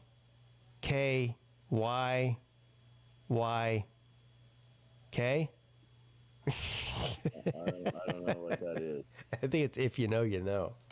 Oh, right. Yeah. I have an excuse. English is not my first language. Right. No, he's barely speaking English at this point. So I'm barely speaking English at this point. Oh, I-K-Y-K-Y. What the fuck are you talking about? Yeah.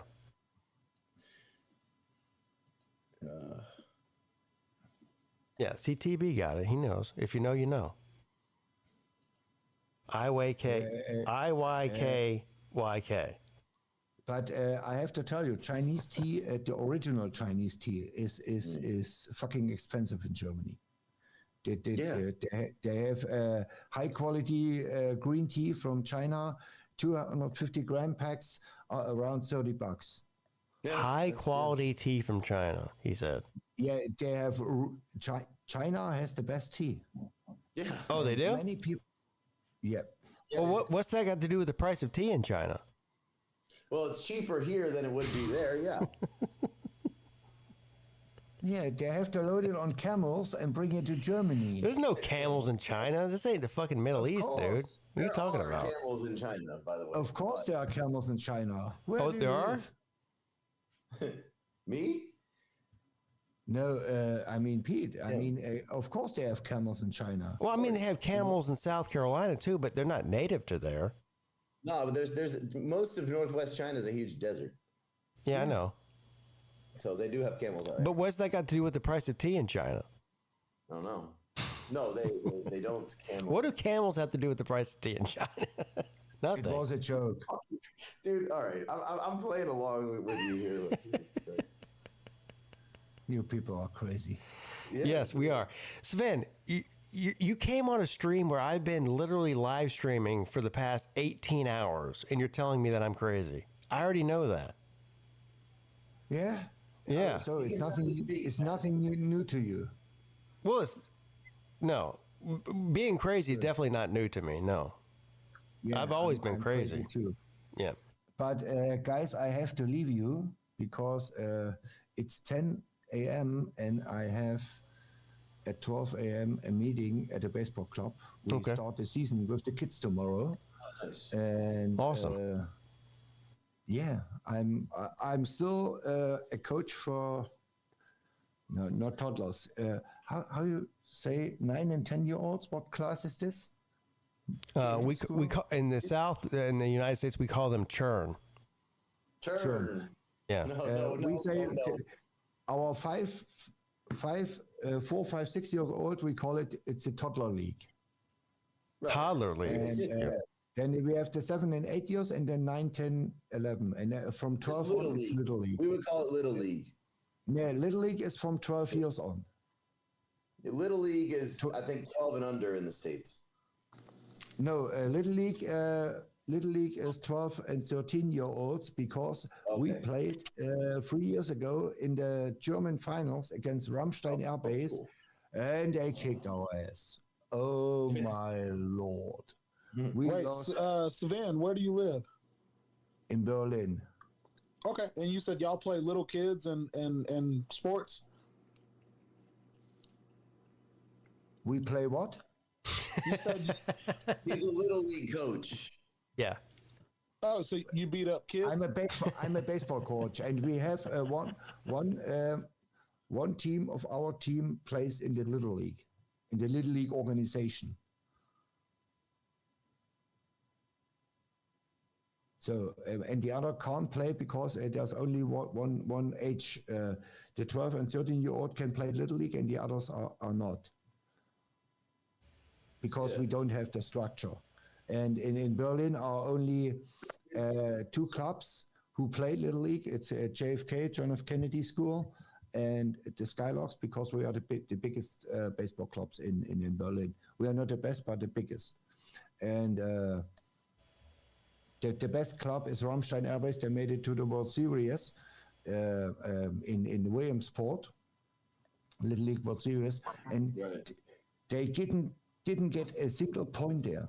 They got smoked by Mexico. They got smoked by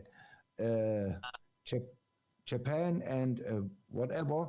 And they beat every team in Germany by 100 after 2 innings. Literally. Hey, Sven, I got a question for you before you go. Yeah. What does Little League have to do with the price of tea in China? Nothing. Okay. Okay. Yes. It is what it is. So, guys, I have to go. I wish you a nice day. Thanks for having me on. Yes, you're welcome. Yeah, and I'm out of here. All right. See you later. Good luck to your Little League toddler team. Yeah, tomorrow we win, and on Sunday we get blasted. Yes. Okay. Take care. All right. See you later, Sven. Yeah, take care. I'm proud of Sven. Yeah. He's coaching. That's cool. I like that. Yeah. I wish I had the time to do that. Fuck. I keep forgetting your name, but what's the name of the guy that's from China? Volusia. Yeah. Volusia, how's your Little League team doing? I don't have one. I thought everybody from different countries had Little League teams. Mainland China doesn't. Baseball's big in Taiwan, but in the mainland they don't really do it. What sport do you guys have in China? Soccer and basketball are the 2 big ones, and then obviously the individual shit like ping pong and tennis and yeah, ping pong. How's your ping pong team doing? Well, they win. Yeah. I mean, I'm talking every about your time. Little League ping pong team. I don't have any Little League teams, unfortunately. Oh. What's up, TB? How you doing, buddy? I have no idea if there's a Little League World Series of ping pong. If that exists, I've not heard of it. I mean, if you end up making the team, though, just remember me. Yeah. I'm pretty sure I'm aged out, but all right. Actually, not only am I aged out, but those 10-year-olds would also kick my ass at ping pong. If you've ever seen Chinese kids playing ping pong, it's fucking unbelievable. Now I have 2 of the greatest song makers of all time on the phone right now. Hey. So let's do a head-to-head here and get a vote. I want to say Volusia's song was an actual song. I may be a better like freestyler or lyric maker, but I'll give Volusia credit. His song was like an actual song. Appreciate that. Yeah, I was very impressed by that. It was fun, man. I had a fun time with that. Well, I think the only appreciation or appreciator, I don't know if that's a real word, of music is Pigskin Peete on YouTube. Right. Everybody else is like an old Grinch. Yep. Yeah. All right. So we're gonna start with Tiger Baskin's song. Here we go. Yeah.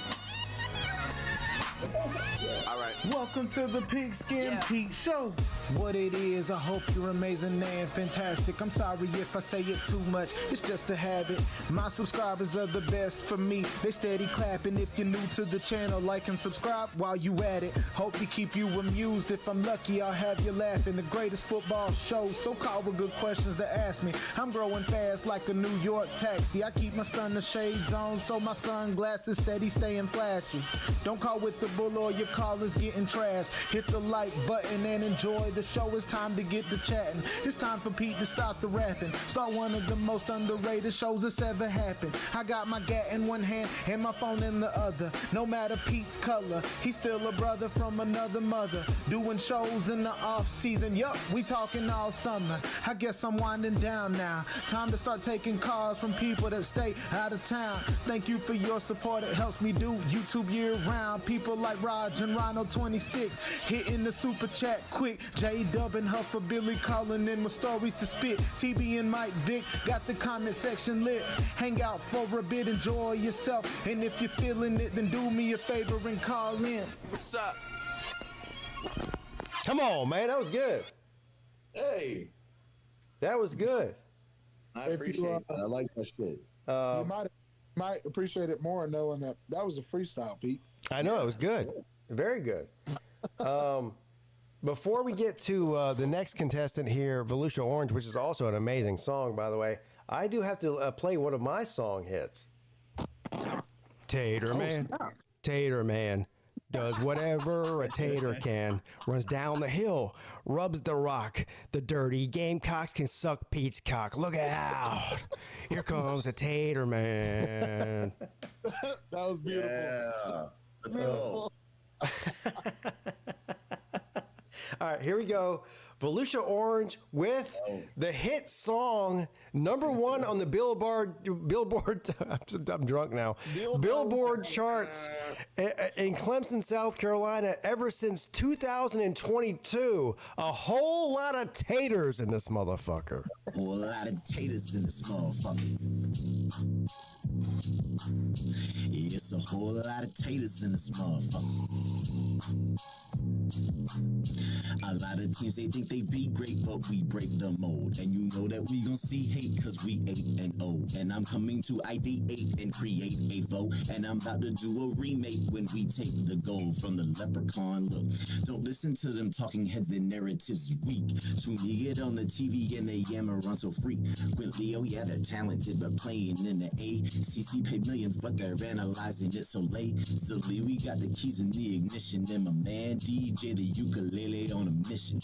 Read the defenses and he plan to make decisions, and he scan and make incisions with mechanical precision. Listen. So cry about the refs like the Buckeye fan base, cause whiny fan takes is something Tater Man hates. Stacking wins like Hungry Jack with pancakes. Oh, you think you can take us pull up on that handbreakers? We some taters in this motherfucker. And there's a whole lot of haters in this motherfucker. Yeah, look, let's talk about them chickens. You know the only thing they're good for is finger licking. Thinking about the best seasons, it's really slim pickings. Best team in SC, it's them Busham County Pickens. Look, a Tatum man, they really do not know how good it is to beat them down. No, it does not require wizardry. And yes, I truly feel delighted in the misery. Turn on the TV and I see them lose to misery at home. Yo, and you can take your cues from Paul, yeah, it's fine, bomb. And you can roll with your Vols or your tie, dog. But one thing can't be denied, we gon' ride with the kids, with the lids, with the paws on the side, dog. The boys in orange got the crowd going bad shit. And we can move it on the ground and we can pass it. And we gon' put them leprechauns into a casket up in this motherfucker. Casket! I don't feel well. I don't feel well. Taters in this motherfucker. Yeah.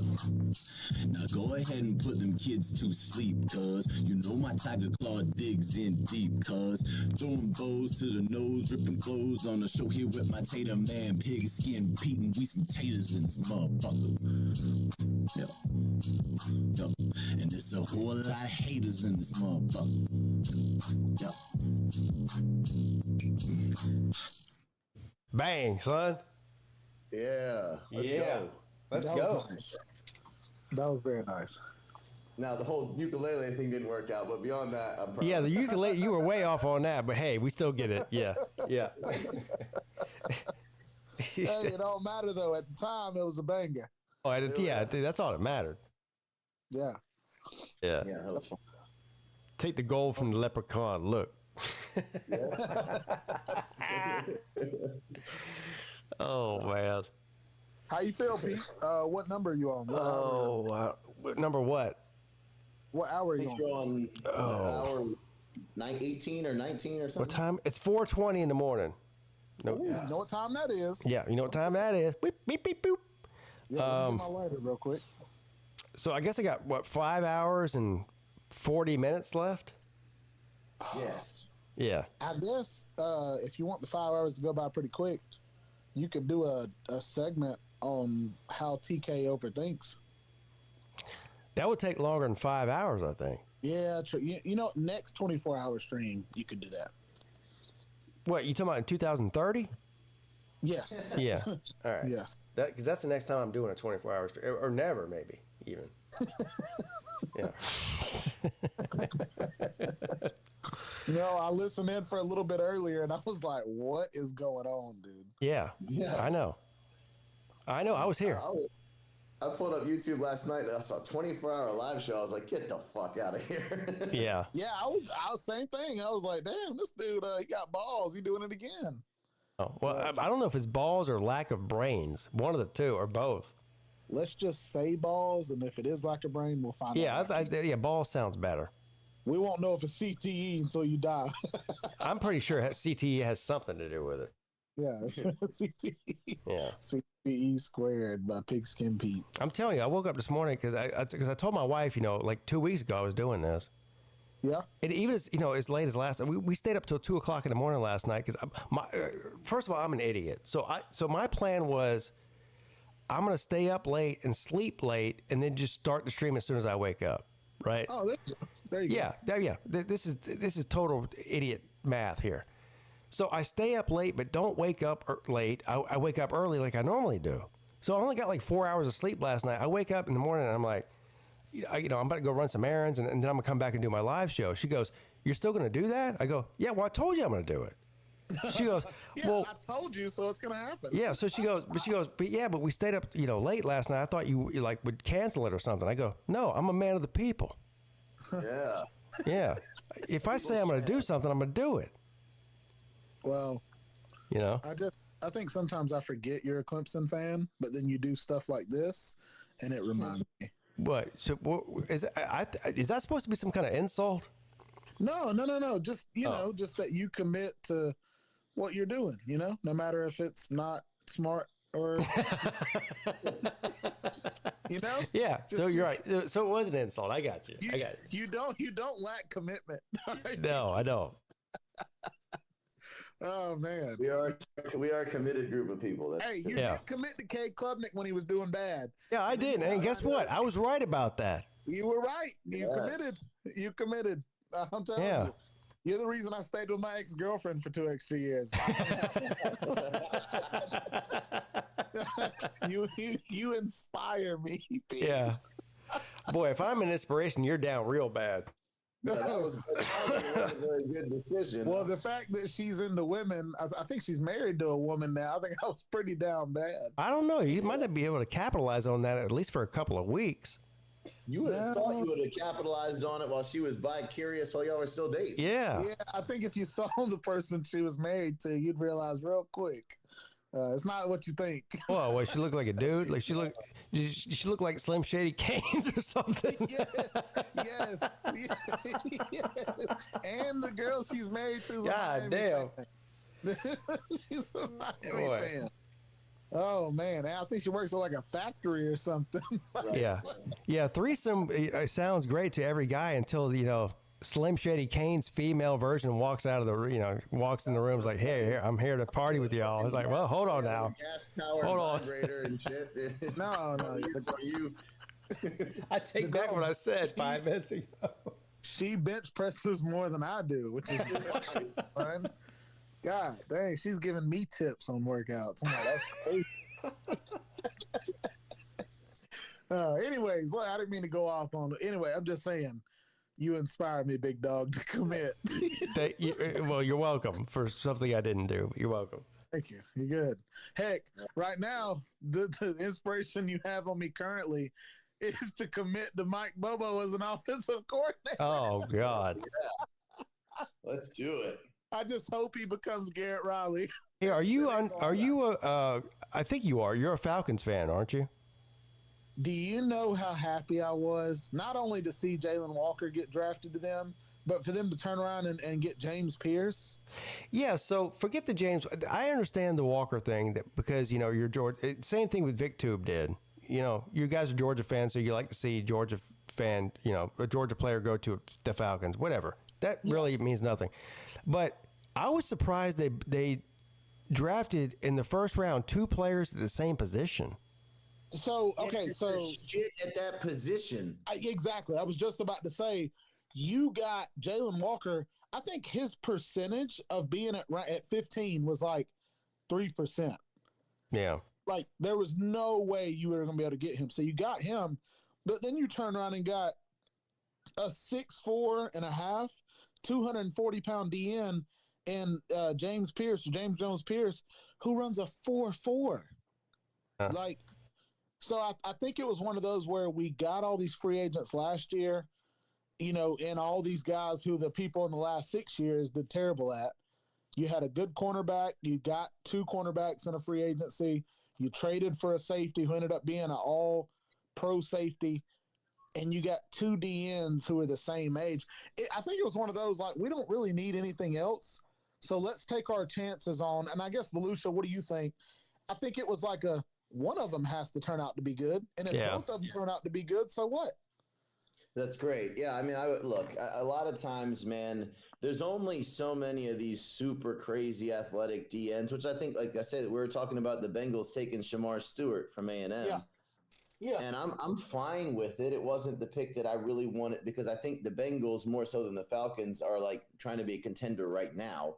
And so I'd rather take a guy who's got a little bit more production than a project. But still, I mean, the fucking guy's 6'5", 270 and runs a 4.5, whatever the fuck. So it's like, yeah, you just take these guys, man, and you try and you trust your coaches to turn them into something, Yeah, I shit on the Falcons have been terrible at drafting recently in recent history, but I actually thought they had a pretty good first day today. Yeah.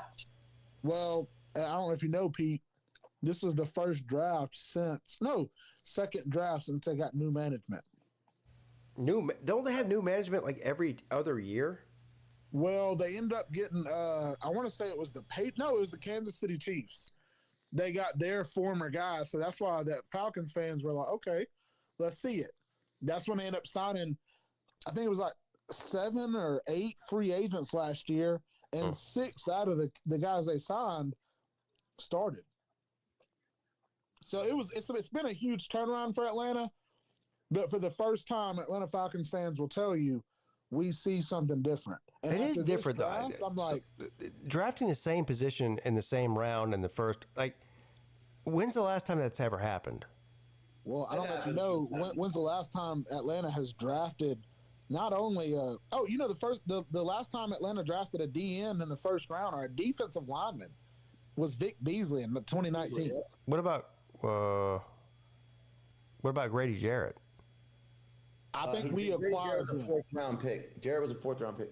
What? Oh my goodness! I didn't know that. He was a 4th round pick. Y'all took Beasley in the 2015 draft, I believe, or maybe it was the 16 draft. I want to say it was the 15 draft. So it's been that long. Yeah, because Beasley was on the 2014 Clemson team that had the #1 defense in the country, but I don't believe he was on the playoff teams. I believe y'all drafted him. No, that makes sense. Okay, I read it wrong, but I think Clemson. Or I said Clemson. I'm calling you that, Pigskin Pete. I think Pete, for me, to get 2 DNs like that, you hope that one becomes good and you can trade one, or they both become great and you keep them, and you've got the next 10 years or 12 years solidified at DN. But I guess another thing is, who was our? I keep forgetting his name. I don't want to look it up because it'll piss me off. Who's our quarterback? White dude that we ended up sitting down for Penix Jr. Kirk Cousins. I think somebody. I don't know what announcer it was, but he was like, "If the Falcons drafted Shedeur Sanders, would Falcons fans be mad? If you ended up having Shedeur as a backup, you started Penix and traded Cousins, I wouldn't have been mad at that either. Cousins is asking for a lot of money." Yeah, but that would have been dumb. You're not drafting a quarterback in the first round to back up a guy you drafted last year. Now, that would have been a waste of a pick. Well, but last year we said the same thing. Right, but that's to back up a guy who's 37 years old, not to back up a guy you literally just drafted. Agreed. I'm just saying, if you would have been able to draft, you would have been able to trade Kirk Cousins for a position. Well, you're trying to trade him now. The problem is that they're asking for too much for him. And he wants too much. Right. They're trying to. Well, they can trade him for whatever the fuck they want to trade him for. They can trade I him know, for that. but I'm talking about for him wanting to re-sign. He wants a lot of money. Yeah, look, you're just going to have to eat it and pay him what you're paying him, and not play him unless Penix gets hurt. That's it. Yeah. No, look, it would have been incredibly stupid to draft a quarterback for them. No, and I completely agree. Like I said, I'm 100% happier with this outcome. But if they would have done that, it wouldn't have bothered me. But at the same time, I'm just like, yeah, I agree. I would have been like, guys, come on. You did the same thing last year. I think they did the right thing. I think they did the right Yes. I think compared to the last 8-10 years of Atlanta Falcons drafts, I was very surprised that they had 2 A-plus picks in the first round.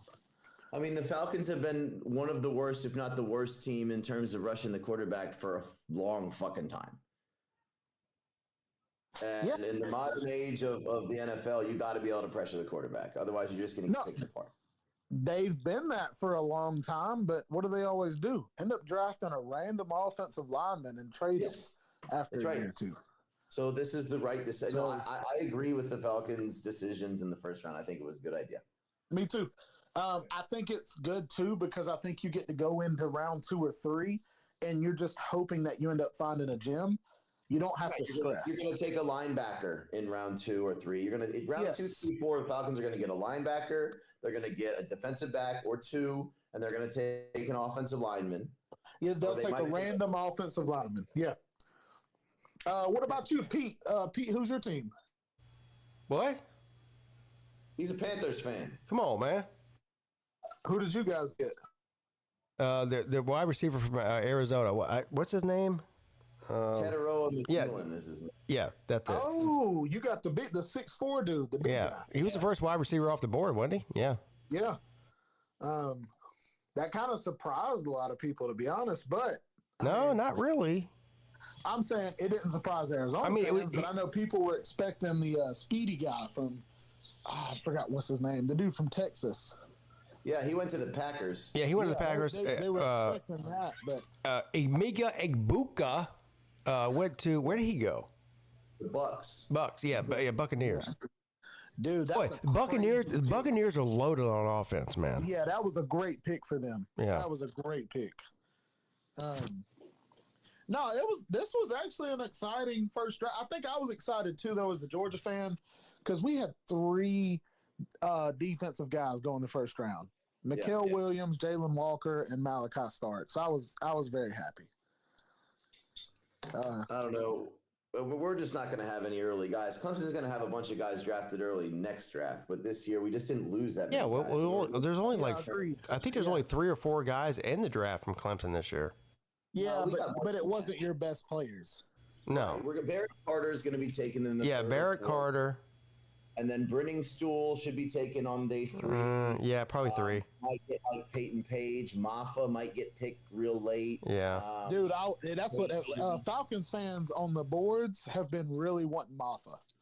That's been a huge thing. Round. Really?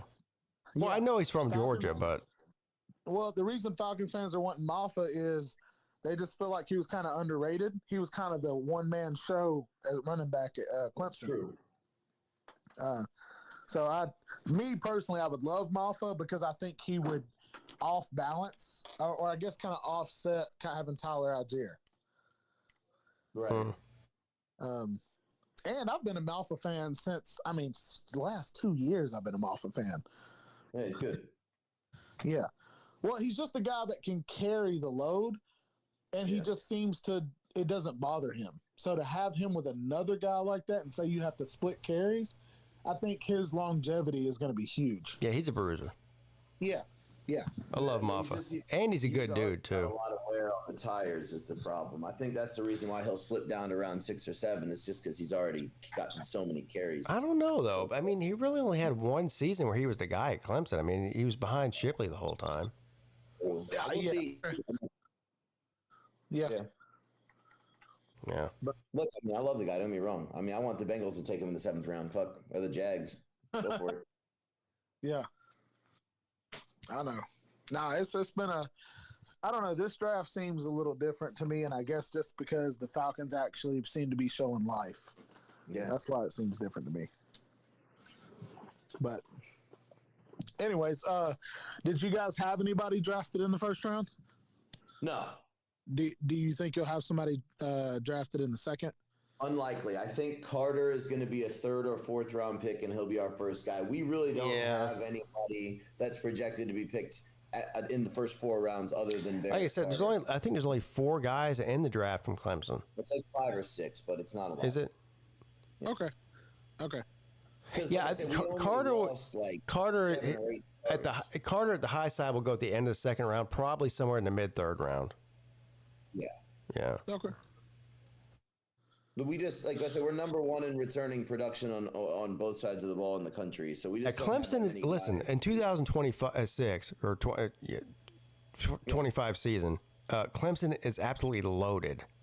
Yeah. Loaded, son. So we'll have a lot of guys go in the next draft for sure. But oh yeah.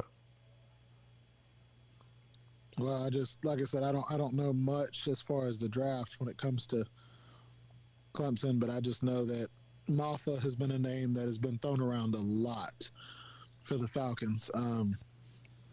We got a lot of guys for Maffa because I like Maffa. I hope he doesn't go to Atlanta. Yo, chill. I'm just saying.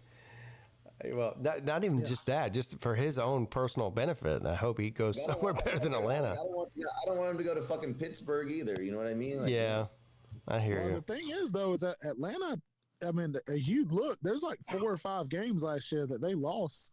They lost less than 10 points. Yeah. So I think it's a huge, I think defensive line.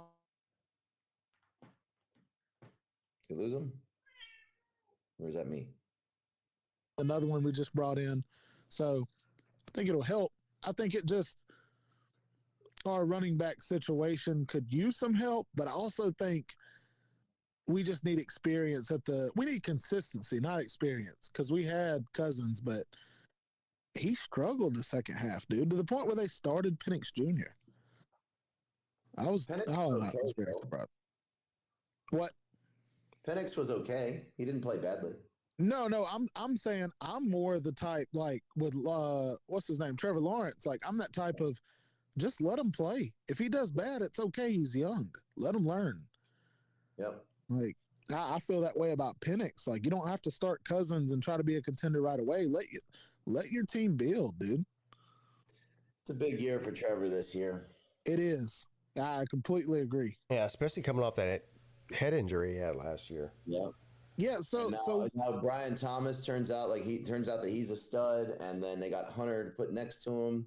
Running backs look pretty good. The defense is a bit better. They still got to work on it, but I don't think they're going to be a Super Bowl contending team, but I think they can win that division.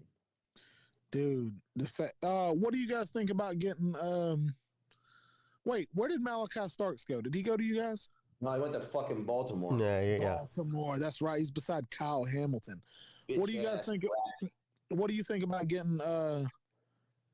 What's his name? Who? Number 2 pick. Travis Hunter. Yeah, what do you guys think? What do you think about that? Is that going to help out? Fantastic. Good job. Well done. Yeah. Got to make us fast. The question is, where is he going to play? Is he going to play wide receiver, cornerback, or the combination of both? I tend to believe they're going to put him at wide receiver and maybe play him a little bit at defensive back, but hardly at all. That's what I've heard is he's going to play 75% receiver. Yeah. 20. They're on different packages. He'll come in on defense, but his thing is, and the Jaguars told him he's going to play both. They want him to play both. Well, they traded up to get him. So. Oh, I didn't know that. Okay. Yeah, they traded away their first round pick for next year to get him. Yeah, the Jags had the 5th pick. They traded up to 2 with the Browns. Goodness. Okay. Yeah. Okay. Shout out to them then. And that's what he said in his post. After he got drafted, he was like, any team that trades up to get me, I'm all in on them. Yeah. And you know what? I mean, in all seriousness, Trevor needs a number 1 receiver. And I don't know. Do you think he needs to put on some weight a little bit, Hunter? I think every player will put on a little bit of weight. Yeah. I don't want him to sacrifice his speed, though, for weight. No, yeah. You got to, it's a delicate balance. That's right. For sure. I like Hunter. Yeah. I hope he works out there. Me too. Yeah, me too. I think that'll be probably one of the most watched progressions of any draft or draftee. You know what, man? I think when you're the Jacksonville Jaguars, I'm from not too far from Jacksonville. I'm not really a Jags fan. I mean, ever since they drafted Trevor and Travis, I've paid a lot more attention to them. Plus, they're kind of hometown team.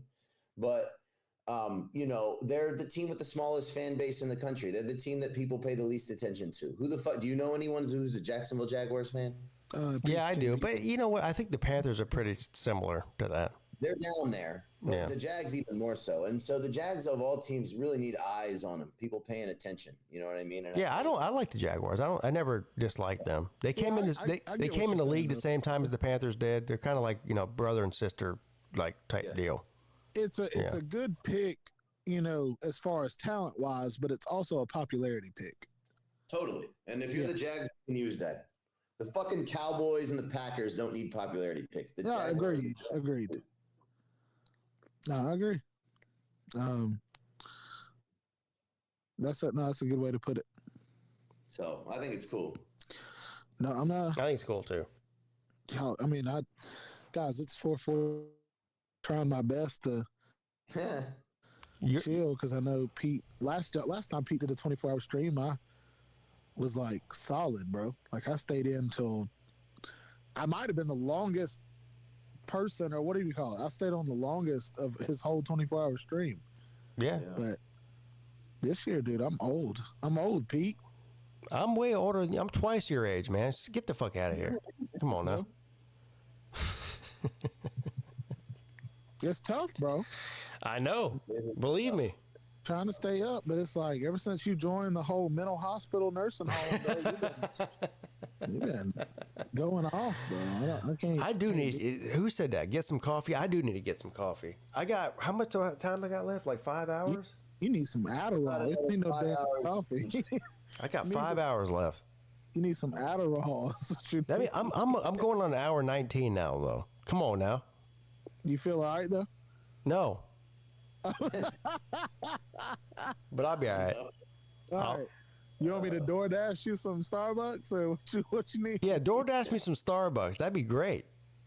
All right. Her name is Starbucks. So I don't know what she's going to give you. She's going to give you a Frappuccino, whatever that means. Yeah, what's that code for? Yeah, I don't know, but look, whatever you get. Just be happy. No? Yeah, I don't know if I want. Yeah, I don't need no Shannon Sharp type problems. No, some bitch named Starbucks knocking on my door. Yeah, the pink drink is another thing. Yeah. I don't know what that means. Now, okay, real quick though, I do have to ask: do y'all know anything about the Shannon Sharp deal? I've heard like. Yeah, I know all about it. What is it? Is it like for real? Like what's going on? Yeah, he's well. First of all, he's dumb as shit. Okay. He's 56. He's banging some 19-year-old fucking OnlyFans model. What? Yeah. Okay. I did not So know there that. you go. That's all I need to tell you. That's stupid as shit right there, right off the rip. Yeah. Yeah. And now she's about to get at least $20 or $30 million out of him because he stuck it in her butthole one time. No Yeah. way. I'm telling you. I don't know what he's doing, man. Well, you know what? No, all right, hold on. Look, that's not the conversation I want to end on. Okay. God dang. Hold on. Let's change. All right. I Yeah. have to say this. I am so happy. I don't know if proud or happy. I don't know which word to use. Of Dan Lanning for calling out Nico Microwava for. You just call him Microwava?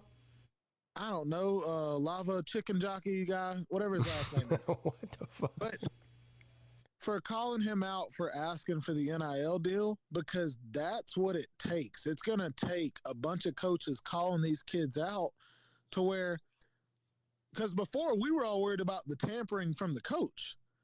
Right. And I think this kind of like rose a lot of awareness from us going, yo, I never thought about that. A player calling a coach or an organization saying, hey, I need you to give me this and I'll go here. It's like, bro, you're already at a school. Right. You're not a recruit. You're not in the portal. You're asking before you even, like, I think that kind of opens the eyes a lot. And I wish that, I hope that the NCAA can come up with some type of punishment, just something to put a foundation on all of this, it doesn't have to be perfect, but some kind of start. So I want y'all's opinion on that, just that whole situation. Look, you're right. There are a lot of rules that need to be put in place from a lot of different angles here. And the problem is that you've got the money people, and then you've got, the billionaire dick riders, or a certain percentage of the American population just love to fucking apologize for bad behavior by people with money because they think they're going to be a billionaire someday. Same people that suck off Elon Musk all the time when he behaves badly. They'll be like, well, it's fun because I'll be Elon Musk someday. Fuck off. But that notwithstanding, put in some rules here to limit what's going on, partially with the tampering issue, partially with what we talked about earlier with Chicken Jockey's brother doing what he did with Arkansas. There need to be some rules here, and I don't know how legally enforceable some of them are going to be. And there's got to be, but you got to figure something out because what's going on right now is totally unsustainable and ridiculous. Agreed. I guess I was just kind of happy. I was more happy because you think of a coach. Like, who wouldn't want him as a quarterback? He's really good. Yeah. But for Oregon to say no instead of this, or Dan Lanning to say, you know what? Kind of blew my mind because Oregon's got money. I mean, it's not like they don't have money and they couldn't pay them. They've got the money. So I don't know. I mean, Pete, what is your stance on what? Just the whole Nico Microwava. Like, are you happy that Dan Lanning called him out, or? I don't know. I mean, that whole situation is just probably the most glaring example of everything that's wrong with college football right now. Right. And are you happy that Dan Lanning called it out, or? Like I guess that's what I'm saying is. Well, I'm more happy that Josh Heupel in Tennessee called him out and said, "Get the fuck out of here." Yeah. Than Dan Lanning. True. So yeah. I don't know. So that if Dabo found out that any Clemson player was doing that, he'd be out the door immediately. Oh yeah. He would. Yes. And Dabo, you know what? The funny thing is, Dabo's the one that's come out looking like a rose on this whole thing. Yeah, because he called it out from the get. Yeah, and you got I can't remember. I got the video here. I think there was the podcast with I forget who it was with. Pete, what'd you say? With Peter Woods and who was the other one?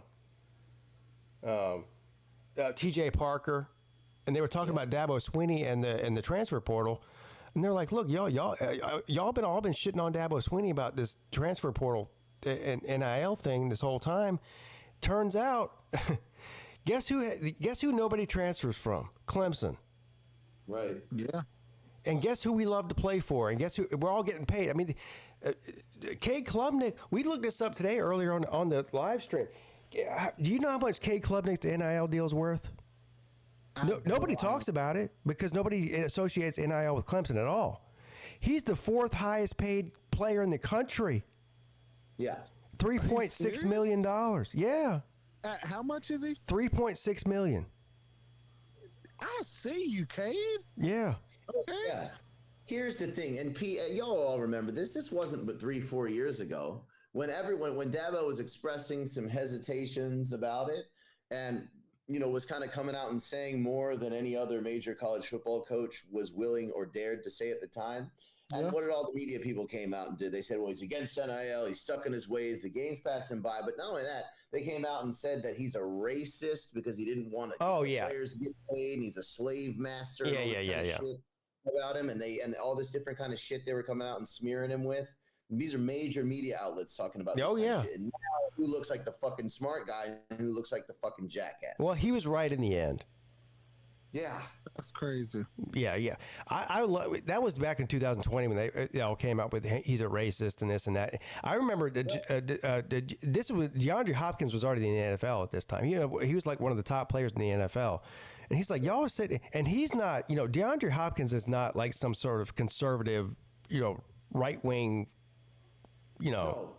I've met DeAndre Hopkins a number of times. And he's like, man, y'all out here smearing Dabo Swinney's name, calling him a racist. Y'all are dumb as fuck. You have no idea what you're talking about. It's just the whole thing was stupid. Yeah.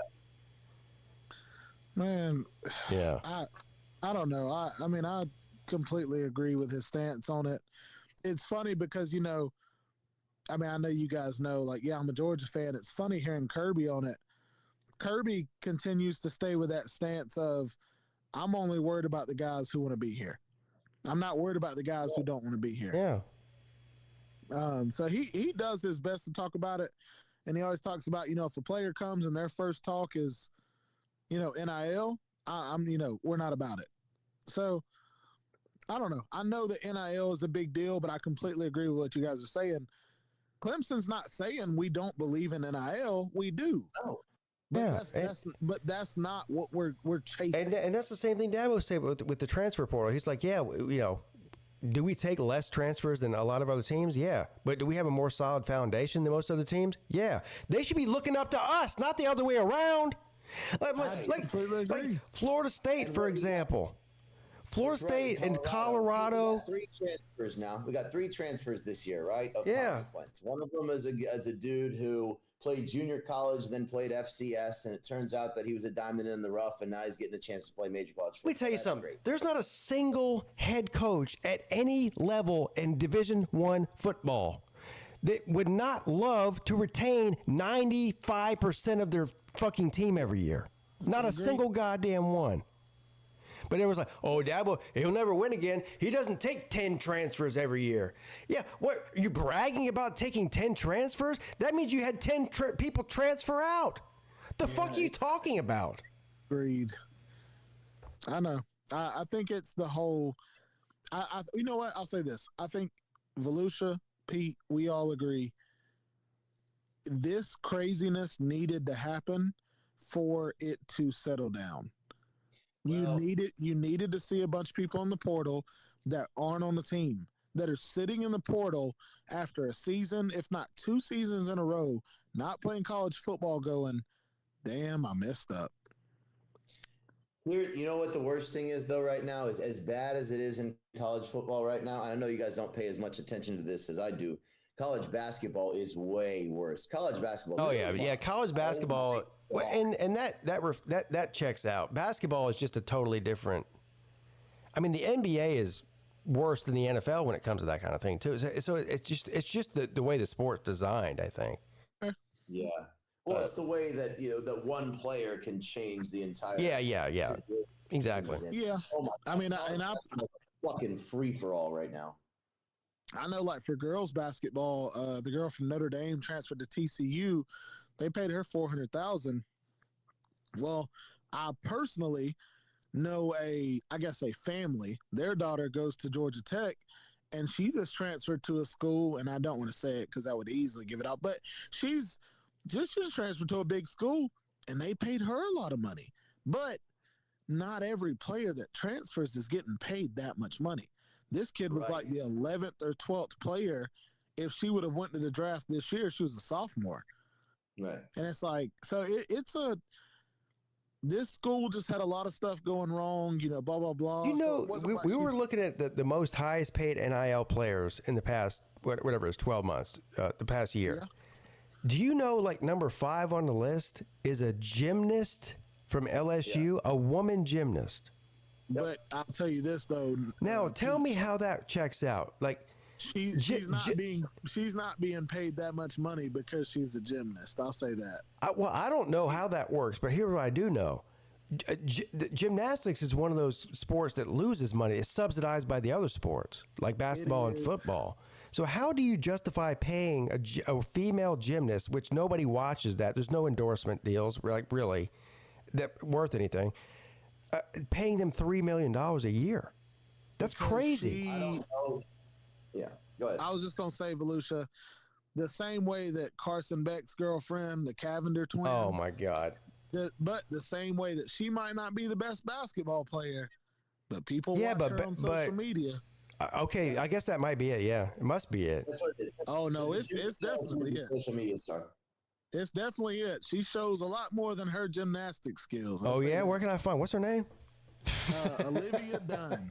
Oh, yeah. See? You already paid for OnlyFans too, didn't you? Oh, she got OnlyFans? I don't know. I'm just kidding. I think I've heard of her before. Olivia Dunn, yeah. It's Livy. I think it's Livy. I don't know if her real name's Olivia. Yeah, Livy Dunn. Livvy. But I'm just saying, it just goes to show you got a lot of these thirsty dudes. This bitch is making $3.5 million a year doing cartwheels. Yeah. God dang, man. I mean, I guess she's cute, but basketball is crazy. I mean, I was telling you, I met that kid last year who was the high school player, right? He was the #1 high school player. Yeah. In the country. I met him out here in Shanghai. They did a thing out here. And he ended up committing to BYU. He'll play 1 year of basketball at BYU before he goes to be a top 3 pick in the NBA draft. And he's getting $7 or $7.5 million to play 1 year at BYU at basketball. Wow. Yep. And a lot of that is just because he's going to bring the attention. Yep. The number. So we looked it up earlier. It's the #1 NIL earner in 2025 is Arch Manning, and that was that. I forget what the actual number was. Guess who #2 was? Who's that? Cooper Flagg, the Duke player. What? Yeah. That's sure. That makes sense. He's going to be the #1 pick in the NBA draft coming up. Mm-hmm. It is. It's just crazy to think like he drew that much attention. Oh, fuck yeah. The entire college basketball world revolved around his white ass this year. It's annoying as fuck. Yeah. I mean, come on. He was good. He was good. I'm just for the country, no doubt about it. But it got annoying. Hey, but when we beat them, Pete, when Clemson beat them, man, I felt fucking good. Yeah. No, that's the crazy part about NIL though, is like you said, it's more of your following, which is why so many players now, yes, it's about being the best, but it's also about growing your social media. The bigger your social media, the bigger your NIL is. I mean, heck, that's why. What? I guess so. I don't really understand exactly why that's true, but it seems to be the case. Well, because now you can monetize your social media to Yes, it's that, but you're also a walking billboard. Yeah. So what happens is that's what it is. Like I think of like Travis Hunter. All he would do is he would go live on YouTube and he'd either be playing a video game or he'd be fishing. That's it. But when he did a commercial, all these fans that were huge Travis Hunter fans, they're more susceptible to buying that T-shirt or buying that whatever. Well, it's not only that, it attracts more athletes to your school. Like if let's say you're a freshman or sophomore in high school, and you're a good gymnast or you're a good basketball player or whatever, and you see Livia Dunn is, like on all your social media, and so you might be more likely to go to that school than you would another one because you want to be like her. That's what it is. Or you're going to be the next her. She's basically recruiting for the next generation of gymnasts there. What I mean, think about it. That's what Shadur Sanders did. Yeah. That whole passing it down to, was it Julian Lewis?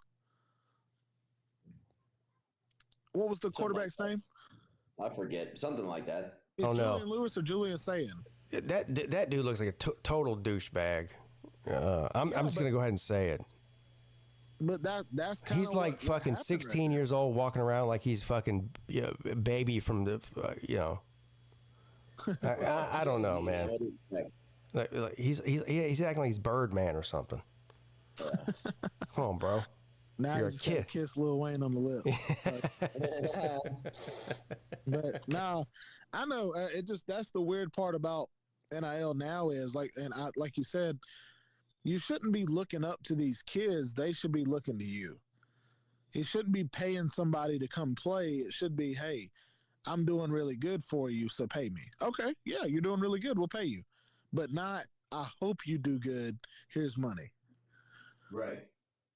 I think that's the huge difference. Anyways, that was it. That answered my NIL question, and we're perfectly on 5 o'clock on the dot. Pete's going to go another 5 hours without Tiger Baskins. Oh, we are 19 hours in officially. Yeah. So I guess now we'll hear about the time that Pete went to the club where he accidentally went to the wrong club, and there were a bunch of guys dancing instead of women. Yeah. That wasn't an accident. That actually happened, but it wasn't an accident. I knew where I was going. You know what? I'll stay on the stream, man. Keep going, buddy. No. Well, I'm starting to. I'm reaching a level of delusional at this point. I think. Look, yeah. You know what? You can blame it on that because you are 19 hours in, but I know the real story. Yeah, of course you do. But anyways, guys, look, I love you. I will listen to this later. Pete, good to talk to you, dude. Volusia, same. Hope you guys are doing well. Okay. All right. See you later, TB. Thanks for coming on, man. All right. Bye, y'all. See y'all. All right, man. Well, how you holding up? I'm struggling here. I'm not gonna lie. Well, I do have some shit I gotta do, but I can hang on with you for a little while. Hopefully, we can get somebody else to take my place here. No, if you gotta go, I mean, it's fine. I got a few minutes. Okay. I got a little bit of work to do, and I got to go attend this dinner tonight that I agreed to go to, that I'm regretting I agreed to go to. You know, that sounds like every dinner I've ever agreed to go to. Yeah, you know, it's like I've been doing that a lot lately, man. Yeah. Agreeing to do shit, and then because somebody asked me to do it, and then I was like, I'm looking at my calendar. I'm like, yeah, I got time, and then I'll be like, yeah, I'll do that. And then like later the day comes, and I'm like, why the fuck did I agree to do this? And my wife does that. She agrees to everything. Anytime anyone says something, she's like, oh, like before you know it, she's like, we got 18 things to do this week. We're going to meet these people this time. We're going to meet these people. I'm like, what are you doing? Like, it's like, I don't know. Like my thing is, if it's social and it's somebody that's my friend, then it's fine. Then I'm cool because I have drinks and it's fine. And if it's something to do with work, right? Like I work for the city paper, right? So. I don't have to do everything that they ask me to do. Some of the things they're like, oh, we need you to do this. And it's a job. So you do that. Yeah. Some of the things they'll be like, oh, do you have time on day X? Because they don't always, we're a big company. They don't always know what my schedule is like. No one's up my ass or whatever. So I could always make up something and be like, no, I'm filming XYZ on this day and then go find something else to do or not. Right. But sometimes they'll ask me to do something and I'll agree to go do it 90+% of the time. And the reason I do that is because if there's something I really don't want to do because I just don't want to do it, a project that I'm not interested in or that I just don't feel like I don't want to put my face on it, or if there's something I really want to do, but it's a conflict time-wise and I have to turn down what my boss is asking me to do, I want to have like the capital to do that. Like I did the last 12 things you asked me to do. This is number 13. I'm going to say, sorry. You know what I mean? Mm-hmm. Yeah. So, if I turn down at 6 of the last 12, then I really don't have the capital to do that, right? Right. So I do that kind of shit all the time. Sometimes it's these sort of meet and greets, and sometimes it's a filming project, and sometimes it's this or that. Now, this one, the stupid thing is this wasn't even that. My boss doesn't even know about this. I didn't have to agree to this at all. But it's too late to back out. It is what it is, man. Sometimes you got to bite your lip and grin and bear it. You know what I mean? Yep. Been there. I'm there all the time, actually. It's a bunch of social media people, and like I've gotten decent. Like I have across the two bigger Chinese platforms, I'm probably up to about 60,000 followers or something like that. That's good. It's pretty good. You know what I mean? The numbers in China are generally a little bit bigger. You know what I mean? But well, you have more people there. Y'all have like 18 billion people. You know, but I get like my thing is that my content, especially on TikTok, is really based just around the Chinese soccer league, right? Yeah. So that's a little bit more niche or niche, however you want to say that word. Mm-hmm. So like people will see me in the street. Like I said, it's a big city, 26 million people. I'll see people in the streets and they'll be like, Alex. I'm like, that's my name, everybody. Or whatever. And they'll be like, Volusia. And then I'll be like, yo. And they know who I am and shit. And I've never met these people in my life. So that's kind of fucking cool sometimes, you know? Yeah. But yeah. So I like what I do. It's fun. But every now and then I'm just like, oh, God. You know? But it is what it is. I might have to get up and I might need to put some music on and dance or something. You know what I mean? Something just to get my heart pumping. I mean, I'm in the last 5 hours of this thing now. Yeah. I've got to push through this somehow. I knew this is gonna be the worst part, the hardest part. Yeah. Well, right now, what is it? It's still 5 a.m., so it's too early for... I mean, there's some people in the chat. How many people are in here? 30 people in here? Am I looking at that wrong? Yeah, something like that.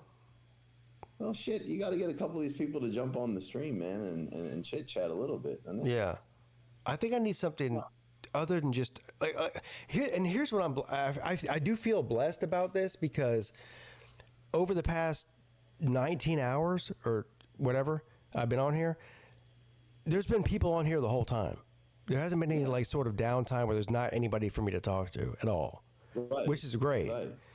But at some point, I think I need to. I was in here last night. I saw that it was 3. It was going to be 3, 4 a.m. I'm like, well, fuck, I can come on for an hour or two. Yeah, I think I need to put on some really aggressive music just to pump me up.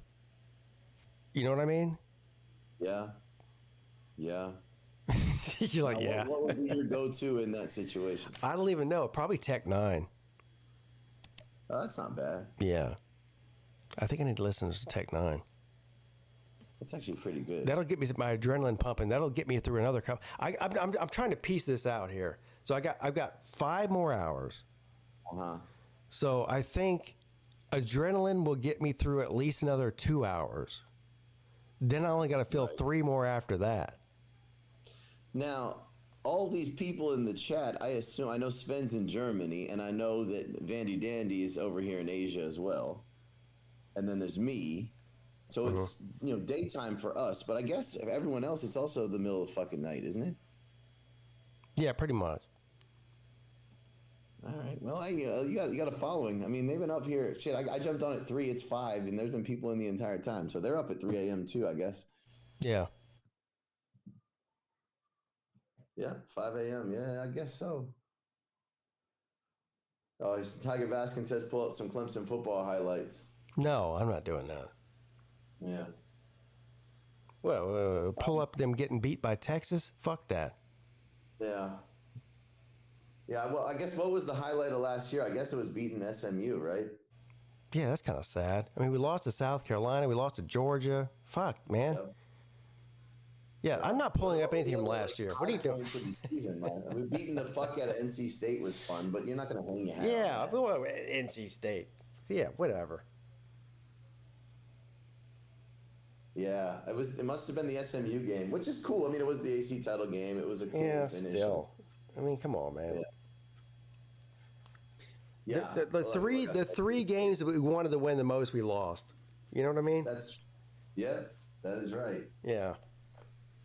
Hopefully, look, I mean, I really am looking forward to this LSU game. I think it's a big fucking deal for us. Oh, it is a big deal. Oh, Clemson needs to win that, especially since Brian Kelly's over in home openers. Yep, and then all of this, and then you heard fucking. I hate Feinbaum so much. That fucking piece of shit. Yeah, well, he's a big dipshit. The real Death Valley, and even though we were Death Valley, fucking. Yeah, he doesn't know what he's talking about. He's just sucking that ACC dick. That's what the SEC dick. Yes. That's what all he's doing. It's pathetic. I bet you Paul Feinbaum doesn't even know the history about the Death Valley at all. No, certainly not. Well, clearly he doesn't. Otherwise, he wouldn't have fucking said that. Well, yeah, exactly. So, yeah, no, he's a prick and he's annoying as shit.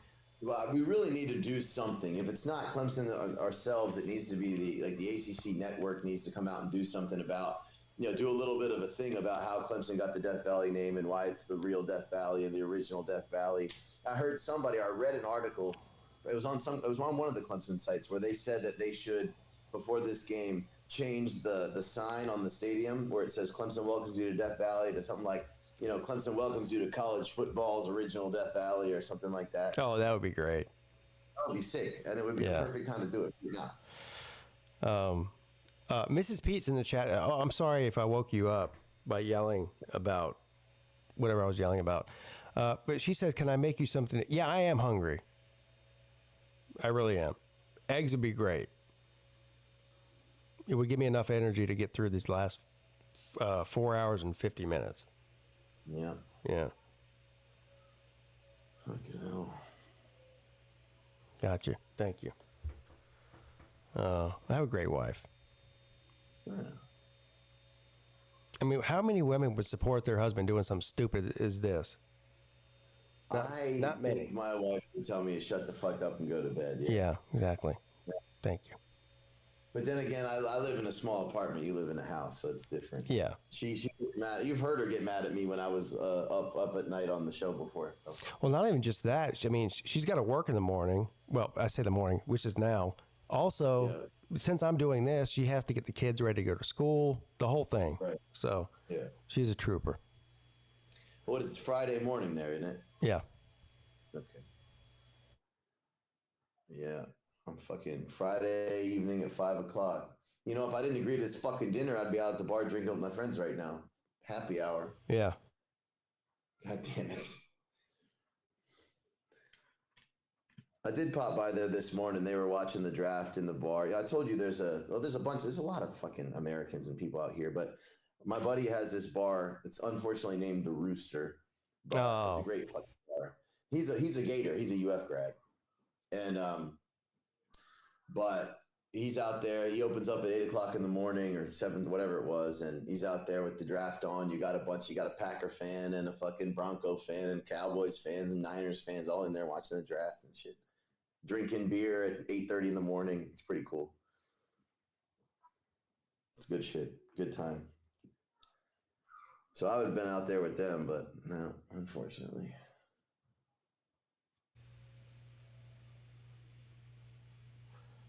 I'm about to take another shot.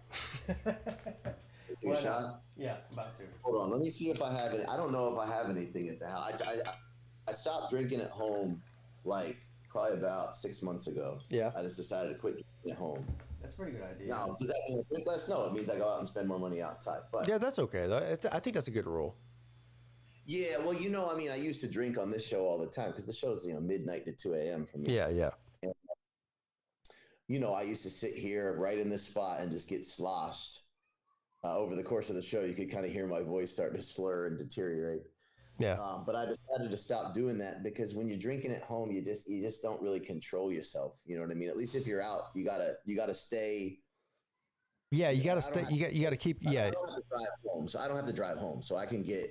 Even still, you still have to stay in control if you're out because you're out. Yeah. Yeah. Well, I'm not going to lose control per se, but it's just like you're paying attention to how much you're drinking, A, because you're paying for it, and B, because, you got to be around people. You're not just going to sit there and drink 4-finger fucking whiskey Cokes 6 times. You just, right. You know what I mean? Now, Nature asked me what I do with all the Henny. So I sold some of it secondhand. I drank a bunch of it. And then I used some of it at my wedding. We gave it away to some people at my wedding last November. I do like this question, and we've been talking about this for a while, actually. Dog Behind Enemy Lines says, who do you think is going to get Shedeur Sanders? So, Browns. I think the Browns probably will. You said that they have 3 picks in the next, what? Well, they have their own pick, which I want to say is the second pick, and then they have the Jags pick, which was the 5th pick of the second round. So they got like 2 of the next 5 picks. Yeah. Now, I do remember famously that both Shedeur and Dion said that there were certain teams they just would not go to, and I think the Browns were on that list. Look, if the Browns aren't on the list, who the fuck is? Well, that's a good point, yeah.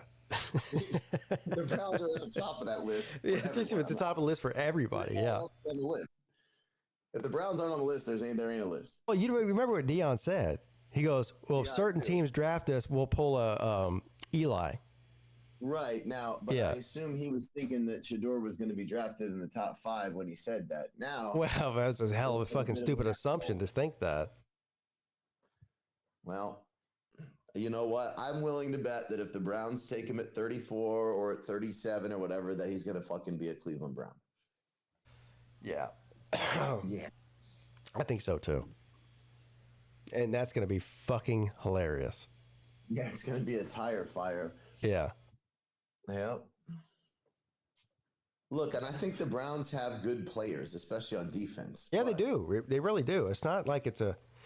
Look, they're not an untalented team, which no team in the NFL is technically untalented. If you make it the NFL, you're obviously... But you know what I mean. Yeah. It's just, like the way the organization is run has been a dumpster fire for, the majority of my life. Yeah. So, and it doesn't seem to be getting any better right now. I don't have any liquor in my house. Son of a bitch. Well, it's not true. I have some of this fucking gross ass. What is this shit? Oh, this is Baijiu. Okay. Oh, God. All right. You doing a shot? I'll do a shot with you. I just did one, but I'll do another one if you want me to. I'm dropping shit look, now. I'll tell you what I got. And so this is, you probably never heard it. I probably told you about Baijiu before, the Chinese, liquor. Mm-hmm. It's like a rice. Is it a rice liquor? Mexico has tequila. China has baijiu. It's like that. It's like a rice tequila. It's made of sorghum. What the fuck is that? It's like how the fuck to describe sorghum? It's like it's kind of like wheat-ish, wheat adjacent. Yeah, it's a grain. It's a grain alcohol. Yes. Yeah. But it's got a special taste, and most people that come to China absolutely hate it. I have developed a taste for it. I probably would like it because I never really met an alcohol I didn't like, but that's my own problem. A little shot glass. Hold on. Fuck me. You don't even have a goddamn shot. Just drink it straight out of the bottle. Fuck it. All right. Here, I'll throw myself on camera. You don't have to put it on the actual. All right. Yeah, I won't put it on YouTube. No. Sorghum is spelled like this: SORGHUM. Sorghum. Yeah. Is it a bean? It's something. Let me look it up. We'll do the shot first. Fuck it. Hold on. Yeah. Let's do the shot. Here, I'm going to start cam. Now you see me? Yeah. See ya. Yeah. Here it is. Now, this one's only 42%. Usually they're in the 53 range, but this one's only 42. Hold on. I can put myself on camera, too. Actually, shit. What happened? You there? God damn it. He can't hear me now. I can't do that, apparently. Son of a bitch. I'll be back there in a second. He can't hear me. Y'all can, though. I've done this before. I'm a professional. Oh. There you go. Sorry, bro. Oh, all right. Well, yeah. I tried to put myself on camera to do a shot with you, but I can't do that. It kicked me out. It's all right. Don't worry about it. Yeah. Don't worry about it. It's fine. Here. Yes. Cheers. There it is.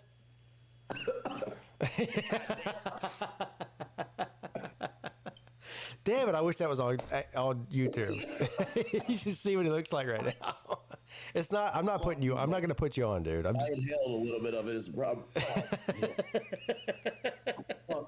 that was great.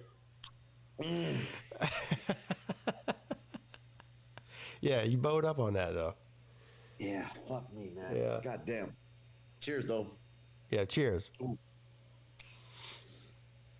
Oh, look, it's a beautiful fucking day out here today, dude. Is it?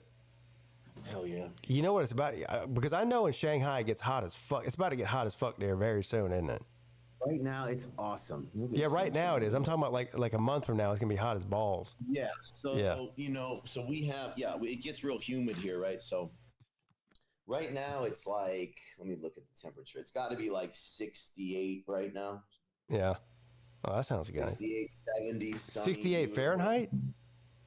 Yeah, I said that in Fahrenheit. Yeah, that's not. Yeah, that sounds great. Yeah. Well, 68 Celsius, we'd be dead, but yeah. but by like July, August, it'll get up in the hundreds, and I'm talking about 100 and some degrees with 80% humidity. It's fucking horrendous, and you're in this giant, skyscraper jungle, and it's fucking yeah. In the concrete jungle, bro. Dude, like you've never seen. I mean, it does. Like, that's the thing is, like, it's like New York, but it's way fucking bigger than that. Yeah. Way fucking bigger than that. Well, after all this shit cools down with Trump and China, I really do want to visit there one day. Yeah. Well, you can come now. It doesn't matter with the Trump thing. It doesn't affect visitors. China's actually got a lot more very lenient policy toward visitors, because after COVID, they want to sort of get the tourist economy back up, because they were super. Yeah. They've actually given visa-free, 15-day visa-free policy for people from basically the entire EU, and a bunch of other countries can just come here. And so we've seen in the last couple of years, I see like these people from Spain that were just like, oh, well, now I don't need a visa to go to China. They'll pop up in Shanghai, and I see them wandering around, don't speak Chinese, barely speak fucking English, have no idea what the fuck they're doing. That sounds like me. I don't speak Chinese, and I barely speak English. Right. Yeah. But the thing about China, though, it's different from a lot of the other countries that you might travel in, is that the ecosystem for like paying for stuff is totally different from what it is in even like a Japan or a Korea. Like China's cashless. Like, you're never going to pay for anything in cash ever. You can, but fuck you. It's just not a thing. So you got to download. There's a couple apps you got to get, and you got to set them up, which you can do, but people don't know what the fuck they're doing. They don't think about it like that. So I don't know what I'm people doing. are walking around without any clue about how to get an Uber, which is a DD. They don't know how the fuck to do any of that. They don't know how to get on the subway. They don't know how to take anything. It's like, fuck. Yeah, that would be me. So part of my job is actually I do a lot of videos helping like foreigners or expats, Westerners, whatever you want to call people like me. Yeah. Well, yeah, or people that maybe have gotten a job and have come here. People that maybe are doing business and they're visiting a factory, or they're visiting a business partner, or they're doing right. And so I made videos teaching them how to sort of set up these apps that you need to do to pay. One of them is called Alipay, and then we have WeChat, which you might have heard of. Yeah, I've heard of WeChat. Yeah, WeChat is my go-to app. WeChat's the best app in the fucking world. It's amazing. But shit like that. And then they actually put my videos in the airport, and I'm actually on some of the planes, like on some of the China Eastern Airlines. So if I go on like a certain Chinese airline, and like in the headrest in front of me, there's a screen, and Volusia orange face pops up and starts telling me how to use, like, do shit. That is a thing. Is that what it is? That is it's hot. Don't grab it. What? It's hot. What's hot? The plate? Yeah. Well, then don't set it down. All right, go ahead. Yeah, that is a thing. What you just the scenario you just described is a thing. There are people, even friends of mine, who are like flying back to China, who I've known for years, and then all of a sudden they'll be like, "What the fuck?" They'll take a photo of the back of their plane and send it to me. I'm like, "Yeah, dude." Where's the cat? I don't know where it is. Somewhere. I think it's down. I don't think I brought the cap up here. It's downstairs, wherever, somewhere. Okay. Please. Describe slurping. No, she just brought me up a thing of, what is this? Eggs and a Hawaiian sweet roll toast. Oh. Yeah. Thank you. Okay. Is it good? Yeah, it's good. Thank you.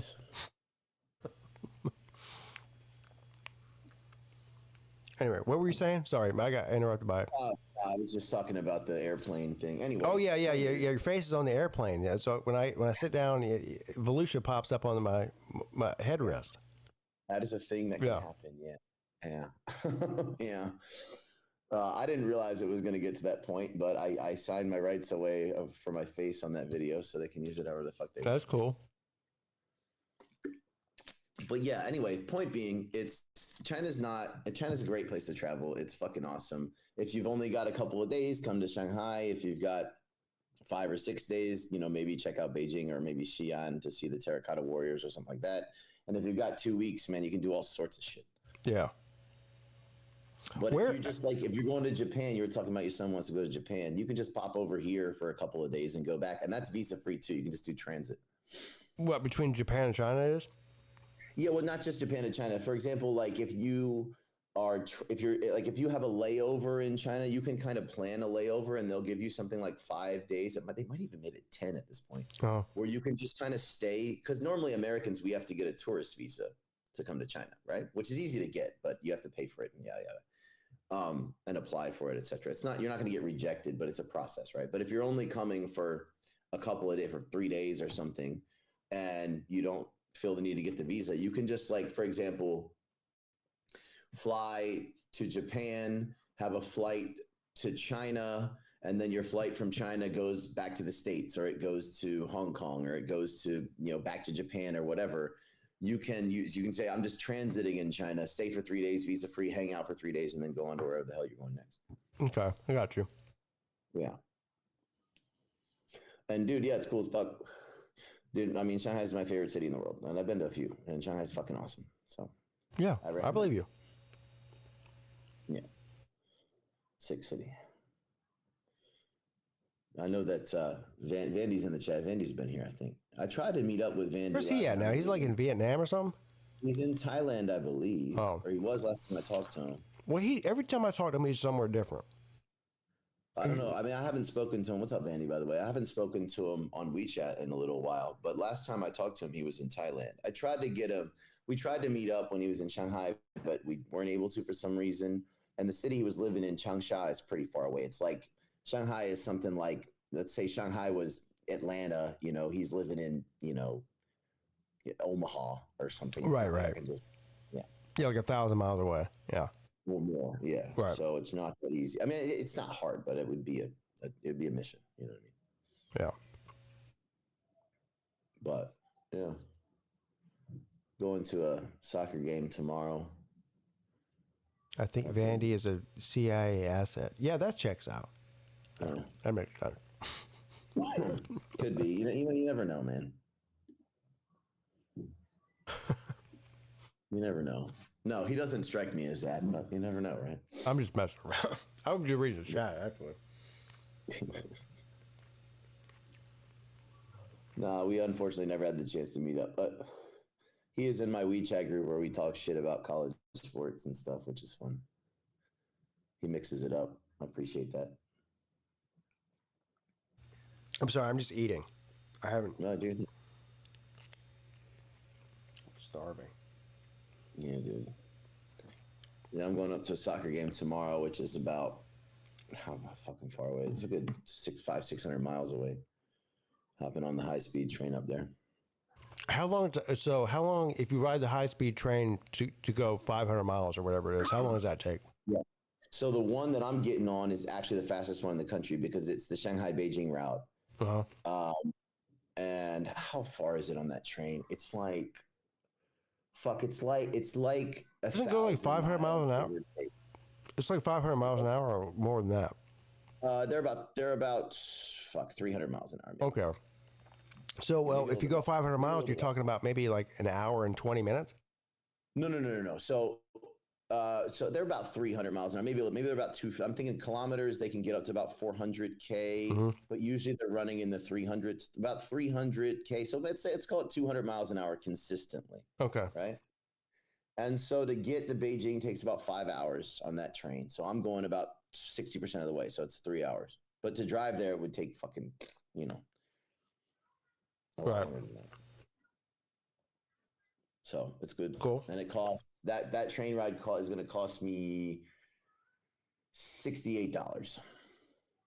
Really? That's it? Yeah. Yeah. Wow.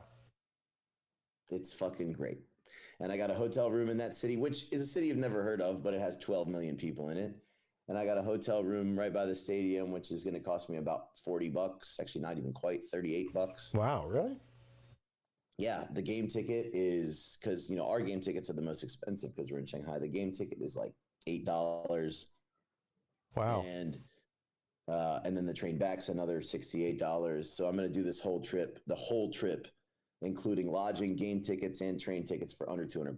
Easy. That's fucking awesome, man. Yes, it is. That's crazy. Yeah. Yeah.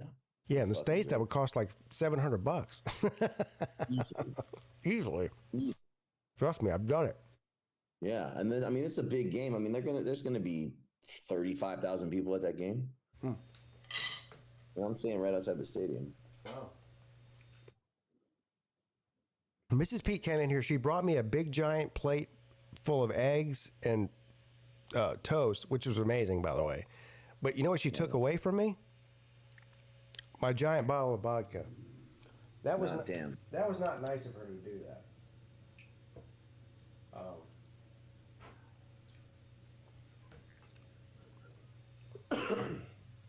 George says, if you're in China, you damn sure better say it's a great place. You bring up a good point. Well, it's not a good point, but it's an interesting point, which, no, I don't. First thing is, I'm on YouTube. No one's going to fucking say whatever the fuck I want. Yeah. But the thing is, like, people ask me, like, oh, you say China's good because you fucking... No, like, it's fucking dope. Like, it's just as simple as that. I'm not saying everyone loves it, but it's fucking great. Yeah, I mean, yeah, everyone thinks that different things are cool. Yeah. So he thinks China's cool, and there's nothing wrong with that. Like, you know, look, people, it's a different conceptual thing with people. Like, you know, people here just don't have the habit of expressing their political opinions in public. Now, in private conversation, especially during, like, you know, during the COVID times was a big one.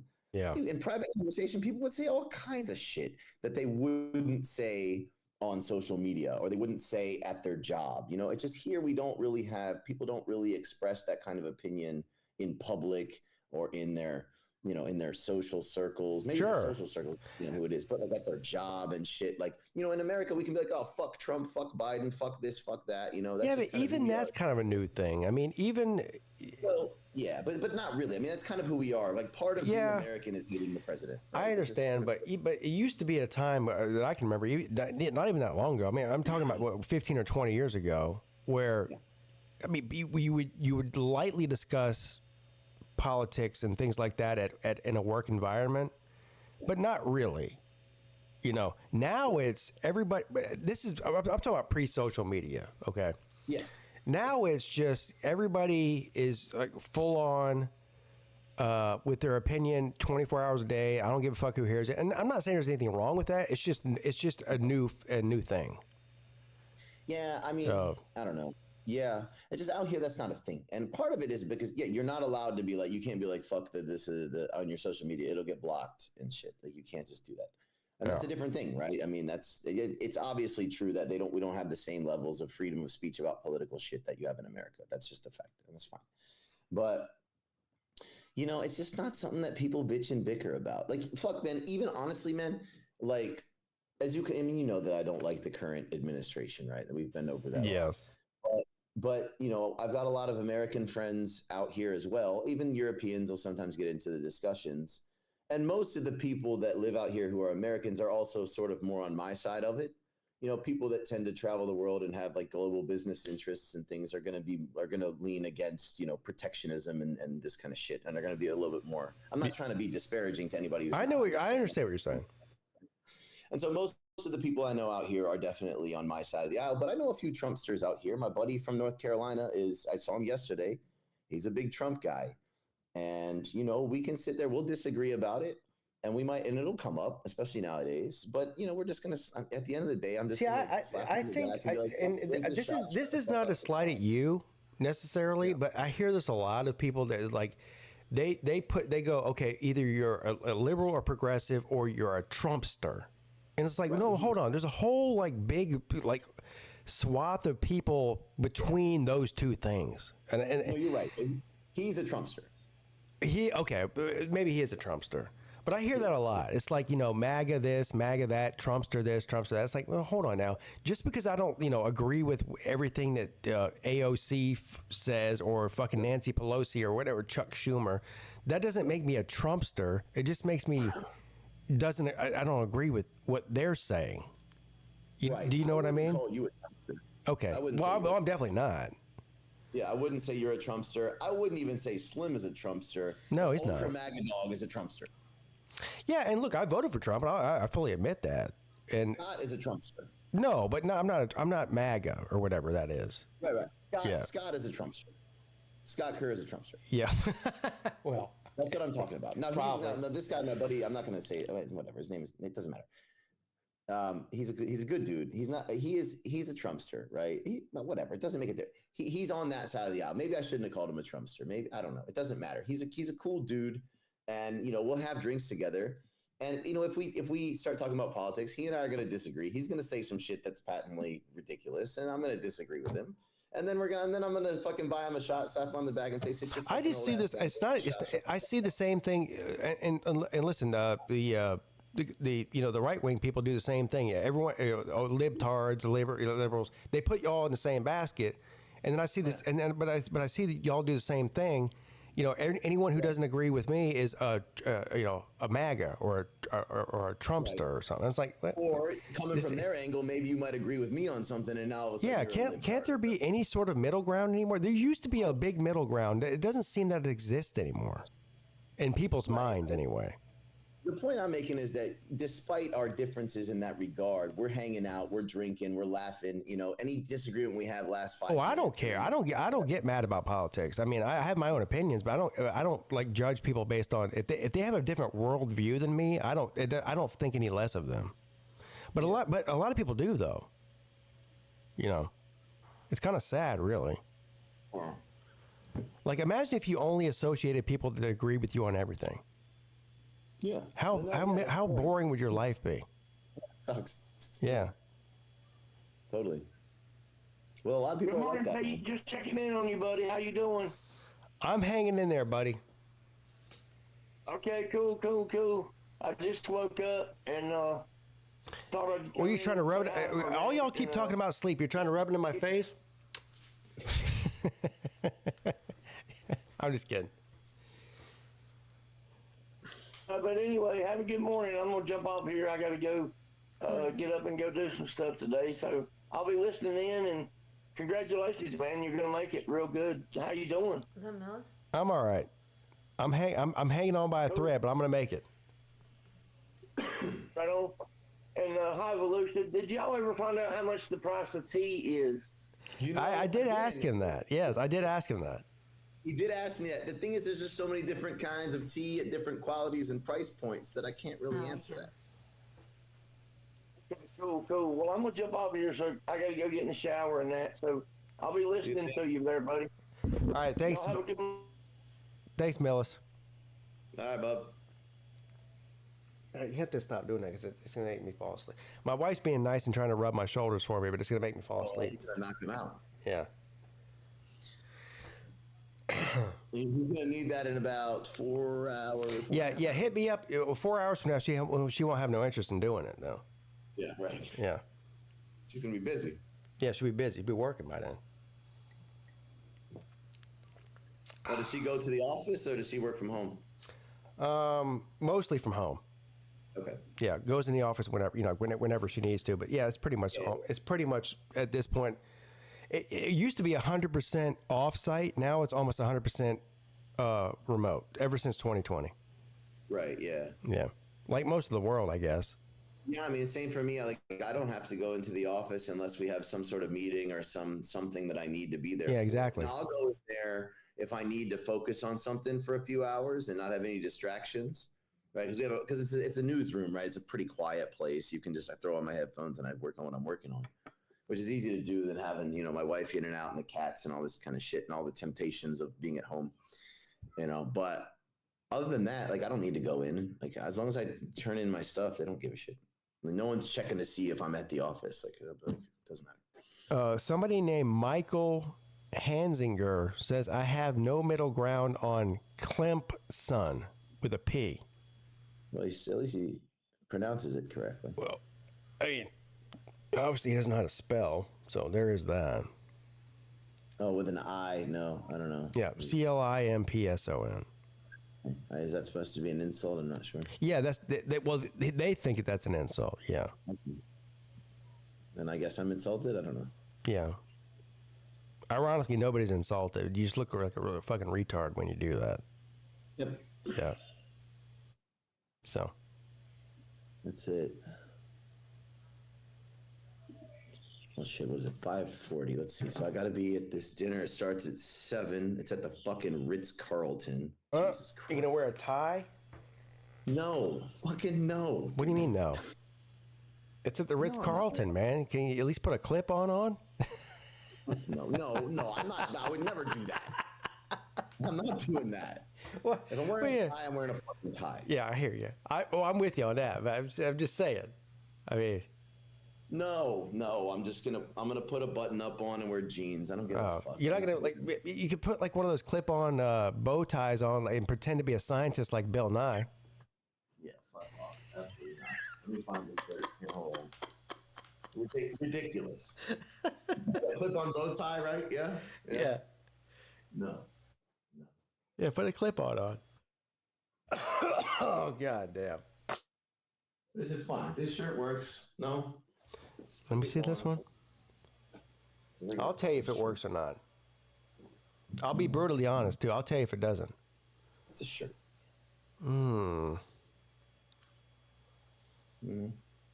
I mean, the shirt's not terrible. Yeah, just a shirt. Do you have a... But hold on, let me ask you. Underneath that shirt, though. Yeah. Are you gonna wear that shirt underneath that shirt? A white T-shirt underneath. Yeah, I would say ditch the shirt underneath altogether. Say what? I would ditch the shirt that's underneath it altogether. Oh. Bare chested. No, fuck that. No, that's too much. I don't know. No, it's not. I don't like doing that. Just wear Why? Just like this, Have the shirt open a little bit, nice and casual. Come on, man. I'll put these things on too. Put on a pair of jeans, and that's it. I'm good. Bro. I don't know why they're doing it at the fucking Ritz-Carlton. It's not like a business thing. Whatever. Ditch the shirt underneath it. You think? It's too cold, though. Then I have to wear a jacket. Okay. Nah. Let's do it like this. It's fine. Roll up the sleeves a little bit. There we go. It's kind of my style. It works. Okay. Yeah, what kind of shoes are you going to wear? I just got some regular, what do you call it? Oh, no, don't tell me regular. Larks. Like this. Okay, yeah. They're perfect. Yeah, I like those. Yeah, that's perfect. Yeah. I'm disagreeing with you on the undershirt, though. That's kind of, I always do the undershirt because I don't want to wear a jacket because it's still too warm for a jacket. And then I don't know. It's fine. It's cool. Yeah, there's a little. No, you look fine. That's all right. It'll work. Again, I'm not trying to impress anybody. My boss ain't going to be there. So. You don't have to impress anybody. Impress yourself. How about that? I'm always impressing myself. Okay. That's my motto. I stopped trying to impress people a long time ago. As long as I impress myself, that's all that matters. Like we're both married now. Like we both did well in that department. I mean, I'm not even talking about women. I'm just talking about people in general. No, I know, but I'm just saying overall. Like we both got married already. I haven't met Mrs. Peete, but I'm sure you outkicked your coverage. I definitely did as well, and so I don't need anything else in that regard. Fuck it. Look at me. I'm a fucking mess every day, and I'm happy with that, and I'm impressed by it every time I look in the mirror. There you go. Okay, you want to do another one? I need. Oh, she's. Hold on. I think I might have something left here. Oh, I got. Shots of vodka. I've got a whole shot here. Yeah, I'm good. Is it vodka? Yeah. Good God, how do you fucking do a shot of vodka? Dude, I've had like 14 of them. That's fucking savage. Yeah. Well, I'm a savage. Cheers. Enough. Well, let me know when you're ready. I'll take it with you when you're ready. All right, And just so the people don't know, I'm not faking here. I'll put it on camera. Right. Let me pour it into. She brought me up a bourbon glass full of vodka. I'm gonna pour it into this shot glass, though. We can go through it on. I don't mind being on camera for a second. Okay. Well, I don't know if I can. How do I do this here? I don't know what I'm doing. All right. You accessorize a man bun. I can't put myself on camera on StreamYard. The whole thing's weird. Anyway, cheers to you, buddy. Cheers. I'll just flip back and forth here. Right. Cheers, everybody. Yeah, cheers. Volusia had it. Cheers, Mrs. Peete, too. Thank you. Ding. Good luck the rest of the way. Yeah. Huh? I'm not taking shots. I know, you're drinking water, but I'm drinking the shots. No, this is for you. Ooh. This is another shot. Well, that's- I thought you needed a shot. Yeah, just leave that up here. I got you. Yeah, no, I'm not a degenerate. I'm halfway to I'm liver not taking failure. Shots at 5 a.m. Yeah, I'm halfway to liver failure. Yeah. Thank you. Oh, God. Oh, God. That was a big one. Yeah. That's what she said. Yeah. Pause. No, he says, do I accessorize my man? But how do you accessorize a man bun? I'm not sure how one would do that. Oh, no, how you do that either. I think that's an oxymoron. Yeah. Well, I've got the fucking dreads hanging out of it. I feel like that's good enough. No. Yeah. I don't know how do you accessorize a man bun? Do you put like a cute looking hair tie in there or something? I don't really know. Never tried to do that. I've had a man bun for quite a few years now, and I've never accessorized it. Yeah. Yeah, that's of course. Now I want to be very clear because when I met you, my hair was looking like this, right? That was a couple of years ago. Yeah. Right. Yeah. Now, the reason why I hang on to it is because underneath here is not looking great. You know what I'm saying? Well, that's okay. You're getting old, man. It's okay. I know.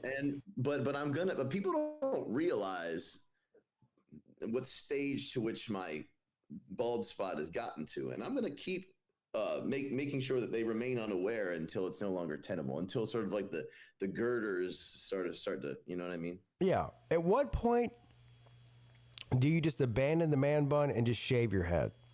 Yeah, there is a point, and I'm not there yet. I know, but I'm asking, well, I like, at what point? When it starts to become, when I look at myself in the mirror and it starts to become pretty clear that it's unsustainable, like when people start to point it out. You know what I mean? Because like not everyone I know is going to do that, but I've got enough good friends that would point it out. Yeah. You know what I mean? Do you consider me a good friend? Yes. All right, time to do it. Fuck off.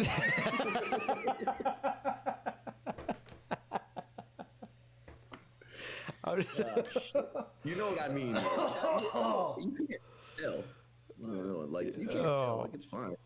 You know what I mean? Yeah. So as long as you can't tell, I'm fine with it.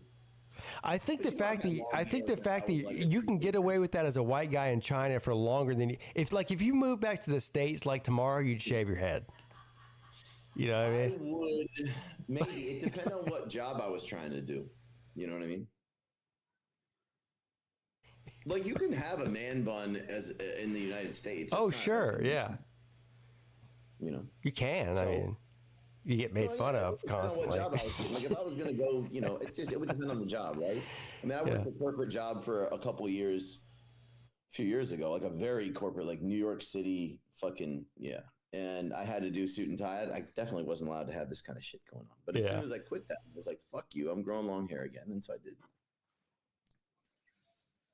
You know, I think you're being stubborn a little bit, and that's fine. I'm listen. There's nobody that you have ever met that's more stubborn than me.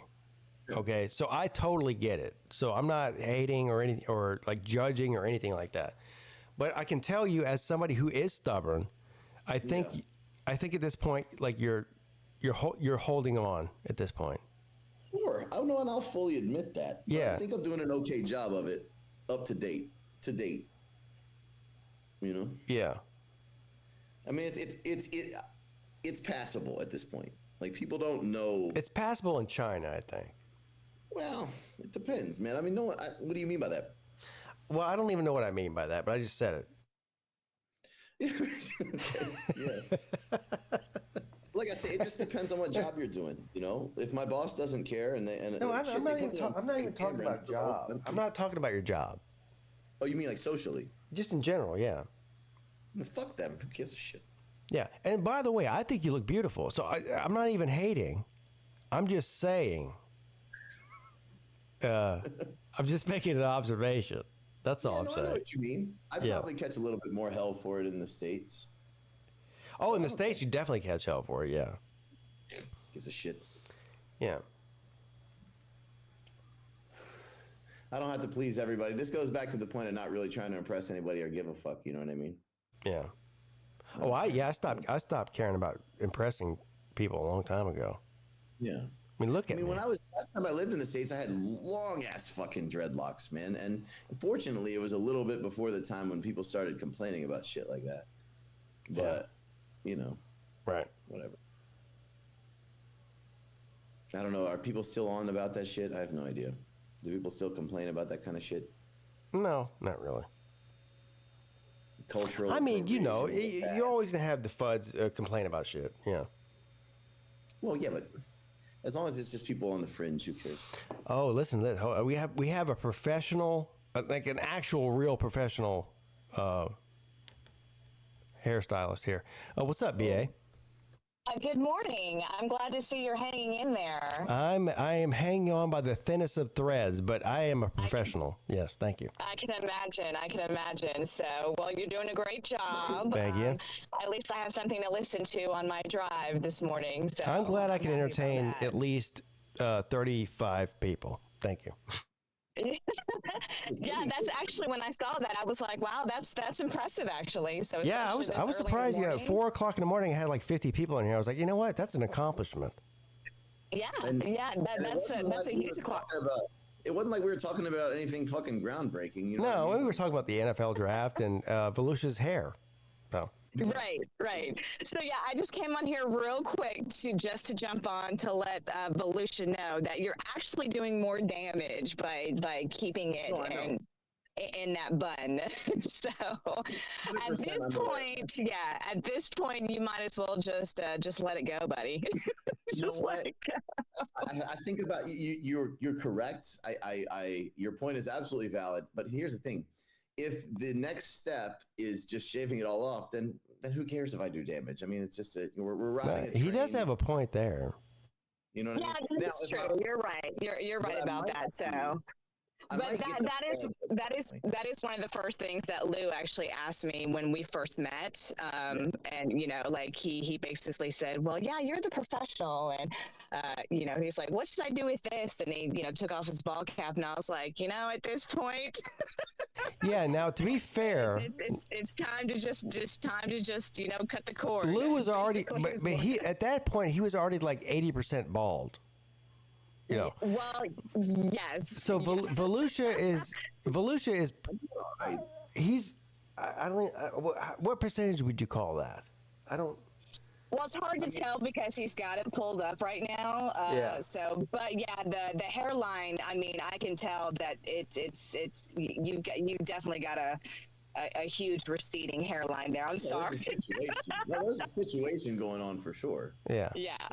So, and that's the thing. That's how it usually starts, though, with most men that are balding. It's you get that kind of like that V, you know. So like those.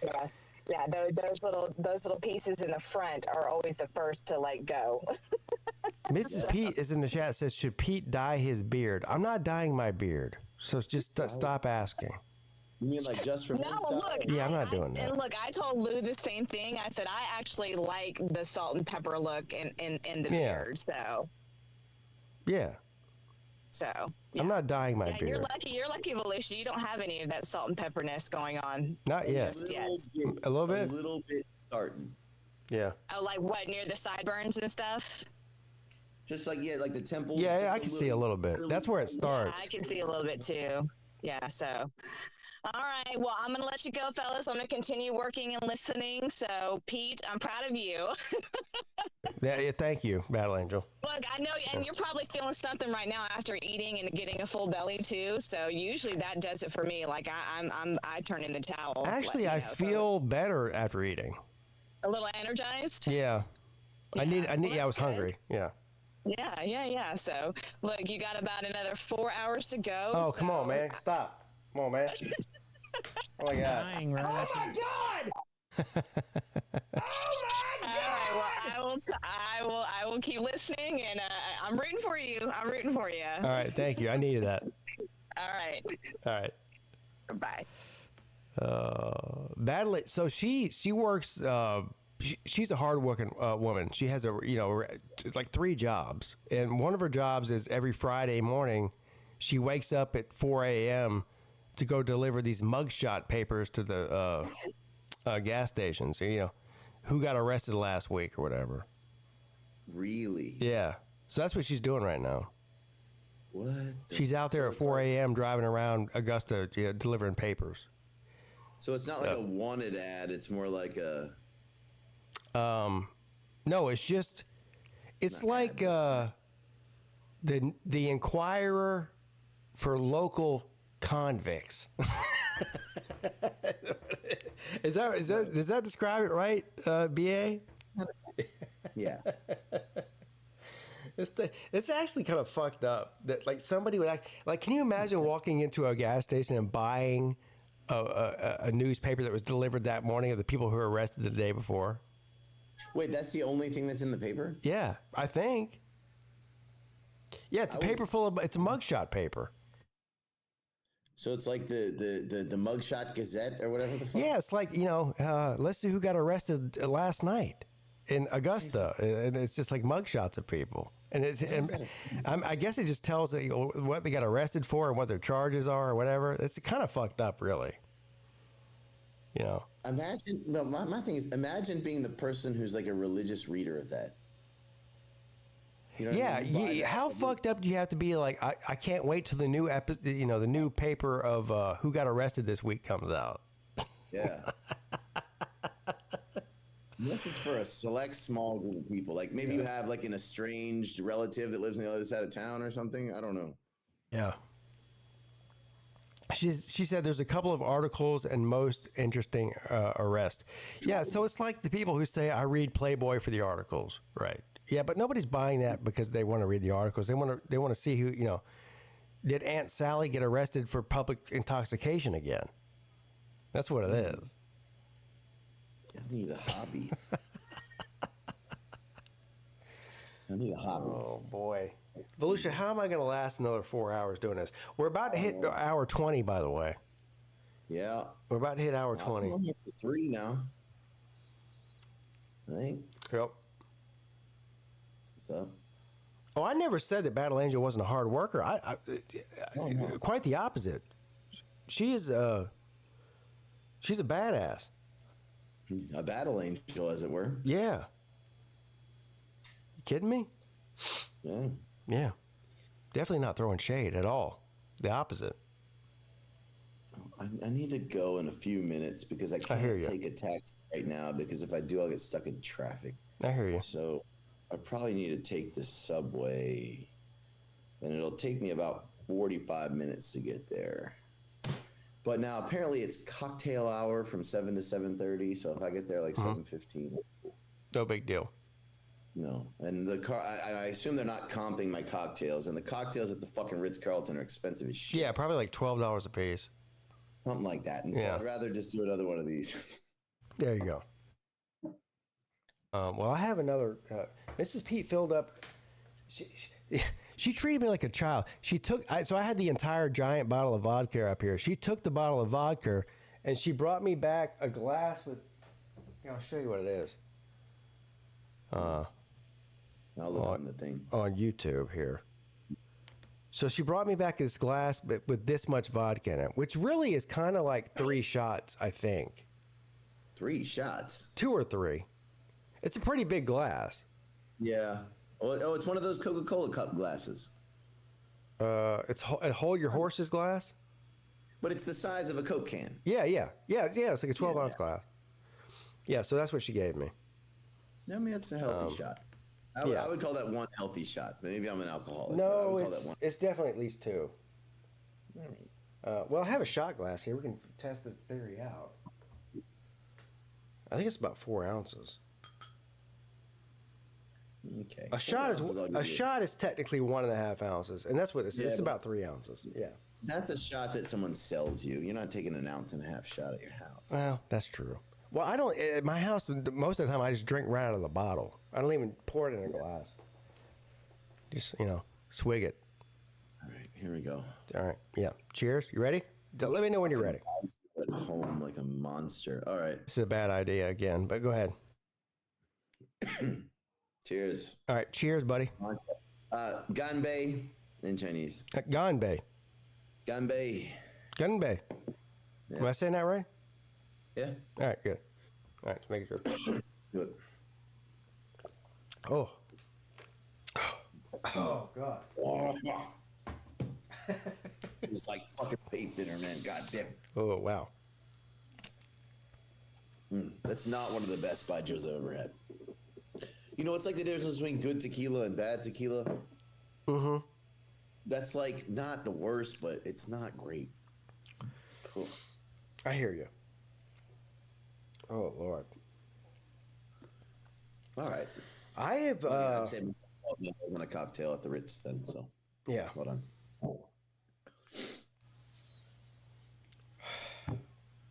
Hey, hold on. Hey. It's 6 a.m.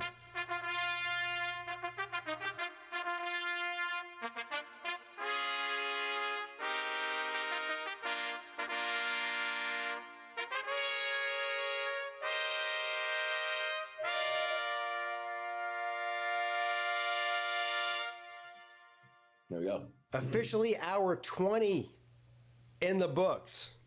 There we go. Only 4 more hours to go. I'm sad I missed the trivia. I would have been down for that. I'm good at that shit. Yeah, the trivia was great. Was it sports trivia or just general knowledge? Well, there was different categories. We started out with NFL trivia. Then it moved on to, what was the second one? I don't know. It was good. I forget now. Yeah. There was 3 different categories we did. I'm a bit of a trivia god. I'll have to have does Fools do trivia on his stream ever, like at other times? Yeah, all the time, every week. All the time. Okay. Yeah. So I really need to get involved in that. But I assume it's at like what time does he do it? He does it like after midnight East Coast U.S. time. Oh fuck yeah, I can do that. Maybe it depends. Well, I'll try. Yeah. Okay. He does it late, so it'd be like in the middle of the afternoon where you're at. Yeah. Well, it depends what day it is, right? Like some days I can do that. I think he usually, most of the time he does it like a Thursday or Friday night, Saturday night sometimes, I think. Yeah. Whatever that new software he used tonight was awesome, though. You know what it's called? No, I don't. He's the one that ran it through my channel, but yeah, it was pretty good. All right. I'll have to ask him. Because it keeps track of all the people who vote in the chat, like as far as trivia goes. It's like it's very well. I don't know what it is, but I think tonight was the first time he used it, but it worked awesome. It was good. Now, does he do multiple choice or not? Yeah, it's multiple choice. It's 1, 2, 3, or 4, A, B, C, or D. Yeah. Okay. All right. Well, that makes it way easier. All right. Yeah. All right. Okay. And also, it gives you points. This is the real cool thing about the new software he's using. It gives you points based on not only if you get it right, but how fast you answer the right question. So, in other words, if the question's asked and you're the first person to answer it correctly, you get more points than the guy who answered it 10th correctly. You know what I mean? It's just the way it should be. Yeah, right. Makes sense. Mm-hmm. I gotta put my pants on. Hold on. Michael wants to know, am I doing the midday show at 11? Hey, Michael, go fuck yourself for even asking that question.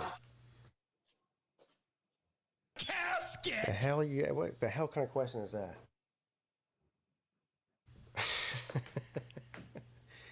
What the hell? Yeah. Yeah, you can go fuck yourself. Yeah, that's too much. You can go fuck yourself. Bunch of goddamn Wuhan fucking whatever. Bend over and suck my fucking nuts. I'll give you the goat. Yeah, I'm going to end a 24-hour live stream and then start another 2-hour one for no reason. Yeah. And that'll be me.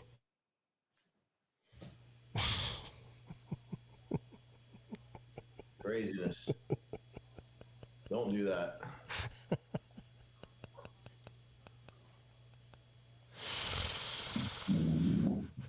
Oh, Lord. ETSU Airlines says, good luck the rest of the way, Pete. What's the best way to contact you to meet up in Biloxi? I live there and would like to finally meet with y'all.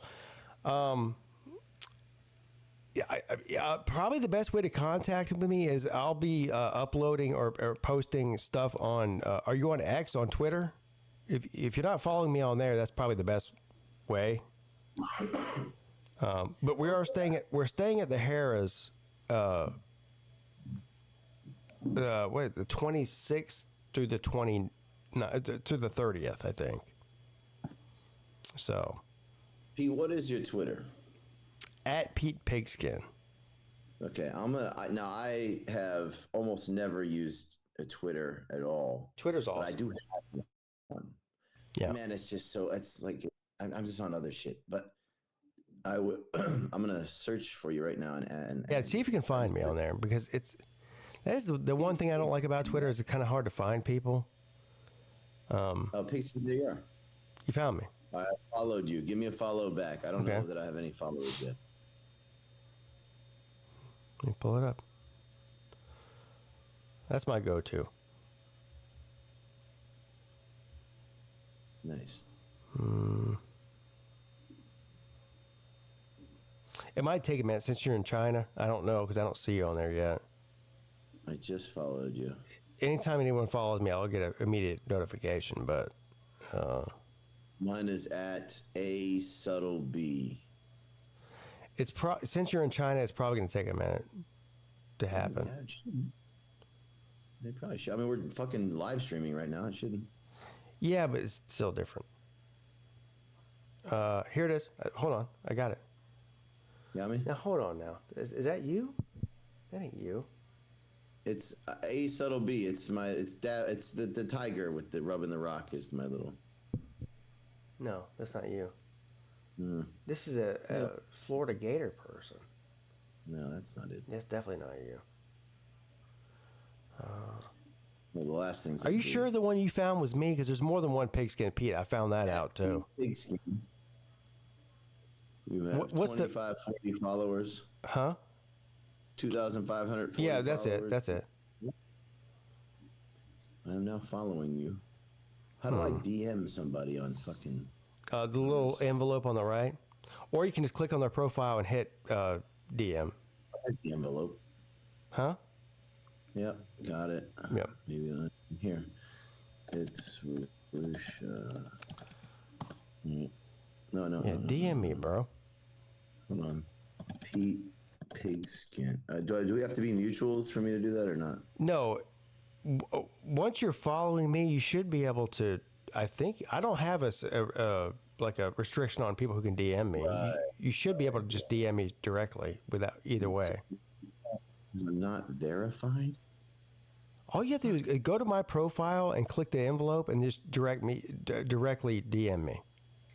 It says get X Premium to message Pigskin Pete. Only verified users can. That should not be true. That's crazy. That's not true at all. That's what it says. That's what it says? Only verified users can send direct message requests to people that don't follow them. You got to follow me first. Well, how can I follow you if I don't see you? I don't know. We'll wait. Hold on. No. This is going to piss me off now. What's your handle?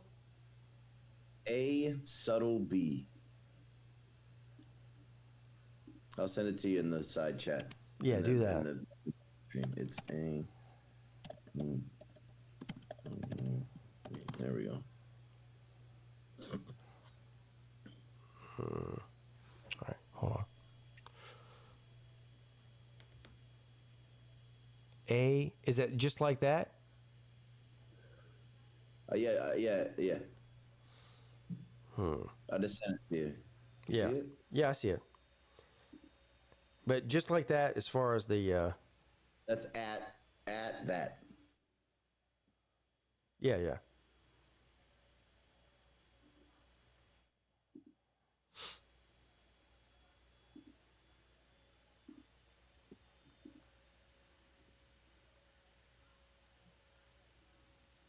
think I found it. Gotcha. There we go. We're in business now. I just followed you back. There you go. Yeah. All right, cool. All right, so if I need to message you at some point, I'll just use that. Yeah, you can just use the DM thing. Yeah. Cool. Yeah. No, he says you're not on socials. I am on socials. I'm on Chinese socials. Yeah, he's on that China stuff, man. He lives in China. Yeah, I'm up to like I say, I'm up to like 60,000 followers on my fucking. Doing okay. What kind of phone do you I know this because I went to dinner with you, but what kind of phone do you have? I have iPhone. I have 16 now, but I'm using my laptop for this right now. You have the same phone I have then. Yeah. This one. Yeah. Same one I have. Yeah.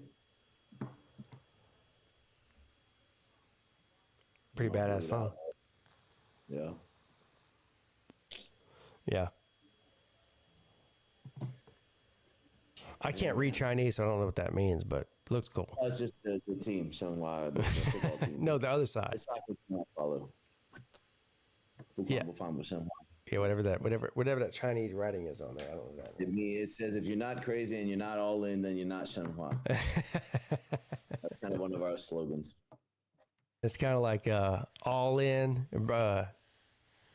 Yeah. Yeah. Yeah, that's it. BYOG. It's kind of like that. It's our BYOG. Yeah. Chinese BYOG. I hear you. Yeah, dude. Oh man, I'm getting close, man. You gotta. You're getting close. I feel like I'm getting closer, somehow. Well, you are getting closer just because that's how time works. But I know, but yeah, well, technically yes, but you know what I mean. Yes, I do. Yeah. I'm waiting in about, I don't know, 20 or 30 minutes. I'm about to watch the sun come up, which is also surreal. You know. Yeah. Watching the sun come up when you've been up for 28 hours or whatever it is. It's not a good. Well, usually it's not a good feeling because you're out somewhere and you've been. Yeah, that's a good point. It will be a good feeling this time. Yeah. Yeah. I'm actually looking forward to the sun coming up this time. Yeah. Most of the time when the sun comes up, you're like, oh fuck, I fucked up. Like, oh geez, what have I done? Yeah, what have I done? Yeah, this time I think it's gonna feel like a good thing though. Yeah.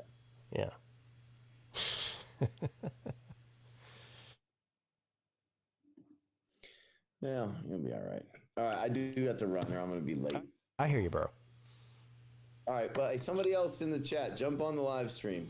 No, it's good. They're fine. I'm gonna turn on some high powered music to get me pumped up for the next couple hours. Then I'll open up StreamYard again. Fine. Yeah, put some Tech 9 on here. I got to get pumped up here. For All sure. right, have a good one. Yes, Appreciate sir. it. Power through it. You're almost there. You'll get there. Be all right. Thank you. All right, buddy. See you soon. All right, chat. See you guys next time. I'll try and hop on a midday show sometime soon. I know it's been a minute. I'll see if I can do that soon. But yeah, talk to you guys later. All right, everybody. Say goodbye to Volusia. Thanks you, brother. Love you, man. All right, love you too, man. See you later. All right. Later on. There you go, everybody.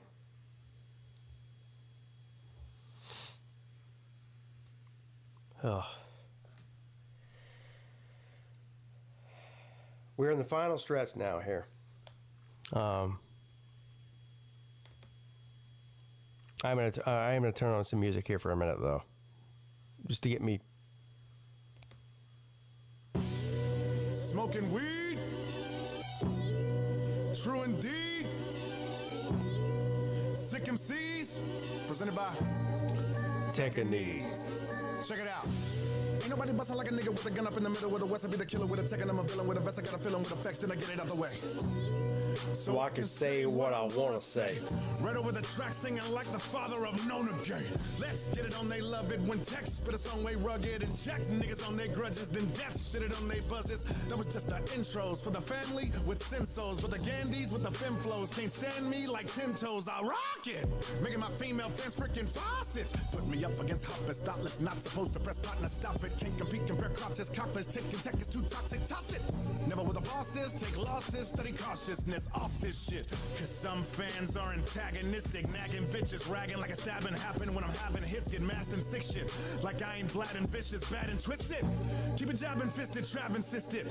So I frown scarier when the clown buries a nigga down to the ground, but the crown carrier get the hound at the mound and they bound marry them all together. It's how we breaking the sound barrier. I'm three-dimensional, we invincible. You're singing a movie, you never see the principle. My seed is meant to go rapid. I am the classical rap shit on acid. Bastards, hurl bars. Never will niggas be able to give me the trash shit. Jacket, world star. How in the fuck am I ripping and reaching the masses? Asses, faggots, too many back splashes. Then I whack blackjack hatches, cause you napped that rap classes. They making a mockery of my painted face, but me, I resemble our ancestors. And these niggas talking stuck at a fainted pace, still not realizing this man blessed ya. I am so clever, my friends adore me, they banging Yates. Your rhyme is no measure to him, you bore me gay flaming fakes. Finding more cheddar, my ends for me stay gaining great. Cause I am forever like M40, J. Wayne and Drake. Pure art, I'm the shit and nigga, you're farts. How you gonna challenge the Tekanina when your flow is softer than a velour scarf? Blowing this track into pieces, I'm leaving you pure parts. At this moment, I am laying this the day before my 2.0 tour starts. Ain't back shit yet, this how you taint rap hits best. Tekanina ain't plastic, my bank's drastic, you can't match his checks. Lot of gore in the flow, and I'm boring to go. Got your whore in the dough, taking your chick, cause a nigga been up on the Forbes list now 4 in a row. My religion is followed by little kids, college kids, metalheads, hip-hop heads, the rips and Suwoos. Your religion is tainted by money grubbing, funny hugging, chummy loving, grown men that like to do youths. So I stick with my technicians, no F's given. Yeah, this team is a mixture of a few groups. This for my fans, nigga, fuck everybody else. If you're loving this Tech 9, give me 3 ahoo's and 2 woos.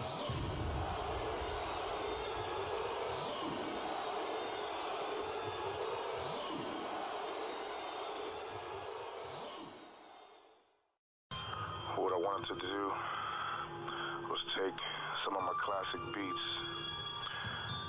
and send them to my artists to see what they would come up with on these beats that I love so much. So I want to call Stevie Stone and Seth's crew to murder. Let's go. Feel the hate when I come around. Little boy, but settle down. Feel the love, I'm the great, know the truth. See the fakes and the snakes, I'm always out of bounds. See, I've been dealt a hand, my nigga. I can peeping these shifty fans, my nigga. They gon' see me going ham, getting bigger, nigga. That shit sure you remember me, the oddball lick'em. When Stevie get the speaking, the plot thickens. Written, these niggas is vixens. Competition is really contradiction. Yearning for the real is slim pickings. I love it how you doubt a nigga, pan out. It's prophesied for stone to stand stout on rigid and rare routes. It's like procedure to hear a nigga out. Strangulation too when it's right now. Let's take it to another level. Hot metal, black kettle, bitch, high pitch, fly shit, 5 center, fireworks like the bandit lord. I think this weed got me paranoid. Middle finger to my enemies. I say all you niggas is bitches. Jurisdiction has so many restrictions. All you niggas is fiction, no conviction. Niggas get the diss and I have you out of commission. Bodies missing, call my brother to lynch him. All you niggas is gimmicks, frail body and soul. All you niggas pretending. Thought that we so-called family. All you niggas can get it. Turning my value mine. Had us up on that mention. Let me hear you say names. Let me hear you holler strange. Octane with flame will leave your bodies decaying. Niggas be playing games. My niggas taking names. Have you winning debacle. Better stay in your lane. Yes, time will tell. Right hand over my heart of hearts, I'm pledging allegiance to cess. For whatever the reasons, I have weathered the seasons. They're dead in the breeze, I'm ready to feed them. I never believed them. You son of a bitch, son of a preacher. Word of heaven and Jesus. Through 7 degrees of separation and still they spreading diseases. My recommendation is cheddar your cheeses. Maybe you better get business. Like I didn't know that I carry the load. I know it, boy, it's heavy, I'm heaving. That's word to strange and tech the 9. I mean, who better to lead us? Since I've been with the team, I've been spending in G's, bitch, and you better believe it. The cash come in a bulk amount now. I'm staying ahead of my dreams, so the fuck could I sulk about? For real. I'll never be satisfied still. I don't be vocal out loud. Respect is due, I show it, don't blow it. My records are outbound, chill. I'm choosing my weapons wisely and never will lose direction. Guide them through the recession. Proof should include a confession. Somebody, I had a request here from somebody. Here, but it's something fishy. 2016, strange music making so fucking history. I know they want me to put up the pen and just quit with the rapping. It won't ever happen, though. For the minutes that I've been in it, I'm a killer and still in the back, but I'm clapping no. In a matter of fact, I've been acting so. At a whack in my brain is on overload. I don't call anybody, ain't nobody calling me. Maybe I don't need a phone no more. Guess I won't pay the bill and the villain is spilling venom in them, then I'm gone. And the haters are catering to me with wishes that I wouldn't win any longer. Idiot, you're just making me stronger. When they kill me, then pay me no mind. Get a record that's quite a bit longer. Mrs. Pete, I just asked for some Salad Gordon. She might have regretted asking for that. Pete, can me and my wife visit y'all? Absolutely, you can. Sure.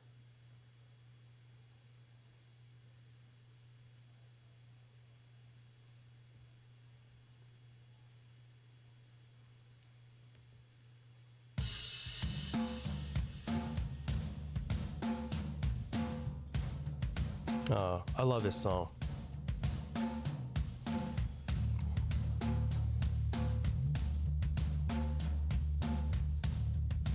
We are now officially 3 hours and 40 minutes left in the 24-hour live stream. Let's go.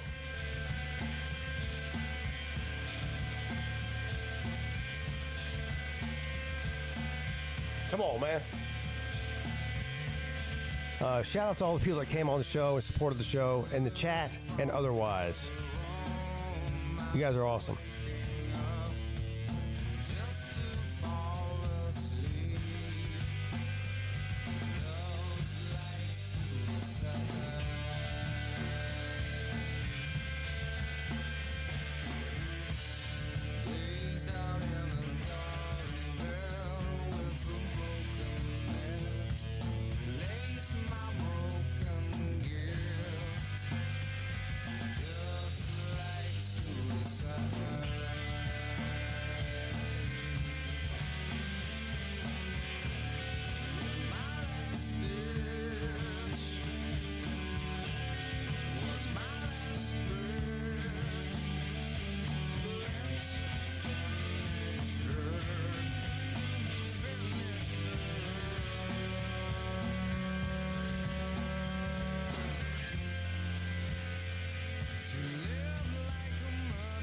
She died so sweetly. She lived like a mother, but she died just like suicide.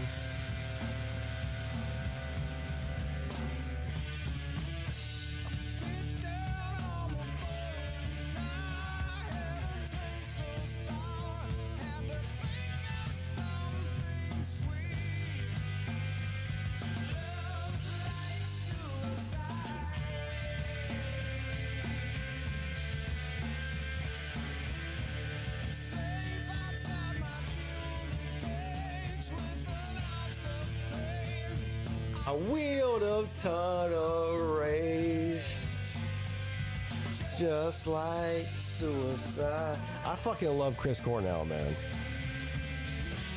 I fucking love Chris Cornell.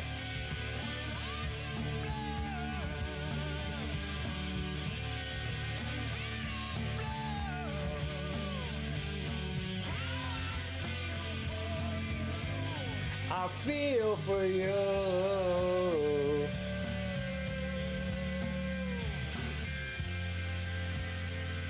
She lived like a martyr, but she flies so sweetly.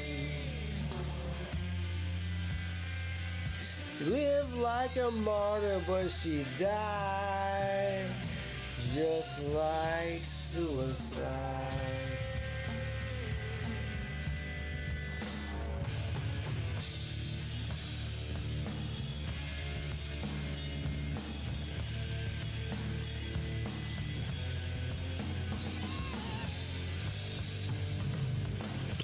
Rich Chat, he was Chris was one of a kind artist in our generation. Period.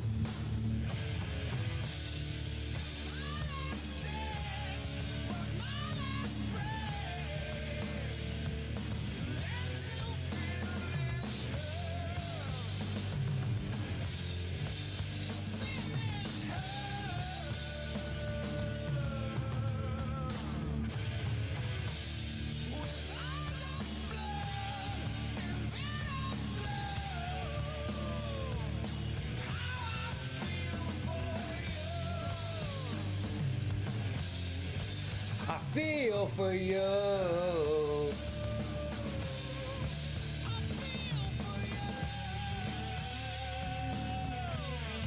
All right, Mrs. Pete wants to hear something else. I'm keeping it Chris Cornell though.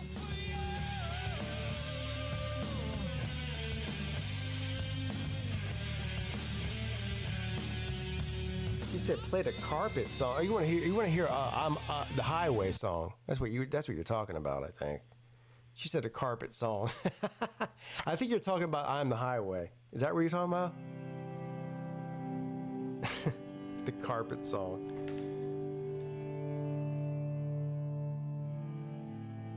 What's up, Sea Dog? Man, Sea Dog. Sea Dog came in at the witching hour. Play Tool? No, I'm not a Tool fan. So the answer to that is no.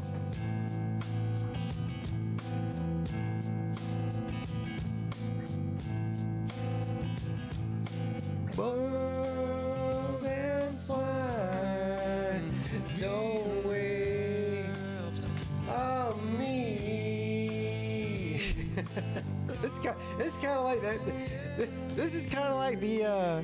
This is kind of like Toto from Africa. The first line of that song, nobody can agree on that shit either. Here we go. We'll do it again.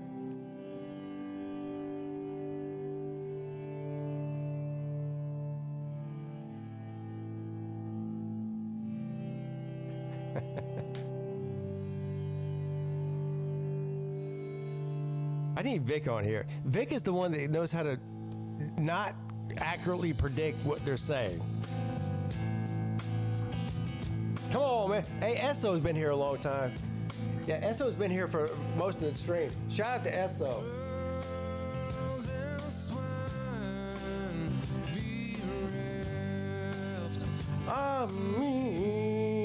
See, it's like moaning. Long and weary. I think. Yeah.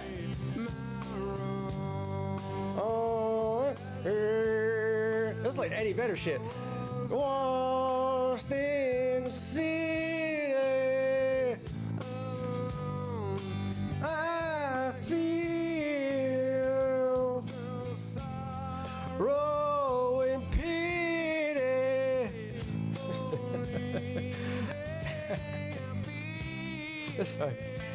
Yeah, I am not your rolling wheel. I am the highway. I am not your carpet ride.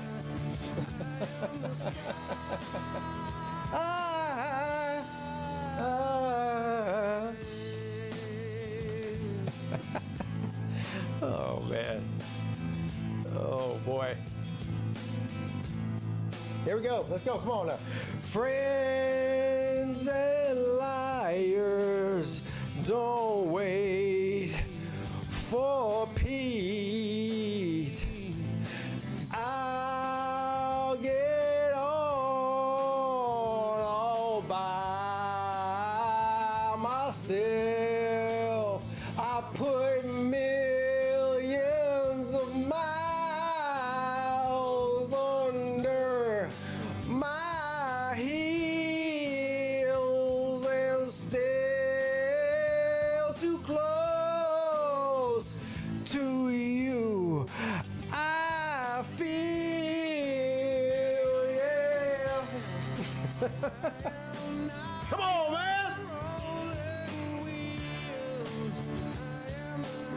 voice of an angel. I ain't got my singing voice is absolute dog shit, but I love Chris Cornell.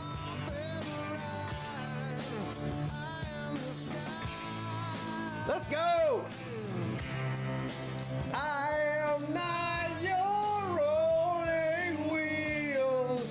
I am the lightning.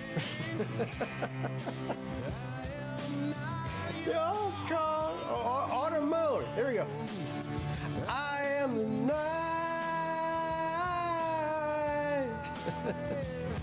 The night.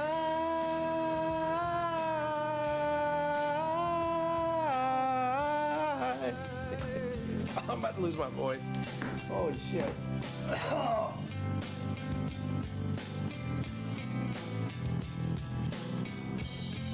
Come on, man.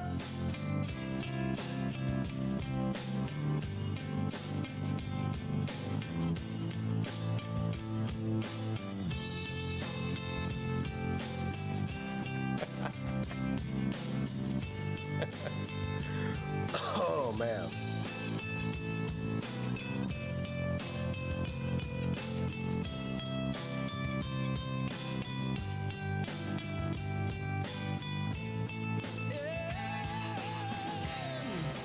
I am not your rolling wheels. I am the highway. I am not your autumn moon. I am the night. I am not your rolling wheels. I am the highway. I am not whatever the fuck he's about to say because I forgot. I am high. I think that's what he said, right? And I.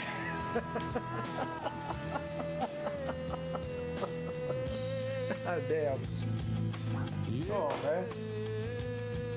Cheers. Come on, man. What time is it? 6:30 in the morning? All right, we're almost there. This will end good. This will be good. This will be good. Yeah.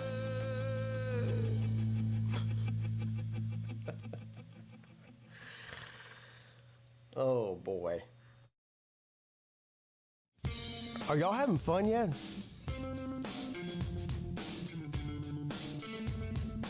Oh, it's a good song too, actually.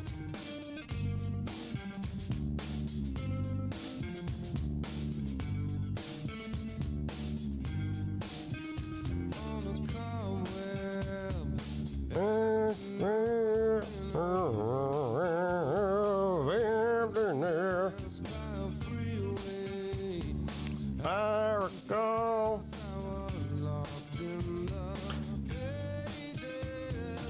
Of a book I will wear. Oh.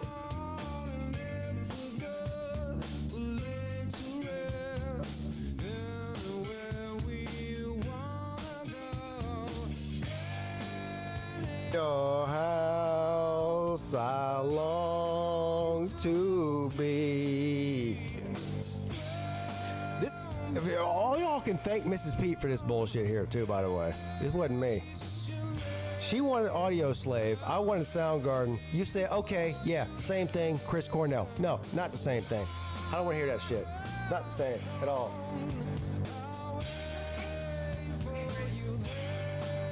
What's up, buddy?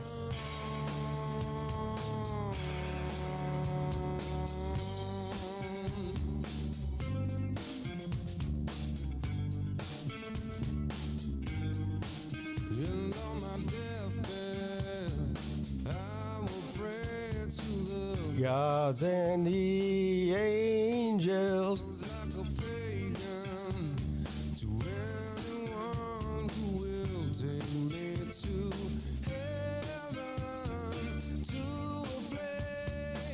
I recall long ago.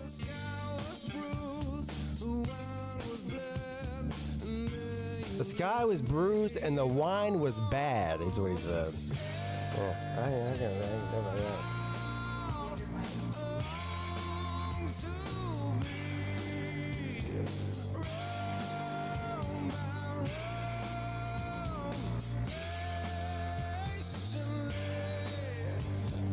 Wait for you there, like a stone.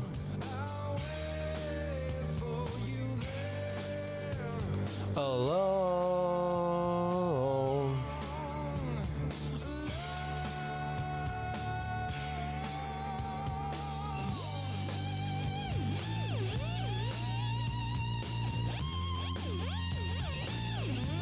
Yeah, this is almost like Vicky, a Pedioki. Straight stealing from Vic here in the witching hours of the 24-hour live stream.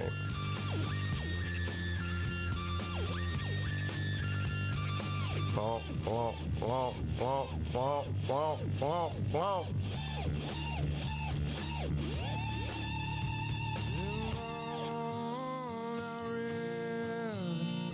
Until the day was gone, and I sat in regret of all the things I've done, for all that I've blessed and all that I've wronged, in dreams until my death I will wander on.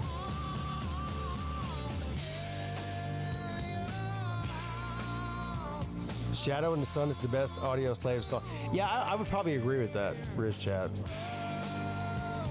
I don't look. Listen. I love anything Chris Cornell, so I'm not gonna hate on anything. But the Audio Slave was not even 1/10 of what Soundgarden was. I mean, it just wasn't. I still like it, but.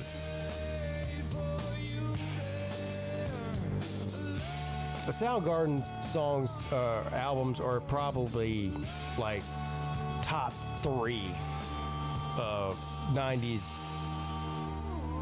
rock albums, period. Audio Slave, not so much. I still like it, but it's not the same. You know? I know you know what I'm saying, too. Clearly, you're a Chris Cornell fan like me. It's just not... It's not the same.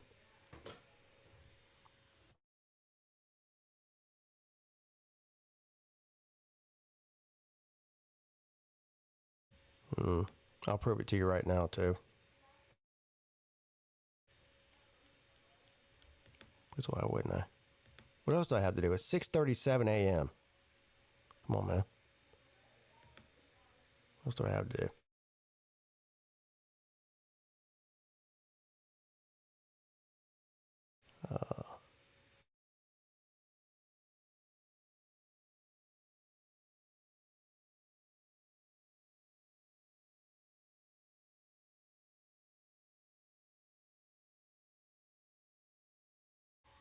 I mean, even well, first of all, I love every song by them, but even some of the well, probably one of the best music videos ever produced was Charlie. Well, 2 of them actually. And look, the song "Black Hole Sun," it became a popular, like radio hit. That's probably one of the coolest videos ever. But really, that's not even the coolest video they had. The coolest video that Soundgarden ever had was Spoon Man. I don't know. I'm scared about playing this on YouTube and get my 24-hour stream shut down.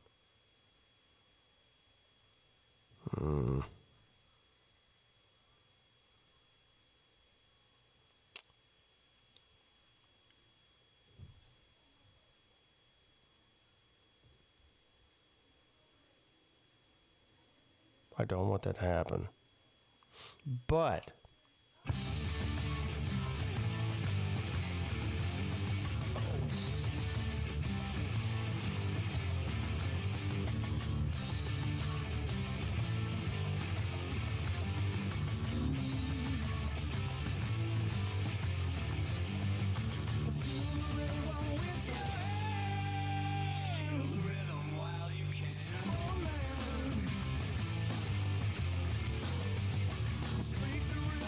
I'm not gonna get this shut down. I put too much effort into this, so but I will play the audio. I won't show the video though.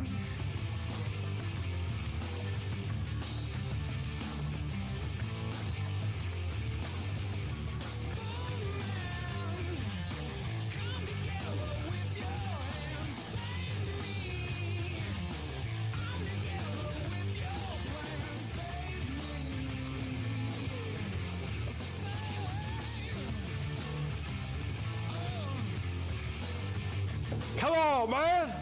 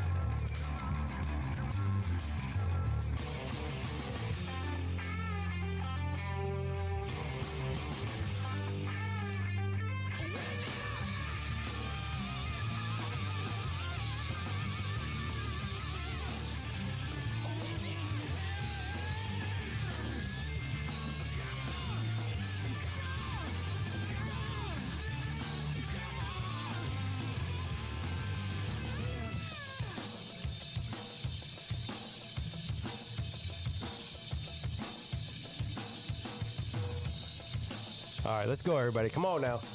Get your spoons out.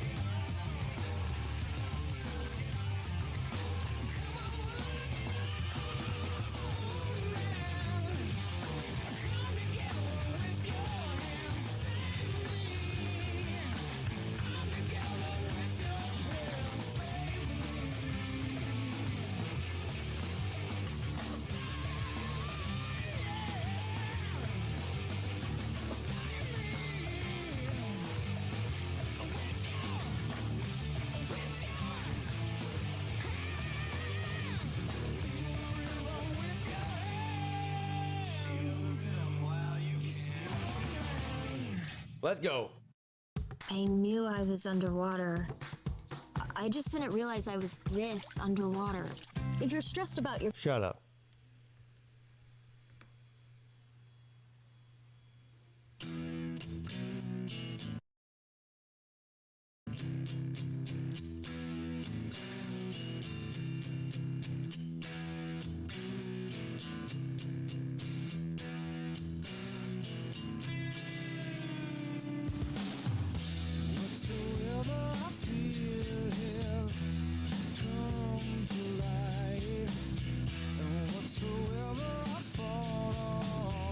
He came my life just when every day seemed to meet me with a smile.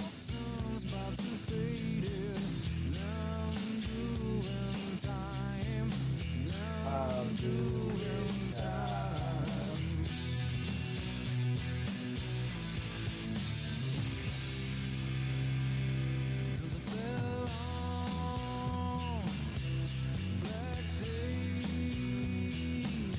What's up, Stingray? Oh, I'm hanging on by a thread, buddy. I got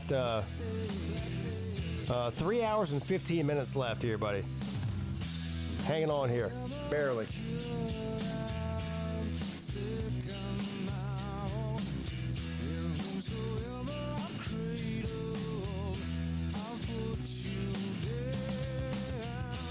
Some light, so they say.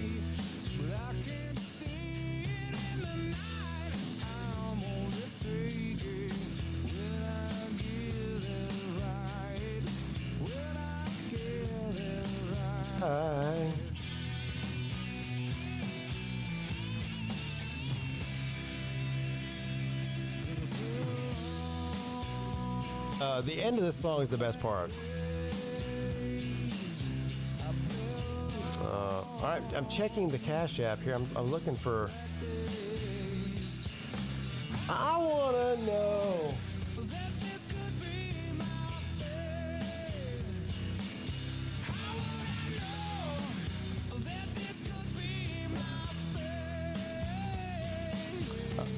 Yeah, thank you, Millis, for the Cash App. Would you spin the Canada rant video? Yeah, I'll do that next. Listen, I got 3 hours to kill. I'll definitely play the Canada rant video. Is that what you're asking? Yeah, I'll do that.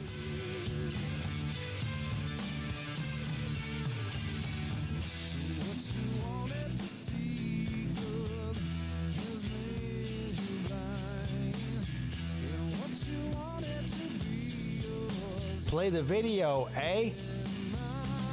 Yeah, as soon as this song's over, I'll play the Canada rant video from, when did I do that? Was that last year or 2 years ago? I think it was 2 years ago.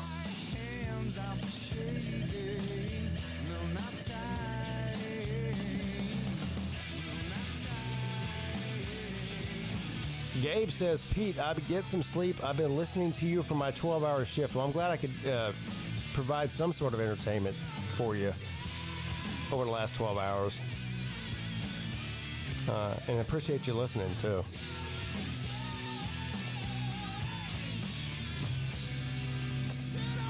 You know, it's weird. It's been over 20 hours that I've been doing this, and it doesn't really feel that way to me. You know? I don't know. I guess what they say is true. Time flies when you're having fun type deal. That's got to be the only reason.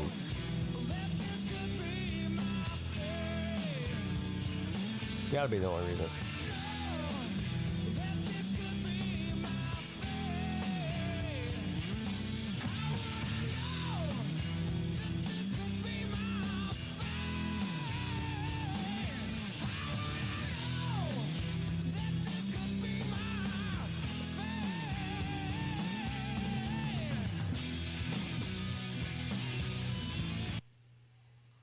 Oh, I didn't mean to turn that off. Oops. But somebody, well, actually, I got paid to play one of my old videos. I got to find it, though.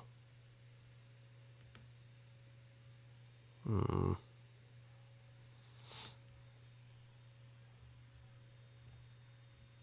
haven't seen this video in a while. This was part of the rant video, commissioned rants I did. People paid me to just rant about random shit that I didn't even care about. And one of them was Canada.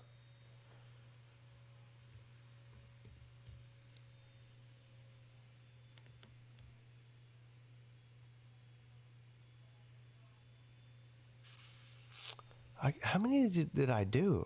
Damn, I did more of them than I thought I did. Hold on.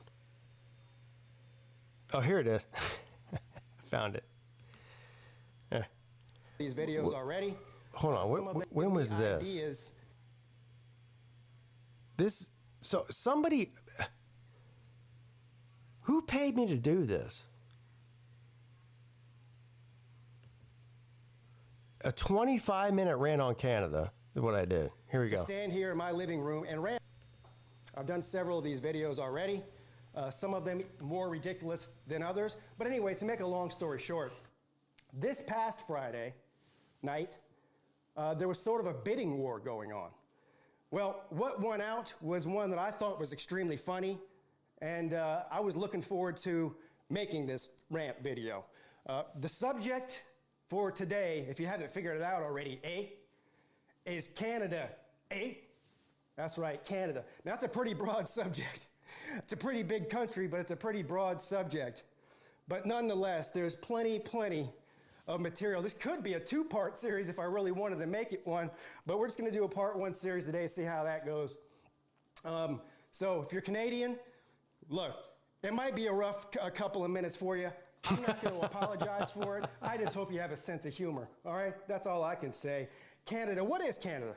Well, Canada, it's a country, but what it really is the red-headed stepchild of the United States. Facts. Right? I mean, we have to protect Canada. I was right. In your life, heard of anybody trying to sneak into Canada? No. Do they even have a border patrol in Canada? If so, that might be the most boring job ever. Nobody has ever tried to sneak into Canada other than somebody who's trying to evade the law in the United States. That is it. You know, Canadians talk about how terrible it must be to live in the United States. And, oh, look at all the violence down there. Look at the politics. Look how corrupt it is. But everybody's trying to come here. You go, Pete. Well, it just makes sense for the Latin American countries and for Mexicans to want to immigrate into the United States because it's closer in proximity. So they just come to the United States instead of Canada. Well, if Canada was so great, look, do you know how far of a walk it is from Central America to the United States? Thousands of miles. And you've got people on a daily basis willing to risk their entire life, their family's life, their kids' life. I mean, they've got to pay mules who may not even get them where they're trying to go. You know, they starve in the desert, they drown in the rivers. It's a terrible, terrible situation. It should not be taken lightly, and I'm not taking it lightly. But my point is, if America was so terrible and Canada was so great, don't you think they'd make another 1,000-mile trek once they got in the United States to get to Canada? But that doesn't happen. It doesn't happen. And the reason is because the opportunity in Canada is basically non-existent. I mean, first of all, what does Canada have to offer? Okay? If you live in a big city, here's what they have to offer. Terrible politics and excruciatingly high taxes that nobody could afford. And the other option, if you don't want to go live in a big city in Canada, is to move out to the country. Well, what's out in the country? I'll tell you what's out in the country. Grizzly bears, wolves. That's what's up there. Snow. That's all. The only thing that Canada is known for is maple syrup and hockey. And even the hockey part. They don't even have their own. Well, they might have their own league, but nobody cares about it. Again, another thing that they piggyback off of the United States. Hockey's not even our game. That's a Canada game, I mean, Canada's basically a European country in North America. That's all it really is. If you don't believe me, look at Quebec. You guys know about Quebec, right? You couldn't pay me to visit or live in Quebec. It's a French province up there. 75% of the population in the city of Quebec or the province of Quebec or whatever the hell they got going on up there speaks French. Now this tells me all I need to know about that place.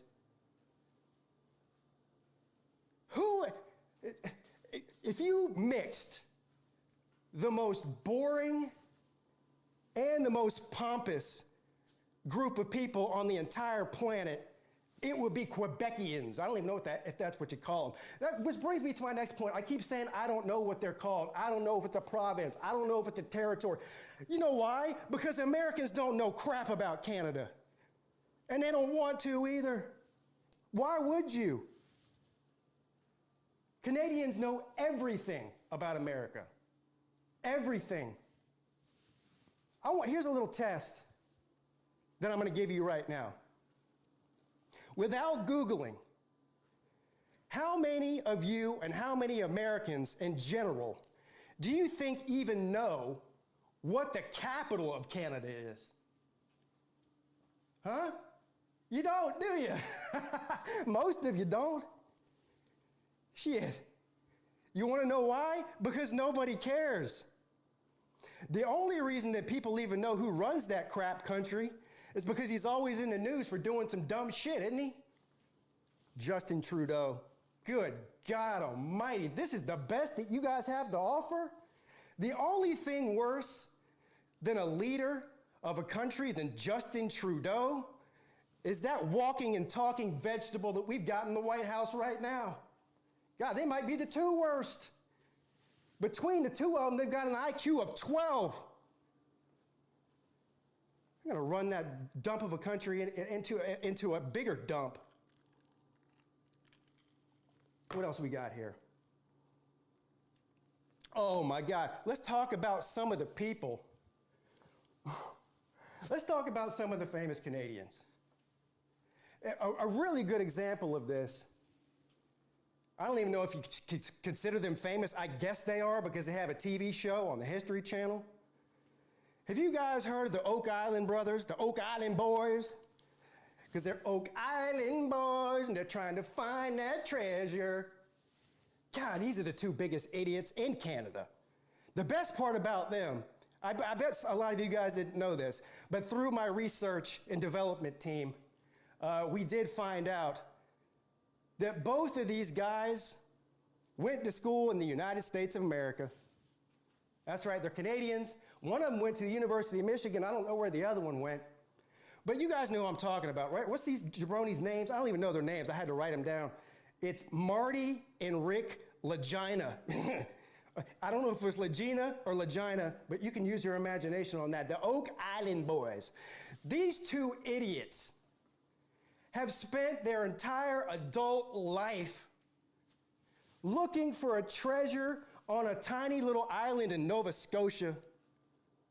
This is what happens when you have too little brains and too much money. Now, one of these idiots, Marty, I think it is, Marty is worth $2 million.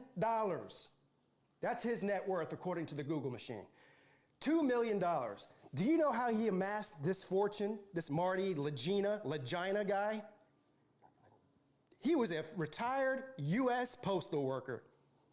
First of all, that's news to me. I didn't know you could become a millionaire by being a postal worker in the United States. I guess I chose the wrong job. Well, clearly I did choose the wrong job. I'm talking to you on YouTube right now. That was, shit. That was a bigger mistake than Marty made. Rick Legina, he is the finance of the operation. So he's worth, according to the Google machine, over $100 million net worth. I thought they were richer than that. For some reason, I thought these guys were billionaires. I thought you had to be a billionaire to be able to buy some island in Nova Scotia. But then I was thinking about it. They probably paid $27.36 for that crap little island because there's nothing on there. But anyway, he made his money. He amassed his fortune through what? That's right. You guessed it. An energy company. Natural gas. Natural gas.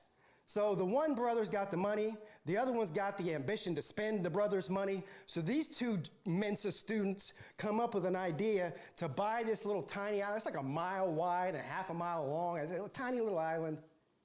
Like I said, they probably paid about $27 for that thing. Because they're convinced, through all of their research and development, that there is not only some sort of like massive treasure on this island, but hold on to your hats for this one, folks. These two jabronis believe that the Ark of the Covenant is buried on Oak Island. So what do? They spend their entire lives amassing enough money to buy this little crap hole island that nobody wanted other than them.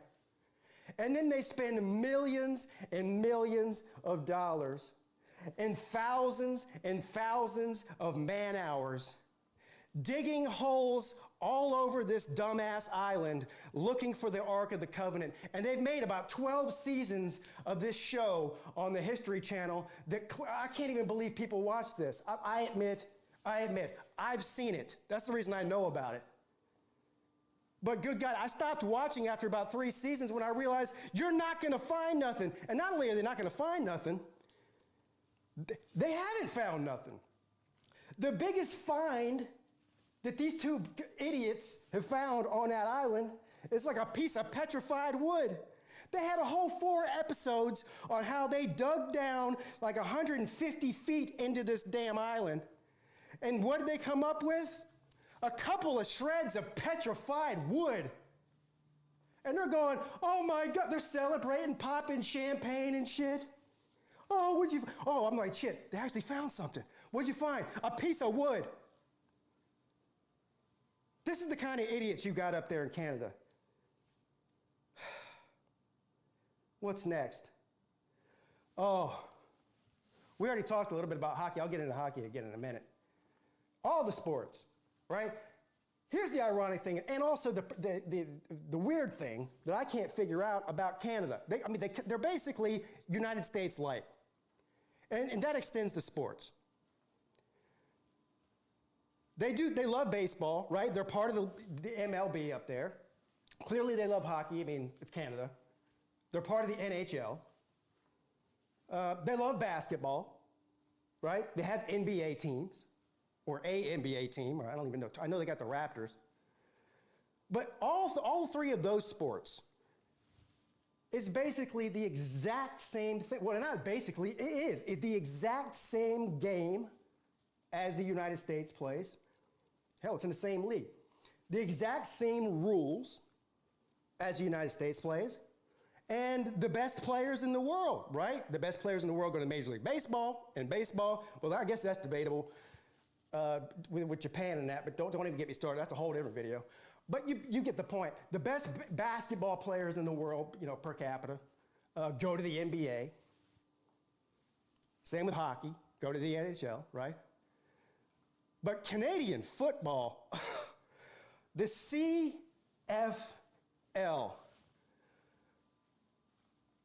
First of all, this is at its core. The whole reason I started this YouTube channel was because I love the game of football, particularly college football, but also professional football, NFL. I mean, there's not an age that I can remember back to where I didn't love football, period.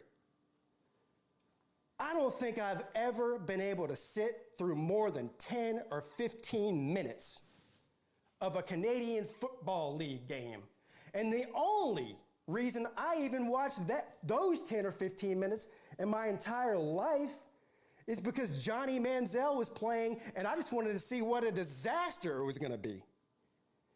But going back to them basically copying every sport from the States and adopting the States' way of doing it, for some reason, they took the most perfect game, the game of football, and decided to mess with it and put their little Canadian spin on it, and screw it up.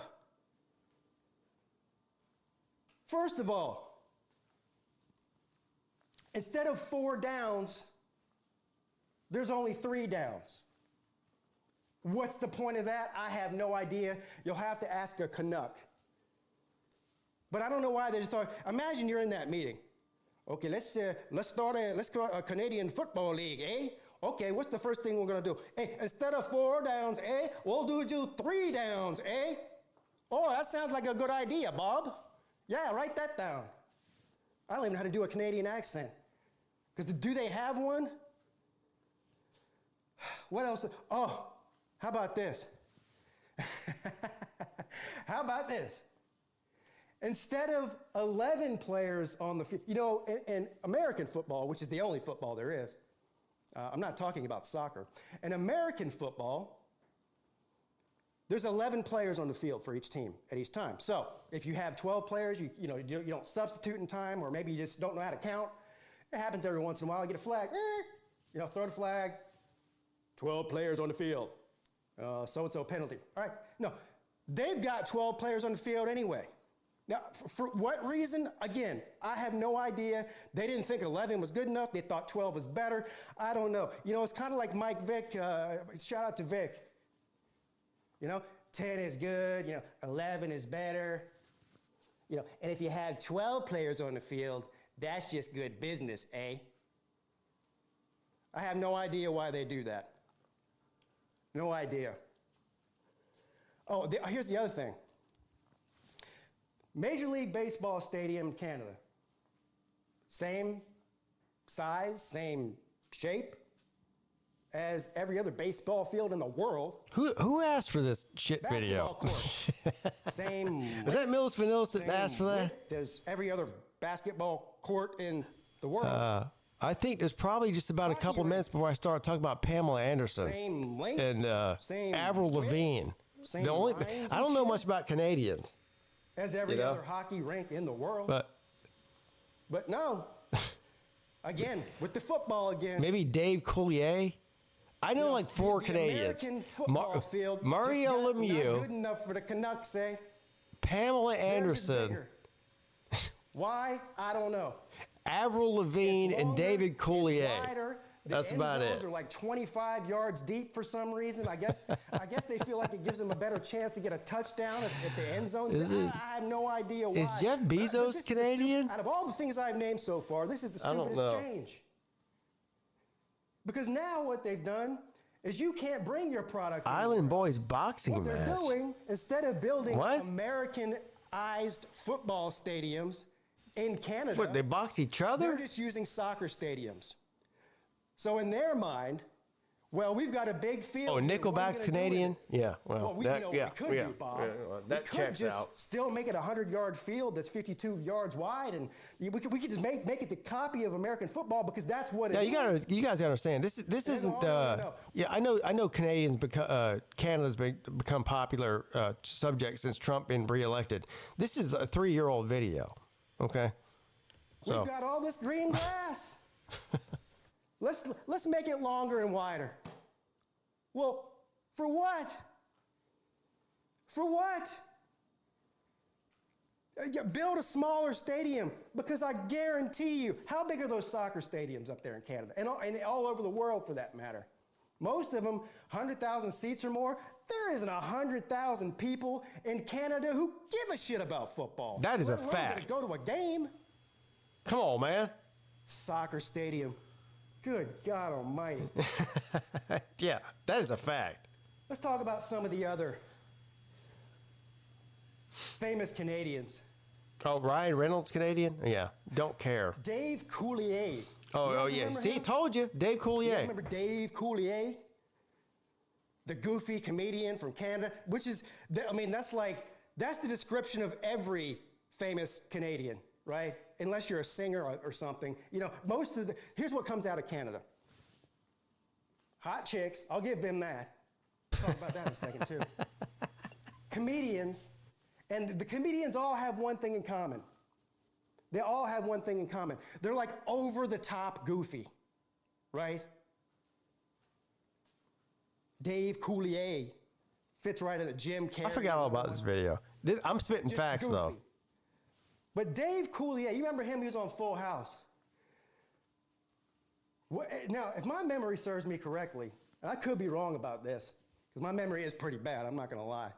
But if my memory serves me correctly, didn't Dave Coulier try to date Avril Lavigne when she was like 13 years old or something? He did. Now Avril Lavigne is, a grown woman. She's like 30-something. And she's hot. But Dave Coulier thought she was hot a lot earlier than that, didn't he? Jesus Christ, Dave Coulier. Who else? Oh, Seth Rogen. Again, see? Look, you see a pattern here? Seth Rogen. Now, if you enjoy this type of humor, I guess I do to a certain degree. Laughing at a chubby pothead is funny for a while. After a while, it just gets to be sad, doesn't it? It's like, bro, you're like 45 years old now. Haven't you figured out anything other to do than weed jokes? Seth Rogen. I'll admit, he's been in some funny movies. But again, just another example, Dave Coulier, Jim Carrey, Seth Rogen, what do they all got in common? Just goofy. It's more like you're laughing at them than with them. And that's not what you want to do if you're a comedian. You want to be laughed with. Now, here's what I will say. So maybe in this rant, I'll throw a little compliment in there, okay? Throw a little compliment in there. At least that's where Pamela Anderson came from. I mean, that's Canada's greatest contribution to the United States of America. Pamela Anderson in Baywatch. That's it, man. Well, that and maple syrup. I'm not even sure maple syrup was invented in Canada. I just know they probably got a lot of maple trees. So, they get all the credit for it. But Pamela Anderson, that's your greatest contribution to the United States of America and frankly to the world, Canada. So thank you from the bottom of this male American heart. I would like to go ahead and say thank you for all of the years of visual stimuli and entertainment that we all received from one Canadian Pamela Anderson. Now, I didn't know if you knew this either. Going back, this ties into the Canadian football thing. The only great contribution that the Canadian Football League has ever given to the world, other than watching Johnny Manziel fall flat on his face for 3 downs instead of 4, is the fact that Pamela Anderson was discovered for Playboy at a Canadian football game. Yeah, she was sitting in the stands with her tight shirt on, and we all know what was going on there. And they put her up on the big Jumbotron, and everyone starts clapping. Yay, hot chick. Well, somebody from California, somebody from Playboy, probably Hugh Hefner himself, I don't know. Rest in peace, Hugh.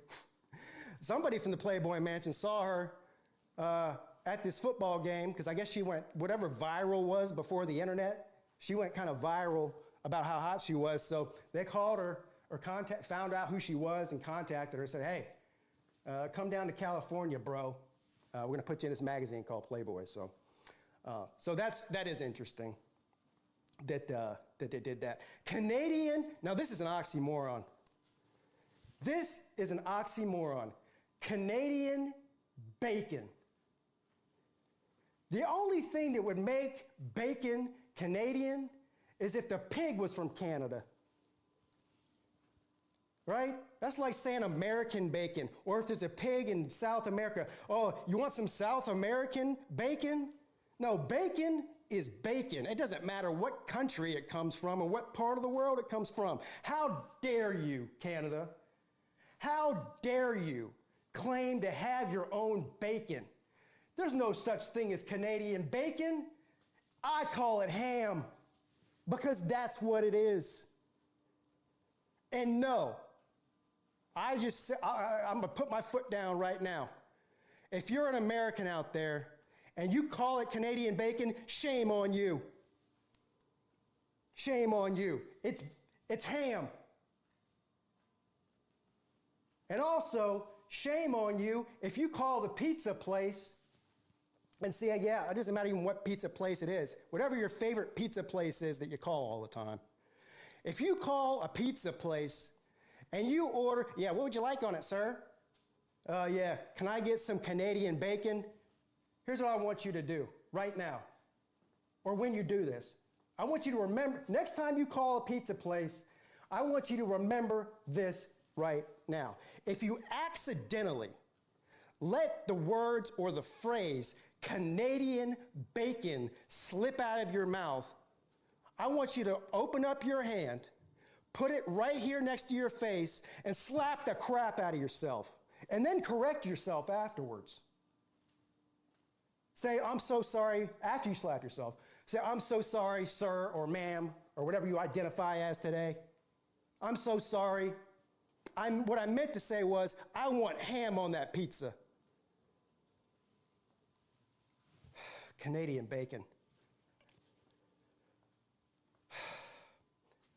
But anyway, shout out to all my Canadian friends out there.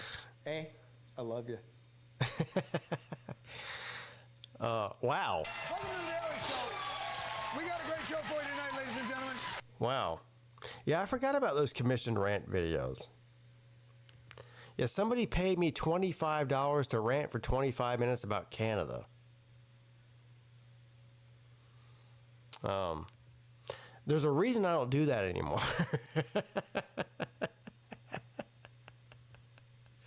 What time is it? Oh, we're at hour 21. We got less than 3 hours left. Canadian bacon. Oh boy. How many of you guys are still hanging in there with me? We got 40 people in here. 12-foot ninja, Mrs. Pete, Sir UGA, Dan, Esso, bro. I sound fresh as a daisy. I don't feel fresh as a daisy. I'm gonna be honest with you. I am a professional, so I may sound fresh as a daisy, but I don't feel that way. Whatever the opposite of fresh as a daisy is what I feel like. So,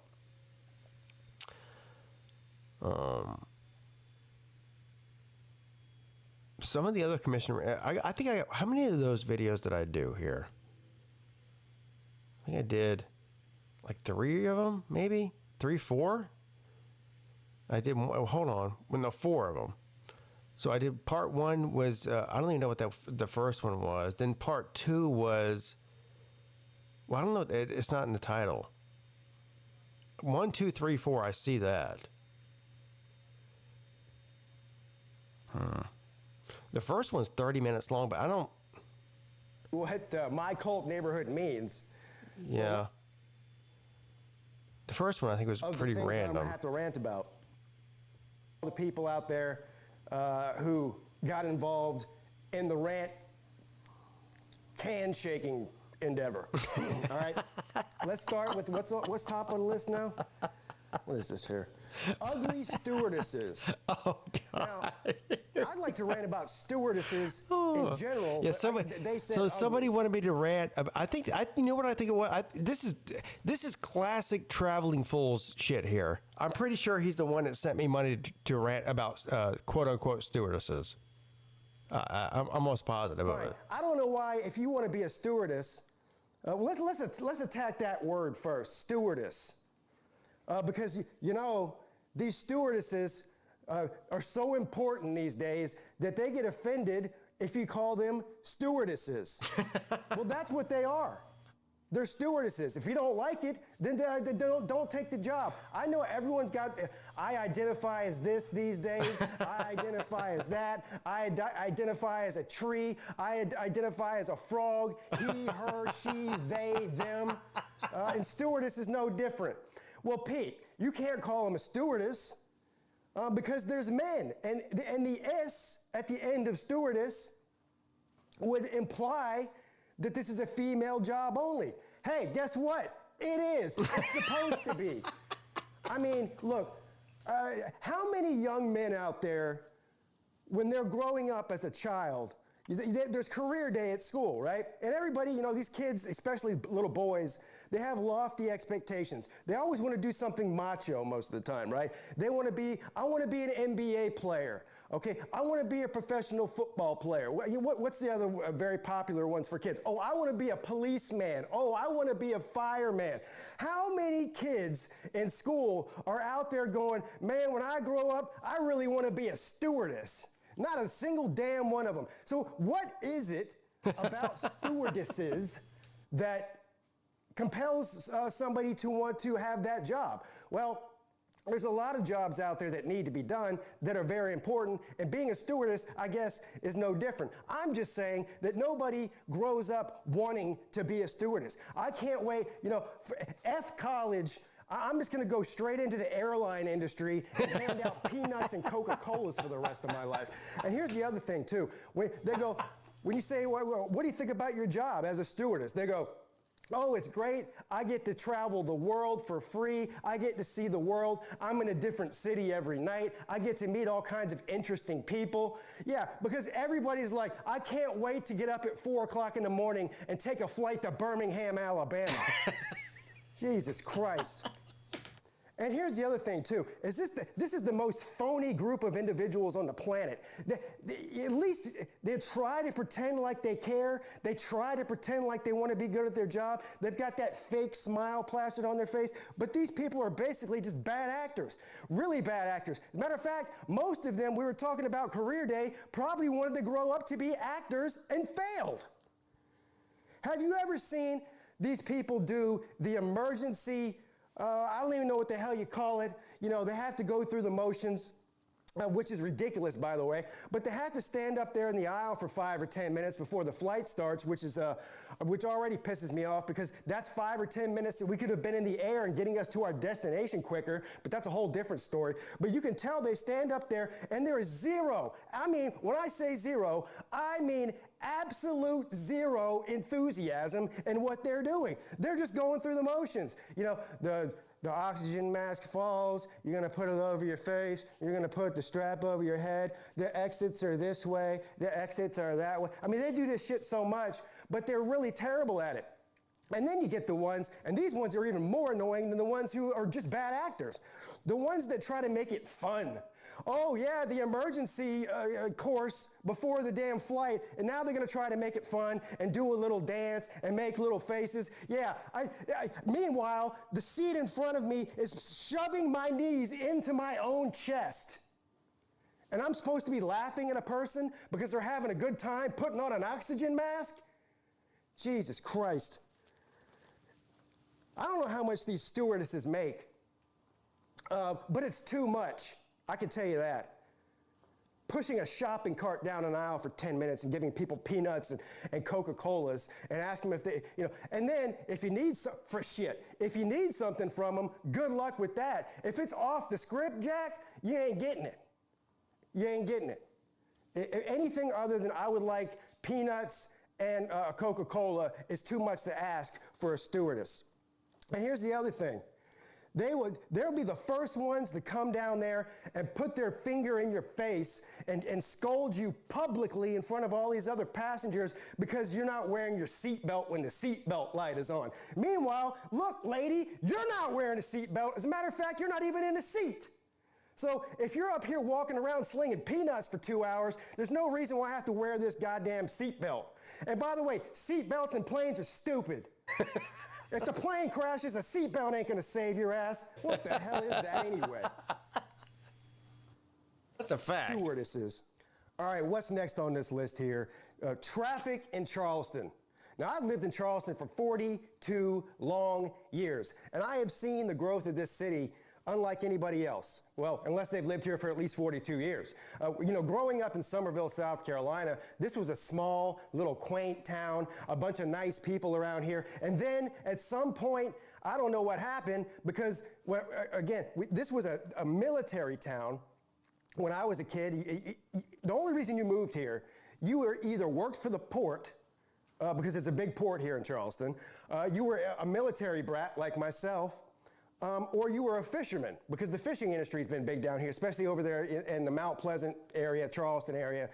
It was basically a one-horse fishing town back in the day. Now it's completely exploded. Now you could say that's a good thing, Pete. Property values go up, Pete. I mean, what's wrong with wanting to live in a nice place, Pete? Well, because it causes traffic congestion like you've never seen before. And I know if you're probably from LA or something like that, you're like, oh yeah, ha ha ha. The traffic in Charleston is really, really bad, isn't it, Pete? Yeah, try coming out to LA. Try coming to New York City. Try coming to Chicago. Try coming to Dallas. Try coming to Miami. You can name 100 cities that are way bigger than Charleston, South Carolina, and there's gonna be way worse traffic there. But here's the thing. We wouldn't have this traffic if it weren't for all the snowbirds. That's right, the snowbirds. For instance, the Colt neighborhood I live in, 90%, and that's even being conservative, more than 90% of the Jamokes that live here are not from here. They moved here for some other reason. Most of them, almost all of them, I'm surrounded. It's an invasion of Northerners. Mostly people from New York, mostly people from Ohio, New Jersey, Pennsylvania. Those group of northeastern and midwestern states contributes to 90% of the traffic problems down here in South Carolina. And here's the other thing. Just like when people move out of a certain state or a certain district to get away from, because the politics are so bad, the taxes are too high, whatever the case is that they don't like, the reason they have to leave there because they can't afford to live there anymore. But then they come here and they do the same dumb shit that they did from the state that they were trying to flee away from. And driving is no different. These idiots, anybody who's been to one of these major cities knows that there's no etiquette when you drive in those cities. So they bring their vehicles down here when they move down here, and they bring their bad driving habits with them. And they're clogging up these roads like a bunch of arteries. And also, the infrastructure around here can't handle it. And this is a local government problem. I mean, the construction around here for the past 15 years is at a ridiculous pace. But what do? They build the houses first, then they wait 5 or 6 years to start building the infrastructure to support it. They don't give a shit if you have to sit in traffic for 4 hours for a 4-mile drive to work. They really could give a shit less. They wait at least 5 years after they build something to start widening roads and adding new roads and bridges and whatnot. So, for instance, this neighborhood that we live in has been under construction for over 10 years now. There's thousands of homes in here. There's one road that leads in here, and it's a 2-lane road. And I'm not talking about 2 lanes each way. I'm talking about 1 lane each way. Now, what are they going to do? Oh, everybody's really happy about it too. Oh, great, Pete. They're going to widen that highway that leads into your neighborhood. Oh, that's great. It's a 4-mile highway, and it's going to take them 8 effing years to do it.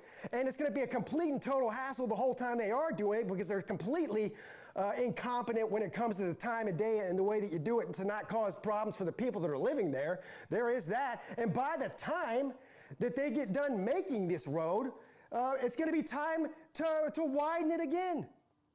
I don't know. It should be a mandate. Maybe I need to run for city council or whatever the hell. I don't know. I need to run for something around here because I can fix shit in a heartbeat. But somebody needs to say, okay, if you're going to plan on building this many houses and this many businesses in this square mile of an area, then before you're even allowed to put a shovel in the ground to build something, you need to put a road in there. Widen that road. Add a stoplight. I don't give a shit what you got to do, but whatever you're doing sure as hell ain't working. When the pandemic started, everyone got to stay home. Then what did we do? I mean, it was a terrible time for the country. Everybody's locked in their house for no reason. And I won't even get into that. That's a whole different rant. But you guys know what I'm talking about. Kids were out of school. People were walking around with diapers on their face at the grocery store. It was just complete and total pathetic. But one thing that it did do is it reminded us all, because everybody now had to work from home unless you're an essential worker. What it did do is remind us all how terrible commuting to work is. Mrs. Peete, God bless her, from where we live, she was traveling to her office job at least a minimum of hour each way. And it's not even that far. It's like 20 miles away. It would take her a minimum of an hour, probably more like an hour and a half, to get to work. And then when work was over and she was tired as shit and she wanted to come home and be with her family, she had to sit in traffic again for another 90 minutes just to get back home. So whenever the pandemic happened, everybody realized how much we've been getting screwed in our road system in South Carolina. And God, don't even get me started. This is a rant about Charleston traffic. Jesus Christ, don't go to Columbia. You might not make it back. Hell, you might not want to make it back because you'll probably kill yourself within 5 minutes of crossing over into that shit city. Is that it? How long have I been doing this for? Oh, God damn. But Columbia is nothing but a bunch of potholes and orange cones. That city has been under construction since it was constructed. It's never ending. Goddamn, I feel, now I'm starting to feel bad about complaining about the traffic in Charleston because it could be worse. I could be in Columbia. Well, there's really nothing that could be worse than living in Columbia. I mean, that's pretty much it's the pit of misery, the pit of hell, the opposite of the pearly gates. Where hopes and dreams go to die, and that includes their shitty road system. I don't know, do Gamecocks not pay taxes? The taxes go to roads, at least down here in Charleston. As much as I give them a hard time, at least when they start a construction project, they eventually finish it. You know, it might take 3 or 4 or 5 or 10 times longer than they said it was going to take when they originally started the damn project, but at least eventually they get it done. I'm 42 years old. The same road that was under construction in 1980 in October when I was born is under construction today. How in the hell, who's running the show up there? I don't know. I don't know. I feel like you could be a Mensa student. As soon as you walk in that town, there must be something in the air that just clogs your brain and makes you stupid. I will do anything humanly possible to avoid driving through Columbia, South Carolina. Anything. I'll go 2 hours out of my way if I have to. It's worth it. You know that when you get the Google Maps deal and it tells you, okay, go I-26 west towards Columbia. Well, as soon as I get about 30 miles outside of that crap hole, I hit that little button that says alternate directions. You know what I mean? Take me around this crap. You could take me through BFE. You ride through a town where there's nothing but Confederate flags and pickup trucks. I don't give a shit. I mean, straight banjo playing motherfuckers out there. I don't give a shit. I'd rather go through that town and take my chances than to ride through that shitty ass interstate system through Columbia, South Carolina. Well, you know what? I went to, what was it, 2 years ago? I think it was 2 years ago. I went for a weekend. A bunch of us went and met over at Uncle Lou's apartment to watch football for the weekend. And we had a great time. But for those of you who know, Uncle Lou lives in Augusta, Georgia, which is basically right on the state line. It butts right up to Columbia, South Carolina. So I don't even remember what exit it is. You got to get off of I-26 at a certain exit. Then you drive through Columbia for, I don't know, 5 or 10 miles down this highway. And then you get onto, I think it's I-20 or whatever leads right in there to Augusta. I'm not even kidding you. I told him this when I got there, and it's funny, but it's really not funny. When I got off of that exit, and I turned onto that highway that rolled through Columbia on the way to Augusta, this was the most depressing place on the planet. I mean, there is very few places on the face of the planet that are more depressing than that 5-mile stretch between I-26 and I-20 in Columbia. You look around, it's destitute. Everything's falling apart. Everything's rusty. It's like, you know when you see those like really, really poor towns like in Africa and shit, and everything's like a shanty town, and everything's rusted, and everything's old, and there's no pavement, it's just dirt. That's what driving through there was like. I had to go take a friggin', I don't even know, what do you take? What's the thing that people on depression take? Wellbutrin. I don't even have depression. But I almost called my doctor 3 miles into that drive and say, hey, doc, I need some Wellbutrin. Oh, why, Pete? What's going on, man? You feeling depressed? Yeah, I'm driving through Columbia. All right, what's next on this list here to rant about? Ohio State. Man, this would be easy. I've been doing this shit for 6 years. I think I've ranted more about Ohio State than I have anything else in my history on YouTube. Because it's really easy. And it's not just from a football perspective either. I just got done mentioning about all the people from Ohio that moved down here, and it's a running joke, you know, amongst the South Carolina people and South Carolina natives about, especially Myrtle Beach, but it really extends outside Myrtle Beach into all the major metropolitan areas in the state of South Carolina, in the state of Florida, in the state of Georgia, North Carolina. They just love the Southeast. Now, why wouldn't they? Because Ohio is a complete and total dump. But when you have a mass exodus over a long period of time from a crap hole like the state of Ohio, they bring that stench with them. And it's very noticeable. They're dirtying up the South. They're dirtying up the dirty South even dirtier than it already is. But have you ever seen, switching from Ohio, which everybody knows, has you ever heard in your entire life, people go, oh man, where are you from? Charleston? Oh, I love that place. We love to come visit there. It's an awesome town. It doesn't really matter what city. It could be Miami. It could be anywhere, really. People ask where you're from, you tell them you're from there, they go, oh yeah, I've been there, I like this place, I like that place, this is cool, that's cool, I can't wait to be there again.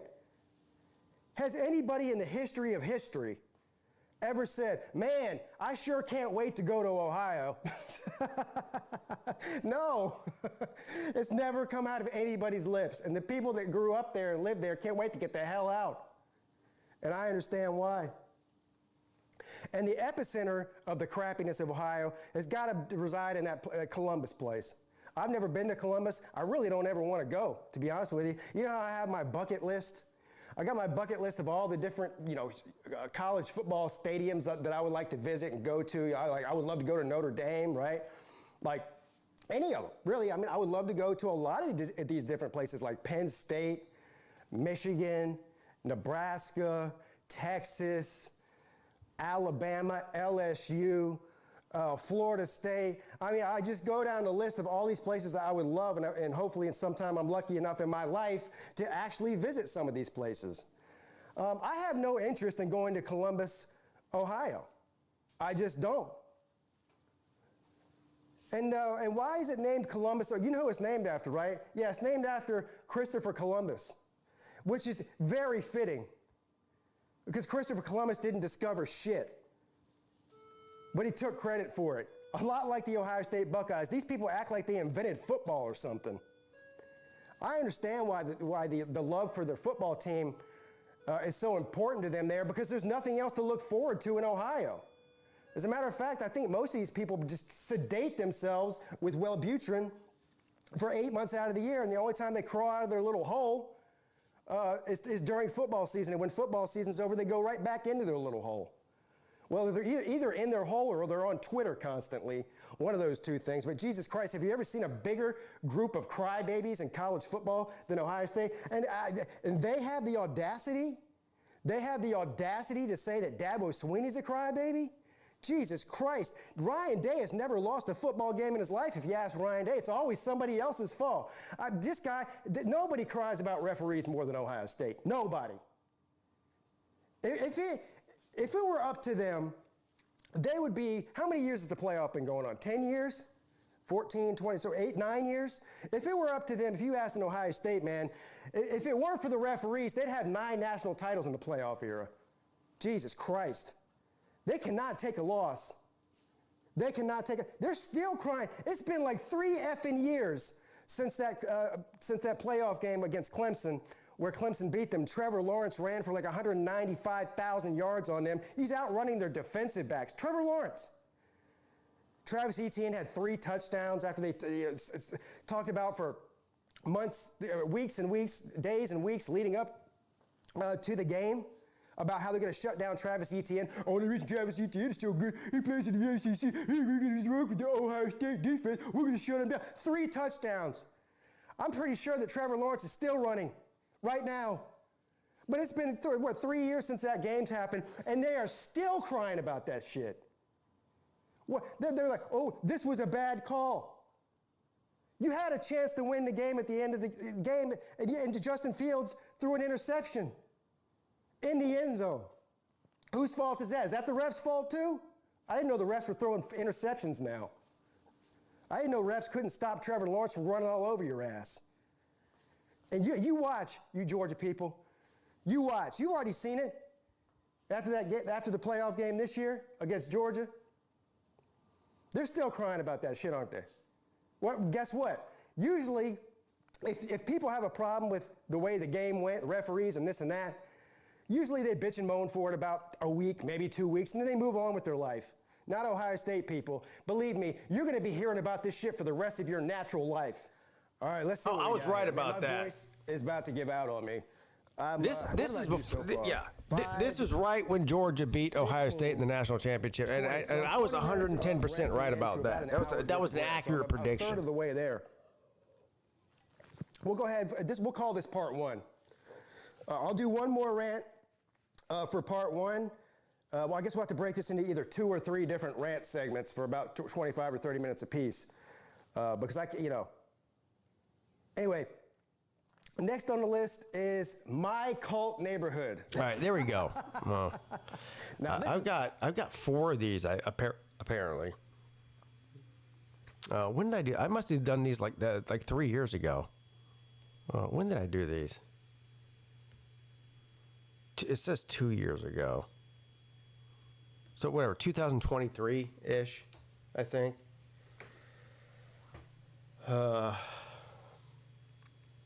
We are encroaching now on 22 hours. Can you believe it? Can you possibly believe it? 22 hours coming up here. Oh. Now I'm starting. Here's how you know you're tired. When you start getting frustrated with your. I'm starting to just get mad at the microphone for not staying in place. I think I got it now. So, I've got a little over 2 hours left here. Any request? I don't. At this point, I feel like I've done everything. I don't even know what else to do. You know what I mean? StreamYard is open.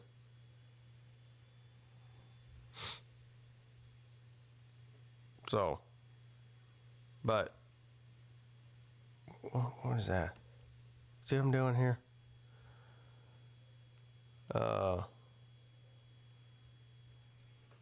See, I don't even know what happened to this. The StreamYard got shut down. See what's going on here? Spin the wheel. No, I'm not spinning the wheel. No, I'm saving the wheel spinning. I'm going to Biloxi in a couple weeks. Saving the wheel spinning for that, really. I do have some sort of self-control, barely, but I do.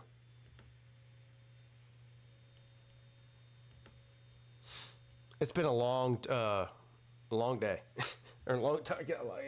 Technically, a long 2 days, I guess, if that's what you want to call it.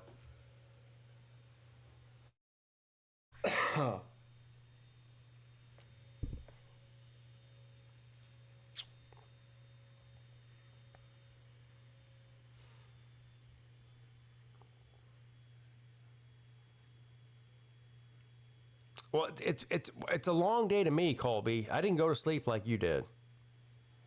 I've been doing this since 10 a.m. Yesterday. Okay. So, you're welcome, I think.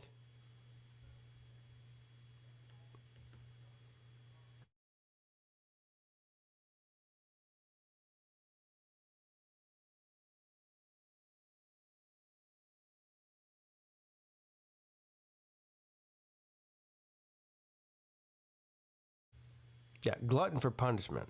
That's what they call me.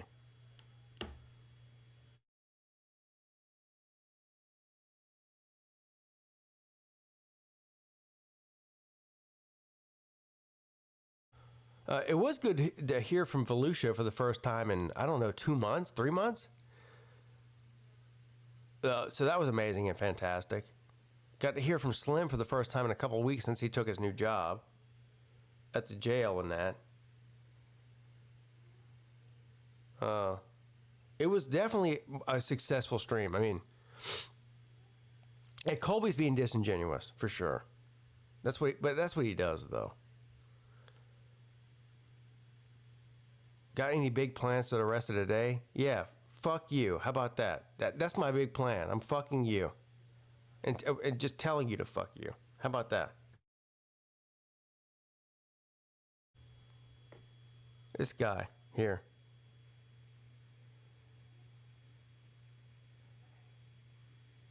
I want to catch a nap at the end of the stream. Yeah, me too.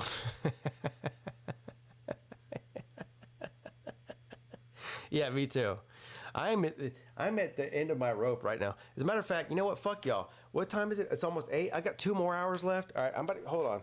I'll be right back.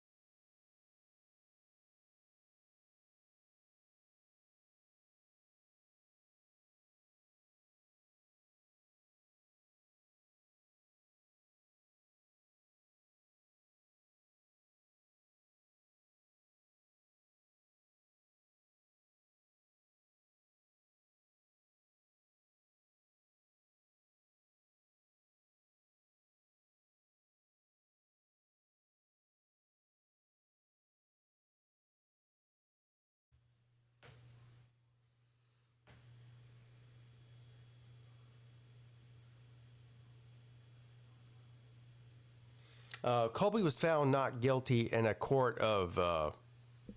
It was a kangaroo court, is what it was. So, I found him guilty. I was on the jury and I voted guilty.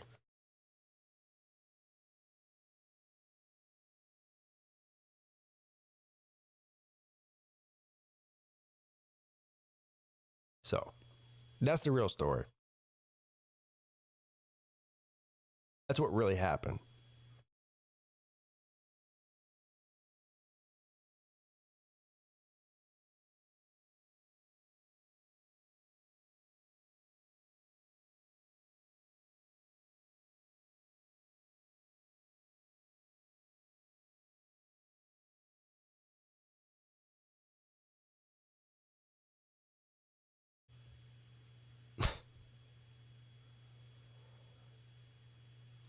So it is 7:46 a.m., everybody.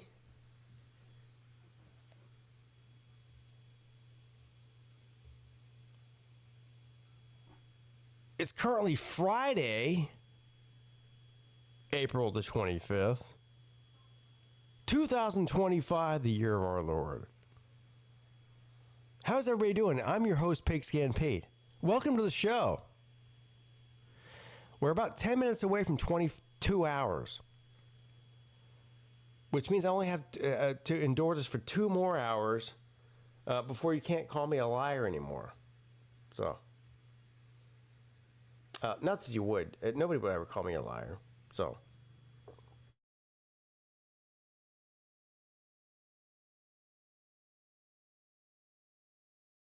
no, it wasn't a hung jury. Definitely wasn't a hung jury. There might be some people on the jury that were hung, but it wasn't a hung jury.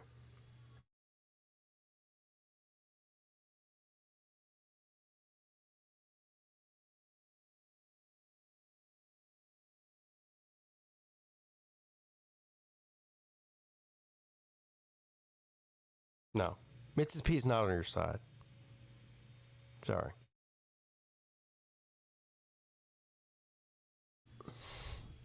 All right. StreamYard is open for the last 2. We got 2 more hours. Well, we got 2 hours and approximately 12 minutes, apparently, left in this shit show.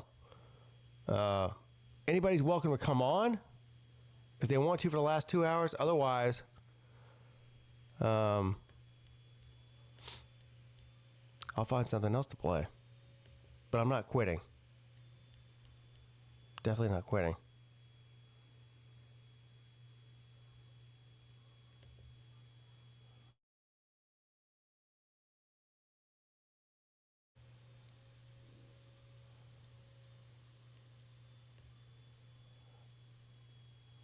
I'm a little bit perturbed at Jackpot, though.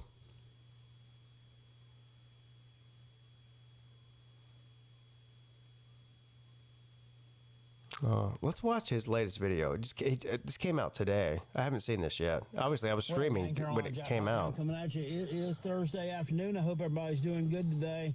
Got a great big old show in store for you. So let's get right on into it. First off, tater chipping trucks over there. Had to park it just a little bit ago. Everyone go subscribe to Carolina Jackpot, you see by what's the way. out there, aren't you? Limbs, junk. A storm came through here last night, and it took a limb down in our front yard, and that sucker was probably 15 feet long. And it was big. I mean, it was big. It was a big-ass limb, and I had to cut it up with a chainsaw and throw it back there. I guess I'll haul it to the dump on Saturday. I mean, when we had that hurricane come through, I didn't have nary a tree fall around our house or anything. I mean, really, there were just like a couple of dead branches fell, and that was it. But, excuse me, something's repeating on me. Nothing else of significance fell. But then all of a sudden, this just out of the blue just falls out of the sky. So, hey, anyway, we got that cleaned up. Anyway, talk about some South Carolina Gamecocks stuff real quick. We've had a couple of kids hit the transfer portal the past couple of days. Neither one of these losses are significant, in my opinion. And I know everybody's out there, well, you just wait. A bunch more of them's going to get in. Well, they only got until, I think the end of the day tomorrow to get in the portal, and they can't do it. So Cam Pringle got in there yesterday, I think. It's either Tuesday or yesterday. He was an offensive lineman, came in with last year's class. 4-star out of high school. He's from, was it Timberland High down in the lower part of the state? A really big-bodied kid. I don't know if it hasn't panned out for him here. I don't know if he was. Offensive line is a development position. You're not going to come right in and get a ton of playing time. And there might be somebody in front of you who you think is not as good as you, and it might be the case that they're not as good as you, but they've been in the system longer than you. They're older than you. Those are the folks that are going to end up getting those positions, unless you're just really uber talented, and the ones in front of you that are older that just really suck that much ass. I don't know any other way to put it. You're not gonna get the nod over them. High school tape looked good. I think that this might just be a case of, it's just when they leave here in the spring like this, to me, it signifies that they've had a conversation with the coaches.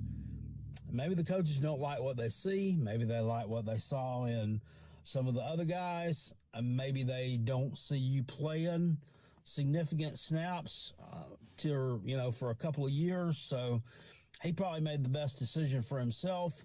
Good luck to him. I think he's probably got a ton of potential. He's a big kid, got a big frame. He'll make a good tackle for someone. I think they had moved him over to guard, and I don't know that that's his natural position. So Cam Pringle in the transfer portal. South Carolina's recruited really well along the offensive line the past couple of cycles. So they'll be fine there. And then today, Dante Reno, backup quarterback, jumps in the portal. Now, he was class of 2024 also, but he enrolled back in December of 2023. He's out of Connecticut, and his dad is a football coach. He's actually the football coach at Yale. His name is Tony Reno. So when I hear that name, Tony Reno, it kind of, I don't know. He might be on the up and up since he's a coach at Yale, I guess. But he also might be a shady character. Yeah, I'm gonna suck you one in the mush after I bust your kneecaps, huh? The Tony fuck? Reno. I don't know anything about him. Dante had some pretty good stats in high school in Connecticut, and I know he was brought in and was pretty highly thought of at the time. I've heard Coach Beamer talk about how hard he's working. In the press conferences, he always mentions Dante, but that's another one. Your quarterback room is always going to be, stacked 4 or 5 deep. It's just got to be. And obviously, Lenore Sellers he's entrenched as the starter. He's not going anywhere. And then you've got Aaron Noland, and then this newcomer, Cutter Woods. Cutter Woods and Aaron Noland are both newcomers. Aaron Noland came by the transfer portal from Ohio State, highly regarded kid. He was a low 5-star, high 4-star, whichever way you look at it, out of Fairburn, Georgia. They put out some NIL money to get him to come to South Carolina. Then you've got Cutter Woods, a kid who is class of 2025 that came in December. He's from Westside High School over here in Anderson. His team played for the state championship against Jaden Sellers, who is Lenora Sellers' brother at South Florence High School. So he came in as a really good get. He was committed to Wake Forest, and then he flipped his commitment last fall to South Carolina. He came in, and in the spring game, he was the quarterback who impressed everybody the most. Aaron Noland didn't really look all that impressive in the spring game from what I'm seeing. I haven't seen a whole lot of the game. just bits and pieces and clips. But I think Nolan is probably inherently the more talented quarterback of the two. But Cutter Woods, to his credit, he came in and he spun it. And he had a heck of a good showing there. And some of the folks that are connected to the program, that are close to the program, say that he's the second best quarterback on the campus right now. So, and they've got another young man that's even behind them, whose name I can't recall right now. They also got Luke Doty working at quarterback, and you know how I feel about Luke. I wish Luke would get his day in the sun. I really do. I wish that I just like to see something good happen for that guy. He's a good athlete. He's worked hard. He's done everything right. I just wish they would find a round hole for that round peg to fit in here in his 5th year. So hopefully something works out for him. But Dante Reno will be fine. Could see him. I mean, could he potentially transfer to Yale and play for his dad? I mean, that would make the most sense academically. I mean, I don't know if he fits the requirements to go to Yale. And look, just because you're a good football player, and just because your dad, I see Battle Angels in here. This video is about over. I didn't even think if Lou's doing a morning show today, irregardless or of not. all the other stuff. So, good luck to both these guys. I hope they're able to get in somewhere where they fit and they're able to make a difference. And look, thank goodness South we're Carolina 2 hasn't minutes lost away anybody of any from real fucking what is it? 22 Tennessee, hours. I saw had another starter hit the transfer portal. A defensive 22 hours. Escapes me, but he was a guy who Did y'all hear what I just said? Tennessee State. I love you, Jackpot. Believe it or not, I listened to the first couple of seconds. Come on, man. Talking over me now. 22 hours.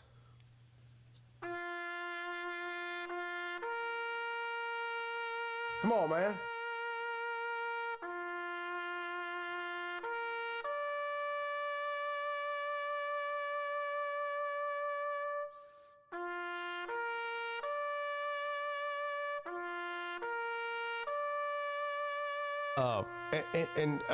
By tater math, that means there's 2 hours left, which is a cakewalk. I mean, that's basically like 16th. Is that the right math? I don't even know. It's what's 2 hours out of 24? Is that 1/16? I don't even fucking know anymore. I'm like borderline delusional right now, I think. You know? I don't even know what that means.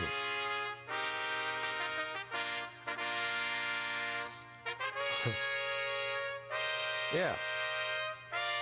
Yeah.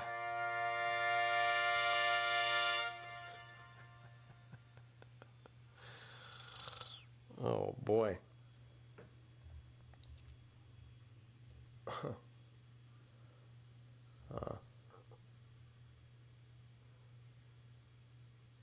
1/12. Yeah, 1/12. Yeah, 1/12. That's right. Yeah, that's right. Clemson fans piss me off.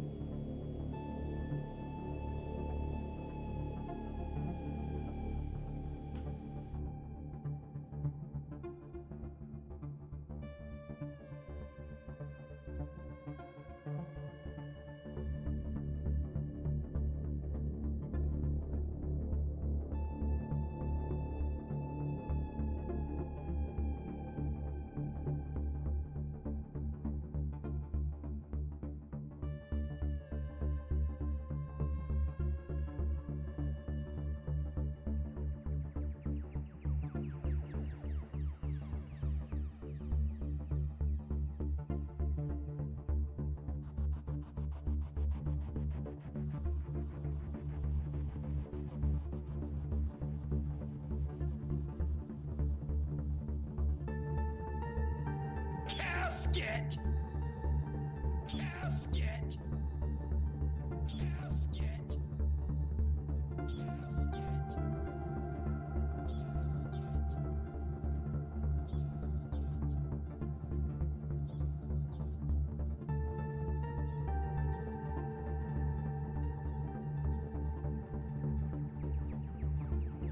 Hold on.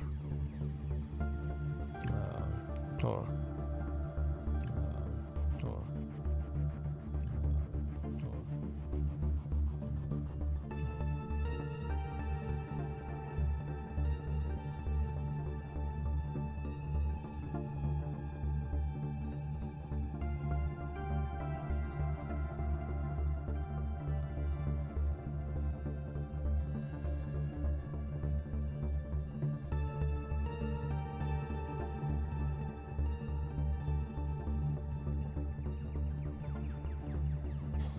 Yeah, I don't know what the weird shit is. Yeah, I don't know what the weird shit is. Yeah, I don't know what the weird shit is.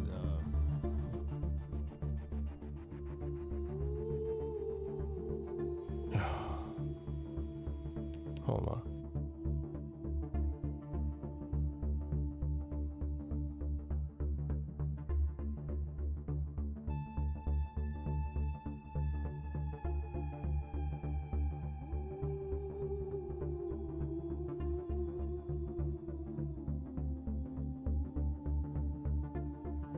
Right, there we go.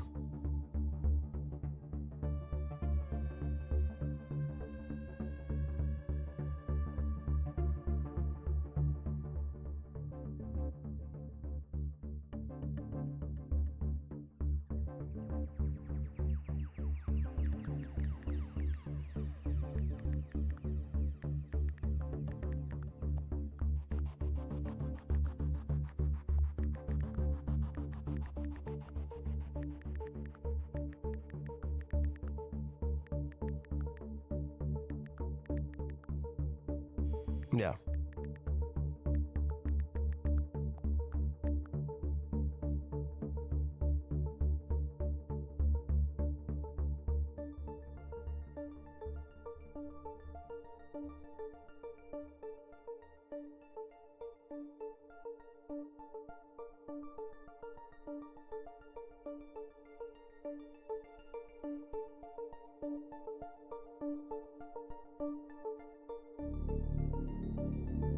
Hey.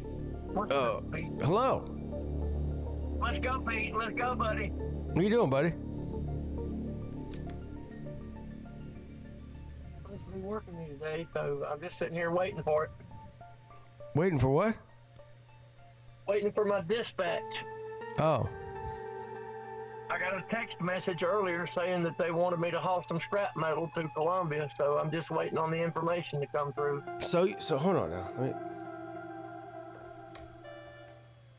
So you get a text message, like, so you might not get the message, but you might get the message. But so when you do get the message, you have to like immediately like go answer it. Pretty much, yes. Yeah. Yeah, they work through an app. It's actually an app, and okay. You get your dispatches on the app. Right. And you have to either accept them or decline them. And so I accepted this one because I didn't work yesterday and I need to work. So I accepted the job. Once you do the accept, then they text you the GPS coordinates for wherever they want you to go and right. shit like that. So I'm just waiting for that to come through now. All right. That sounds like my weed dealer. Yeah. So when he texts me his coordinates, I just go meet him. Is that the same thing? Pretty much, except I haven't hauled any weed yet in the truck. I'm just kidding. I don't even smoke weed. I'm way too old for that. I'm making a joke here, but yeah. So what do you like? Paint this picture of me. Are you sleeping and you get a text message that says, "Hey, we need a delivery here," and you just like get up and you go do it, or? No. So the texts usually come in between 5 a.m. and 7 a.m. in the morning. When you get the app message, it's a notification. It's normally between 5 and 7 a.m. And you have 5 minutes or maybe 3 minutes to either accept or decline it. Oh. And if you don't answer it, then they just pass it on to the next guy. Yeah. So if like say you're passed out sleeping, like so if you don't answer it, they just give it to somebody else. Then okay. Correct. Yeah. I think it's 3 minutes or 5 minutes you have to answer the job offer. Yeah. And once you either accept it or if you decline it, the thing is, if you decline too many of them, they're just not going to send them to you. Sure. So I try not to decline. Yeah. But once you accept it, I hate that. That's kind of fucked up, isn't it? Like, what if you just had like a bad, like what if you just had like a bad week where like shit's going on, you can't accept it, and so then they're gonna punish you for it? The second week that I worked on this truck, I had a bad week. I had 2 different tires blow out 2 different days in a row, and it took, I had to turn down, I think it was 2 or 3 different jobs on both of those, and I was like, damn, this ain't good, Yeah. So I had a crappy week that week, and it being the second week on the job, it didn't look good on me, and so what I did was went out and just bought extra tires and wheels to put on the truck so that if it does have a flat, I can just throw a wheel and tire on it, and get it fixed myself quicker that way, so that don't happen again.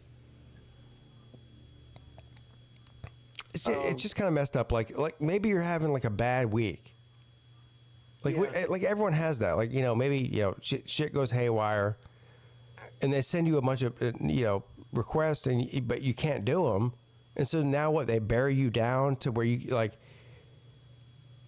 Is that how it works? Like, well, I think it does happen. It can happen for sure. Yeah. But, the companies send you these jobs.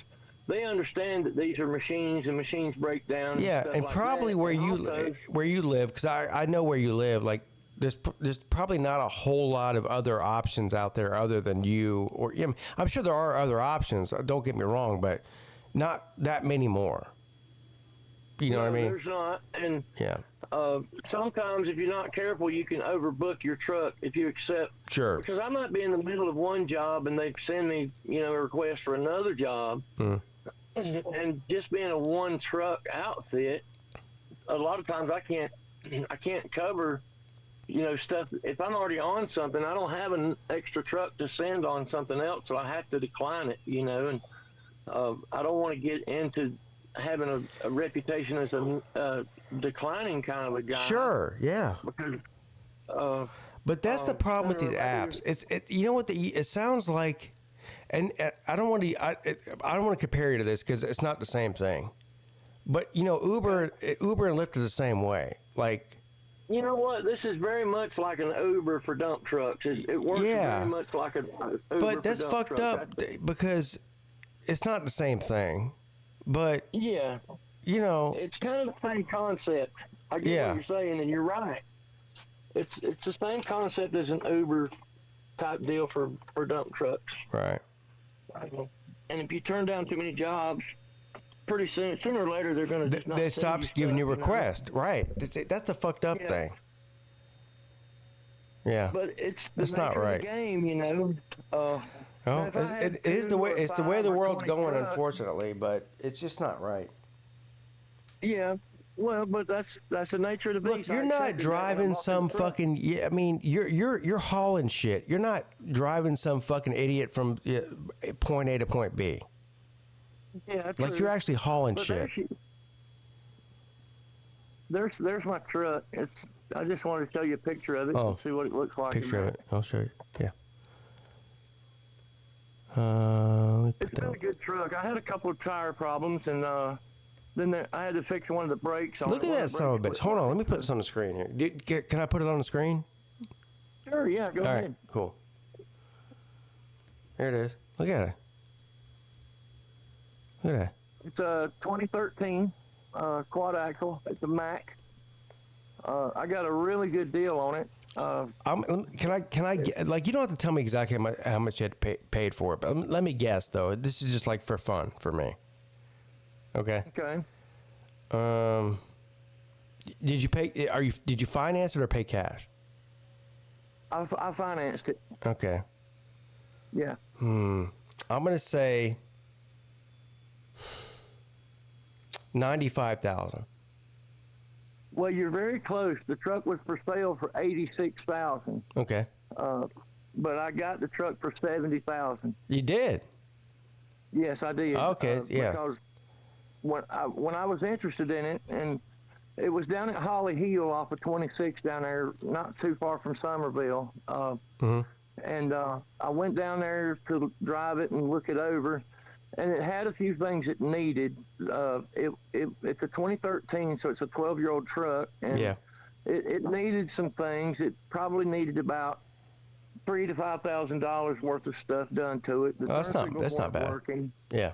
And so the guy had it up for $86K, and I test drove it with him in the truck, and we goes down the road, and I operated the dump and made sure it was working and everything. And I said, I like this truck. I said, but I'm going to offer you one number on this truck, and either you accept it or you don't, because the truck didn't belong to the lot. The lot had it on consignment, and the owner was actually a guy up in Pennsylvania who ran hot slag for the steel mills and that.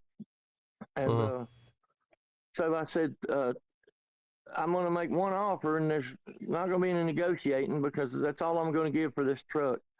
So he either accepts it or doesn't. And so the salesman goes, okay, what's the number? I said, well, I'll give you $70,000 for the truck. He said, okay, I will email the guy and let him know.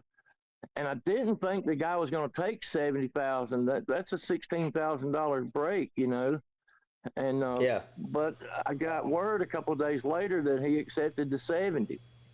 So I said, "Damn, that's I think you did really good on that 70." And again, I'm not some sort of like expert on what dump trucks cost, but I would say that's $100,000 truck, probably in most circles.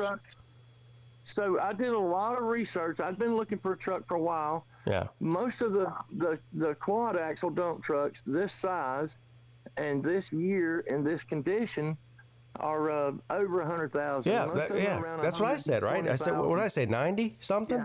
Yeah. Yeah, it was a deal at 86. Like 86 was a super clean deal on it, and that's why I was interested in it, because it was such a super deal. And when the guy accepted the 70, I was blown away.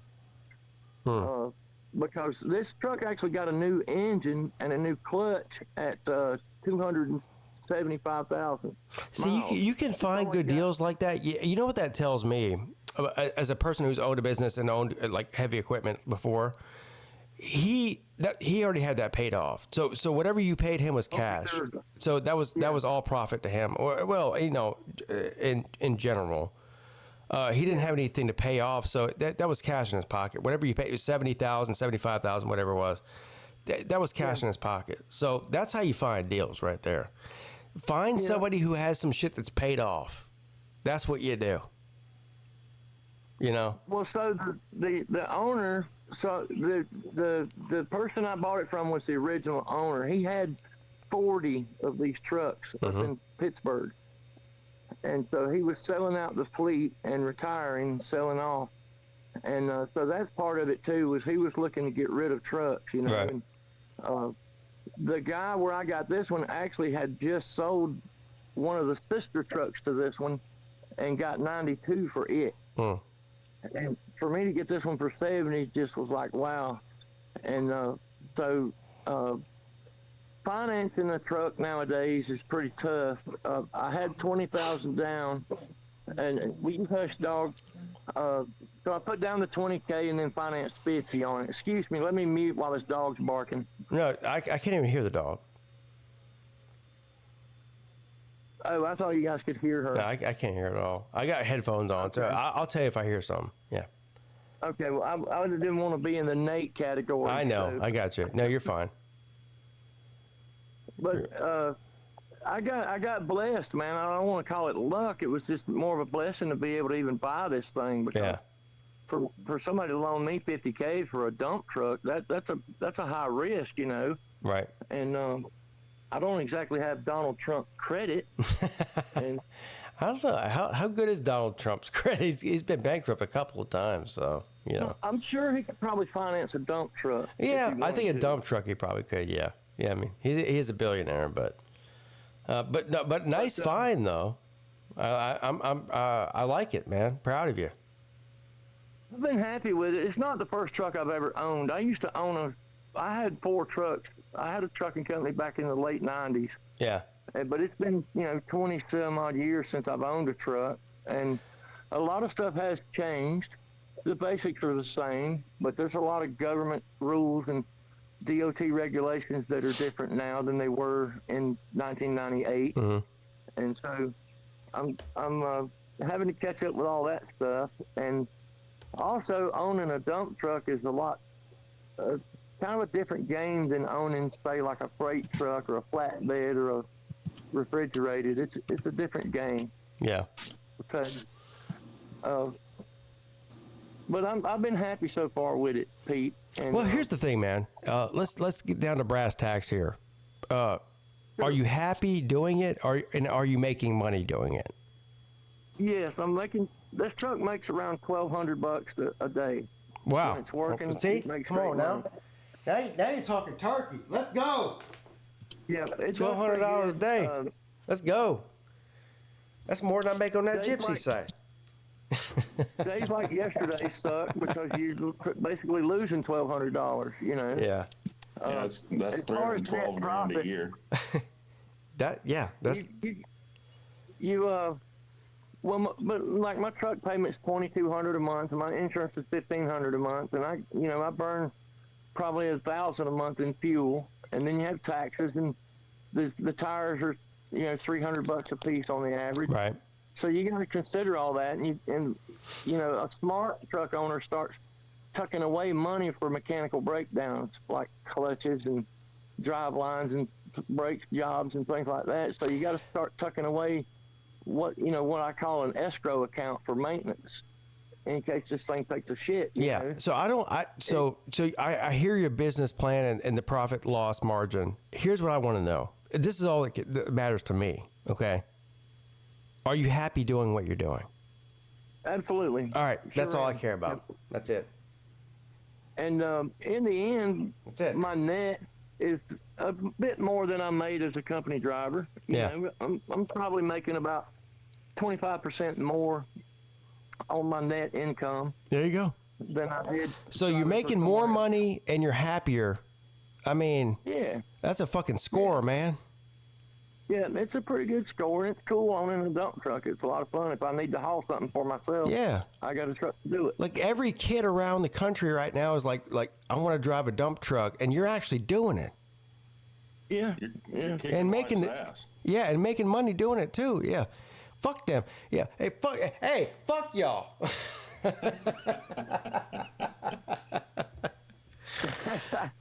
Good morning, Rick. How you doing, sir? Rick. I'm doing good, buddy. Appreciate you for asking. Happy Yeah. Friday. Yeah, you as well. I appreciate you coming on here, Rick. I'm on the final leg of this drive here. Yeah, like an You hour got and this, 40 Pete. minutes. I'm on corner 4. Are It's you easy from considering- here on out. Are you considering a 48-hour stream? Just extending? Absolutely fucking not. No. No. Y'all, look, I mean, considering, yes, it would take a shit ton of money for me to do that, though. More than that goddamn truck's worth. I'll tell you that. Oh, so if you got a super chat for like 150 grand or something, you No, I'd probably do it for less than that. I'm definitely a cheap date, but yeah. Yeah. Hey, Rick. Yes, Rick, do you have any thoughts on how many hours Pete's going to sleep once this stream shuts down? Well, I mean, you can only sleep for like probably 10 hours at most. Yeah, that's about right. Something. I bet he sleeps less than 5 hours. Yeah, I'll definitely get up and eat and pee and shit and probably shower, but... He's going to power nap. for Actually, you 5 know what? hours. I take that back. The first thing I do when I shut this stream down is go and take a shower. I feel dirty for no reason. I didn't even do anything. You know. But I do feel dirty. You're going to power nap for 5 hours and then do the midday show at 4. No, come on, man. Stop it. Man, come on, man. Cat, stop. casket. I love you, but I don't like you, bro.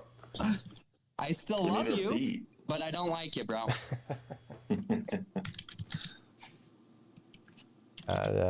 Battle Angel says Pete is at the delusional stage of his stream. Yeah, well, I've been there for like 4 or 5 hours. I'm definitely there. Yeah, there's no doubt about that. Did you finish off that peach crown that Mrs. Pete gave you? That was a mini bottle. I finished that off in 2 seconds. I've almost finished. I've almost finished off an entire giant, like full size bottle of vodka. So yeah. Gotcha. Yeah. Gotcha. Yeah. How about the 18 pack? Did you finish it off too? Yeah, it's almost gone too. I don't know how much. I think I have like 2 or 3 of those left. Yeah. Yeah. Cool. No, not cool. It's terrible. Well, I meant cool in a not cool way. Yeah, not cool. Yeah, I know what you meant. So how have you guys enjoyed your sleep? that I didn't get. Did you sleep good, Rec Talk? Yeah, I mean, Yeah. I can't lie. I mean, I made sleep history last Oh, night. It was God fantastic. damn it. Guess who did come on, though, for about like 5 hours? Who? Volusia. Really? Yeah. Wow. Yeah, Volusia was on a good while. Yeah, he was on for like was. 5 or 6 hours. Yeah, he was on when I woke up. It was day for him, right? When he came on. Yeah, he came on at like 3 o'clock in the afternoon. It was 3 a.m. when he came on, or 2 a.m. Somewhere around there. I don't really know exactly, but he was on from. He was on from like 2 a.m. to 6 a.m. Nice. Yeah. Did y'all solve the world's problems? I think we made the world's problems even worse than they already are. But yeah. Okay. It's a race to the bottom. If that's even possible. It's definitely Guys, possible. I just got my dispatch. I got to get out of here. Pete, thank you for doing this, buddy. It's been a great stream. Yeah, man. I appreciate you for coming on. You guys have a great day, Rick. See you, buddy. See you, man. All right. Old Millis. Yeah, I've never been on a stream with Millis. Now I've done it a few times. Yeah, I mean, I do like to facilitate and make relationships happen. I'm telling you, I really, BA was not wrong when she said I'm at the delusional stage of this stream here. I really am. Yeah. 24 hours, man. Have you done this before? Yeah, you have. I did it one time before, yeah. And when I did that, when I finished that one, I said I would never do it again. You know how that goes. Yeah, it's like I'm never going to drink again. Yeah, exactly. You know you're going to do it. Yeah, so here I am doing it again. But I'm in, and I knew this before. You know, the first like 6 hours, no problem. Anybody can stream for 6 hours. You know, anybody who's been doing it for any like certain amount of time. The second 12 hours kind of sucks. Then you go into a delusional period somewhere between 18 and 24 hours, which is where I'm at right now. We're at an hour and a half left. It's wild, bro. Oh, yeah, it is wild, bro. Is Mrs. Pete proud of you doing a 24-hour stream? And do you get credit? No and no. Damn. No on both of those things. I mean, it's impressive. Why is she not giving you the credit that you're due? Well, she didn't have a choice. If it were up to her, I wouldn't be doing it. So I respect the fact that I'm an idiot. What's up, Ballard? What's up, dude? Good morning. Glad you made it this far. No, you're not. Stop gaslighting me. Damn, I'm happy for you, man. Happy for? No, you're not. You're right. I couldn't care less, I guess. I know exactly. Stop lying to me. Just be straightforward with me. It's fine. You're not happy for me. I don't care. How about that? Yeah, I know you don't. That's. Thank you. Yeah. Yeah.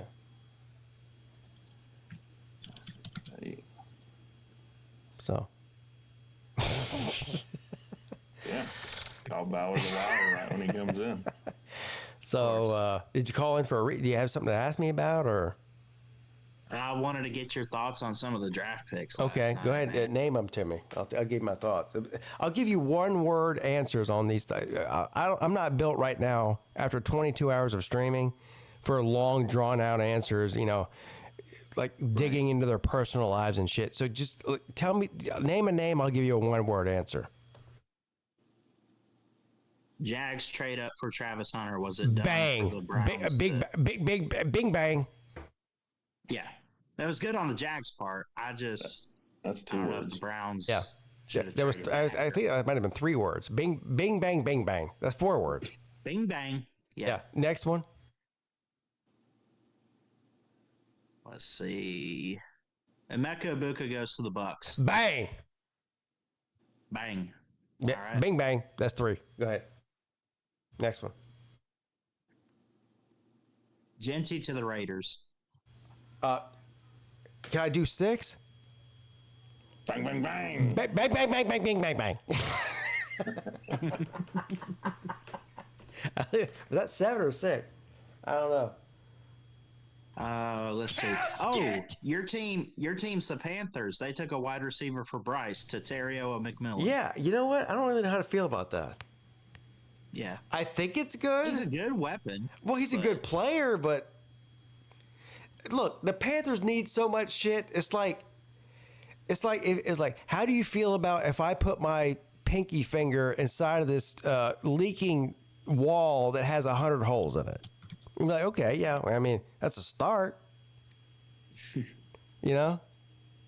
So that's how I feel about that. Yeah. How long will it be before the Panthers win a Super Bowl?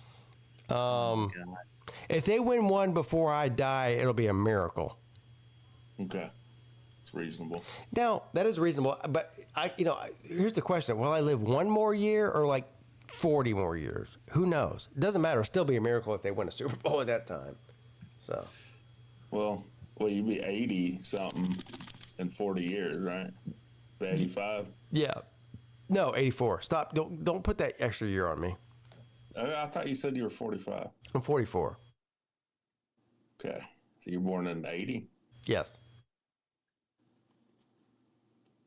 According to my license and my birth certificate, I was born in 80. Yeah. Nice. Oh, by the way, you don't have to pay taxes. I don't know what Millis was talking about. Huh? Yeah. This is actually true. Some people my dad used to work with, they would just put that they had like 8 dependents on their tax form, and so they didn't have any withholding. And then eventually they found that out, and everyone was fired. And the funny part is they kept calling my dad an idiot. They're like, this fucking idiot over here paying taxes. Damn. And shit. He was like, all right, damn. I mean, do you, bro.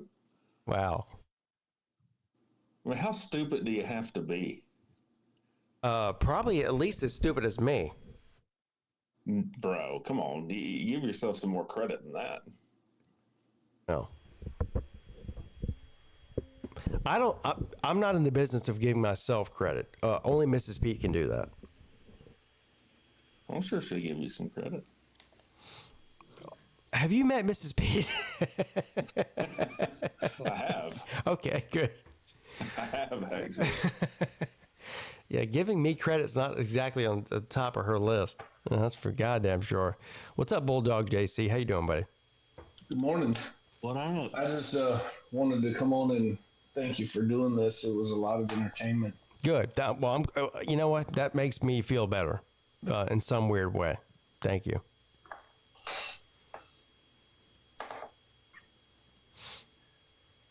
Anyways. Yeah. Bal, what was your next question?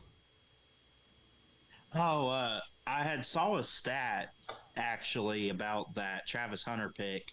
So no team has actually traded up in 28 years to pick someone that was not a quarterback, which was interesting. It That's was not actually true. Back in 1997, and the Rams.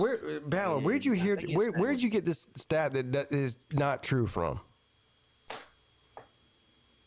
CBS Sports. That is not true. That sounds pretty It legit, said- Pete. I don't know. It said that it was the first time a team didn't trade up to number 2. Oh, to number 2, specifically number 2. Right. Got him. Okay. All right. Yeah. Got him. Yeah. Okay.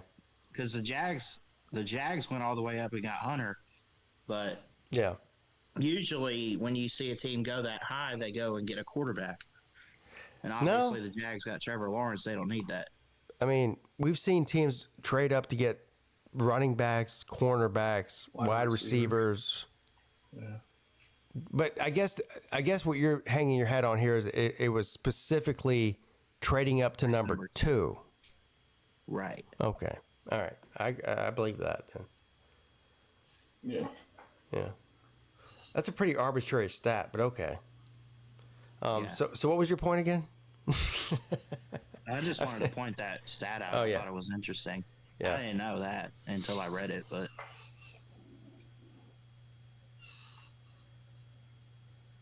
Look, I think the Jags made a baller move there. oh yeah. Yeah. By going up to get Hunter at number 2. Let me ask you guys this. Do you think that Hunter is going to play wide receiver, cornerback, or both in the NFL? I think they drafted him as a receiver. That's my opinion. I don't know, though. What do you think? I could see it going both ways for him, pun intended. But Pun intended. Okay. yeah. No, I could see. I mean, he can, but I think they took him. think for wide most receiver. likely, if he were to play one, I think they want to get Trevor Lawrence a weapon. So that they might mostly put him at wide receiver. Yeah. I don't know, man. I mean, I guess what they need is what they need, but he's definitely a better cornerback than he is wide receiver. You keep saying that. Well, I don't agree with that. I'm just looking at the draft profile. Yeah, I don't care about the draft profile. I'm just like watching him. Now, I'm not saying you're wrong. He might be a better cornerback. But I don't see evidence of that by watching him play, though. Right, but it did sound like you were saying I was wrong, though. I don't want to skip. No, I'm not. I'm not saying you're wrong. I'm saying I don't. Forget. Here's the thing: draft profiles and stats. When it comes to a player like that, which is very uncommon, somebody that plays both offense and defense on every snap, right? Like nobody. That's not common. If you Has that happened in the modern NFL era, like in the past 30 years? I don't think so, no. Yeah. It seems like it would just shorten his career. Like, it seems like he's got to pick one. Yeah, well, I don't think it doesn't come down to what he wants. I mean, they're gonna play him wherever they want to play him, and I know he says, and he likes to say, I'll play both sides of the ball, and he could play either one. I get that, but whatever team drafts him, obviously, the Jaguars, they're not going to play him every down like they did at Colorado. That's just not feasible in the NFL in 2025. It's stupid to do that, especially if you're investing that amount of money into somebody. So the question is he a better wide receiver or a better cornerback? Now, I don't even know if we even know the answer to that question right now. Because he's really good at both. He's good at both. As much as the other. But what is the bigger need for Jacksonville in 2025? Is it cornerback or wide receiver? Well, who do they? So, I mean, I would first ask, like, who do they really have to throw the ball to? Like, I don't know their roster very well. I don't either, but I mean, they got NFL wide receivers. I know that. Well, yeah, they got Brian Thomas, they got Gabe Davis, and Diami Brown. So the chat is overwhelmingly saying that they need a defensive back more than they need a wide receiver. I tend to disagree with that. And we'll find out all together over here over the next year or so. I think they'll try him out at both positions. It might be sort of a in-game tryout session during the regular season, which will be awesome to see, or, for the first 4 or 5 games before they solidify his actual permanent position. But I do not see a situation in current NFL football where you're going to see a guy playing 80 to 90% of the snaps on both sides of the ball. I just don't see that happening. Maybe I'm wrong. 0% chance. Yeah, 0% Plus, you gotta chance. think, you up it for Travis Hunter. He's coming from college where he played 12 regular season games to now. It's not even that. It's not even the amount of games. It's the amount of snaps. It's the talent. He's not going against fucking. You're gonna have to do it for. He's not playing against Arizona State, Ballard. Okay, he's playing against the shitty Falcons. Okay. They are pretty shitty.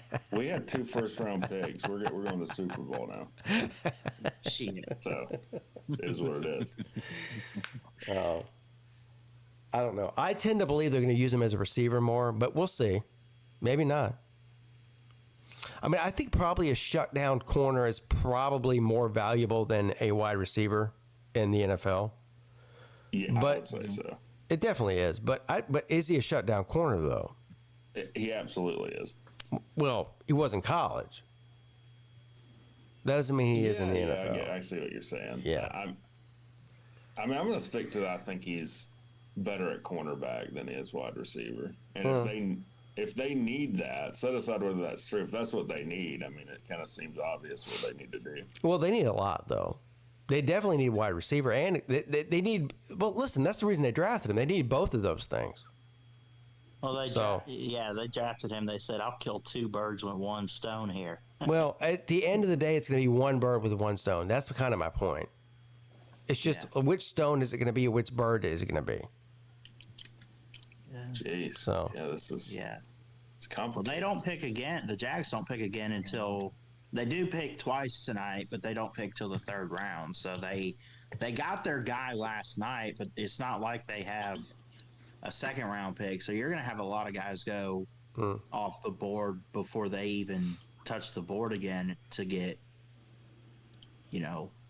whatever they might feel like they need. And it'll be interesting to see, I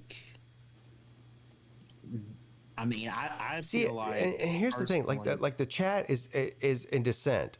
So the chat saying the Jaguars need a defensive back more than they need a receiver. But then again, on the ESPN broadcast, which I wasn't listening to, I was just watching, they kept saying that the Jaguars considered him to be a wide receiver more than a defensive back. So I don't know which one's true. Well, we'll see this weekend, because if they pick up a corner or a safety, then that probably tells you, okay, we're going to use him at wide receiver. Or if they pick up a wide receiver, doesn't that tell you that they're going to use him at DB mostly? I feel like they're going to put him at wide receiver and let him play some situational plays at defensive back. That's my opinion of what he's going to do there. I mean, to listen to this. Trevor Lawrence is still one of the most electrifying players in the NFL. I don't care what anybody says. He doesn't really have any weapons. To have Travis Hunter on your team and not have him on the field at the same time as Trevor Lawrence, that's a fucking sin, sir. Why would you not at least experiment with that? Oh yeah, experiment. There you go. I like experimenting. Yeah, they need to experiment, bro. Yeah, experiment. That's their problem. Yeah, they're not experimenting enough. Yeah, I thought that was for college, though. No, it's for all levels. All levels. Yeah, I mean, to be fair, Trevor Lawrence probably got fucked harder than any quarterback has with the situation they went into. I feel bad for Trevor Lawrence. Yeah. He'll be fine though, because the people that quote unquote know ball. I mean, nobody's looking at Trevor Lawrence going, "Oh, that guy's a bust." No, fuck no. Are you kidding me? There are some for sure. Idiots that say that. Yeah. what can he do? Throw to himself? Look, you've been watching a lot of football for a long time. Do you think Trevor Lawrence is a bust of a football player? No, I don't. Okay, thank you. I think this is what happens when you're the first pick to a lot of quarterbacks. Yeah, you can go to a shitty team with shitty players and a shitty management and whatever. But at the end of the day, he's still a franchise quarterback. Yeah. Do you know how many teams in the NFL would love to have Trevor Lawrence on their fucking roster? I'm sure like 90% of them would trade. Exactly. That's what I'm saying. Yeah, he might be the clearest number one overall to me of anyone that's ever played, just with the tools he has. I mean, when you're a true freshman and you light up Bama in a national title, that's pretty fucking impressive. Yeah. I'm just kidding.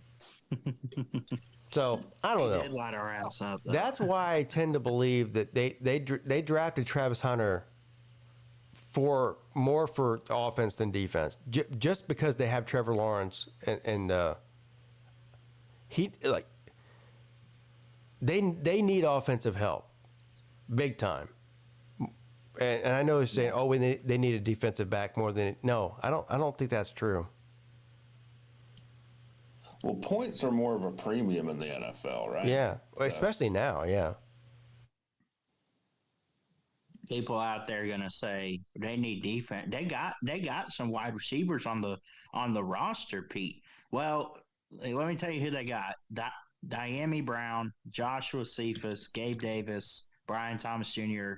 Names like that. What could you tell me about those guys? Nothing. Right. Yeah. Thank you. But what could you tell me about Travis Hunter? He's elite, you know? Well, he's an elite athlete who dominated at the college level and quite honestly, a shit conference. So, but that doesn't change the fact that he's a great player or a great athlete. I mean, he's clearly a great talent. But, you know, he's not going to go out in the NFL and dominate the way he did in college, right? Especially not right off the bat. Maybe later he will. I don't know, but... Nah, unlikely. I mean, yeah, but he's a good player. I mean, obviously, he went second overall in the draft.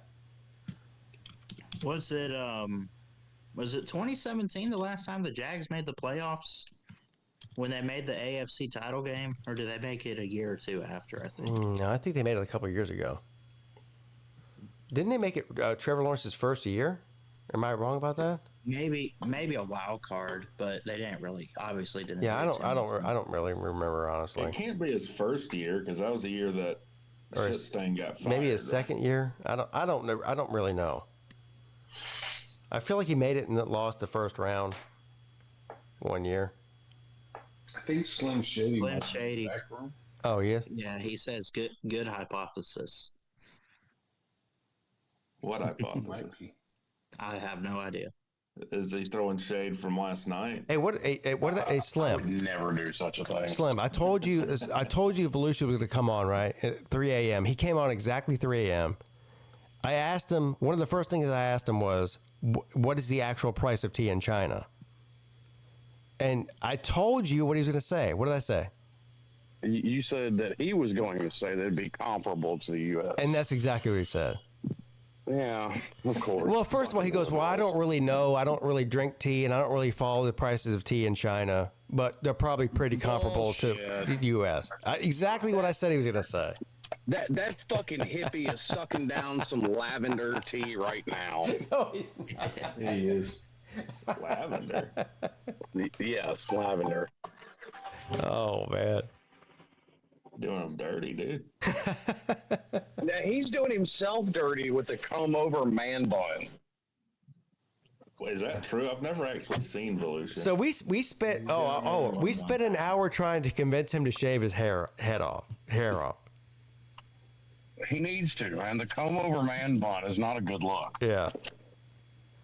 So Battle Angel was there. She's like, I'm a professional. You need to shave that shit off. And she goes, you're causing more damage by doing the man bun than you are just by having regular hair. He goes, well, and he did have a good point. He goes, all right, so if my only options are to either, damage my hair or shave it off, what the fuck does it matter if I damage it anymore? I can just shave it off whenever I'm ready. Which he's right about that.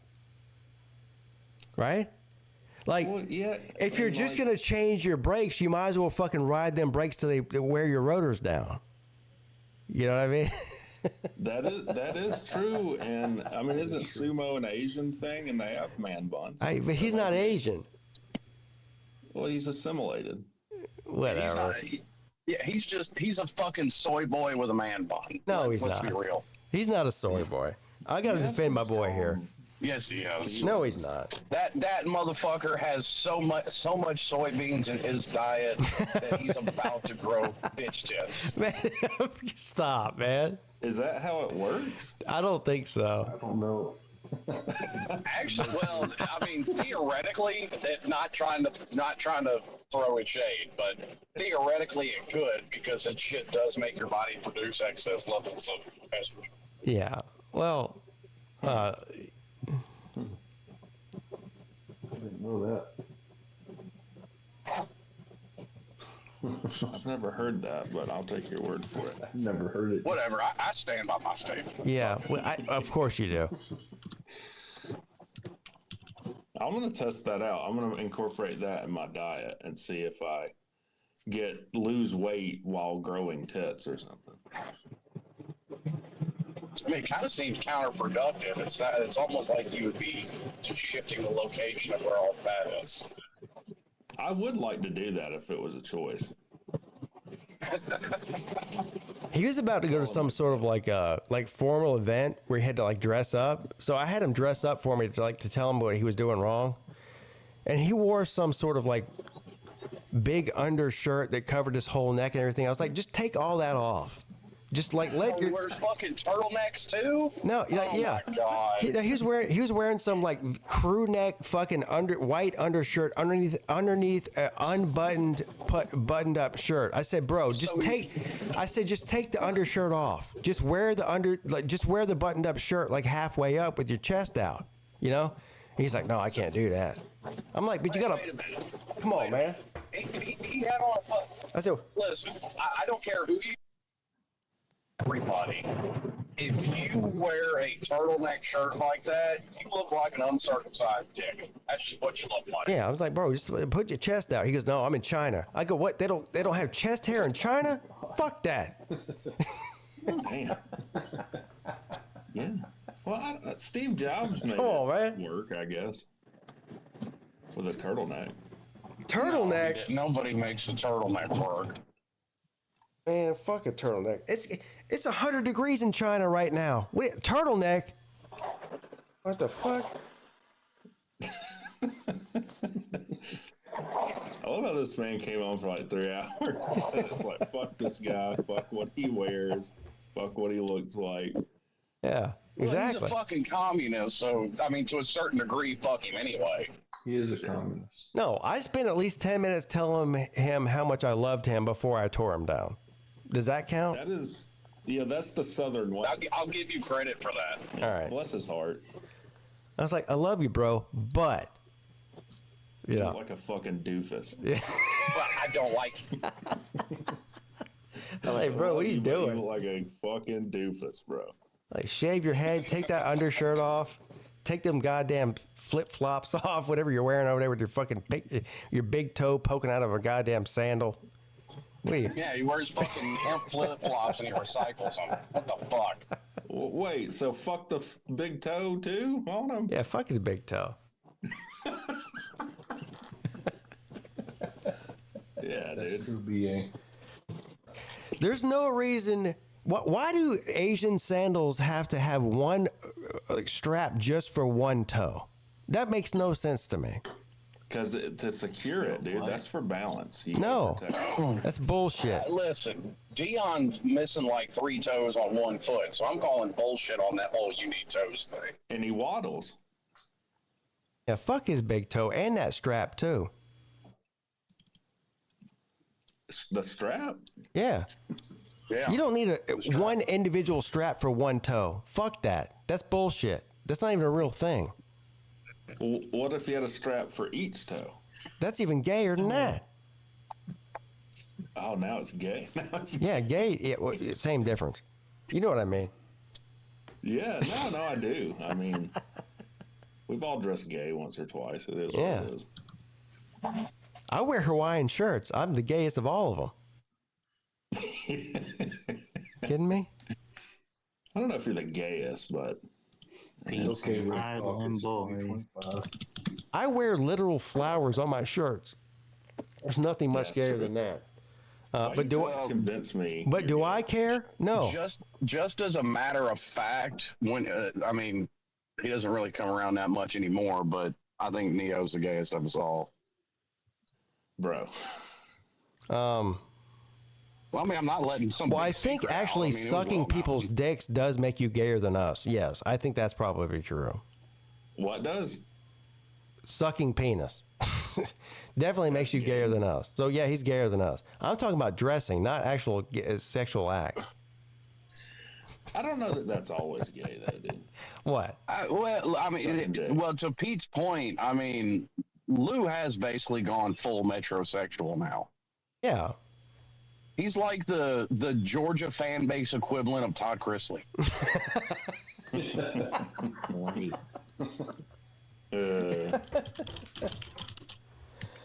Oh my God. I mean, am I wrong? No, I don't even. But metrosexual is a weird term. Like, so if you care like about your bodily hygiene and you know grooming and how you look, does that mean you're metrosexual or? Well, no, but I think a man purse is a big indicator. It's not great. Yeah, I don't know. Metrosexual, and I think of a metrosexual. You said take that back. I'm on Lou's side on this one here. Well, and I'm not even being derogatory. I know what you're saying. I know what you're saying, but it's not like he's carrying around lipstick and lip gloss in his purse. He's it's just a bag. So, like, I carry a gun in my bag. He carries a cell phone, whatever. So but I carry a man bag too. It's just a different color. Yeah, there's frosted tips or jeans. Mine's got a gun in it. His has a cell phone and I don't know, whatever else in it. Lou, what do you carry in your man bag? Lou wouldn't have the frosted tips because he actually took BA's advice. But yeah, he wouldn't. Lou wouldn't. Look, I'll tell you what. Look, I'll tell you a real metrosexual is Kirby Smart. If you're out there frosting your tips and you're 50 years old, what? That's a metrosexual. Okay. Yeah. Lou's not out there frosting his tips. He shaved his head. You know what? He did what Volusia should have done 2 years ago. Cut his fucking hair off. Yeah. Oh my God. The frosted tips thing, wouldn't that make Nate a metrosexual? Yes, and Nate is a metrosexual. On that note, I'm going to work. So you said that about Kirby. He's the head coach at what's it called? Oh, UGA. Yeah. Yeah, Lou's not metro, his coach is. Yeah, Kirby's more metro than Lou is. For sure.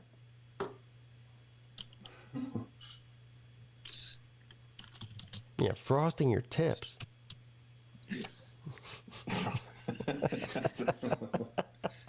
Yeah, leave the tips alone. What's wrong with these people? Oh, how much longer do I have to do this for? Oh, we're about one more hour. Yep. Yeah. Yeah, officially we're at 23 hours. Imperative? Huh? I think you missed a comment that was a little bit imperative. Jay said toes are cosmetic. Toes are cosmetic? Like they're not needed? I guess, because he's missing a few. I mean, toes are not cosmetic if you feel like walking. I mean, well, him and Dion walk.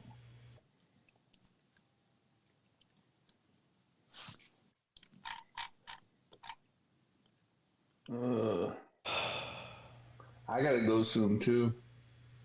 In about 5 minutes, I gotta head. I got an appointment at 9:30. Eat. Well, I'm here with you to the bitter end, bro. You are? I think. Yeah. You promise? I promise. All Dude. right. That's a promise. All right. Sweet. I would be here if I didn't have an appointment. But yeah. I knew I wanted to get on before this thing ends, though. I could have got on last night, I guess. Yeah, you could have. Excuse me. It was just like I thought, Rex. The hours between like 4 a.m. When did Volusia get off here? Like 5 a.m., I think. So the last 2 hours have been the most brutal. First of all, of course, I'm tired as fuck. Right. You know, it's weird watching your kids go to sleep and then wake up the next morning to go to school. That's weird. Yeah. Dad, you still up? Actually, I am. Yeah. My kid came in here, kissed me good night, came and kissed me good morning. I'm like, oh shit, I'm the bad dad. Yeah.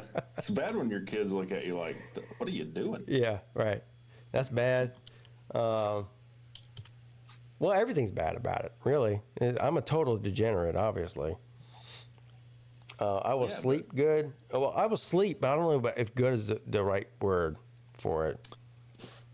Well, the other thing is, like, if you stay up all night, it's not like you just sleep for 8 hours and you're good. Like, it takes 2 or 3 days to recover from that. Oh, at my age, yeah, especially, yeah. Yeah. I haven't stayed up for that long in a long time. Yeah. Your ability to recover, I think, is second to none. What are you basing that on? The cruise and the Slav Olympics I've been Yeah, to but you didn't see that wasn't recovery time. That was still regular time. Like, recovery time came after all that. Oh, well, I'm just saying. I mean, I couldn't even do that in a few days span. Like, yeah, if I stayed up till 4 a.m, I'm done until like 3 p.m. the next day. Oh yeah, see, I'm not that way. I can carry on actually for pretty long periods of time, but once it's all over with, it's about 3 or 4 days for me to recover. Now, it won't take me 3 or 4 days to recover from this. This is just one night. I mean, I did this on the cruise for what, 4 nights in a row, basically. You did. You burned it from both ends. And then I had to drive all the way home, 8 hours or whatever it was. That was miserable. But once I got home, it was a good 3 days before I was normal again. Now, I'll recover from this within probably 24 hours. Like, tomorrow night I'll be fine. Or tonight, as it were. When is it right now? I don't even know what day it is. What day is it? Today's Friday? It's Friday, bro. Shit. Is this till 2025? Yeah. April 25th. Siri GA says Pete will be looking for margaritas at 6 p.m. That's probably not too far from the truth, actually.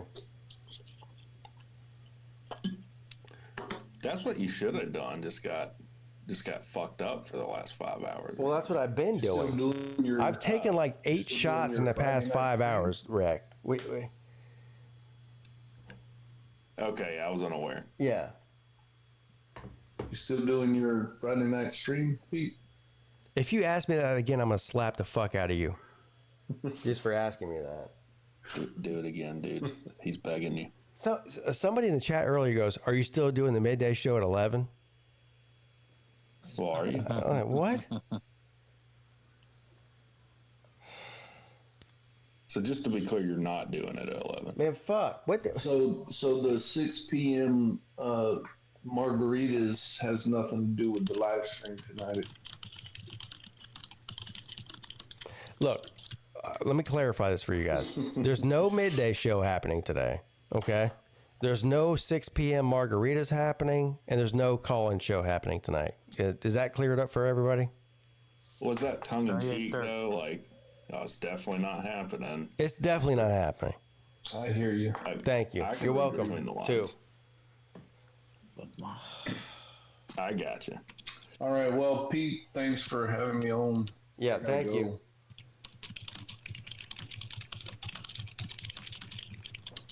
Yeah, I'm gonna run too, Pete. Enjoy the rest of your stream, bro. Yes, sir. Thank you. See you guys. All right. The real G's will. There were two. The real G's will end this last hour. Right at the right time too. Right at 9 a.m. We got one more hour. One more hour. 23 hours in, bitches. Okay, come on, man. Hey, give me another shot, Mrs. Pete. You're him, dude. You're him. Let's go. Give me another shot, please. Okay. Thank you. Welcome to the show. Hi, good morning again. Good morning.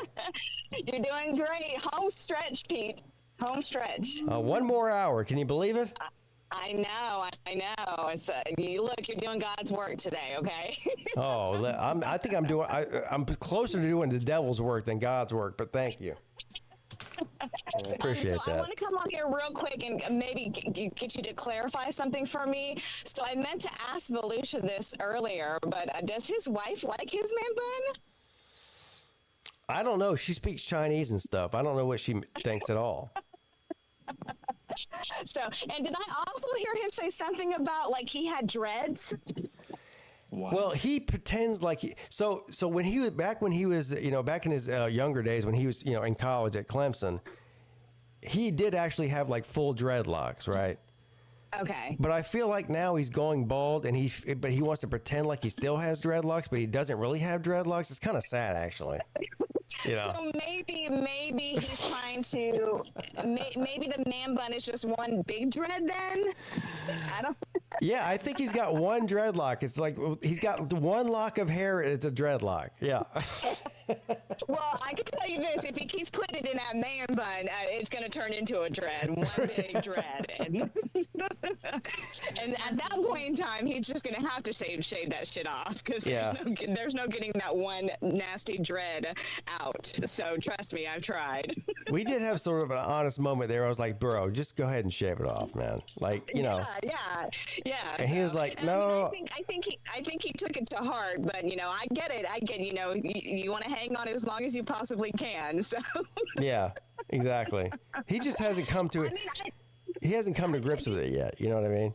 Yeah. I don't think he's fully come to grips with it yet, too. Yeah. So, but I mean, I do generally feel bad for guys that have to deal with that kind of shit. Cause look, I would be the same way. Like I like the idea of going your whole life with a head of hair and then all of a sudden having to shave it off is like that's kind of like traumatic. Yeah. Do you know what I mean? Well, my brother was a senior in high school when he actually started losing his hair. Yeah.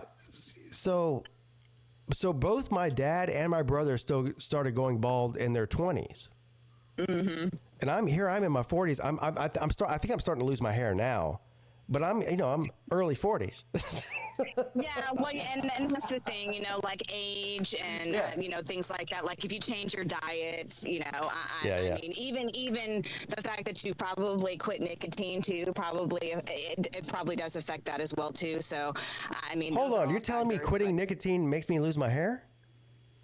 It's not something that's scientifically proven, but any kind of like change to your body, affects things like that. Like if I go bald for quitting smoking, I'm starting smoking again tomorrow. Don't do this to me. All right. I feel the same way. Like I was perfectly. I had no issues with like kidney stones or anything like that when I was smoking and like not exercising. And then all of a sudden I changed my diet. Like I stopped drinking sodas. I drank more water. I started walking.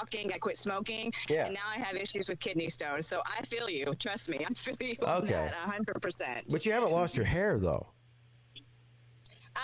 I mean, everybody loses their hair, I mean, it's just one of those things. But I have noticed that, as I've gotten older, and I mean, like the time that I was taking all those medications too, like, there was a lot more hair in my brush when I was brushing it. So, but yeah, I mean, I'm not stressing about, I mean, because women can have, baldness too. Like, I mean, Oh, yeah. You know, it's not as common as like male pattern It's baldness. definitely probably more traumatic for a woman to lose her hair than a man, though. Oh my gosh, yeah. Can you imagine? So, I mean, but the good thing with that, you know, though, is like, I mean, you know, you can buy a wig for a woman.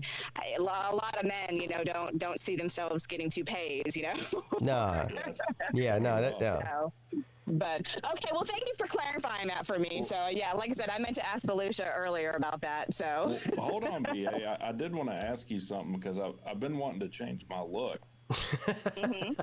And I was thinking about shaving my head, but also dyeing my hair blonde like Eminem. Okay, so I have to tell you guys this real quick story. So I was supposed to have a client come in this week, actually on Wednesday.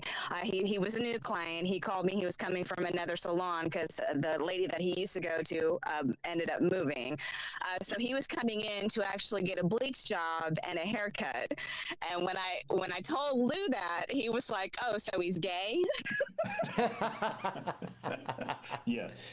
I gotta say, look, I don't have a lot of money, but there's not really an amount of money I would not pay to watch Rec Talk bleach his hair blonde.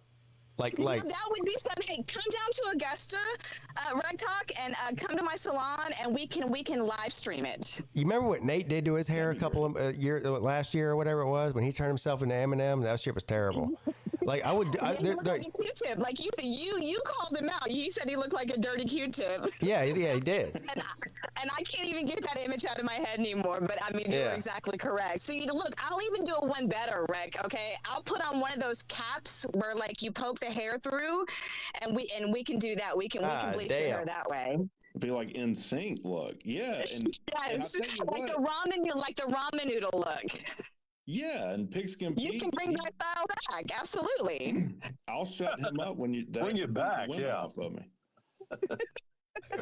do what, Rick? Now they'll have to beat the women off of me. They love that, right? That's right. That's right. I mean, look. I mean, the only reason I have to beat the women off you, they'll be attracted to you like physically, like a fly is attracted to light. Or shit. What's wrong with that? Nothing. Well. A lot. They're not attracted because they think you look good. They're just like they can't stay away from you. It's a physical attraction. Get some of that pheromone cologne. Get some of that pheromone cologne, Rec Talk. Yeah. Maybe that'll bring the women to you. Hey, if you bleach your hair blonde, you also have to do your eyebrows too. Otherwise, you look retarded. Well, I already look that way. So, I mean, there's not much I can do. Oh, you look like Bruce Willis in The Day of the Jackal. You know, that wasn't a good look. Yeah, hey, Rick, let me know, okay? Let me know. I'll open up my schedule for you, and we can make it happen. We can make it happen. This is the next pay-per-view event. Yes. Maybe the first one. So, all right. Well, yeah, keep that in mind. So, I'm more than willing to help you out in that in your hair adventure. So, thank you so much. You're welcome. All right, gentlemen, I'll let y'all go. All right, see you later, BA. Keep up the good Take work, care, okay? BA. Yeah. We got less than an hour to go. I know. I'm hanging in there like a hair on a biscuit. There you go. There you go. All right, y'all enjoy the rest of your morning. You too, BA. All right, bye. You sounded like Dr. Phil there for a moment. Yeah, I'm hanging in there like a hair on a biscuit. Yeah. You sound good, though, Pete. I mean, you sound... I think I sound better than I feel, if that's possible. Well, how was the overnight? Did the freaks actually come out at night overnight? Yeah, I got to give a big shout out to Volusia for stepping in those witching hours. He was on with me for like 4 or 5 hours. Well, good. That's cool. Yeah. But I look, man, I looked down at 4:30 in the morning and there was like 50 people in here. At 4:30 in the morning. Awesome, that is awesome. I was very proud of that, actually. That's cool, man. Did Ed the Trash Talker come around, or is he still around? I haven't seen Edward in almost a year, probably, maybe over a year. Yeah. I need to reach out to him because remember when me and Lou said we owned his channel? Mm-hmm. He emailed me like every month, and I never responded to it. So maybe I should respond now. Well, he'd come on way in the wee hours of the morning, and he had just some of the freakish individuals I've ever seen on his channel. Yeah, he emails me all the time. He's emailed me probably 150 times. I've never responded to a single email he sent me. Me either. Yeah, not a single one.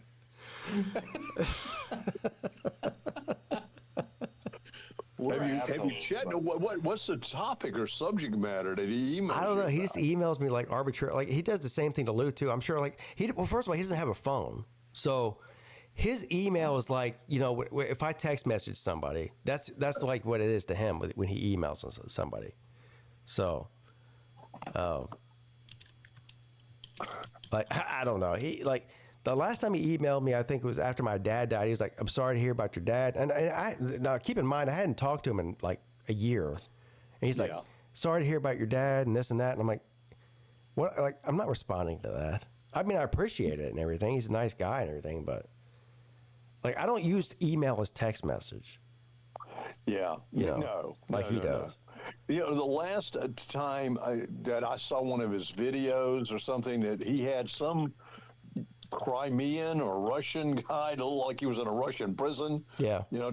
Talking trash and saying how strong he was, and I don't know where that guy came from. Yeah. Was that you talking about Mike Saha? It wasn't Saha? Yes, that's the guy. That's the guy, yeah. Black teeth. No, clear teeth. Oh, okay. That's what I call him. Saha is he's the most popular character probably on. He's the most consistent. Yeah. And then he had some chick on there too with him. Who? Saha? Edward. Edward had a girl on with him? Oh yeah. Yeah, he had a girl on. Now, she looked like she rode on the back of a Harley way too many times. Damn. I know exactly what she looks like now. Thank you, Yeah, Scott. yeah. That's a visual I'll never get out of my head. Yeah. But hey, she was consistent too. She was on there every time he was on. So. Oh man. So what's up with Volusia? I don't know. He seems to be doing good. Good. Yeah. That's great. He was on his way out to some formal event at some, upscale hotel or something. I don't know. It was. He was going into the evening over there. It's in the morning here. Yeah. So. We took some shots of some kind of Chinese rice liquor, or he did, and I took some shots of vodka with him. Then he was like, I gotta get dressed up for this. What should I wear? I try to walk him through that. But he doesn't. He's stuck in that China shit. He doesn't know what dressing good looks like. So he can't be helped as far as that goes. I figured that out real quick. Right. He's trying to wear a crew neck white undershirt underneath a dress shirt. I said, man, get rid of that shit. What are you doing? Put your chest out. Are Chinese people scared of chest hair? I don't think they have it. Like, that's what are you doing, man? Right. He looked like a 9-year-old going to his prom. Like, what are you doing? He had video? Like you could see him? Yeah, I put him on screen, yeah. Oh, wow. 9-year-old going to his middle school prom. I said, bro, lose the undershirt. You're 40. Yeah. Wow. That's funny. Then we tried to get him to shave his head. That was a whole nother discussion. Battle Angel in there going, yeah, just shave it. And I'm like, yeah, bro, shave it. He's over there. I'll put myself on camera. This is what he's doing. He's over there, like, he's got a whole head or hand full of hair. Like, I don't know how long his hair is. It's long as fuck, though. But he's, like, putting it up in a bun and, like, twisting it. I'm like, what are you doing, man? Oh, just man bunning it, huh? Yeah, but meanwhile, he's got a bald spot and a massive receding hairline. It's like, bro, what are you doing? Just shave that shit. Or put a hat on or something. You know, like, accept reality. stop. He's like trying to make a mop on top of his head to hide all the bald spots on it. You know, it's like, bro, what are you doing? You can buy a fake man bun these days. It's like the modern version of you know, the comb over that old people used to do where they had a bald spot. They would just comb the entire left side of their head over their fucking right side of their head. Yeah, you know, smoke a pack a day. Yeah. So that's what Volusia's doing. It's like the modern version. Instead of doing the old version of the comb over, he's just trying to like twirl up whatever little hair he has left on top of his head and make a bun out of it. What? It's pretty creative. I guess. Well, that might be the Chinese way too. Seems like a lot of work. Yeah, because Chinese people, I don't feel like I've seen a lot of bald Asians. Maybe I have. There's definitely bald Asians, yeah. But I feel like that's frowned upon, like you dishonored yourself, you know? I'm sure there are around Hiroshima and Nagasaki. Yeah, Battle Angel, she saw it. She said one big dreadlock is what he had. And that's what he said, too. He goes, I got a dreadlock. All of the hair on his head was confined to one dreadlock. Rastafari. Oh, he's a quarter Rastafari. God damn, man. He's like, yeah, back when I was in Clemson, I go, bro, you're 40. You're not back in Clemson, and you don't have a full head of hair. Let that shit go. Ain't that the God's truth? Yeah, what you doing, man? Are they nicer in China? I feel like here people would be like, bro, what the fuck is that? I don't know. Well, since he's an American, I don't know if they treat him worse, better, or what in China. I don't know. It's a good question. How are I would imagine we're not looked on favorably over there. But I think if somebody like it probably is. You know, one of us. Yeah. Yeah. Well, he's been over there for quite some time now, hasn't he? Yeah. So he's used to the customs and I guess used to the people. He's always said, people have always been extremely nice to him over there. Yeah, I don't doubt that. He loves it. He loves it over there, and I'm happy that he does love it. I mean, yeah, it's that we looked this up. It's like the third largest city in the world. It's Tokyo. What was the second one? Delhi, I think. India, and then Shanghai, as far as population goes. So he's got his thing going on over there. He loves it over there. Yeah. So. Well, how'd it go with the draft? I haven't even looked. I didn't even watch it last night. Depends on what you think. What you mean. So first overall with Cam Ward. Okay. Second overall to the Jaguars was Travis Hunter. Really? Yeah. Good. Okay. After that, I mean, a lot of the Falcons took 2 edge rushers. They had 2 picks in the first round. They took who was the first one they took? Guy from Georgia. Yeah, I forget his name. Yeah, starts with an M. Yeah, Michael Williams, I think. Yeah. And then Jalen Walker.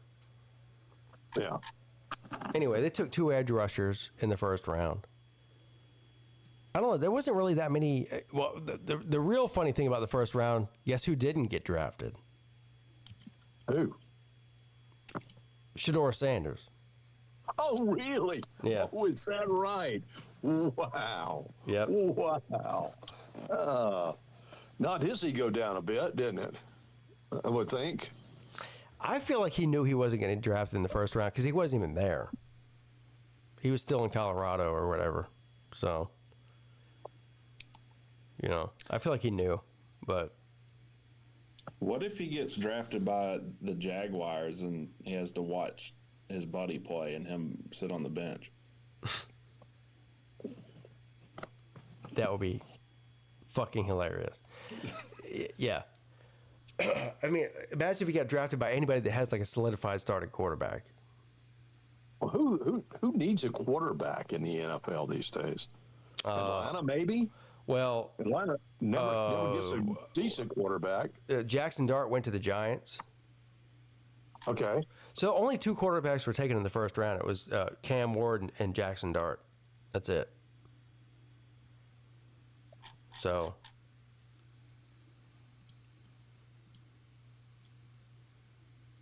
When you put enough of time in for QB, I guess, in the NFL, they want to get something out of it. You can get their money's worth out of it, I would think. Yeah. That doesn't mean they won't fire your ass, too, in a heartbeat. Yeah. Well, I don't really care. Just making conversation. I'm more into college football than NFL. I did watch the Super Bowl, and the Super Bowl was fantastic this year. Beating the piss out of Kansas City. Big Two might have set the record for the fastest video uploaded in the history of YouTube. Because he was literally on here live with me, watching the reaction to the Falcons' first pick, right? Mm-hmm. And he told me, he goes, I'm recording this on my phone too. I'm going to upload it to YouTube. Immediately. I mean, I'm talking within 10 seconds. I've never seen something so fast in my life. We watched the first pick. He reacted to it. And then 10 seconds later, I got an update or a notification on my phone. Vic 2 Production uploaded his reaction to the first round pick. I'm like, I'm still watching the first round pick live. I'm like, what the fuck? Like, Vic broke the news. Yeah. He was on top of it. Evil. He could be. He's got all his. He was on live with me, uploading videos of him reacting live on to the draft. I was like, what the fuck? How'd he do that? I don't know. He's like a magician. He's got a server farm behind him. Do it so quickly. You just never know. He's like a magician. I'm telling you. I mean, with his technology, Vic can levitate now. I believe that. I think he could levitate. Like David Blaine? Yeah, absolutely. Like it's even more impressive than David. David Blaine's not levitating inside of a chair. Right. Yeah. So Vic is more talented than David Blaine. Yes. He sure is. Absolutely. You didn't know that? You didn't know that, Rick Talk? No, man. But I don't doubt it either. That's the thing. That's right. Don't doubt the Vic. Damn. Vic can do all things. Oh, man. He can cut off your damn power if he wants to. Wow. Wasn't what's the guy from the what's the guy from the professor from X-Men? He was in a wheelchair, right? Yeah. That's what Vic is like. Professor X, yeah. Yeah, Professor X, yeah. Yeah. And he was smart too. Vic is like control your mind. Yeah. Vic is like the young version of Professor X. The new Professor X is Vic. Yeah. Yeah. But that means he has like mental powers and he can like mind fuck us. Yeah. Well, he totally mind fucked me with it. He's uploading videos during while it's happening. That's true. You're a victim. And you couldn't even. He's talking to me too while it's happening. Like I didn't even see it happening. He was doing some kind of voodoo shit. I don't know what it was. He can sing like a siren too. So I mean, when he was singing "With or Without You" the other day, I was like, "Oh yeah, wow, don't hypnotize me, Vic."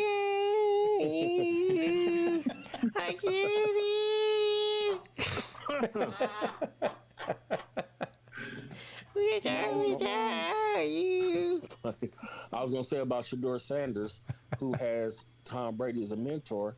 If Tom Brady could tell him, he should say, I sat behind Drew Bledsoe.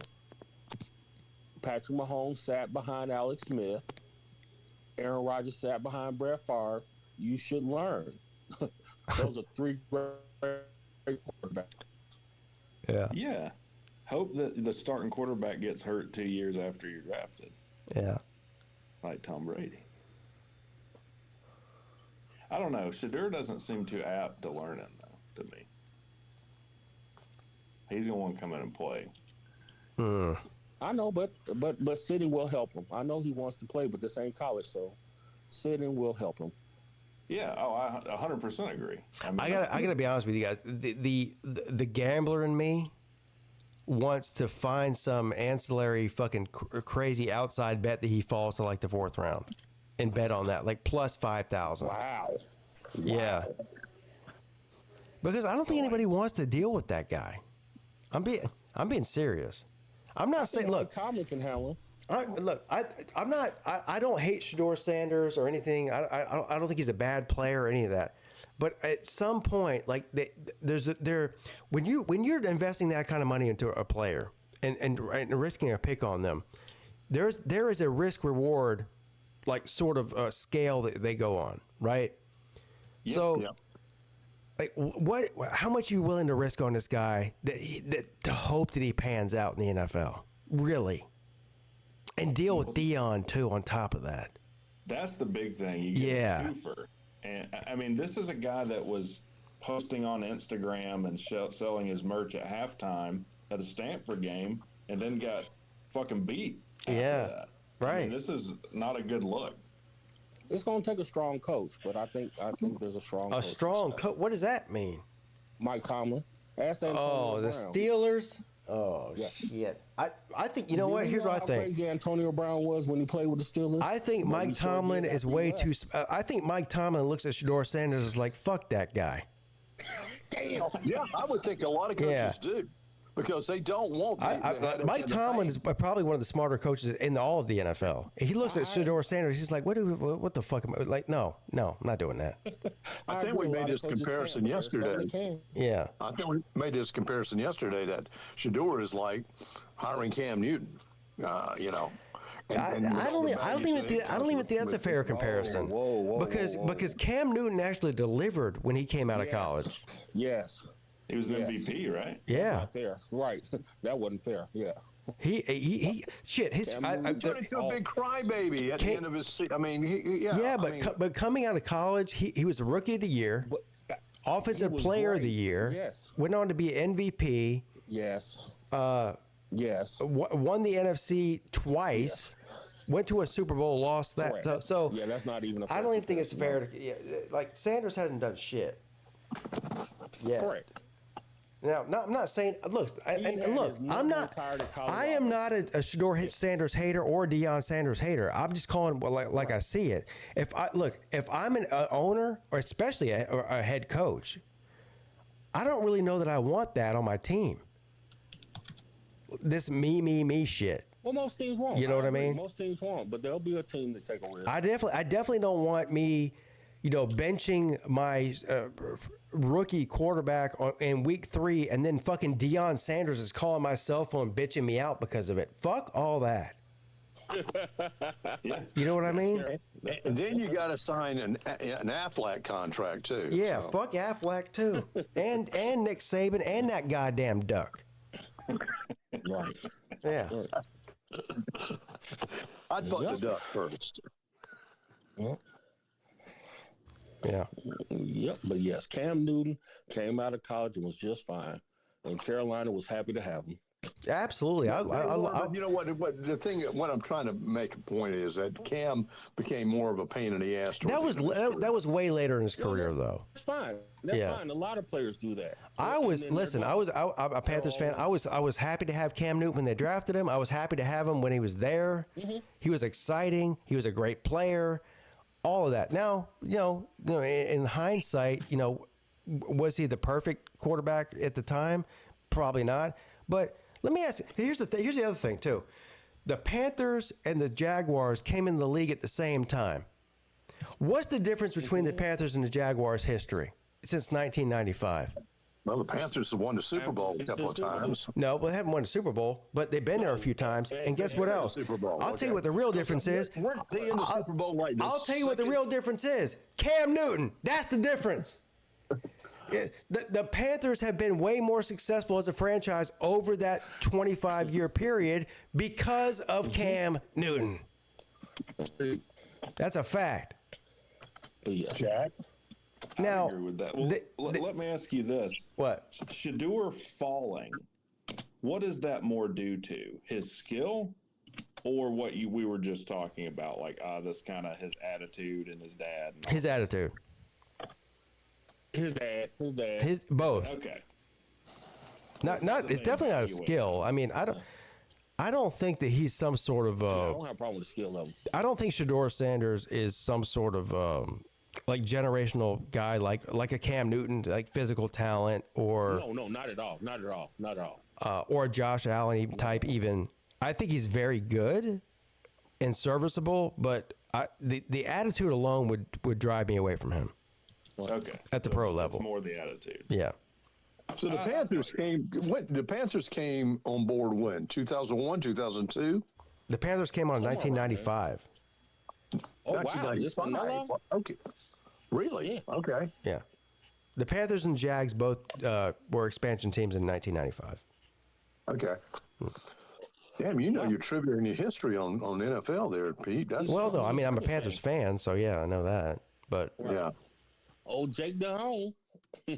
Yeah, Jake Delhomme. That's what I called him. I forgot about him. Yeah. My wife met him one time, and she went all giggly about him. He was a New Orleans guy. Handsome man. That's what you told me. Yeah. He was another one. That Who was the quarterback for the Panthers that wanted Cam Newton to pay him like $1 million to get his number? Was it Bryce Young? No, really? Did you say Bryce Young? Cam Newton, the guy told Cam Newton to pay him. What was the guy's name? Damn it. I don't think that's a thing. Cam Newton. So Cam Newton's number in college was what, 2? And so when he came to the Panthers, I think you're right. Carolina, and the guy said you have to pay me. Yeah, so when Cam Newton came to the Panthers, he was number 2 at Auburn. He wanted number 2 for Carolina, but he ended up with number 1. Yeah, I don't know. That had to have been either Delhomme or No, Delhomme's too old. I'm trying to think of the ones before him. Was it Clausen? Did Clausen play for the Panthers? He did, yeah. Yeah. I think it was Clausen because he told. Man, I would have slapped Clausen in the face and said, "Fuck you! I'm taking your number anyway, bitch. What you gonna do about it?" What? I mean, come on, man. Because he told the story on one of his podcasts. And basically, that's what. You know what? You're right. It might have been Clausen. It might have been Clausen. Because he told that story, I was like, "What? Jimmy Clausen ain't shit." Yeah, Jimmy Clausen. I think you're right about that. Right. Funny story, Jimmy Clausen. That whole number thing is just stupid. Yep. You know, I get it. Look, if your number's retired, like in the Ring of Honor or Hall of Fame or whatever, okay. But outside of that, if I want your number, it's just a number, bitch. Deal with it. Mm-hmm. Really. And I still don't know why they haven't retired Cordell Stewart's number. I'm like, damn, you played for your son who did nothing. And Cordell Stewart was the man of Colorado. Yeah. There's only so many numbers. I mean, there's 100 people on the team. What do you expect me to fucking... You want me to pick 000? This ain't a roulette table, you stupid fuck. Eventually, somebody's going to get your number. Deal with it. You know? It's like... Oh, boy. Remember Kerry Collins? Oh, yeah. Kerry Collins? Yeah.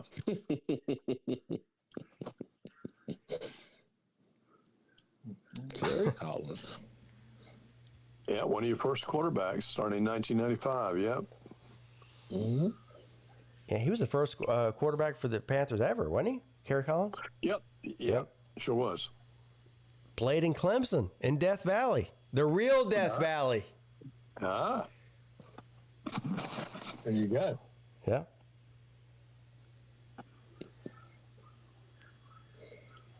Well, I can't wait. Clemson can play LSU to start the season. LSU fans are probably outside of South Carolina. They are actually they're delusional fans that actually have a history of being somewhat good, unlike South Carolina. Well, I wouldn't call them delusional. They're fucking crazy. They're definitely crazy. The only fan base out of all the fan bases I fuck with Ohio State hard on YouTube, South Carolina, obviously, Georgia, LSU, Alabama, but whatever.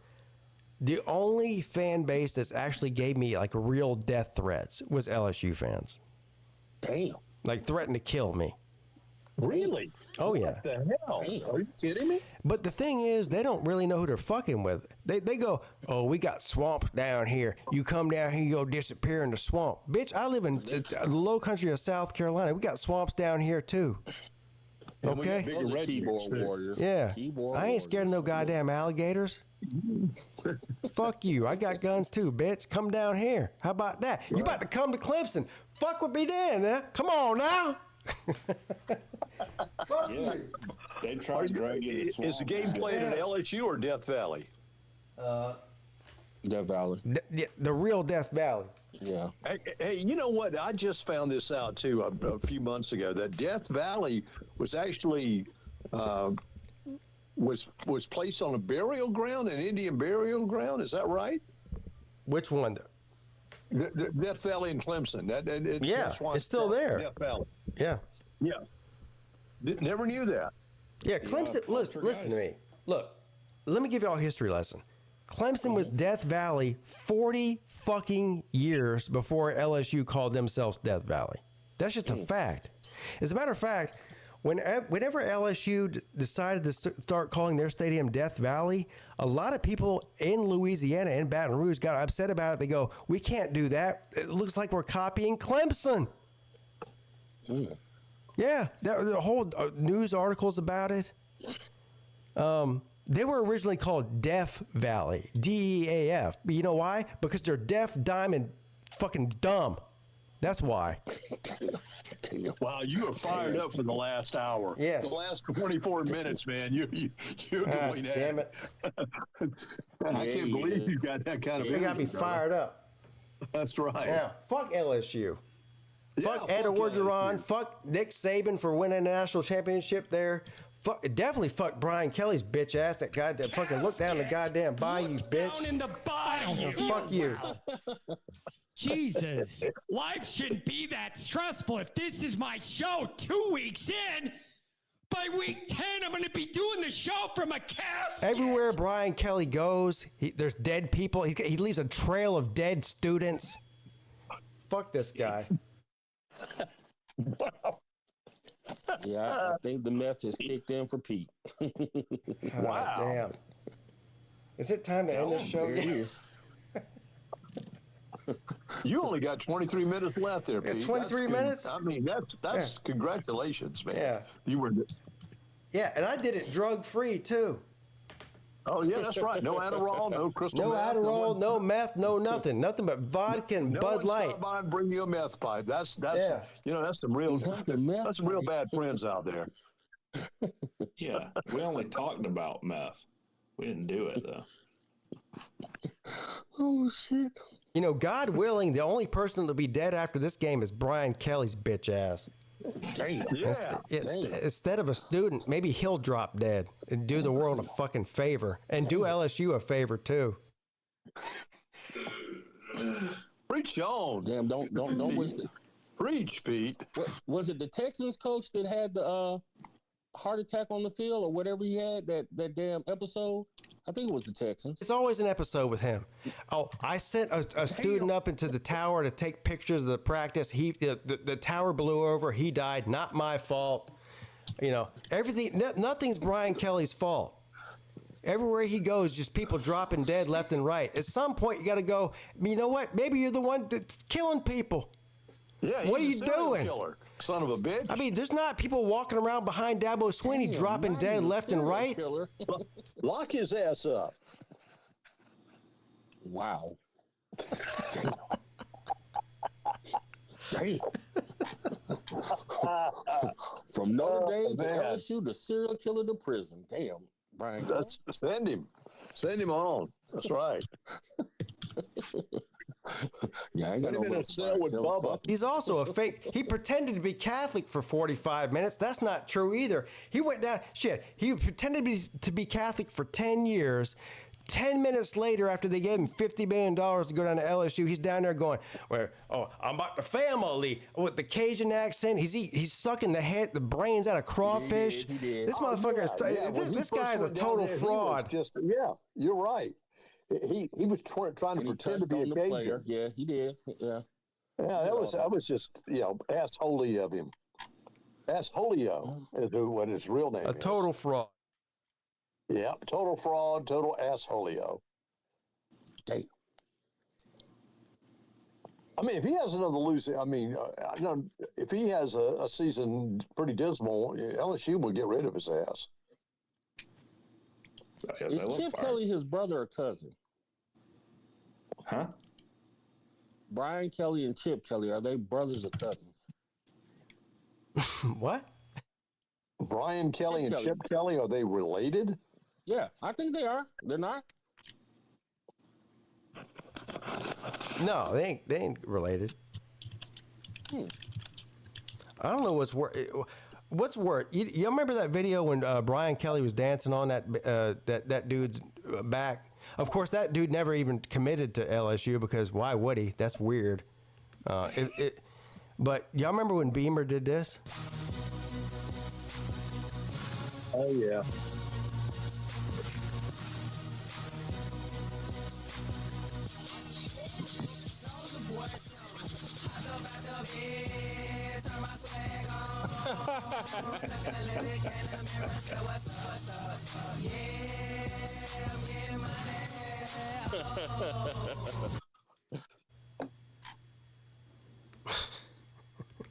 Beamer ball. Why did no one say no to that? Like everyone that had to be involved, and they're like, "Shit, Shane, you're not." Yeah, I don't know. There are a lot of yes men out there. You know, maybe I'm wrong. I hadn't seen anything like that, but Kirby Smart's never done any shit like that. No, neither has Dabo, has he? Oh, Dabo's done some really cringy shit. Yeah, he hasn't done that necessarily, but he's done some things. Yeah. Look, all these coaches, that's the other thing too. All these coaches do it, but they're being led by, it's the blind leading the blind. You've got a bunch of 22-year-olds, that go, or even younger than that, maybe like 19-year-olds in the social media department of Clemson or Georgia or LSU or whatever going, it would be great for TikTok? Yeah, put your ass up on his and dance to this song. And Brian Kelly's never heard that song. He doesn't know what the fuck's going on. And they go, okay, this kid knows what he's doing. They put that shit on TikTok, but they don't realize that shit lasts forever. That shit, and Dabo's the same way. It's really bad. Like, these kids should be locked up for doing this to these coaches. You think Bear Bryant would ever pull any shit like that? What? I said, you think Bear Bryant would ever be pulled into some shit like that? You know what? If somebody told Bear Bryant you're going to get the best edge rusher in the country, he might have done some shit like that. You don't know. I mean... Well, no, the only thing that Bear Bryant did was drink Coca-Colas and eat Lay's potato chips. That's what he did. Yeah, well. But,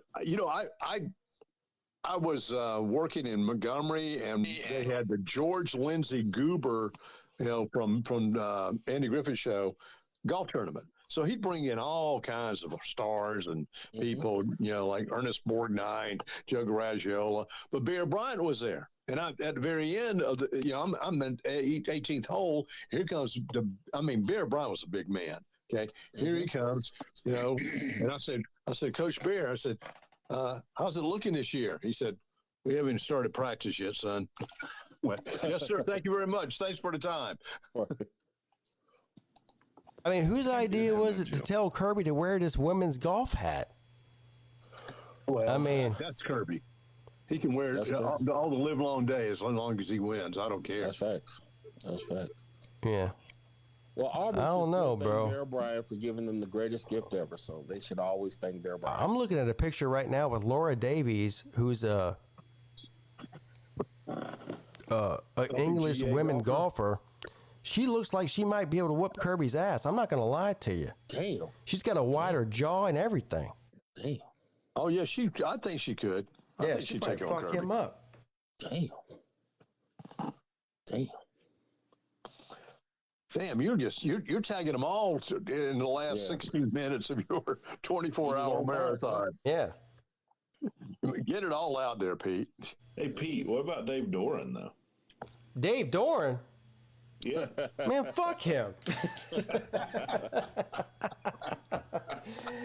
If I woke up tomorrow morning and I read in the newspaper Dave Doran passed away, I would go right back to sleep.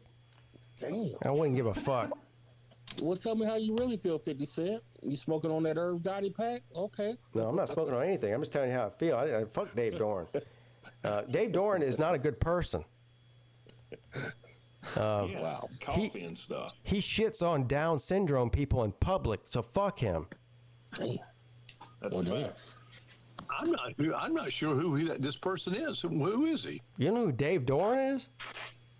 Actually, you know what? You probably should know who he is because he's irrelevant. He's never won anything, so you probably shouldn't know who he is. I mean, you're right. Yeah, who is Dave Doran? How do you spell his last name? Doern. That's another fucking thing. Oh, okay. Yeah. Mm-hmm. Yeah. The only person you ever met in your life with the last name Doran. Doran? What's your name? Doran? Yeah. He's in North Carolina State. Yes. Yeah, he looks like a major tool. Yeah, he's a giant tool in a dick bag too. What was this he got on Down syndrome children? What was this? Oh, listen. You know how they used to do? You know how they do the Hard Knocks thing with the NFL? Yeah. So they did this. They experimented with this a couple years ago with college football. I guess the team they decided to follow in the offseason was NC State with Dave Doran. Mm-hmm. So they follow this guy around for his entire day to see what he does. So he's got a morning routine where he goes to a coffee shop. Well, the entire coffee shop is run by kids who have Down syndrome. So he orders the coffee from the kid. The kid gives him the coffee, and he's like chastising the Down syndrome kid that's giving him the coffee, saying, "You didn't put the top on the coffee all the way. It might burn me." I'm like, you got to be fucking kidding me with this guy. He's like, yeah, next time I come in here, don't put the top on all the way so it don't burn me. Fuck you. That's what I would have said. If I was the manager of that place, I would have kicked the shit out of that fucking piece of shit, Dave Doran. Damn. Motherfucker.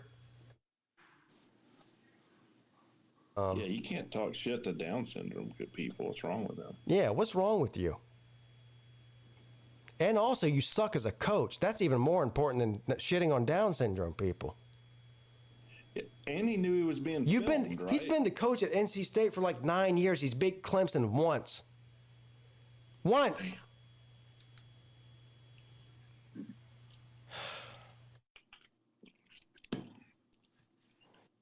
And every time he loses to Clemson, he blames it on something. You know, they cheated. They did this. They had a laptop on the sideline. They had a drone. Man, shut the fuck up. Your team sucks. Okay? It had nothing to do with goddamn some 18-year-old kid on the sideline with a laptop posting on Facebook. You blame your loss on that? Get the fuck out of here. I didn't know about this. He did that? Yeah, he did. He called for an NCAA investigation because Clemson beat them. He goes, there was somebody on the sideline with a laptop. Mm-hmm. And it turns out it was like a student posting on Facebook. He was a social media guy.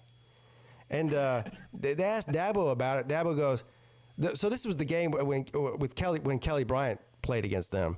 And they kept stealing Kelly Bryant's towel out of his jersey and like throwing it away. So he had to go pick it up. And they asked Dabo, you got accused of, having a laptop on the sideline. Dabo goes, yeah, we were ordering more towels on Amazon. That's clever. Oh God, he hates Dabo so much. It's hilarious. Why but Dabo fucking owns him. I mean, he's Dabo's bitch. Yeah. What time is it? 10 minutes. I got 10 more minutes of this shit show. All right. You on fire right now. Yeah, well. On fire. Has NC State ever won the ACC? I'm sure they No. have. They haven't? No. God, how long have they been in it? I don't know. They may have it like maybe in the 80s or something. Dave Doran's never won it. I know that. Let's see. NC State. Yeah, they have. The last time they won it. 30 years ago, maybe? 79. So yeah, they won it 40 something years ago. You know, who 46 years ago, huh? You know who won it the year after in 1980? Yeah, of course I do. The Tar Heels, and that was the last time they won one.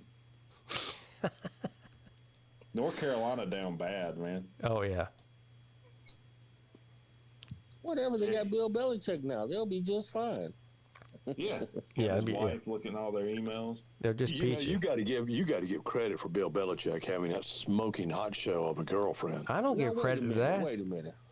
So when Shannon Sharp dates a young lady, it's a problem. But No, Bill I think both of them are retarded for doing that. First, well, Shannon is not dating that woman. He was dating her. Oh, he said he was in a relationship for 2 years. Come on, man. Man, stop. That's what he said. That's his words. Well, that was a booty call, I think. He said he was in a relationship. Look, what is Bill that was a transactional relationship. Look, he was paying that girl to stick his dick in her asshole. That's all it was. That's all it. I mean, let's be real here. Let's not mince words. We all know what that was. What is this Belichick? He paid that girl so he could choke her and fuck her in the butt. That's it. That's all he was doing. Wow. How much? My girlfriend needs to be copied on my work emails. The hell are you talking about, Belichick? What? What is wrong with you? Why did you say why butt though? Because he said that was. You didn't see the text messages? Yeah, there was. No, yes, that's okay. Oh, Yeah. That's a lot of them text messages. Yes, good God. Yeah. I didn't see Peter's that. right. Yes. So, because he put it all out there to say, really, she trying to say this? She wanted all this, especially in the butt. Yep. Well, she set him up. It is what it is. yeah, she set him up. But he's a dumbass for even falling for that. Yep. Bullshit. You got to be smarter. Yeah, you got to be smarter than that, bro. But she gave up the butt. That's the problem. Oh, she was. She's an OnlyFans girl. Of course she did. Yeah. Yeah, but Then when they give later. up the butt, that's hardcore. Did it say butt or ass? Is it for these Well, he other said ladies? I don't think so. ass, but she said I didn't allow you. I didn't want you to stick it in my ass. That doesn't mean I know the word ass. No. She said I didn't want you sticking in my ass without a condom. Yeah. I think we know what she meant. Come on now. What are we doing here? What like? What? We know what she meant. Yeah, of course. Hey, Pete, I'm bowing out. God bless you, man. You Yeah, only God got bless 7 you. minutes away. I think you did fantastic. Oh, thank you. I appreciate that. Yeah, man. All right, everyone, take care. Have a great weekend. All right, see you later, Scott. Bye. I'm learning. I did not know that. Yep. Yeah. Yep. Take it. That's what she's trying to say is that I mean, she's basically trying to say that he sodomized her like against her will, which I don't think is true. Yeah, that's what he's trying to say. But like I Yeah. said, what he should have said is, "You feel this way? Let's go to criminal court. You feel like I raped you? Let's go to criminal court." Well, it doesn't work that way. You don't say let's take it to criminal court. Like you That's still what have. Jay-Z said. Jay-Z short enough said that.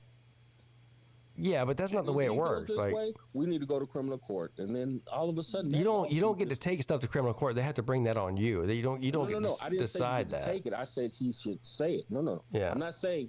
Well, that's what Deshaun Watson said, but it didn't work. Well, Deshaun Watson had 8,000 accusers. It was 8,000. Shannon Sharp only has one, right? Yeah. Everybody can accuse Deshaun Watson. You can't do that then. Well, it was like whatever 20-something girls that yeah. But he said, but no criminal charges were brought against Watson. Why? Because there was really no evidence. Like, that's the thing. I don't know, man. Deshaun, first of all, Deshaun didn't have to get every Instagram model to look. Deshaun, Yeah, look. Deshaun was definitely getting some rub and tugs from these bitches, whatever. But but do you think that's not happening a lot in that world? Oh, it is. It is. Of course. Of course it is. And the Texans knew this the whole time. They only wanted to expose it when they were ready to get rid of him. Oh, well, we'll just say this now that we're ready to get rid of him. Yeah. If you were playing like we wanted you to play, we'd have never said shit. Yep. When it's time for you to go, everything comes out. We got 5 minutes left, guys. There it is. Ooh. Holy shit. Actually, hold on. Let me see if the real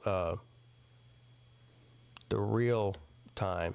We actually... The real time. Yeah, we got 5 minutes left. There it is. Oh, man. I can't believe I made it 24 hours. That was awesome. That's awesome. What you taught me is 24 hours is a long time because I like Rec Talk, I went to bed. Fuck that. Let me show y'all something in those last 5 minutes. Something inspirational. It's actually a beautiful message, too. It's a beautiful message.